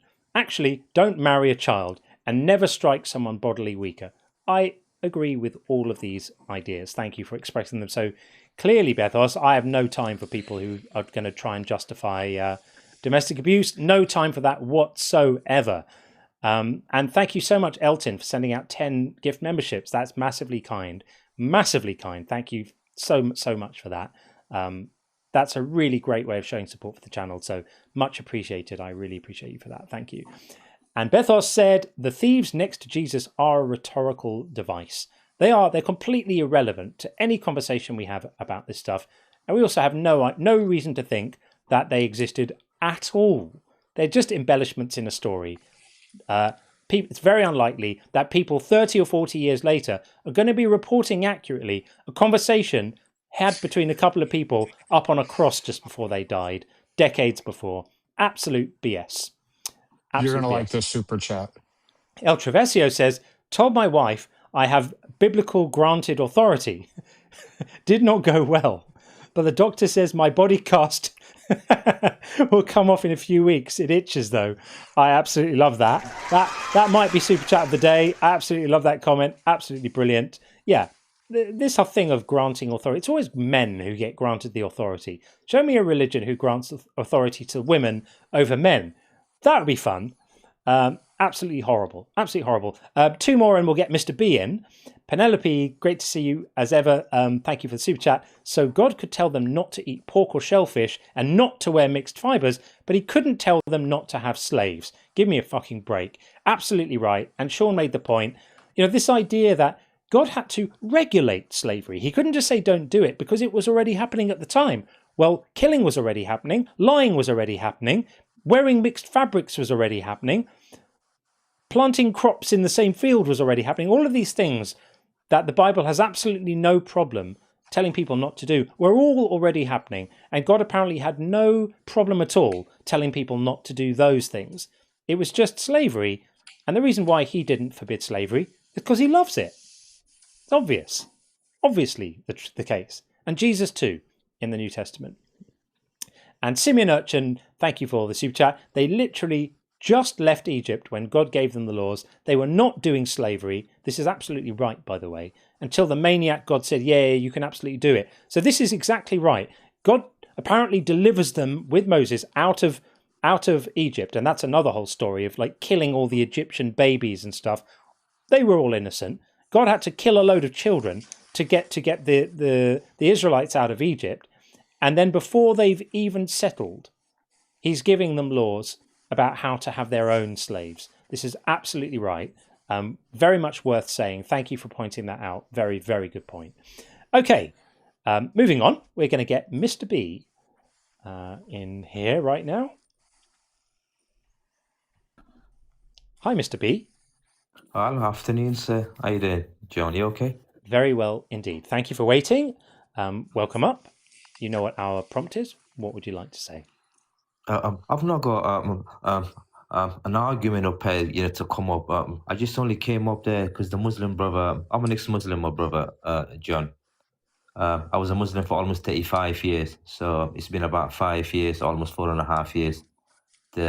Through my study, I quit Islam basically, but I'm not into any religion. I consider myself at the minute agnostic. So Mr. B, we're only taking opposition today. So that's what it says here. When it says debate stream opposition only, that means we absolutely love the fact that people like you call in, but call in on the Friday show when we have after hours. I was going to give you something, sir. It is, that gentleman said that, was a Rabbuna means it doesn't strike, but basically it doesn't mean. But I was going to give you another verse. If you go chapter 12, chapter 8, verse 12, that word has been used twice, basically, to strike their neck and strike their fingers. Exactly the same kind of words. Thank you. So that's I appreciate you. Thank you for that. That's a great contribution. I appreciate that. We will sometimes allow. There are very direct contributions that specifically apply to a conversation. Right. Thank you for that. I appreciate that. I knew that was the case, but I'm delighted that you came up to give us the detail on it, and anyone can check it for themselves. It's exactly the same word. Look at the Arabic, look it up in a lexicon, figure it out. It's the same thing. So thank you for that, Mr. B. Good to talk to you. You have a good evening. Nice to talk to you again. You too. And a good life. Thank you. I'm here listening down. Thanks, man. Take care. Bye. W Mr. B. As I said, that word means what it means. Imagine having the gall to come in a live stream and make an argument saying that word in the Arabic language doesn't mean what you think. And when I ask him what is the word, he can't tell me, and I know it and he doesn't. Christians do that too. Christians all the time. That's not what the word means in the original Greek. What's the word? They don't know. They're just literally saying things. Absolutely wild. Don't just make shit up. Like, please. Yeah. Absolutely wild. Okay, let's bring in Elijah next, and then we've got the DM's online school after that. And we did have someone on the YouTube queue who's now no longer there. So welcome, Elijah. How are you?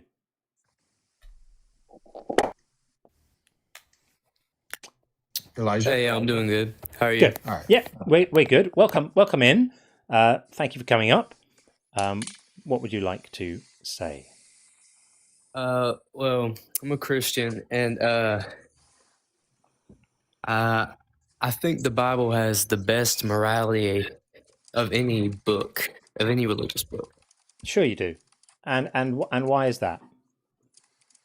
Well, I mean, you're taught to love your neighbor as yourself. You're taught to help the poor. I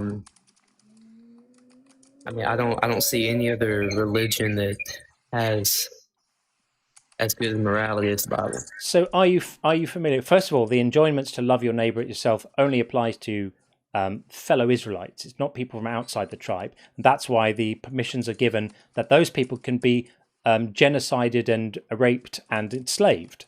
So that's not very loving, is it? So when they say the neighbor, they mean other people within your tribe, other people within the tribes of Israel, fellow Israelites. That's what those laws apply to.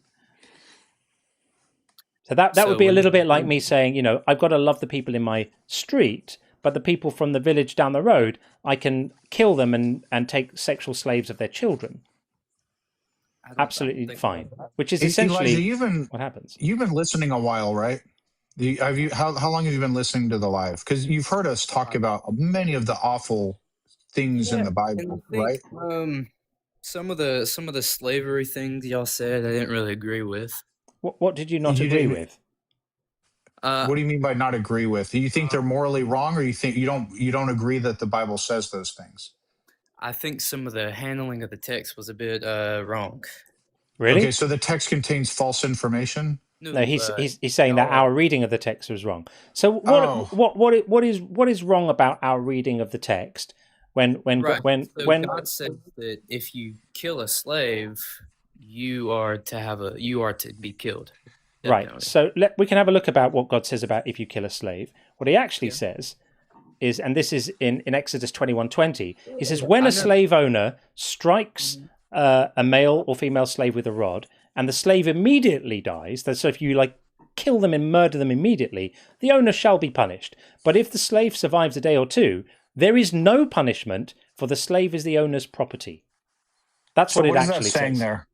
What is that saying there? How do you interpret that? The difference between murder and manslaughter, right? So okay, the slave master right there is not intending to kill the slave. He's just intending to punish him. So let's say I'm a slave master. Okay, let's ignore the fact that it's freaking awful that I even own a person as property. But let's forget. Hold on. Let me finish. All right. And I beat the crap out of my slave with a rod, and I'm not intending to kill the slave, but after a week or so, the slave dies. According to this, I am not to be punished because, as it explains, the slave is my property. In my opinion, that's an immoral teaching. In your opinion, that's a moral teaching? Right. So since it's a property, it's like a financial asset, essentially. Let's go by. This can't be real. No, whoa. Let me finish my point. I'm getting Poe's law here. Yeah. What that mean? It means it's hard to tell whether you're a parody or serious, because you're now arguing for the validity of human beings as a financial asset. Are you out of your mind? I'm arguing within the context. I'm arguing within the context of the text. I'm sorry, I didn't know if we did that around here. All right. So it's a financial asset. So the slave master is actually only hurting himself by doing that. And you think that's moral? No. Oh, wait, the slave master beating the crap out of a slave to unalivement, whether he intended to kill the slave or not. Hold on. Immediately, the slave. Let me. Why are you stopping me from asking my question? All right. So what I heard you say is the slave master is only hurting themselves. So a slave master who beats the crap out of a slave to unalivement only hurt themselves. They didn't hurt the slave that they beat with a rod to death. If you read the text, it's reading as if it's an intent. He's not intending to kill the slave. Okay, so that's okay. If I beat a slave, if I own a slave, it's okay to own him and beat him, as long as I'm not beating him with the intent to kill him. Right? Is that your position? No. Oh, okay. So is that a moral or immoral teaching law from God in Exodus 21:20? I don't know. You don't know. But All right. but you said you think that the biblical morality is better than anything else. So Overall, yes. I mean, if you look overall, at what atheism as has long as you done, ignore the bits that talk about owning people and killing children, it's great. right? If you take the Bible out of context and We're not taking it out of context. We're taking it in context. in its what century, like the No. 14th BC. Let me tell you something about context, my friend. Context is not a magic wand. Context doesn't make things not mean what they mean. Context just allows you to understand more about the situation and the narrative and other things that are going on at the same time. Those things don't always change the meaning of the thing you're looking at. Occasionally they do. There are instances in which applying context can change the meaning of something. Most of the time, they don't. In this instance, they don't. So you've got God telling the Israelite people that one of the first things they can do after having been delivered from slavery in Egypt is that they can have their own slaves, and giving them detailed instructions about how to do it.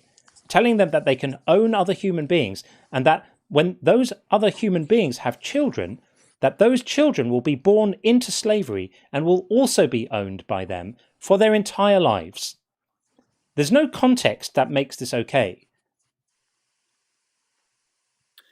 Well, when you look at the rest of the world at the time, everybody else had slaves, and they also had slaves. Why?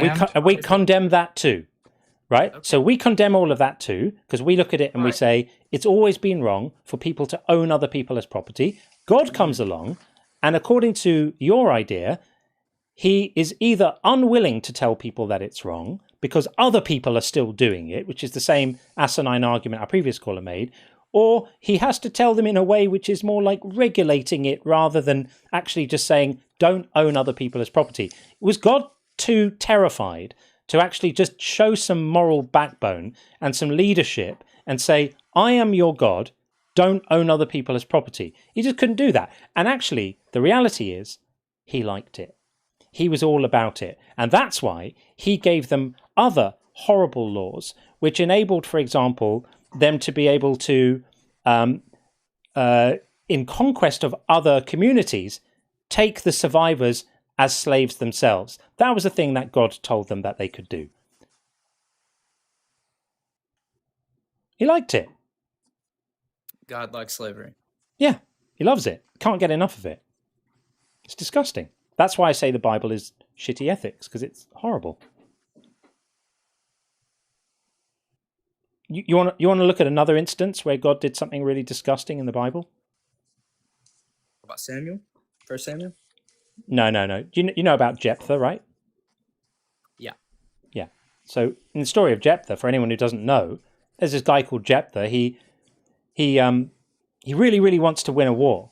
He's going to war, and he really wants to win. So he makes a deal with God, and he says to God, if you grant me victory in this battle, then I will sacrifice to you, meaning a burnt offering.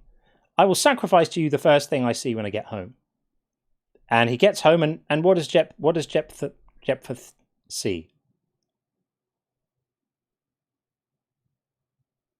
Elijah, what does Jephthah see when he gets home? Right. I see this, but how is this? Hang on. We're telling people the story. So what does Jephthah see? He might not know. It looks like he's teacup looking it up. It's okay to say you don't know. We're it's not okay. gonna. So he sees his daughter. His daughter comes out to greet him, and God collects on the debt.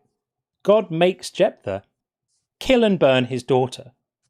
He could have said, don't worry about it. I thought maybe you meant like, your collection of golf clubs or something. I don't know. He makes him kill and burn his own daughter. Absolutely disgusting. And you think this is moral? You think this is ethical? This is awful. Yeah, I think okay. So, and then back on the slavery thing, who? Wait, you don't want to address? Have you been listening to the thing I was just telling you about Jephthah? I listen. So let's talk about Jephthah. Who were all the abolitionists in history? So don't worry about that. No. We're not talking about this. That's a bullshit argument. Okay. I don't care about that. We're talking about Jephthah right now. Why did God make Jephthah sacrifice his daughter? I don't know. Would you have done that? If you were God, and someone said, if you make me win, if you help me win this battle, I'm going to sacrifice to you the first thing I see when I get home. And he got home and his daughter came out to see him. Would you be like, ha, I'm having the girl, and then make him kill his daughter? Would you do that?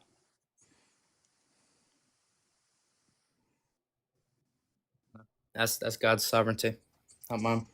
There you go. An inability to answer simple moral questions is a signifier of a brain rotted by religious twaddle.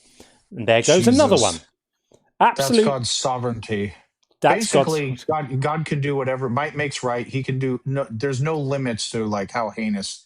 That's just so. Can you imagine what a person would go through if they're made to unalive their own daughter? Like, can you imagine how? I can't even. I would unalive myself before. And you know how tragic the story is. Before he kills her, he allows her to go off into the wilderness for a bit to mourn her own virginity, because she realizes she's going to die a virgin. She's never going to have a child. All of that stuff. So before he kills her, he allows her to go on a little trip into the wilderness to mourn her virginity. And then when she comes back, then he kills her and burns her. And in fact, they don't exactly say exactly what happens, but just that he does that. That she's finished by him, and God collects on the debt. But context. Yeah, that's right. Read it in context. It all suddenly starts to sound wonderful. That to me is one of the most sickening stories. Same thing. Free will. Yeah, there's some. Yeah. Sorry, go ahead, John. Wild. I was just going to say, it's just sick. As a parent, I think about something like that, and that a God would go, yes, you must kill your child now. I demand it. It's my sovereignty. But I'm really good and I love you. Absolutely horrific. Horrific. Elton, thank you for the super chat. God blesses Abraham with slaves in Genesis 24:35. It's a blessing to have slaves, isn't it? Thank you for that. And Ken, hi Ken, good to see you. Over an hour and you're still here. No Armageddon either. Lucky you didn't cancel your auto insurance. Right. We're still going. The world hasn't ended yet. Although, John, I do got to tell you about your extended warranty. Oh, I don't know if you guys get those calls in the UK. They've been going around everywhere in the US. We're trying to contact you about your car's extended warranty. It's like an epidemic around here. Yeah, so yeah. We get all sorts of you might not, scams as well here. And Swamperman, thank you for the super chat. Thank you, John and Sean, for the all-day cook session. Made my shift much more enjoyable. Cheers from the terrible state of Florida. Thanks so much, Swamperman. I agree that it's a terrible state. Really, really awful. I'm sorry about the leadership you have in your state and what it's like down there. But we're really pleased that our live stream could make your day go more easily. We are very happy about that indeed. And Travis has very generously donated a super chat saying, no message. I'm going to take that as a thank you anyway. Thank you, Travis. And wonderful Mike. Great to see you, Mike Bowen. Always good. The insertion of the pericope adultery into John's Gospel, where Jesus stops a woman from getting stoned, is 2nd century anti-weed propaganda. Yeah, it's definitely added later. That whole thing of Jesus stopping the stoning of the woman. And even if it hadn't been, the whole idea there was really he was just saying that the circumstances weren't right for the law to be enacted correctly. He wasn't actually repudiating the law. So even if it hadn't been a later interpolation, it's still pretty grim. Okay, let's get the DMS online school in right now.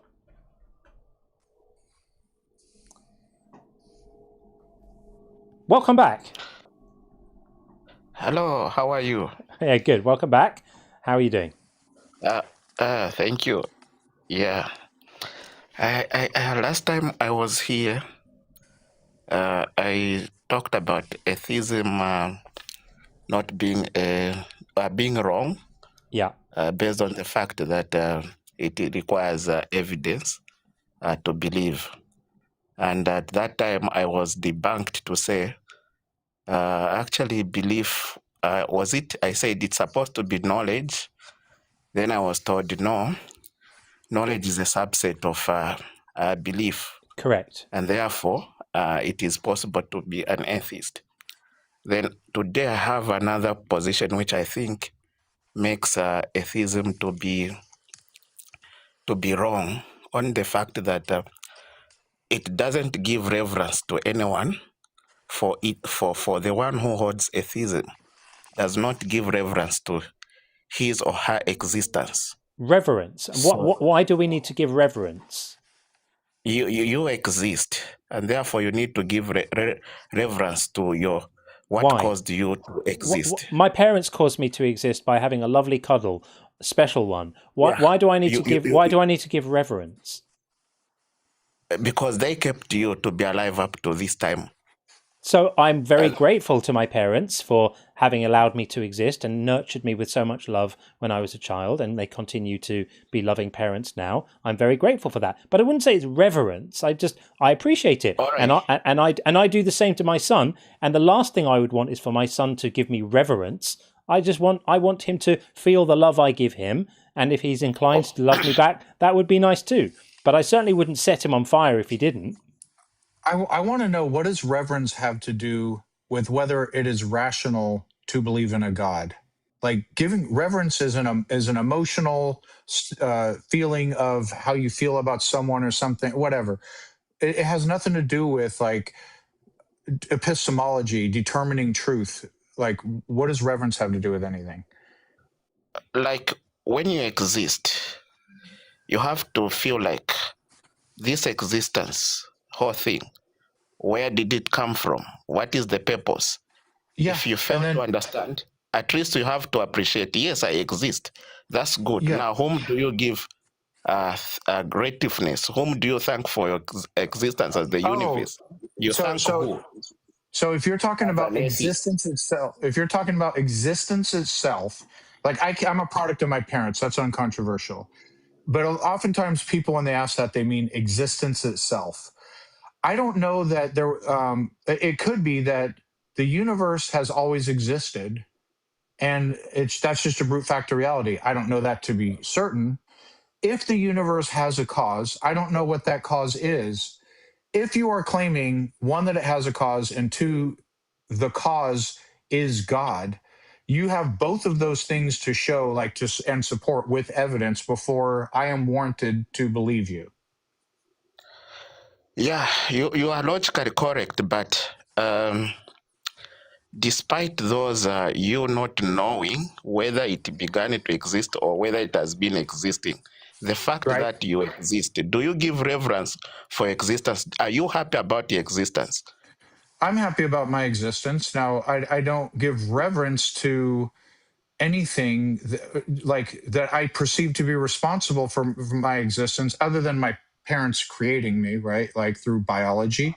But existence itself, I don't give reverence to anything, because I have no reason to believe that the universe began or that someone created the universe. I have no evidence of that. And this is a circular argument, because asserting that there's someone to give reverence to assumes the thing you're trying to prove. So you can't say atheism is justified, theism, I beg your pardon, is justified because you have to give reverence to the one who made everything, because that already assumes the thing that you're trying to argue for. You don't get to do that. You would have to first show that there is someone or something responsible for existence, and then once that's been established, we can decide how much reverence we feel inclined to give that thing or person. No, because there are powers that be, even when we go in biology. If we came by abiogenesis and evolution, at least we need to appreciate that ability itself for these molecules to bond and make us. It could just be nature, my friend. It's just nature. Yes. Nature operates in a certain way. These things could just be a brute fact of nature. We don't need to have reverence. Reverence is an emotional state of feeling a certain kind of way about stuff, which is totally nothing at all to do with whether we are justified in invoking supernatural explanations for things. So you haven't come anywhere near critiquing whether atheism is justified or not. Okay, but that's what I think. But if you oppose, it's fine. Then I have another one, where atheism now, the people hold the position of atheism now go ahead to begin the crusade of deconstruction. If you have come across that word, is it deconstruction where you cause believers to become we understand unbelievers? the word. We're not causing believers to do anything. We're not causing anything to do anything. We are creating a permission structure for people to examine their beliefs and see if they hold up. Now, if they examine their beliefs and they think their beliefs make sense, great. That's fantastic. If somebody is intellectually fulfilled by believing in religious thoughts, fantastic. Good for you. I think your beliefs suck, but fine. Do you. We're not out there. I don't go out knocking on people's doors and saying, have you heard the bad news? We don't go into churches telling people they're wrong. We just have conversations in our little corner of the internet where people who are questioning faith can listen, and people who are starting to feel that maybe this stuff doesn't add up can listen to calm, rational, reasonable, logical conversations which show and highlight some of the fallacious reasoning that props up these cults. Yeah, for some of you, that's how you are. But for others, they're not like that, because like today there were others who were saying, let's gossip. Do you remember that man who came, he was a Christian. Today he claims that he's no longer a Christian. They were celebrating. So it's like that is the mission they have. Well, They're so in the what? mission of I also celebrate when I see people leaving the faith. I celebrate because they're free, they're emancipated, they've escaped the chains of mental slavery that this cult keeps people in. I think it's wonderful. Every person who walks away from this, I think, is a win for reason and rationality. I might forget what I wanted to say. So you now, you are not just holding the position of atheism. You think these are in mental slavery, you see?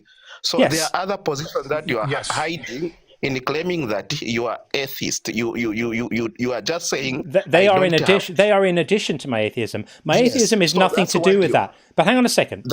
Stop for a minute, because you're getting carried away. My atheism has got absolutely nothing to do with my concern for fellow human beings in high control religious structures. My atheism isn't because of that. It has indirectly. It has. You could say no.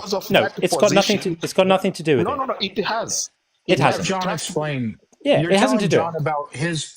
You're telling John about his position. John himself is trying. Hang on. Okay. John is trying to explain to you his own position, and you're not letting him. You're talking over him, trying to reiterate what you think his position is. Why not give him the respect of listening to what John says his position is? Thanks, John. So look, my atheism is because I have seen nothing that persuades me a God exists. That's it. It's got nothing to do with what I might do afterwards. My atheism just stems from a lack of belief because of insufficient evidence provided for the claims that people make for their religious ideas. That's it. There is nothing more than that. Now, after that, I may think, well, given that I am an atheist, what is important to me in the world?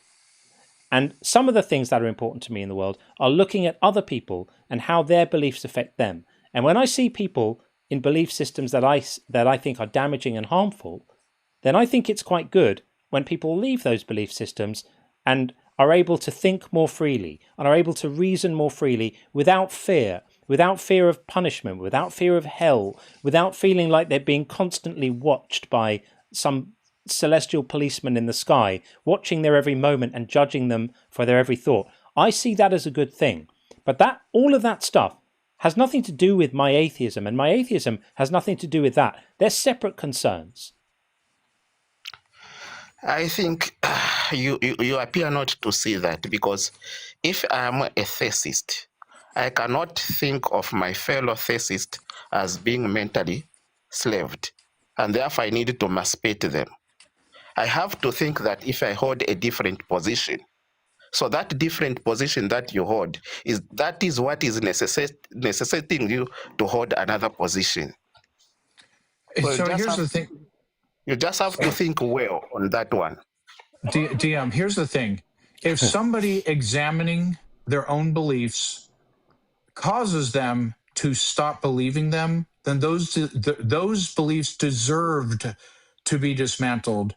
John and I and you could sit there and deconstruct whether 1+1 actually equals 2 all day long until the cows come home, and without fear of our beliefs changing, because it's almost certainly not going to change when we deconstruct those. The truth never has anything to fear from any amount of scrutiny. And as far as like being mental slaves, so John and I can examine our beliefs. Are we wrong about atheism without fear of hell? I can sit there and contemplate, does a God actually exist? And I have no freaking fear in doing so. When I was a Christian, from childhood on up, occasionally doubts would creep in, and I was worried that's the devil talking to me. I might go to hell or what have you. Those are fear shackles of the mind. That I was a mental slave then, because fear was instilled in me, preventing me from challenging my own beliefs until I finally had the courage to fully do it well into adulthood. So the two things are not equal.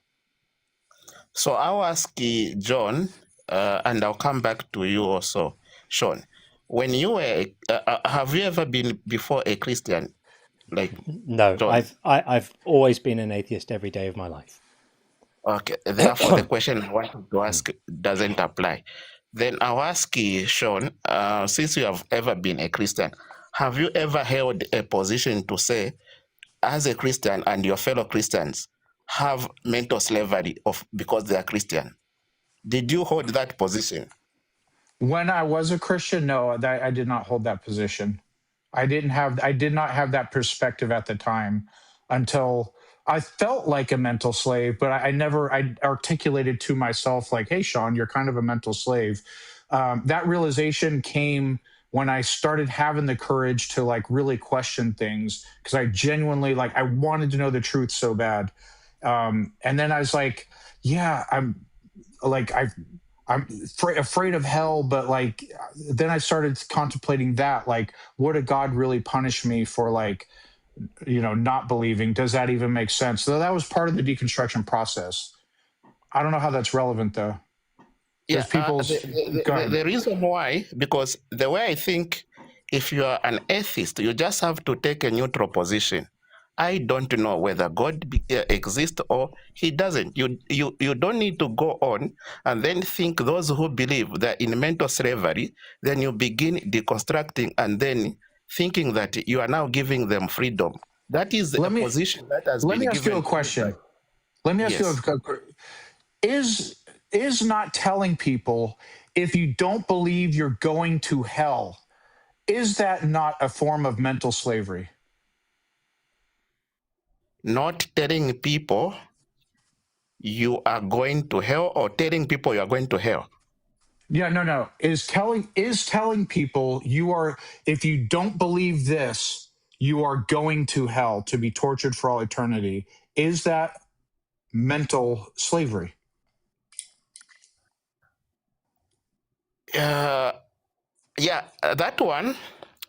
Okay. Let me think and answer it logically. In case of even the person himself you are telling, first of all, for me to tell that person, I will preach to them. If I am a preacher, I have to preach to them the foundation of all things, and then ask them, do you believe or not? Because if they believe, then they will take the message as it is. If it is not, not. Because if it is a mental slavery, then many of you, like you, Sean, you wouldn't have come out of it. If it was something that would keep people mentally in slavery, you wouldn't have come out of it, because it was also taught to you. It was taught. But see, here you are, you're an atheist, you came out of it. So for me, I would have been an atheist a lot sooner, probably. So I really don't think that it really makes them to become mentally. But you know what? This claim of mental slavery, this isn't just a metaphor. This isn't just me saying mean things about the faith, right? This is actually in the Bible. So Romans 6:16, Paul says, "You have become slaves of righteousness." Right? There are others as well. 2 Corinthians 10. We take every thought captive to obey Christ. This is the language of slavery, and other enjoyments elsewhere in the Bible in terms of your own thinking, right? Hebrews 13, obey your leaders and submit to them. Right? More. We've got more here. I've got another one that I wrote down where we find it. This is a really famous one. Yeah, Proverbs 3. Everybody knows Proverbs 3. Trust in the Lord with all your heart and lean not on your own understanding. That is telling you not to think. It's telling you not to be led by your own reason, but just by what it says. This is mental slavery. This is what it is.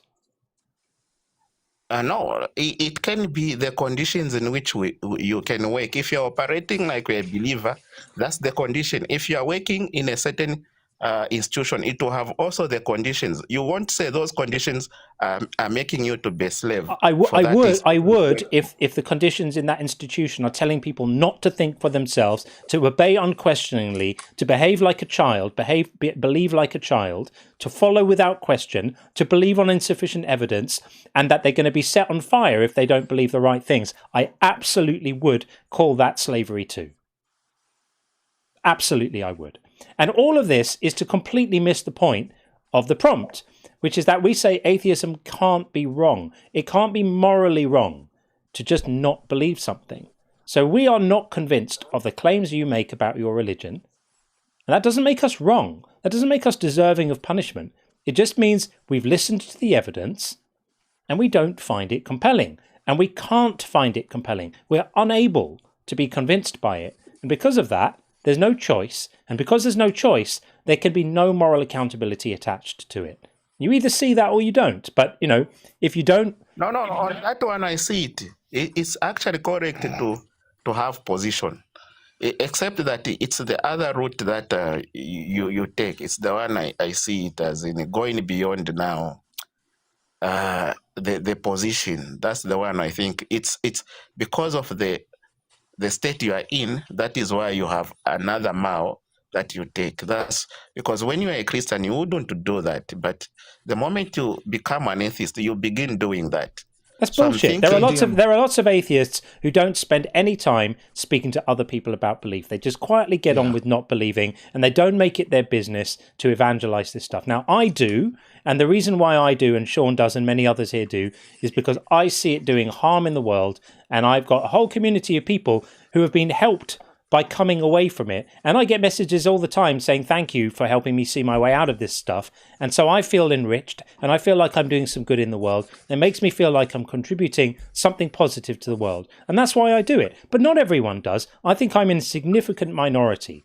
I don't think many atheists decide to dedicate their lives to this stuff in the same way that we have. Most do not. The DM, can I test something with you? So I'm going to start. I'm going to start with a statement. I'm going to tell you, and I'm being earnest and honest here. You and I disagree on theology. We have completely different theological beliefs, or what have you. Right? The fact that you disagree with my theology does not in any way cause me to think that you will be punished or deserve to be punished in this life or in the afterlife. Just because you disagree with my theology, you do not deserve to be punished, nor will you be in the afterlife or in this life. Are you willing to say the same thing to me in return? Yes. Of course, yes. Because you don't deserve, like me, the way I even look at the Bible, I don't think you are supposed to deserve punishment for just holding the position you hold. Because for me, I think that somehow we are in a simulation. That's what I think. If there is God, then he's just in a simulation. Like you, as an atheist, he takes pride in you because, if there's a God, he literally didn't leave any trace. You're not a Christian?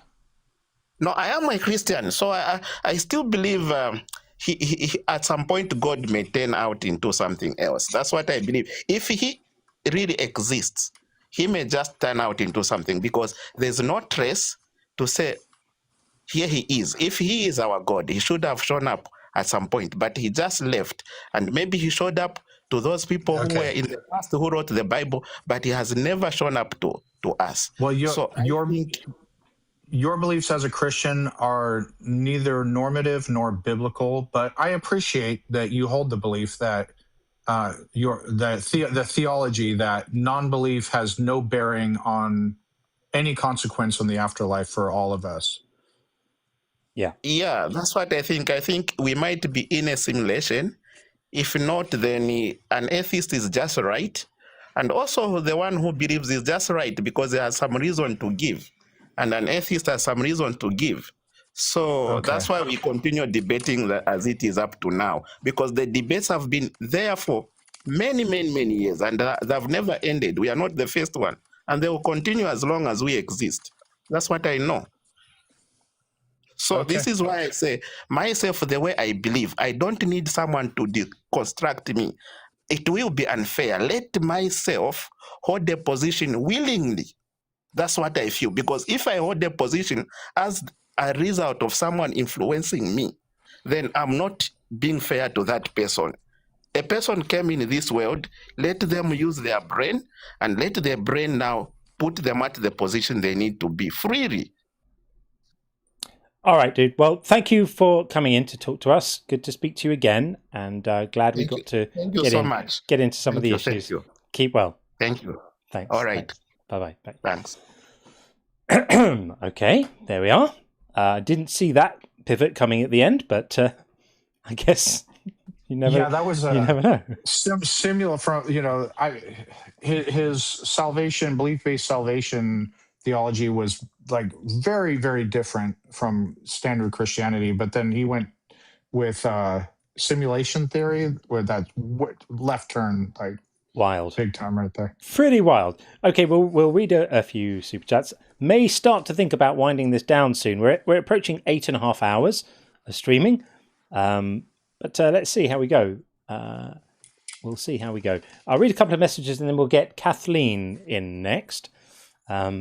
While we still have guests, I'm kind of all right to keep on going for a bit. Let's see what happens. So Bethos said, hardening Pharaoh's heart is irredeemable.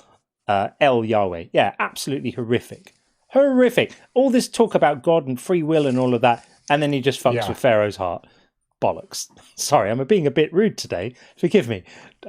Travis said, while Elijah was on, can't wait for the Dirtman and Ribwoman swag.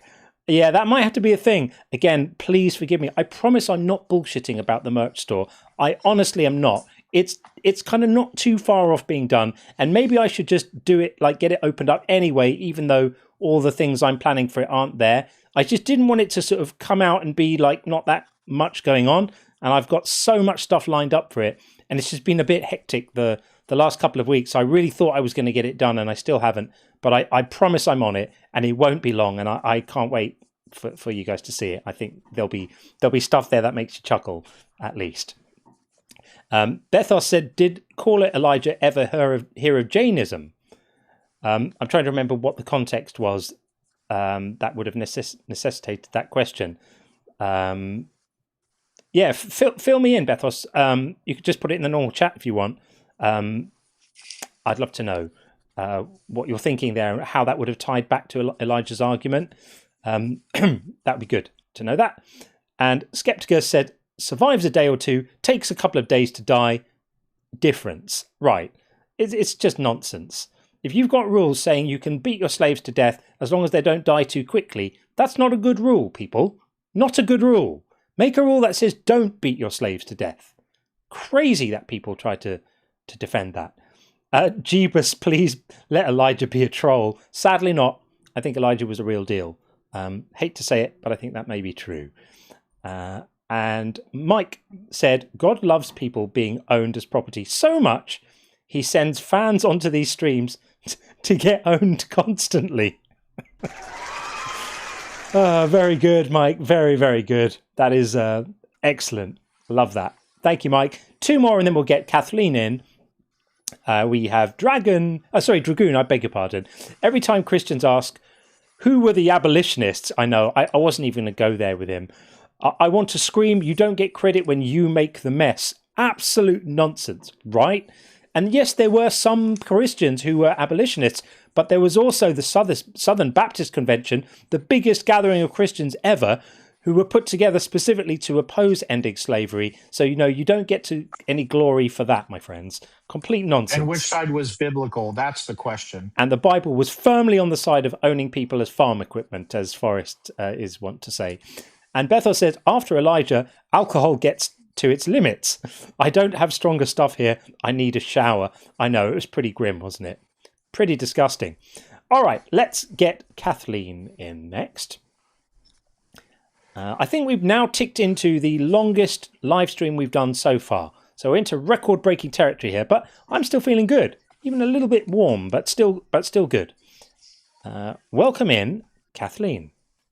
Hi, yeah, Hello. good evening. I think it's wonderful what you're doing, and I am just so impressed and so astounded by your devotion and doing this for such a long time. I think it's a very valuable service just to open up a discussion. What I want to say is, like, I do not believe in religion that was created by primitive man, like mostly all the organized religions today. Neither do I consider myself an atheist. I feel like that what the previous guest, I can't recall the previous guest name, but what he was saying, with the point that he was kind of making is that there is something, because we're here, like there is something. So there's something out there. We just don't comprehend it. And but I don't believe in atheism, like that it's not black and white to me. Yeah, And I mean, don't know if there are other but Kathleen, people. don't you think that maybe... How about this? Let me offer you a position and tell me if you think this sounds reasonable or not. What if the position was, we just don't know? Right now, we don't know. And until we know more, we're just going to chill. And we're just going to say, we don't know. It's okay to answer we don't know to some questions. Does that sound unreasonable or overly dogmatic to you? That is exactly what I'm doing. Right. And So me too. that- Me too. So my atheism But is a reflection of I don't know, because I'm just saying I don't know. So atheism just means I'm not accepting the stories I'm being told by people about gods because I don't know. I don't have any reason to think they're true. They haven't provided any evidence for them. So I'm reserving judgment. I'm just chill, and like when we find out some more information, I'll update my view. And that to me seems reasonable, doesn't it? That's still atheism, by the way. Yes, and that's exactly where I fall. I don't really consider it atheism, though. I think atheism means you don't believe that there's anything out there. Yeah, But yeah. you're obvious. I don't know and I don't believe are not contradictory statements. They Yeah. can both exist at the same time.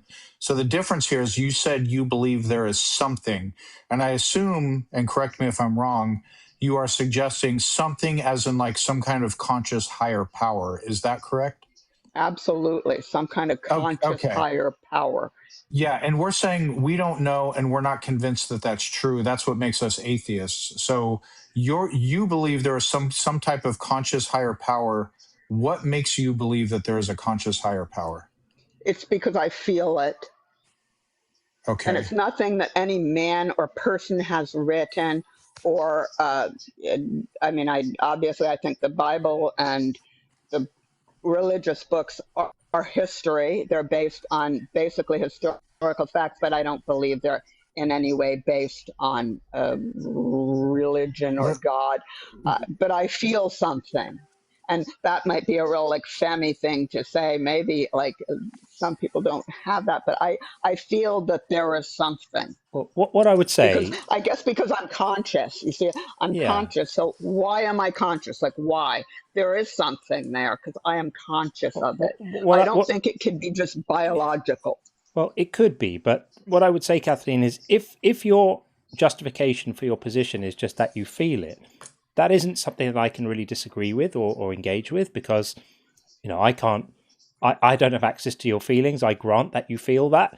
I don't necessarily think that you presumably would grant that you feeling it doesn't provide a justification for me to believe it.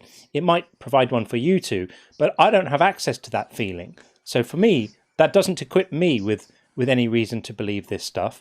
And until I have a reason, I'm just led by evidence. And because there isn't any, I just maintain this position of saying, I don't know, and I'm ready to believe anything once the evidence turns up, but not a moment before. And so that's my position. But I thank you so much for coming up and giving us your perspective. Very reasonable position. And I thank you so much for having this discussion because I think it's really important. And Thank I'm you.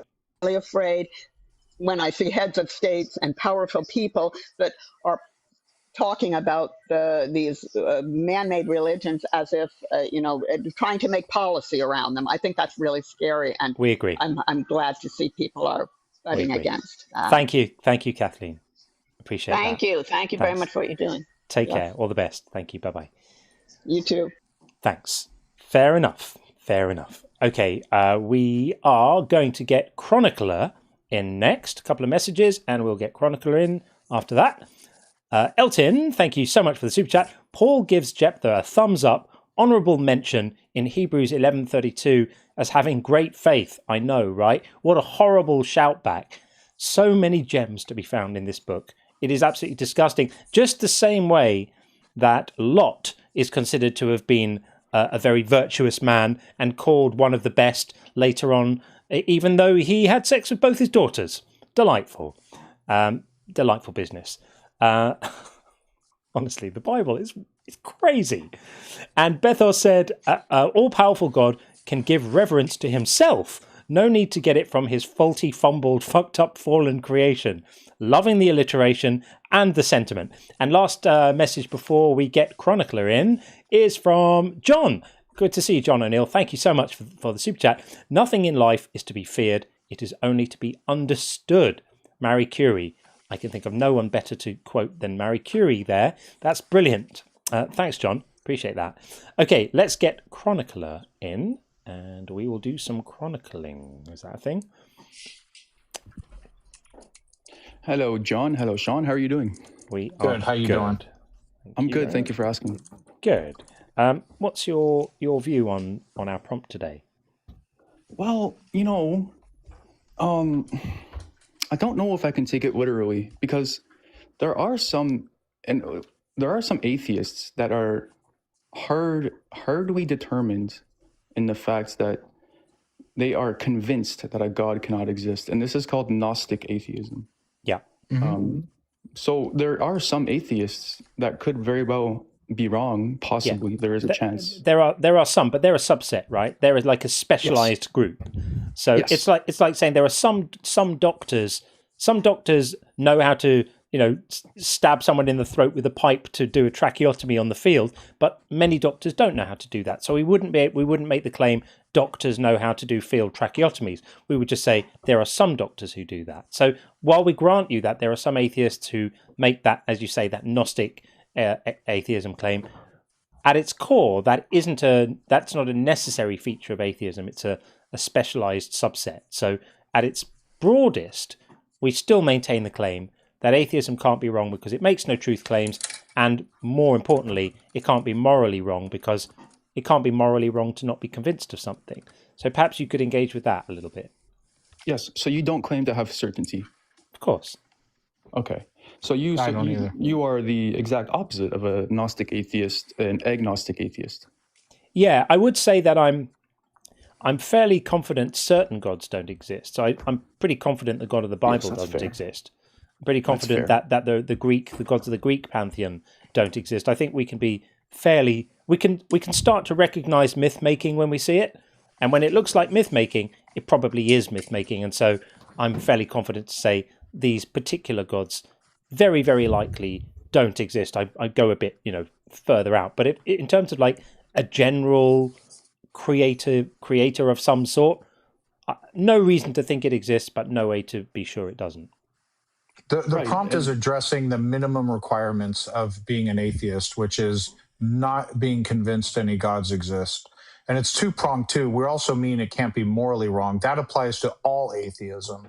But the part where it can't be factually wrong is just applying to the minimum requirements of what it means to be an atheist, which is not being convinced any gods exist.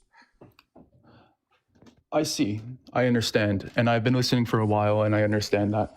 I'd like to draw back to a previous guest, and I don't agree with this previous guest's views. This happened about an hour ago, and you brought up, John, the points that this God that he believed in is inept. Yeah. Because this God is not capable of convincing every single person that this God is the one true God. It really exists. Either inept or unwilling. It must be one of those two, because there are people who don't believe. It must necessarily, if the God exists, be either incapable or unwilling. Yeah. Right. Could you ever see any sort of convincing power in the possibility of a limited power God, like a God that is limited in power, that could only create a world to the best of its capability, that has pain and suffering, but not perfection? Yeah, that's more plausible than the perfect God, isn't it? It is. I would still need evidence for it, but yeah, it is more plausible. It's more plausible, but it's still, the time to believe in it is when there's evidence for it, and there still ain't none. So that would be my position. No, yes, I agree. Yeah. Anyways, I just wanted to kind of, I'm not really in opposition. I'm sorry for deceiving you. I will drop back down, but I just want to pick your mind a little bit. All right. Well, thanks for coming up. And please don't if it's a debate stream only, but good to talk. Take it easy. Okay. Have a nice day. All the best. Thanks. All right. We are going to get in Josh next. Bringing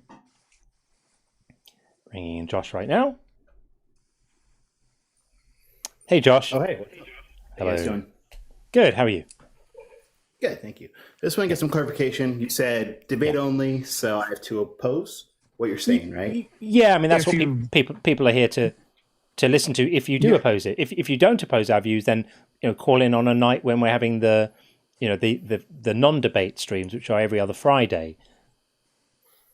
Got you. Okay, cool. Awesome. Okay, appreciate that, guys. Because I just want to say, as a Christian, I understand that atheism can definitely have a moral center to itself. I guess my pushback there would be that. I don't think it does. Okay. Yeah, atheism is just not being convinced that God exists. It's not a moral system at all. It's like a leprechaunism. Like there's no moral implications of it. Now, as an atheist, I'm also a humanist. Mm-hmm. But you can be of a different religion and also be a humanist. So, yeah, atheism isn't a moral system. It's not a belief system. It's nothing of that sort. Respect. All right, cool. Thank you, guys. Appreciate it. Thanks, Josh. Take it easy, man. Thanks. Thanks for coming up. All right. We are going to get in Brian Gold next. Coming in right now. Or trying to. Nope, that didn't work. Transporter didn't work. Brian, if you still want to come in, request up again, and we'll get you in. Otherwise, we're going to bring up Home with Debbie Rise. Looks like. Interesting name. Isn't it? Well, Brian seems to have disappeared, so let's get in Home with Debbie Rise. Hi, hello. Hello, how are you? I'm fine, thank you. Good. I'm a pantheist, but I would like to ask, do you believe that there's a person that is called Jesus that actually existed, or is just a character? Probably a person that existed. I don't know if he was actually called Jesus, but there was probably someone that these myths sprung up around. There was probably an itinerant rabbi with a dedicated following who preached a slightly heretical message, got himself killed for breaking the various laws, and this is what started the cult. I don't think it sprang up out of absolutely nothing whole cloth. I'm not a mythicist as such, although I do have time for their arguments. I used to be quite into some. I remember watching a film a few years ago called The Incredible Shrinking God, which basically takes a mythicist position, and thinking it was quite interesting. I don't know how good the scholarship was on that film.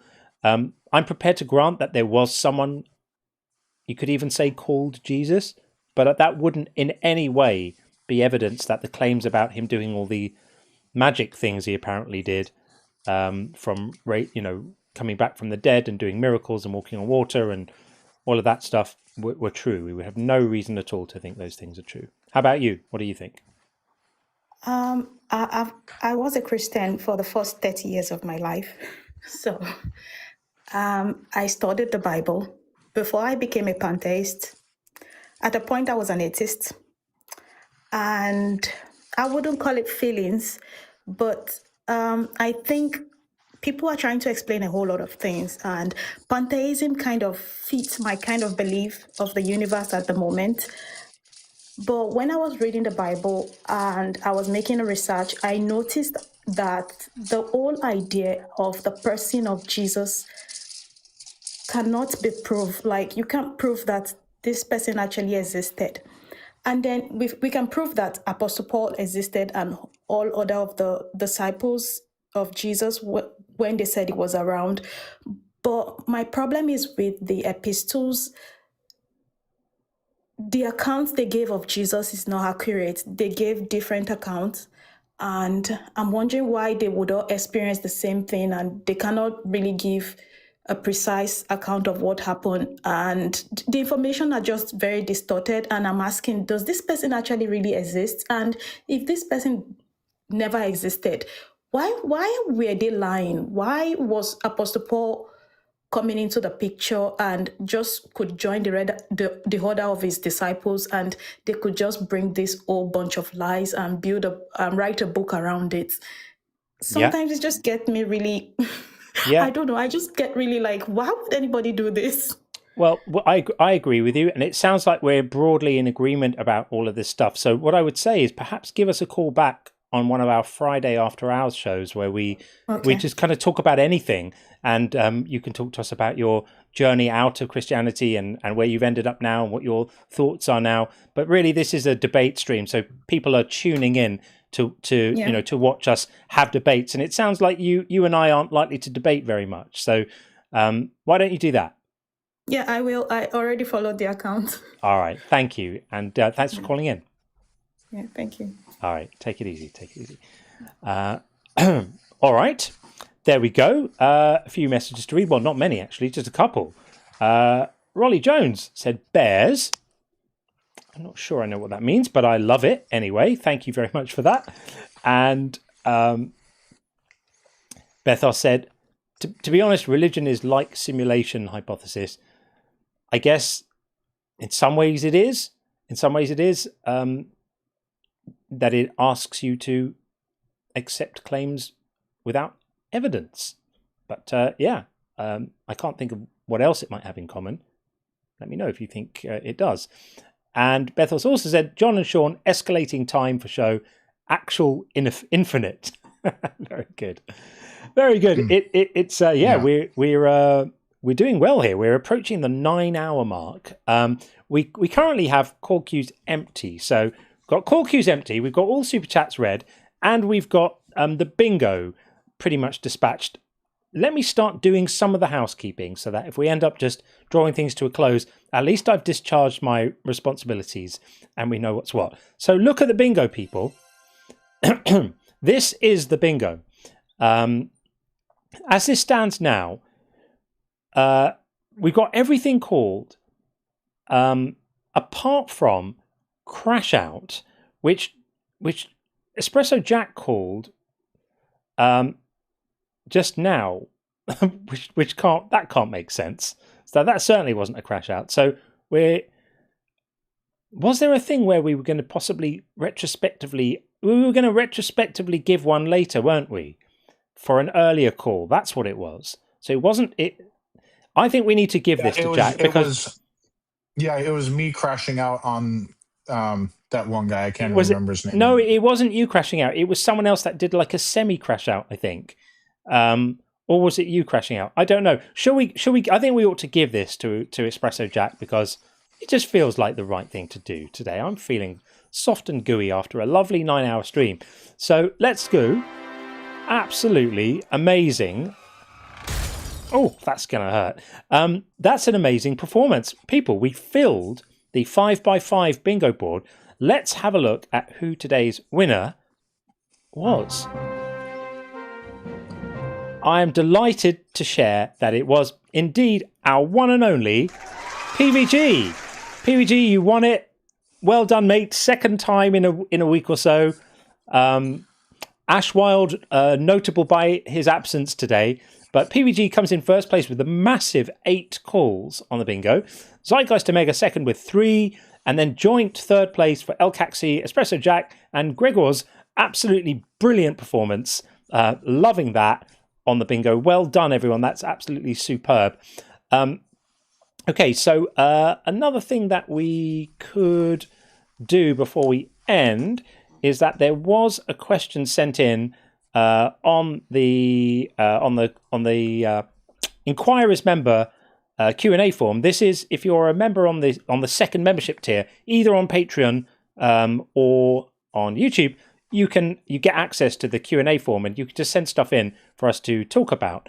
And Roy Williams said, "What can we do to counter Christian bribes for African politicians sponsoring anti-LGBTQ bills? For example, death penalty in Uganda." And this is obviously horrific. It's horrendous that this stuff happens.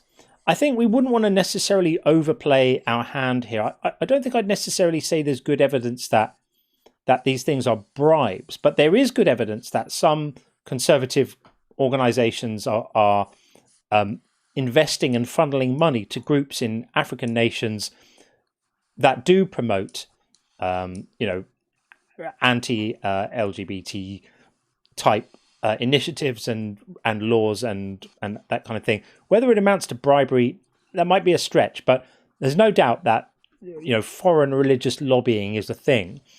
As to what we could do about it, I suppose we could support local groups in those countries that are fighting for the rights for people in those communities, rather than speaking over them. They can be enabled.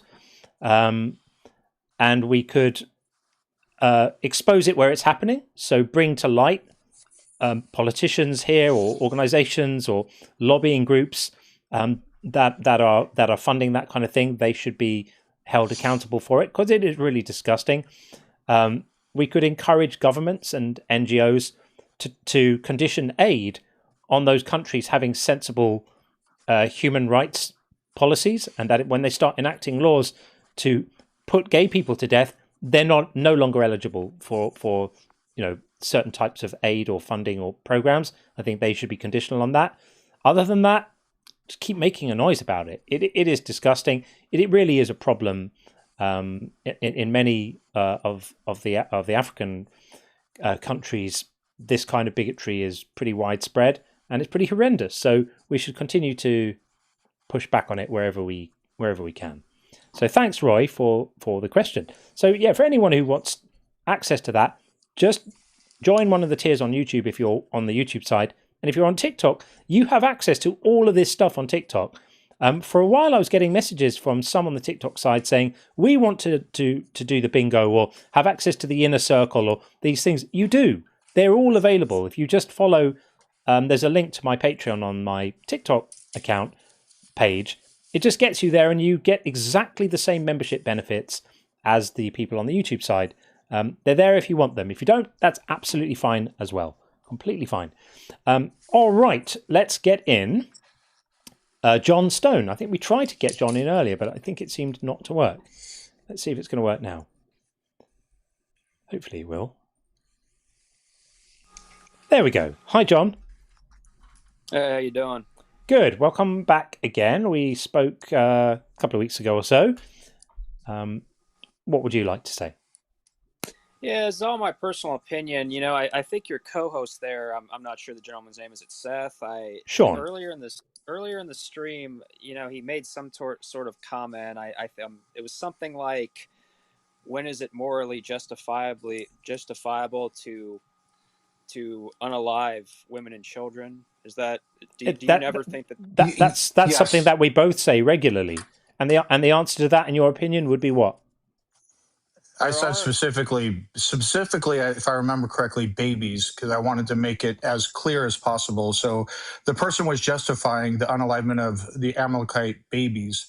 And so I asked, where specifically targeting the babies, I'm not talking a bombing raid where unfortunately babies can be collateral damage, but like men with swords or rifles or something like that, deliberately going after babies. What's an instant of that happening in real life where you would say, yes, that was justified? The only thing I can come close to would be, I think I support Israel, and I also support what the U.S. did during Hiroshima and Nagasaki to end WW2. But That's the collateral. but That's but not. they're not Go ahead, they're not John. being told to kill the children. It's just the fact that children are unfortunately dying in collateral damage in those attacks. Now, you can have your own view on whether the attacks themselves are justified, and that's way outside the scope of what we're talking about here. The point is, in neither of those situations were combatants told, go and kill the children. Specifically told, kill the babies, kill the infants, kill the animals. That's horrific. That's not something that we would ever countenance. Well, we knew that when we used what we did at the end of WW2, we knew that hundreds of thousands of civilians were going to. You heard my caveat, right? Like, I specifically addressed that. I said, I'm not talking about a bombing raid where, unfortunately, and separate question, moral question, babies would end up being collateral damage. I specifically asked for a real life example of where you justify with knives or single target weapons, rifles, whatever, specifically targeting deliberately babies. That's what I asked for. And so Hiroshima and Nagasaki and those types of examples do not apply. There was carpet bombing, we get that, but that's getting around the point I was getting at, which is God specifically ordered men with swords to target babies, which is something else entirely. Okay, so you think the way the U.S. ended WW2 was correct? That's a separate question, and that's a separate question. Totally outside it's totally outside the scope. And I'm specifically I'm addressing God's orders in the for the Israelites, the multiple times He has told them to target children and babies. And when He's done it Himself, by the way, He's even done it Himself. In retribution to David for his dalliance with Bathsheba, he kills their child. He makes their baby sick for a week. The baby is in agony for a week, suffering, and then dies. This is God killing a baby as punishment for someone else. Equally horrible. Okay, yeah. I guess I would say that I do believe in an afterlife, in a spirit world. I think that another point that you all brought up too was that I think that atheism does lead to nihilism. It may for some people, and for some people it doesn't. It doesn't matter. And even if it did, it would be irrelevant as to whether it's justified or not, and it would be irrelevant as to whether it's morally right or not. Because if you're not convinced, you're not convinced. Well, if you're familiar with the psychologist B.F. Skinner, don't care. People has no bearing on whether a God actually exists. You're arguing for utility value of belief. What we are discussing is whether there's actual evidence of whether a God exists, and specifically whether atheism can be wrong or if it's morally wrong. Utility value doesn't address any of that. Look, I don't think it's you might be right. Look, I happen to believe in a spirit world. Luciferians are the ones that convince me of it. Okay.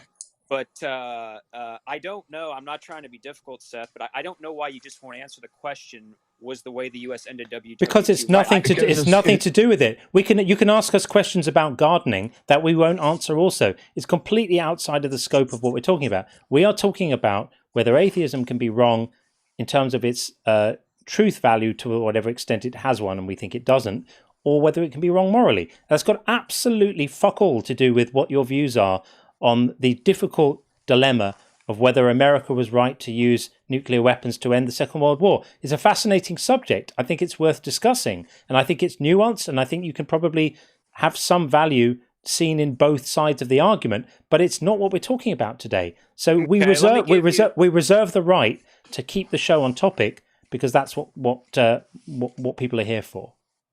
Okay, well, here, I guess I'll pose a hypothetical to you. If there was a situation where there was potentially a terrorist attack somewhere in the world, right? Say in some American city, and would it be justified to torture people, even children, to try and get information to stop that? No. Not children. No. Okay, so other people would be acceptable too? Again, this is another question that also has nothing to do with what we're talking about. Are you prepared to discuss something to do with what we're talking about, or would you prefer to just talk about other things? Because respectfully, I've been doing this. We've been sitting here for 9 hours now. I'm not in the mood to just start talking about other interesting topics. That's not what we're here to talk about. It's completely irrelevant. Whether a willingness to torture people to stop a terrorist attack has got nothing to do with whether atheism can be wrong. It's literally about as far off the topic as you can get. So are we done? Are we done?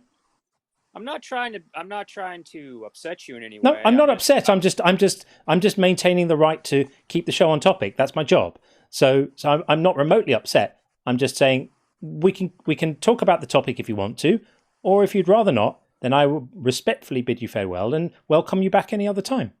No, I can tell you why I believe in the spirit world if you want. I can tell you what convinced me of it. I can tell you that that it seems like that a lot of Western elites are heavily influenced by the occult, and yeah, I mean there's all kinds of I don't know. I mean, I think, what do you think happens when life no longer goes on? When you die, nothing happens. Exactly the same thing happens to you when you die as happened to you before you were born. It's remarkably similar. Well, I mean, I certainly can, lay out a case for you of why I think there's an afterlife. If you What's that got to do with a god? You don't think an afterlife has anything to do with a god? It's possible to believe in an afterlife and no god. It's possible to believe in a god and no afterlife. What's an afterlife got to do with a god? Well, an afterlife would imply that there was some sort of creator. Why? No. It could be the case that there's no creator and there's some previously undiscovered force of nature that causes our consciousness to be preserved after our bodies die without a creator. That's a hypothesis that can't be ruled out right now. Okay. I don't. How does that? But you don't believe in that, do you? No, but you can't rule it out. It's no less plausible than your hypothesis that life continues to exist after you die with a god. They are equally implausible. Okay. Are you familiar with Michael Aquino? No.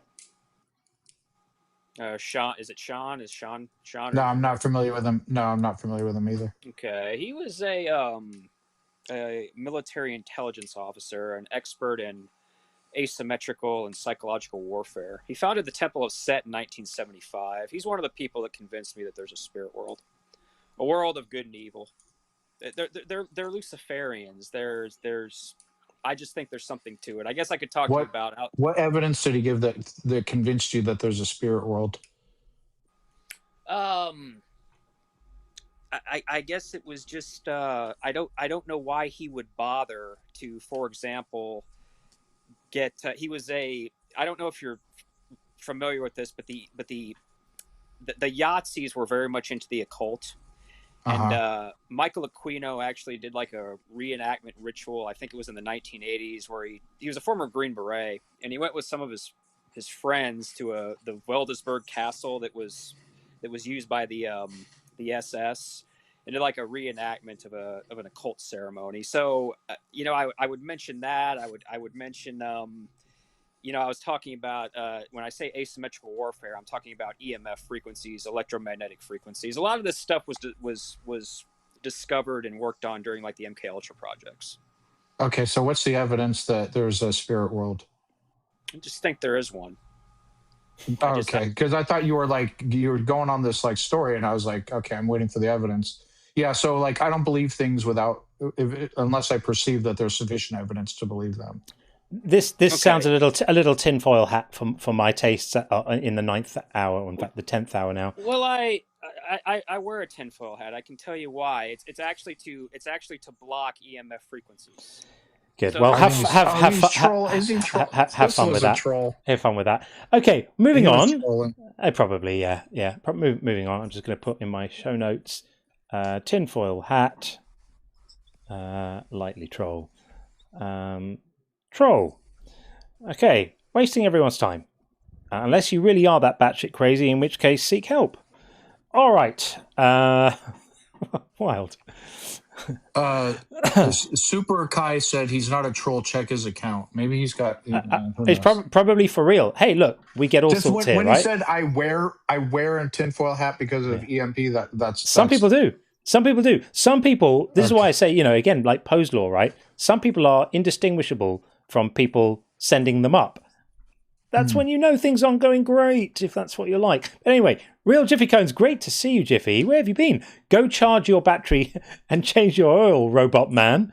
Yeah, we're probably approaching a point like that at some point soon. And Simeon Urchin, thank you for your super chat. To be the most charitable to guest, using the end of the World War II can kind of work as a counterexample because the US decided to target dense civilian urban cities. Yeah, I mean it's horrible stuff, but as Sean said, that's completely different from telling people specifically to kill children. Like, go there and make sure if there are any children alive, you kill those too.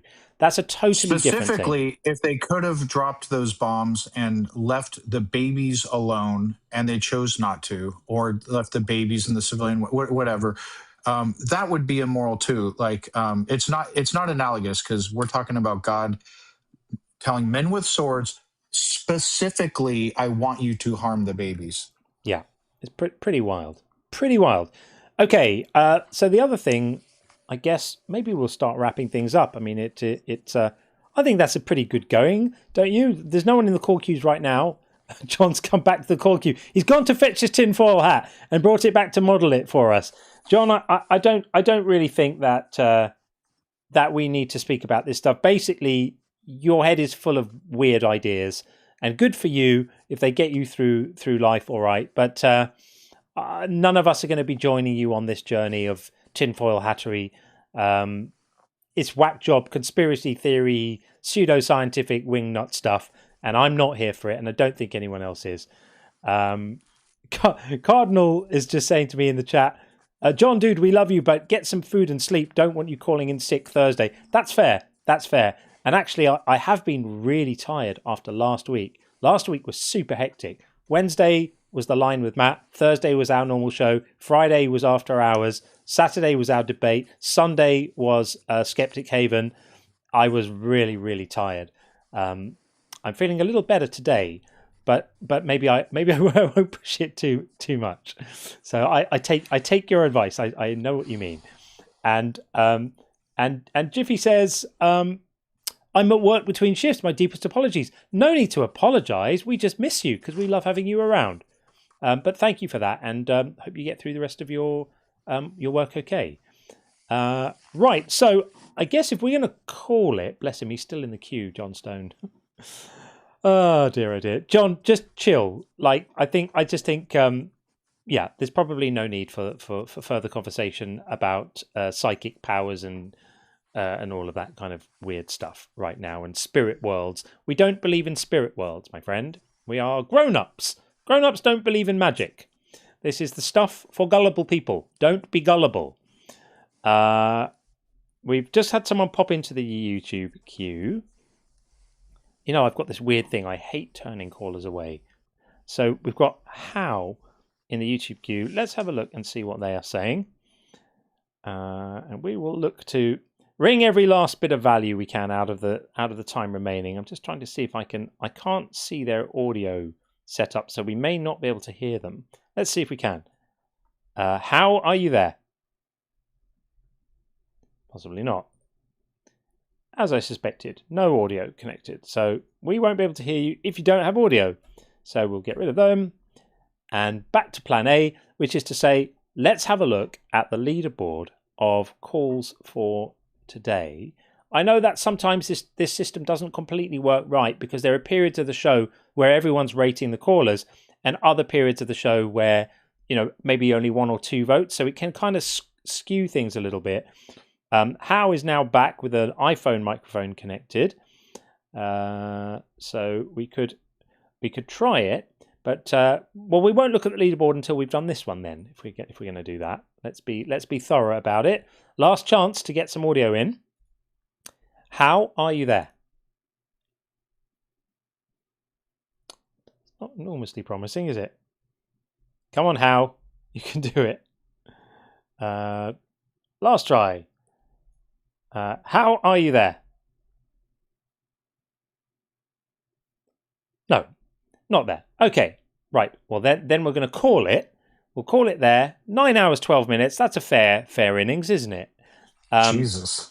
And our leaderboard of calls today looks like this. So our best conversation was Mr. B with a score of 86, albeit based on only a couple of votes. And our worst conversation of today was Elijah with a rather abysmal score of 1. That's slightly embarrassing, isn't it? Well, there we are. That's the leaderboard for today. We've done the bingo. I think we've done pretty much everything. Thank you so much, everyone. This has been a good one. I quite liked. Excuse me. Starting the Tuesday stream a little later today, just that hour. I don't know if that's better for you, Sean, or for anyone else, but feels pretty good to me. So maybe we'll make that the Tuesday time from now on. Certainly the 7 a.m. was a bit brutal, wasn't it? So we will do that, and we will be back. I'm going to say technically it's tomorrow because it's now Wednesday where I am, not quite Wednesday where you lot are. But yeah, we'll be back for the Thursday night stream. So thank you very, very much for joining us today. Of course, the usual thanks must go out to all the wonderful mods on TikTok and YouTube. Again, you know who you are, guys. I love you and appreciate you. Thank you so much. We got to 180,000 likes on TikTok today, which is absolutely awesome. Really, really appreciate that. And on the YouTube side, liking the stream really, really helps. If you haven't done it, it would be a huge help if you do that. And even once the stream is finished and it's posted under the live thing, I think you can like that. I think you can, and it really helps as well. And any engagement in the chat, even under, not the chat, sorry, the comments, even under the live once it's posted, just signals to the YouTube gods that it's a good thing. Special shout out to Jim, of course, Jim Castleberry, who is like, I guess he's kind of like a super fan at this point. He behaves like a troll and his arguments are completely asinine and he's abusive and rude and, pretty horrific. But I must say, there is no one other person who posts as many things as reliably under every one of my videos as Jim. So I reserve a special place in my heart for him. He's essentially volunteering for me now. He kind of works for me for free as a kind of unpaid algorithmic foot soldier, a sort of marketing intern. So huge thank you to Jim for boosting my content after every video I drop in the algorithm. I love you, Jim, and you mean everything to me. So thank you for that. And everyone else, I love you all too. So thank you very much. We will see you on Thursday. Sean, thank you, my friend.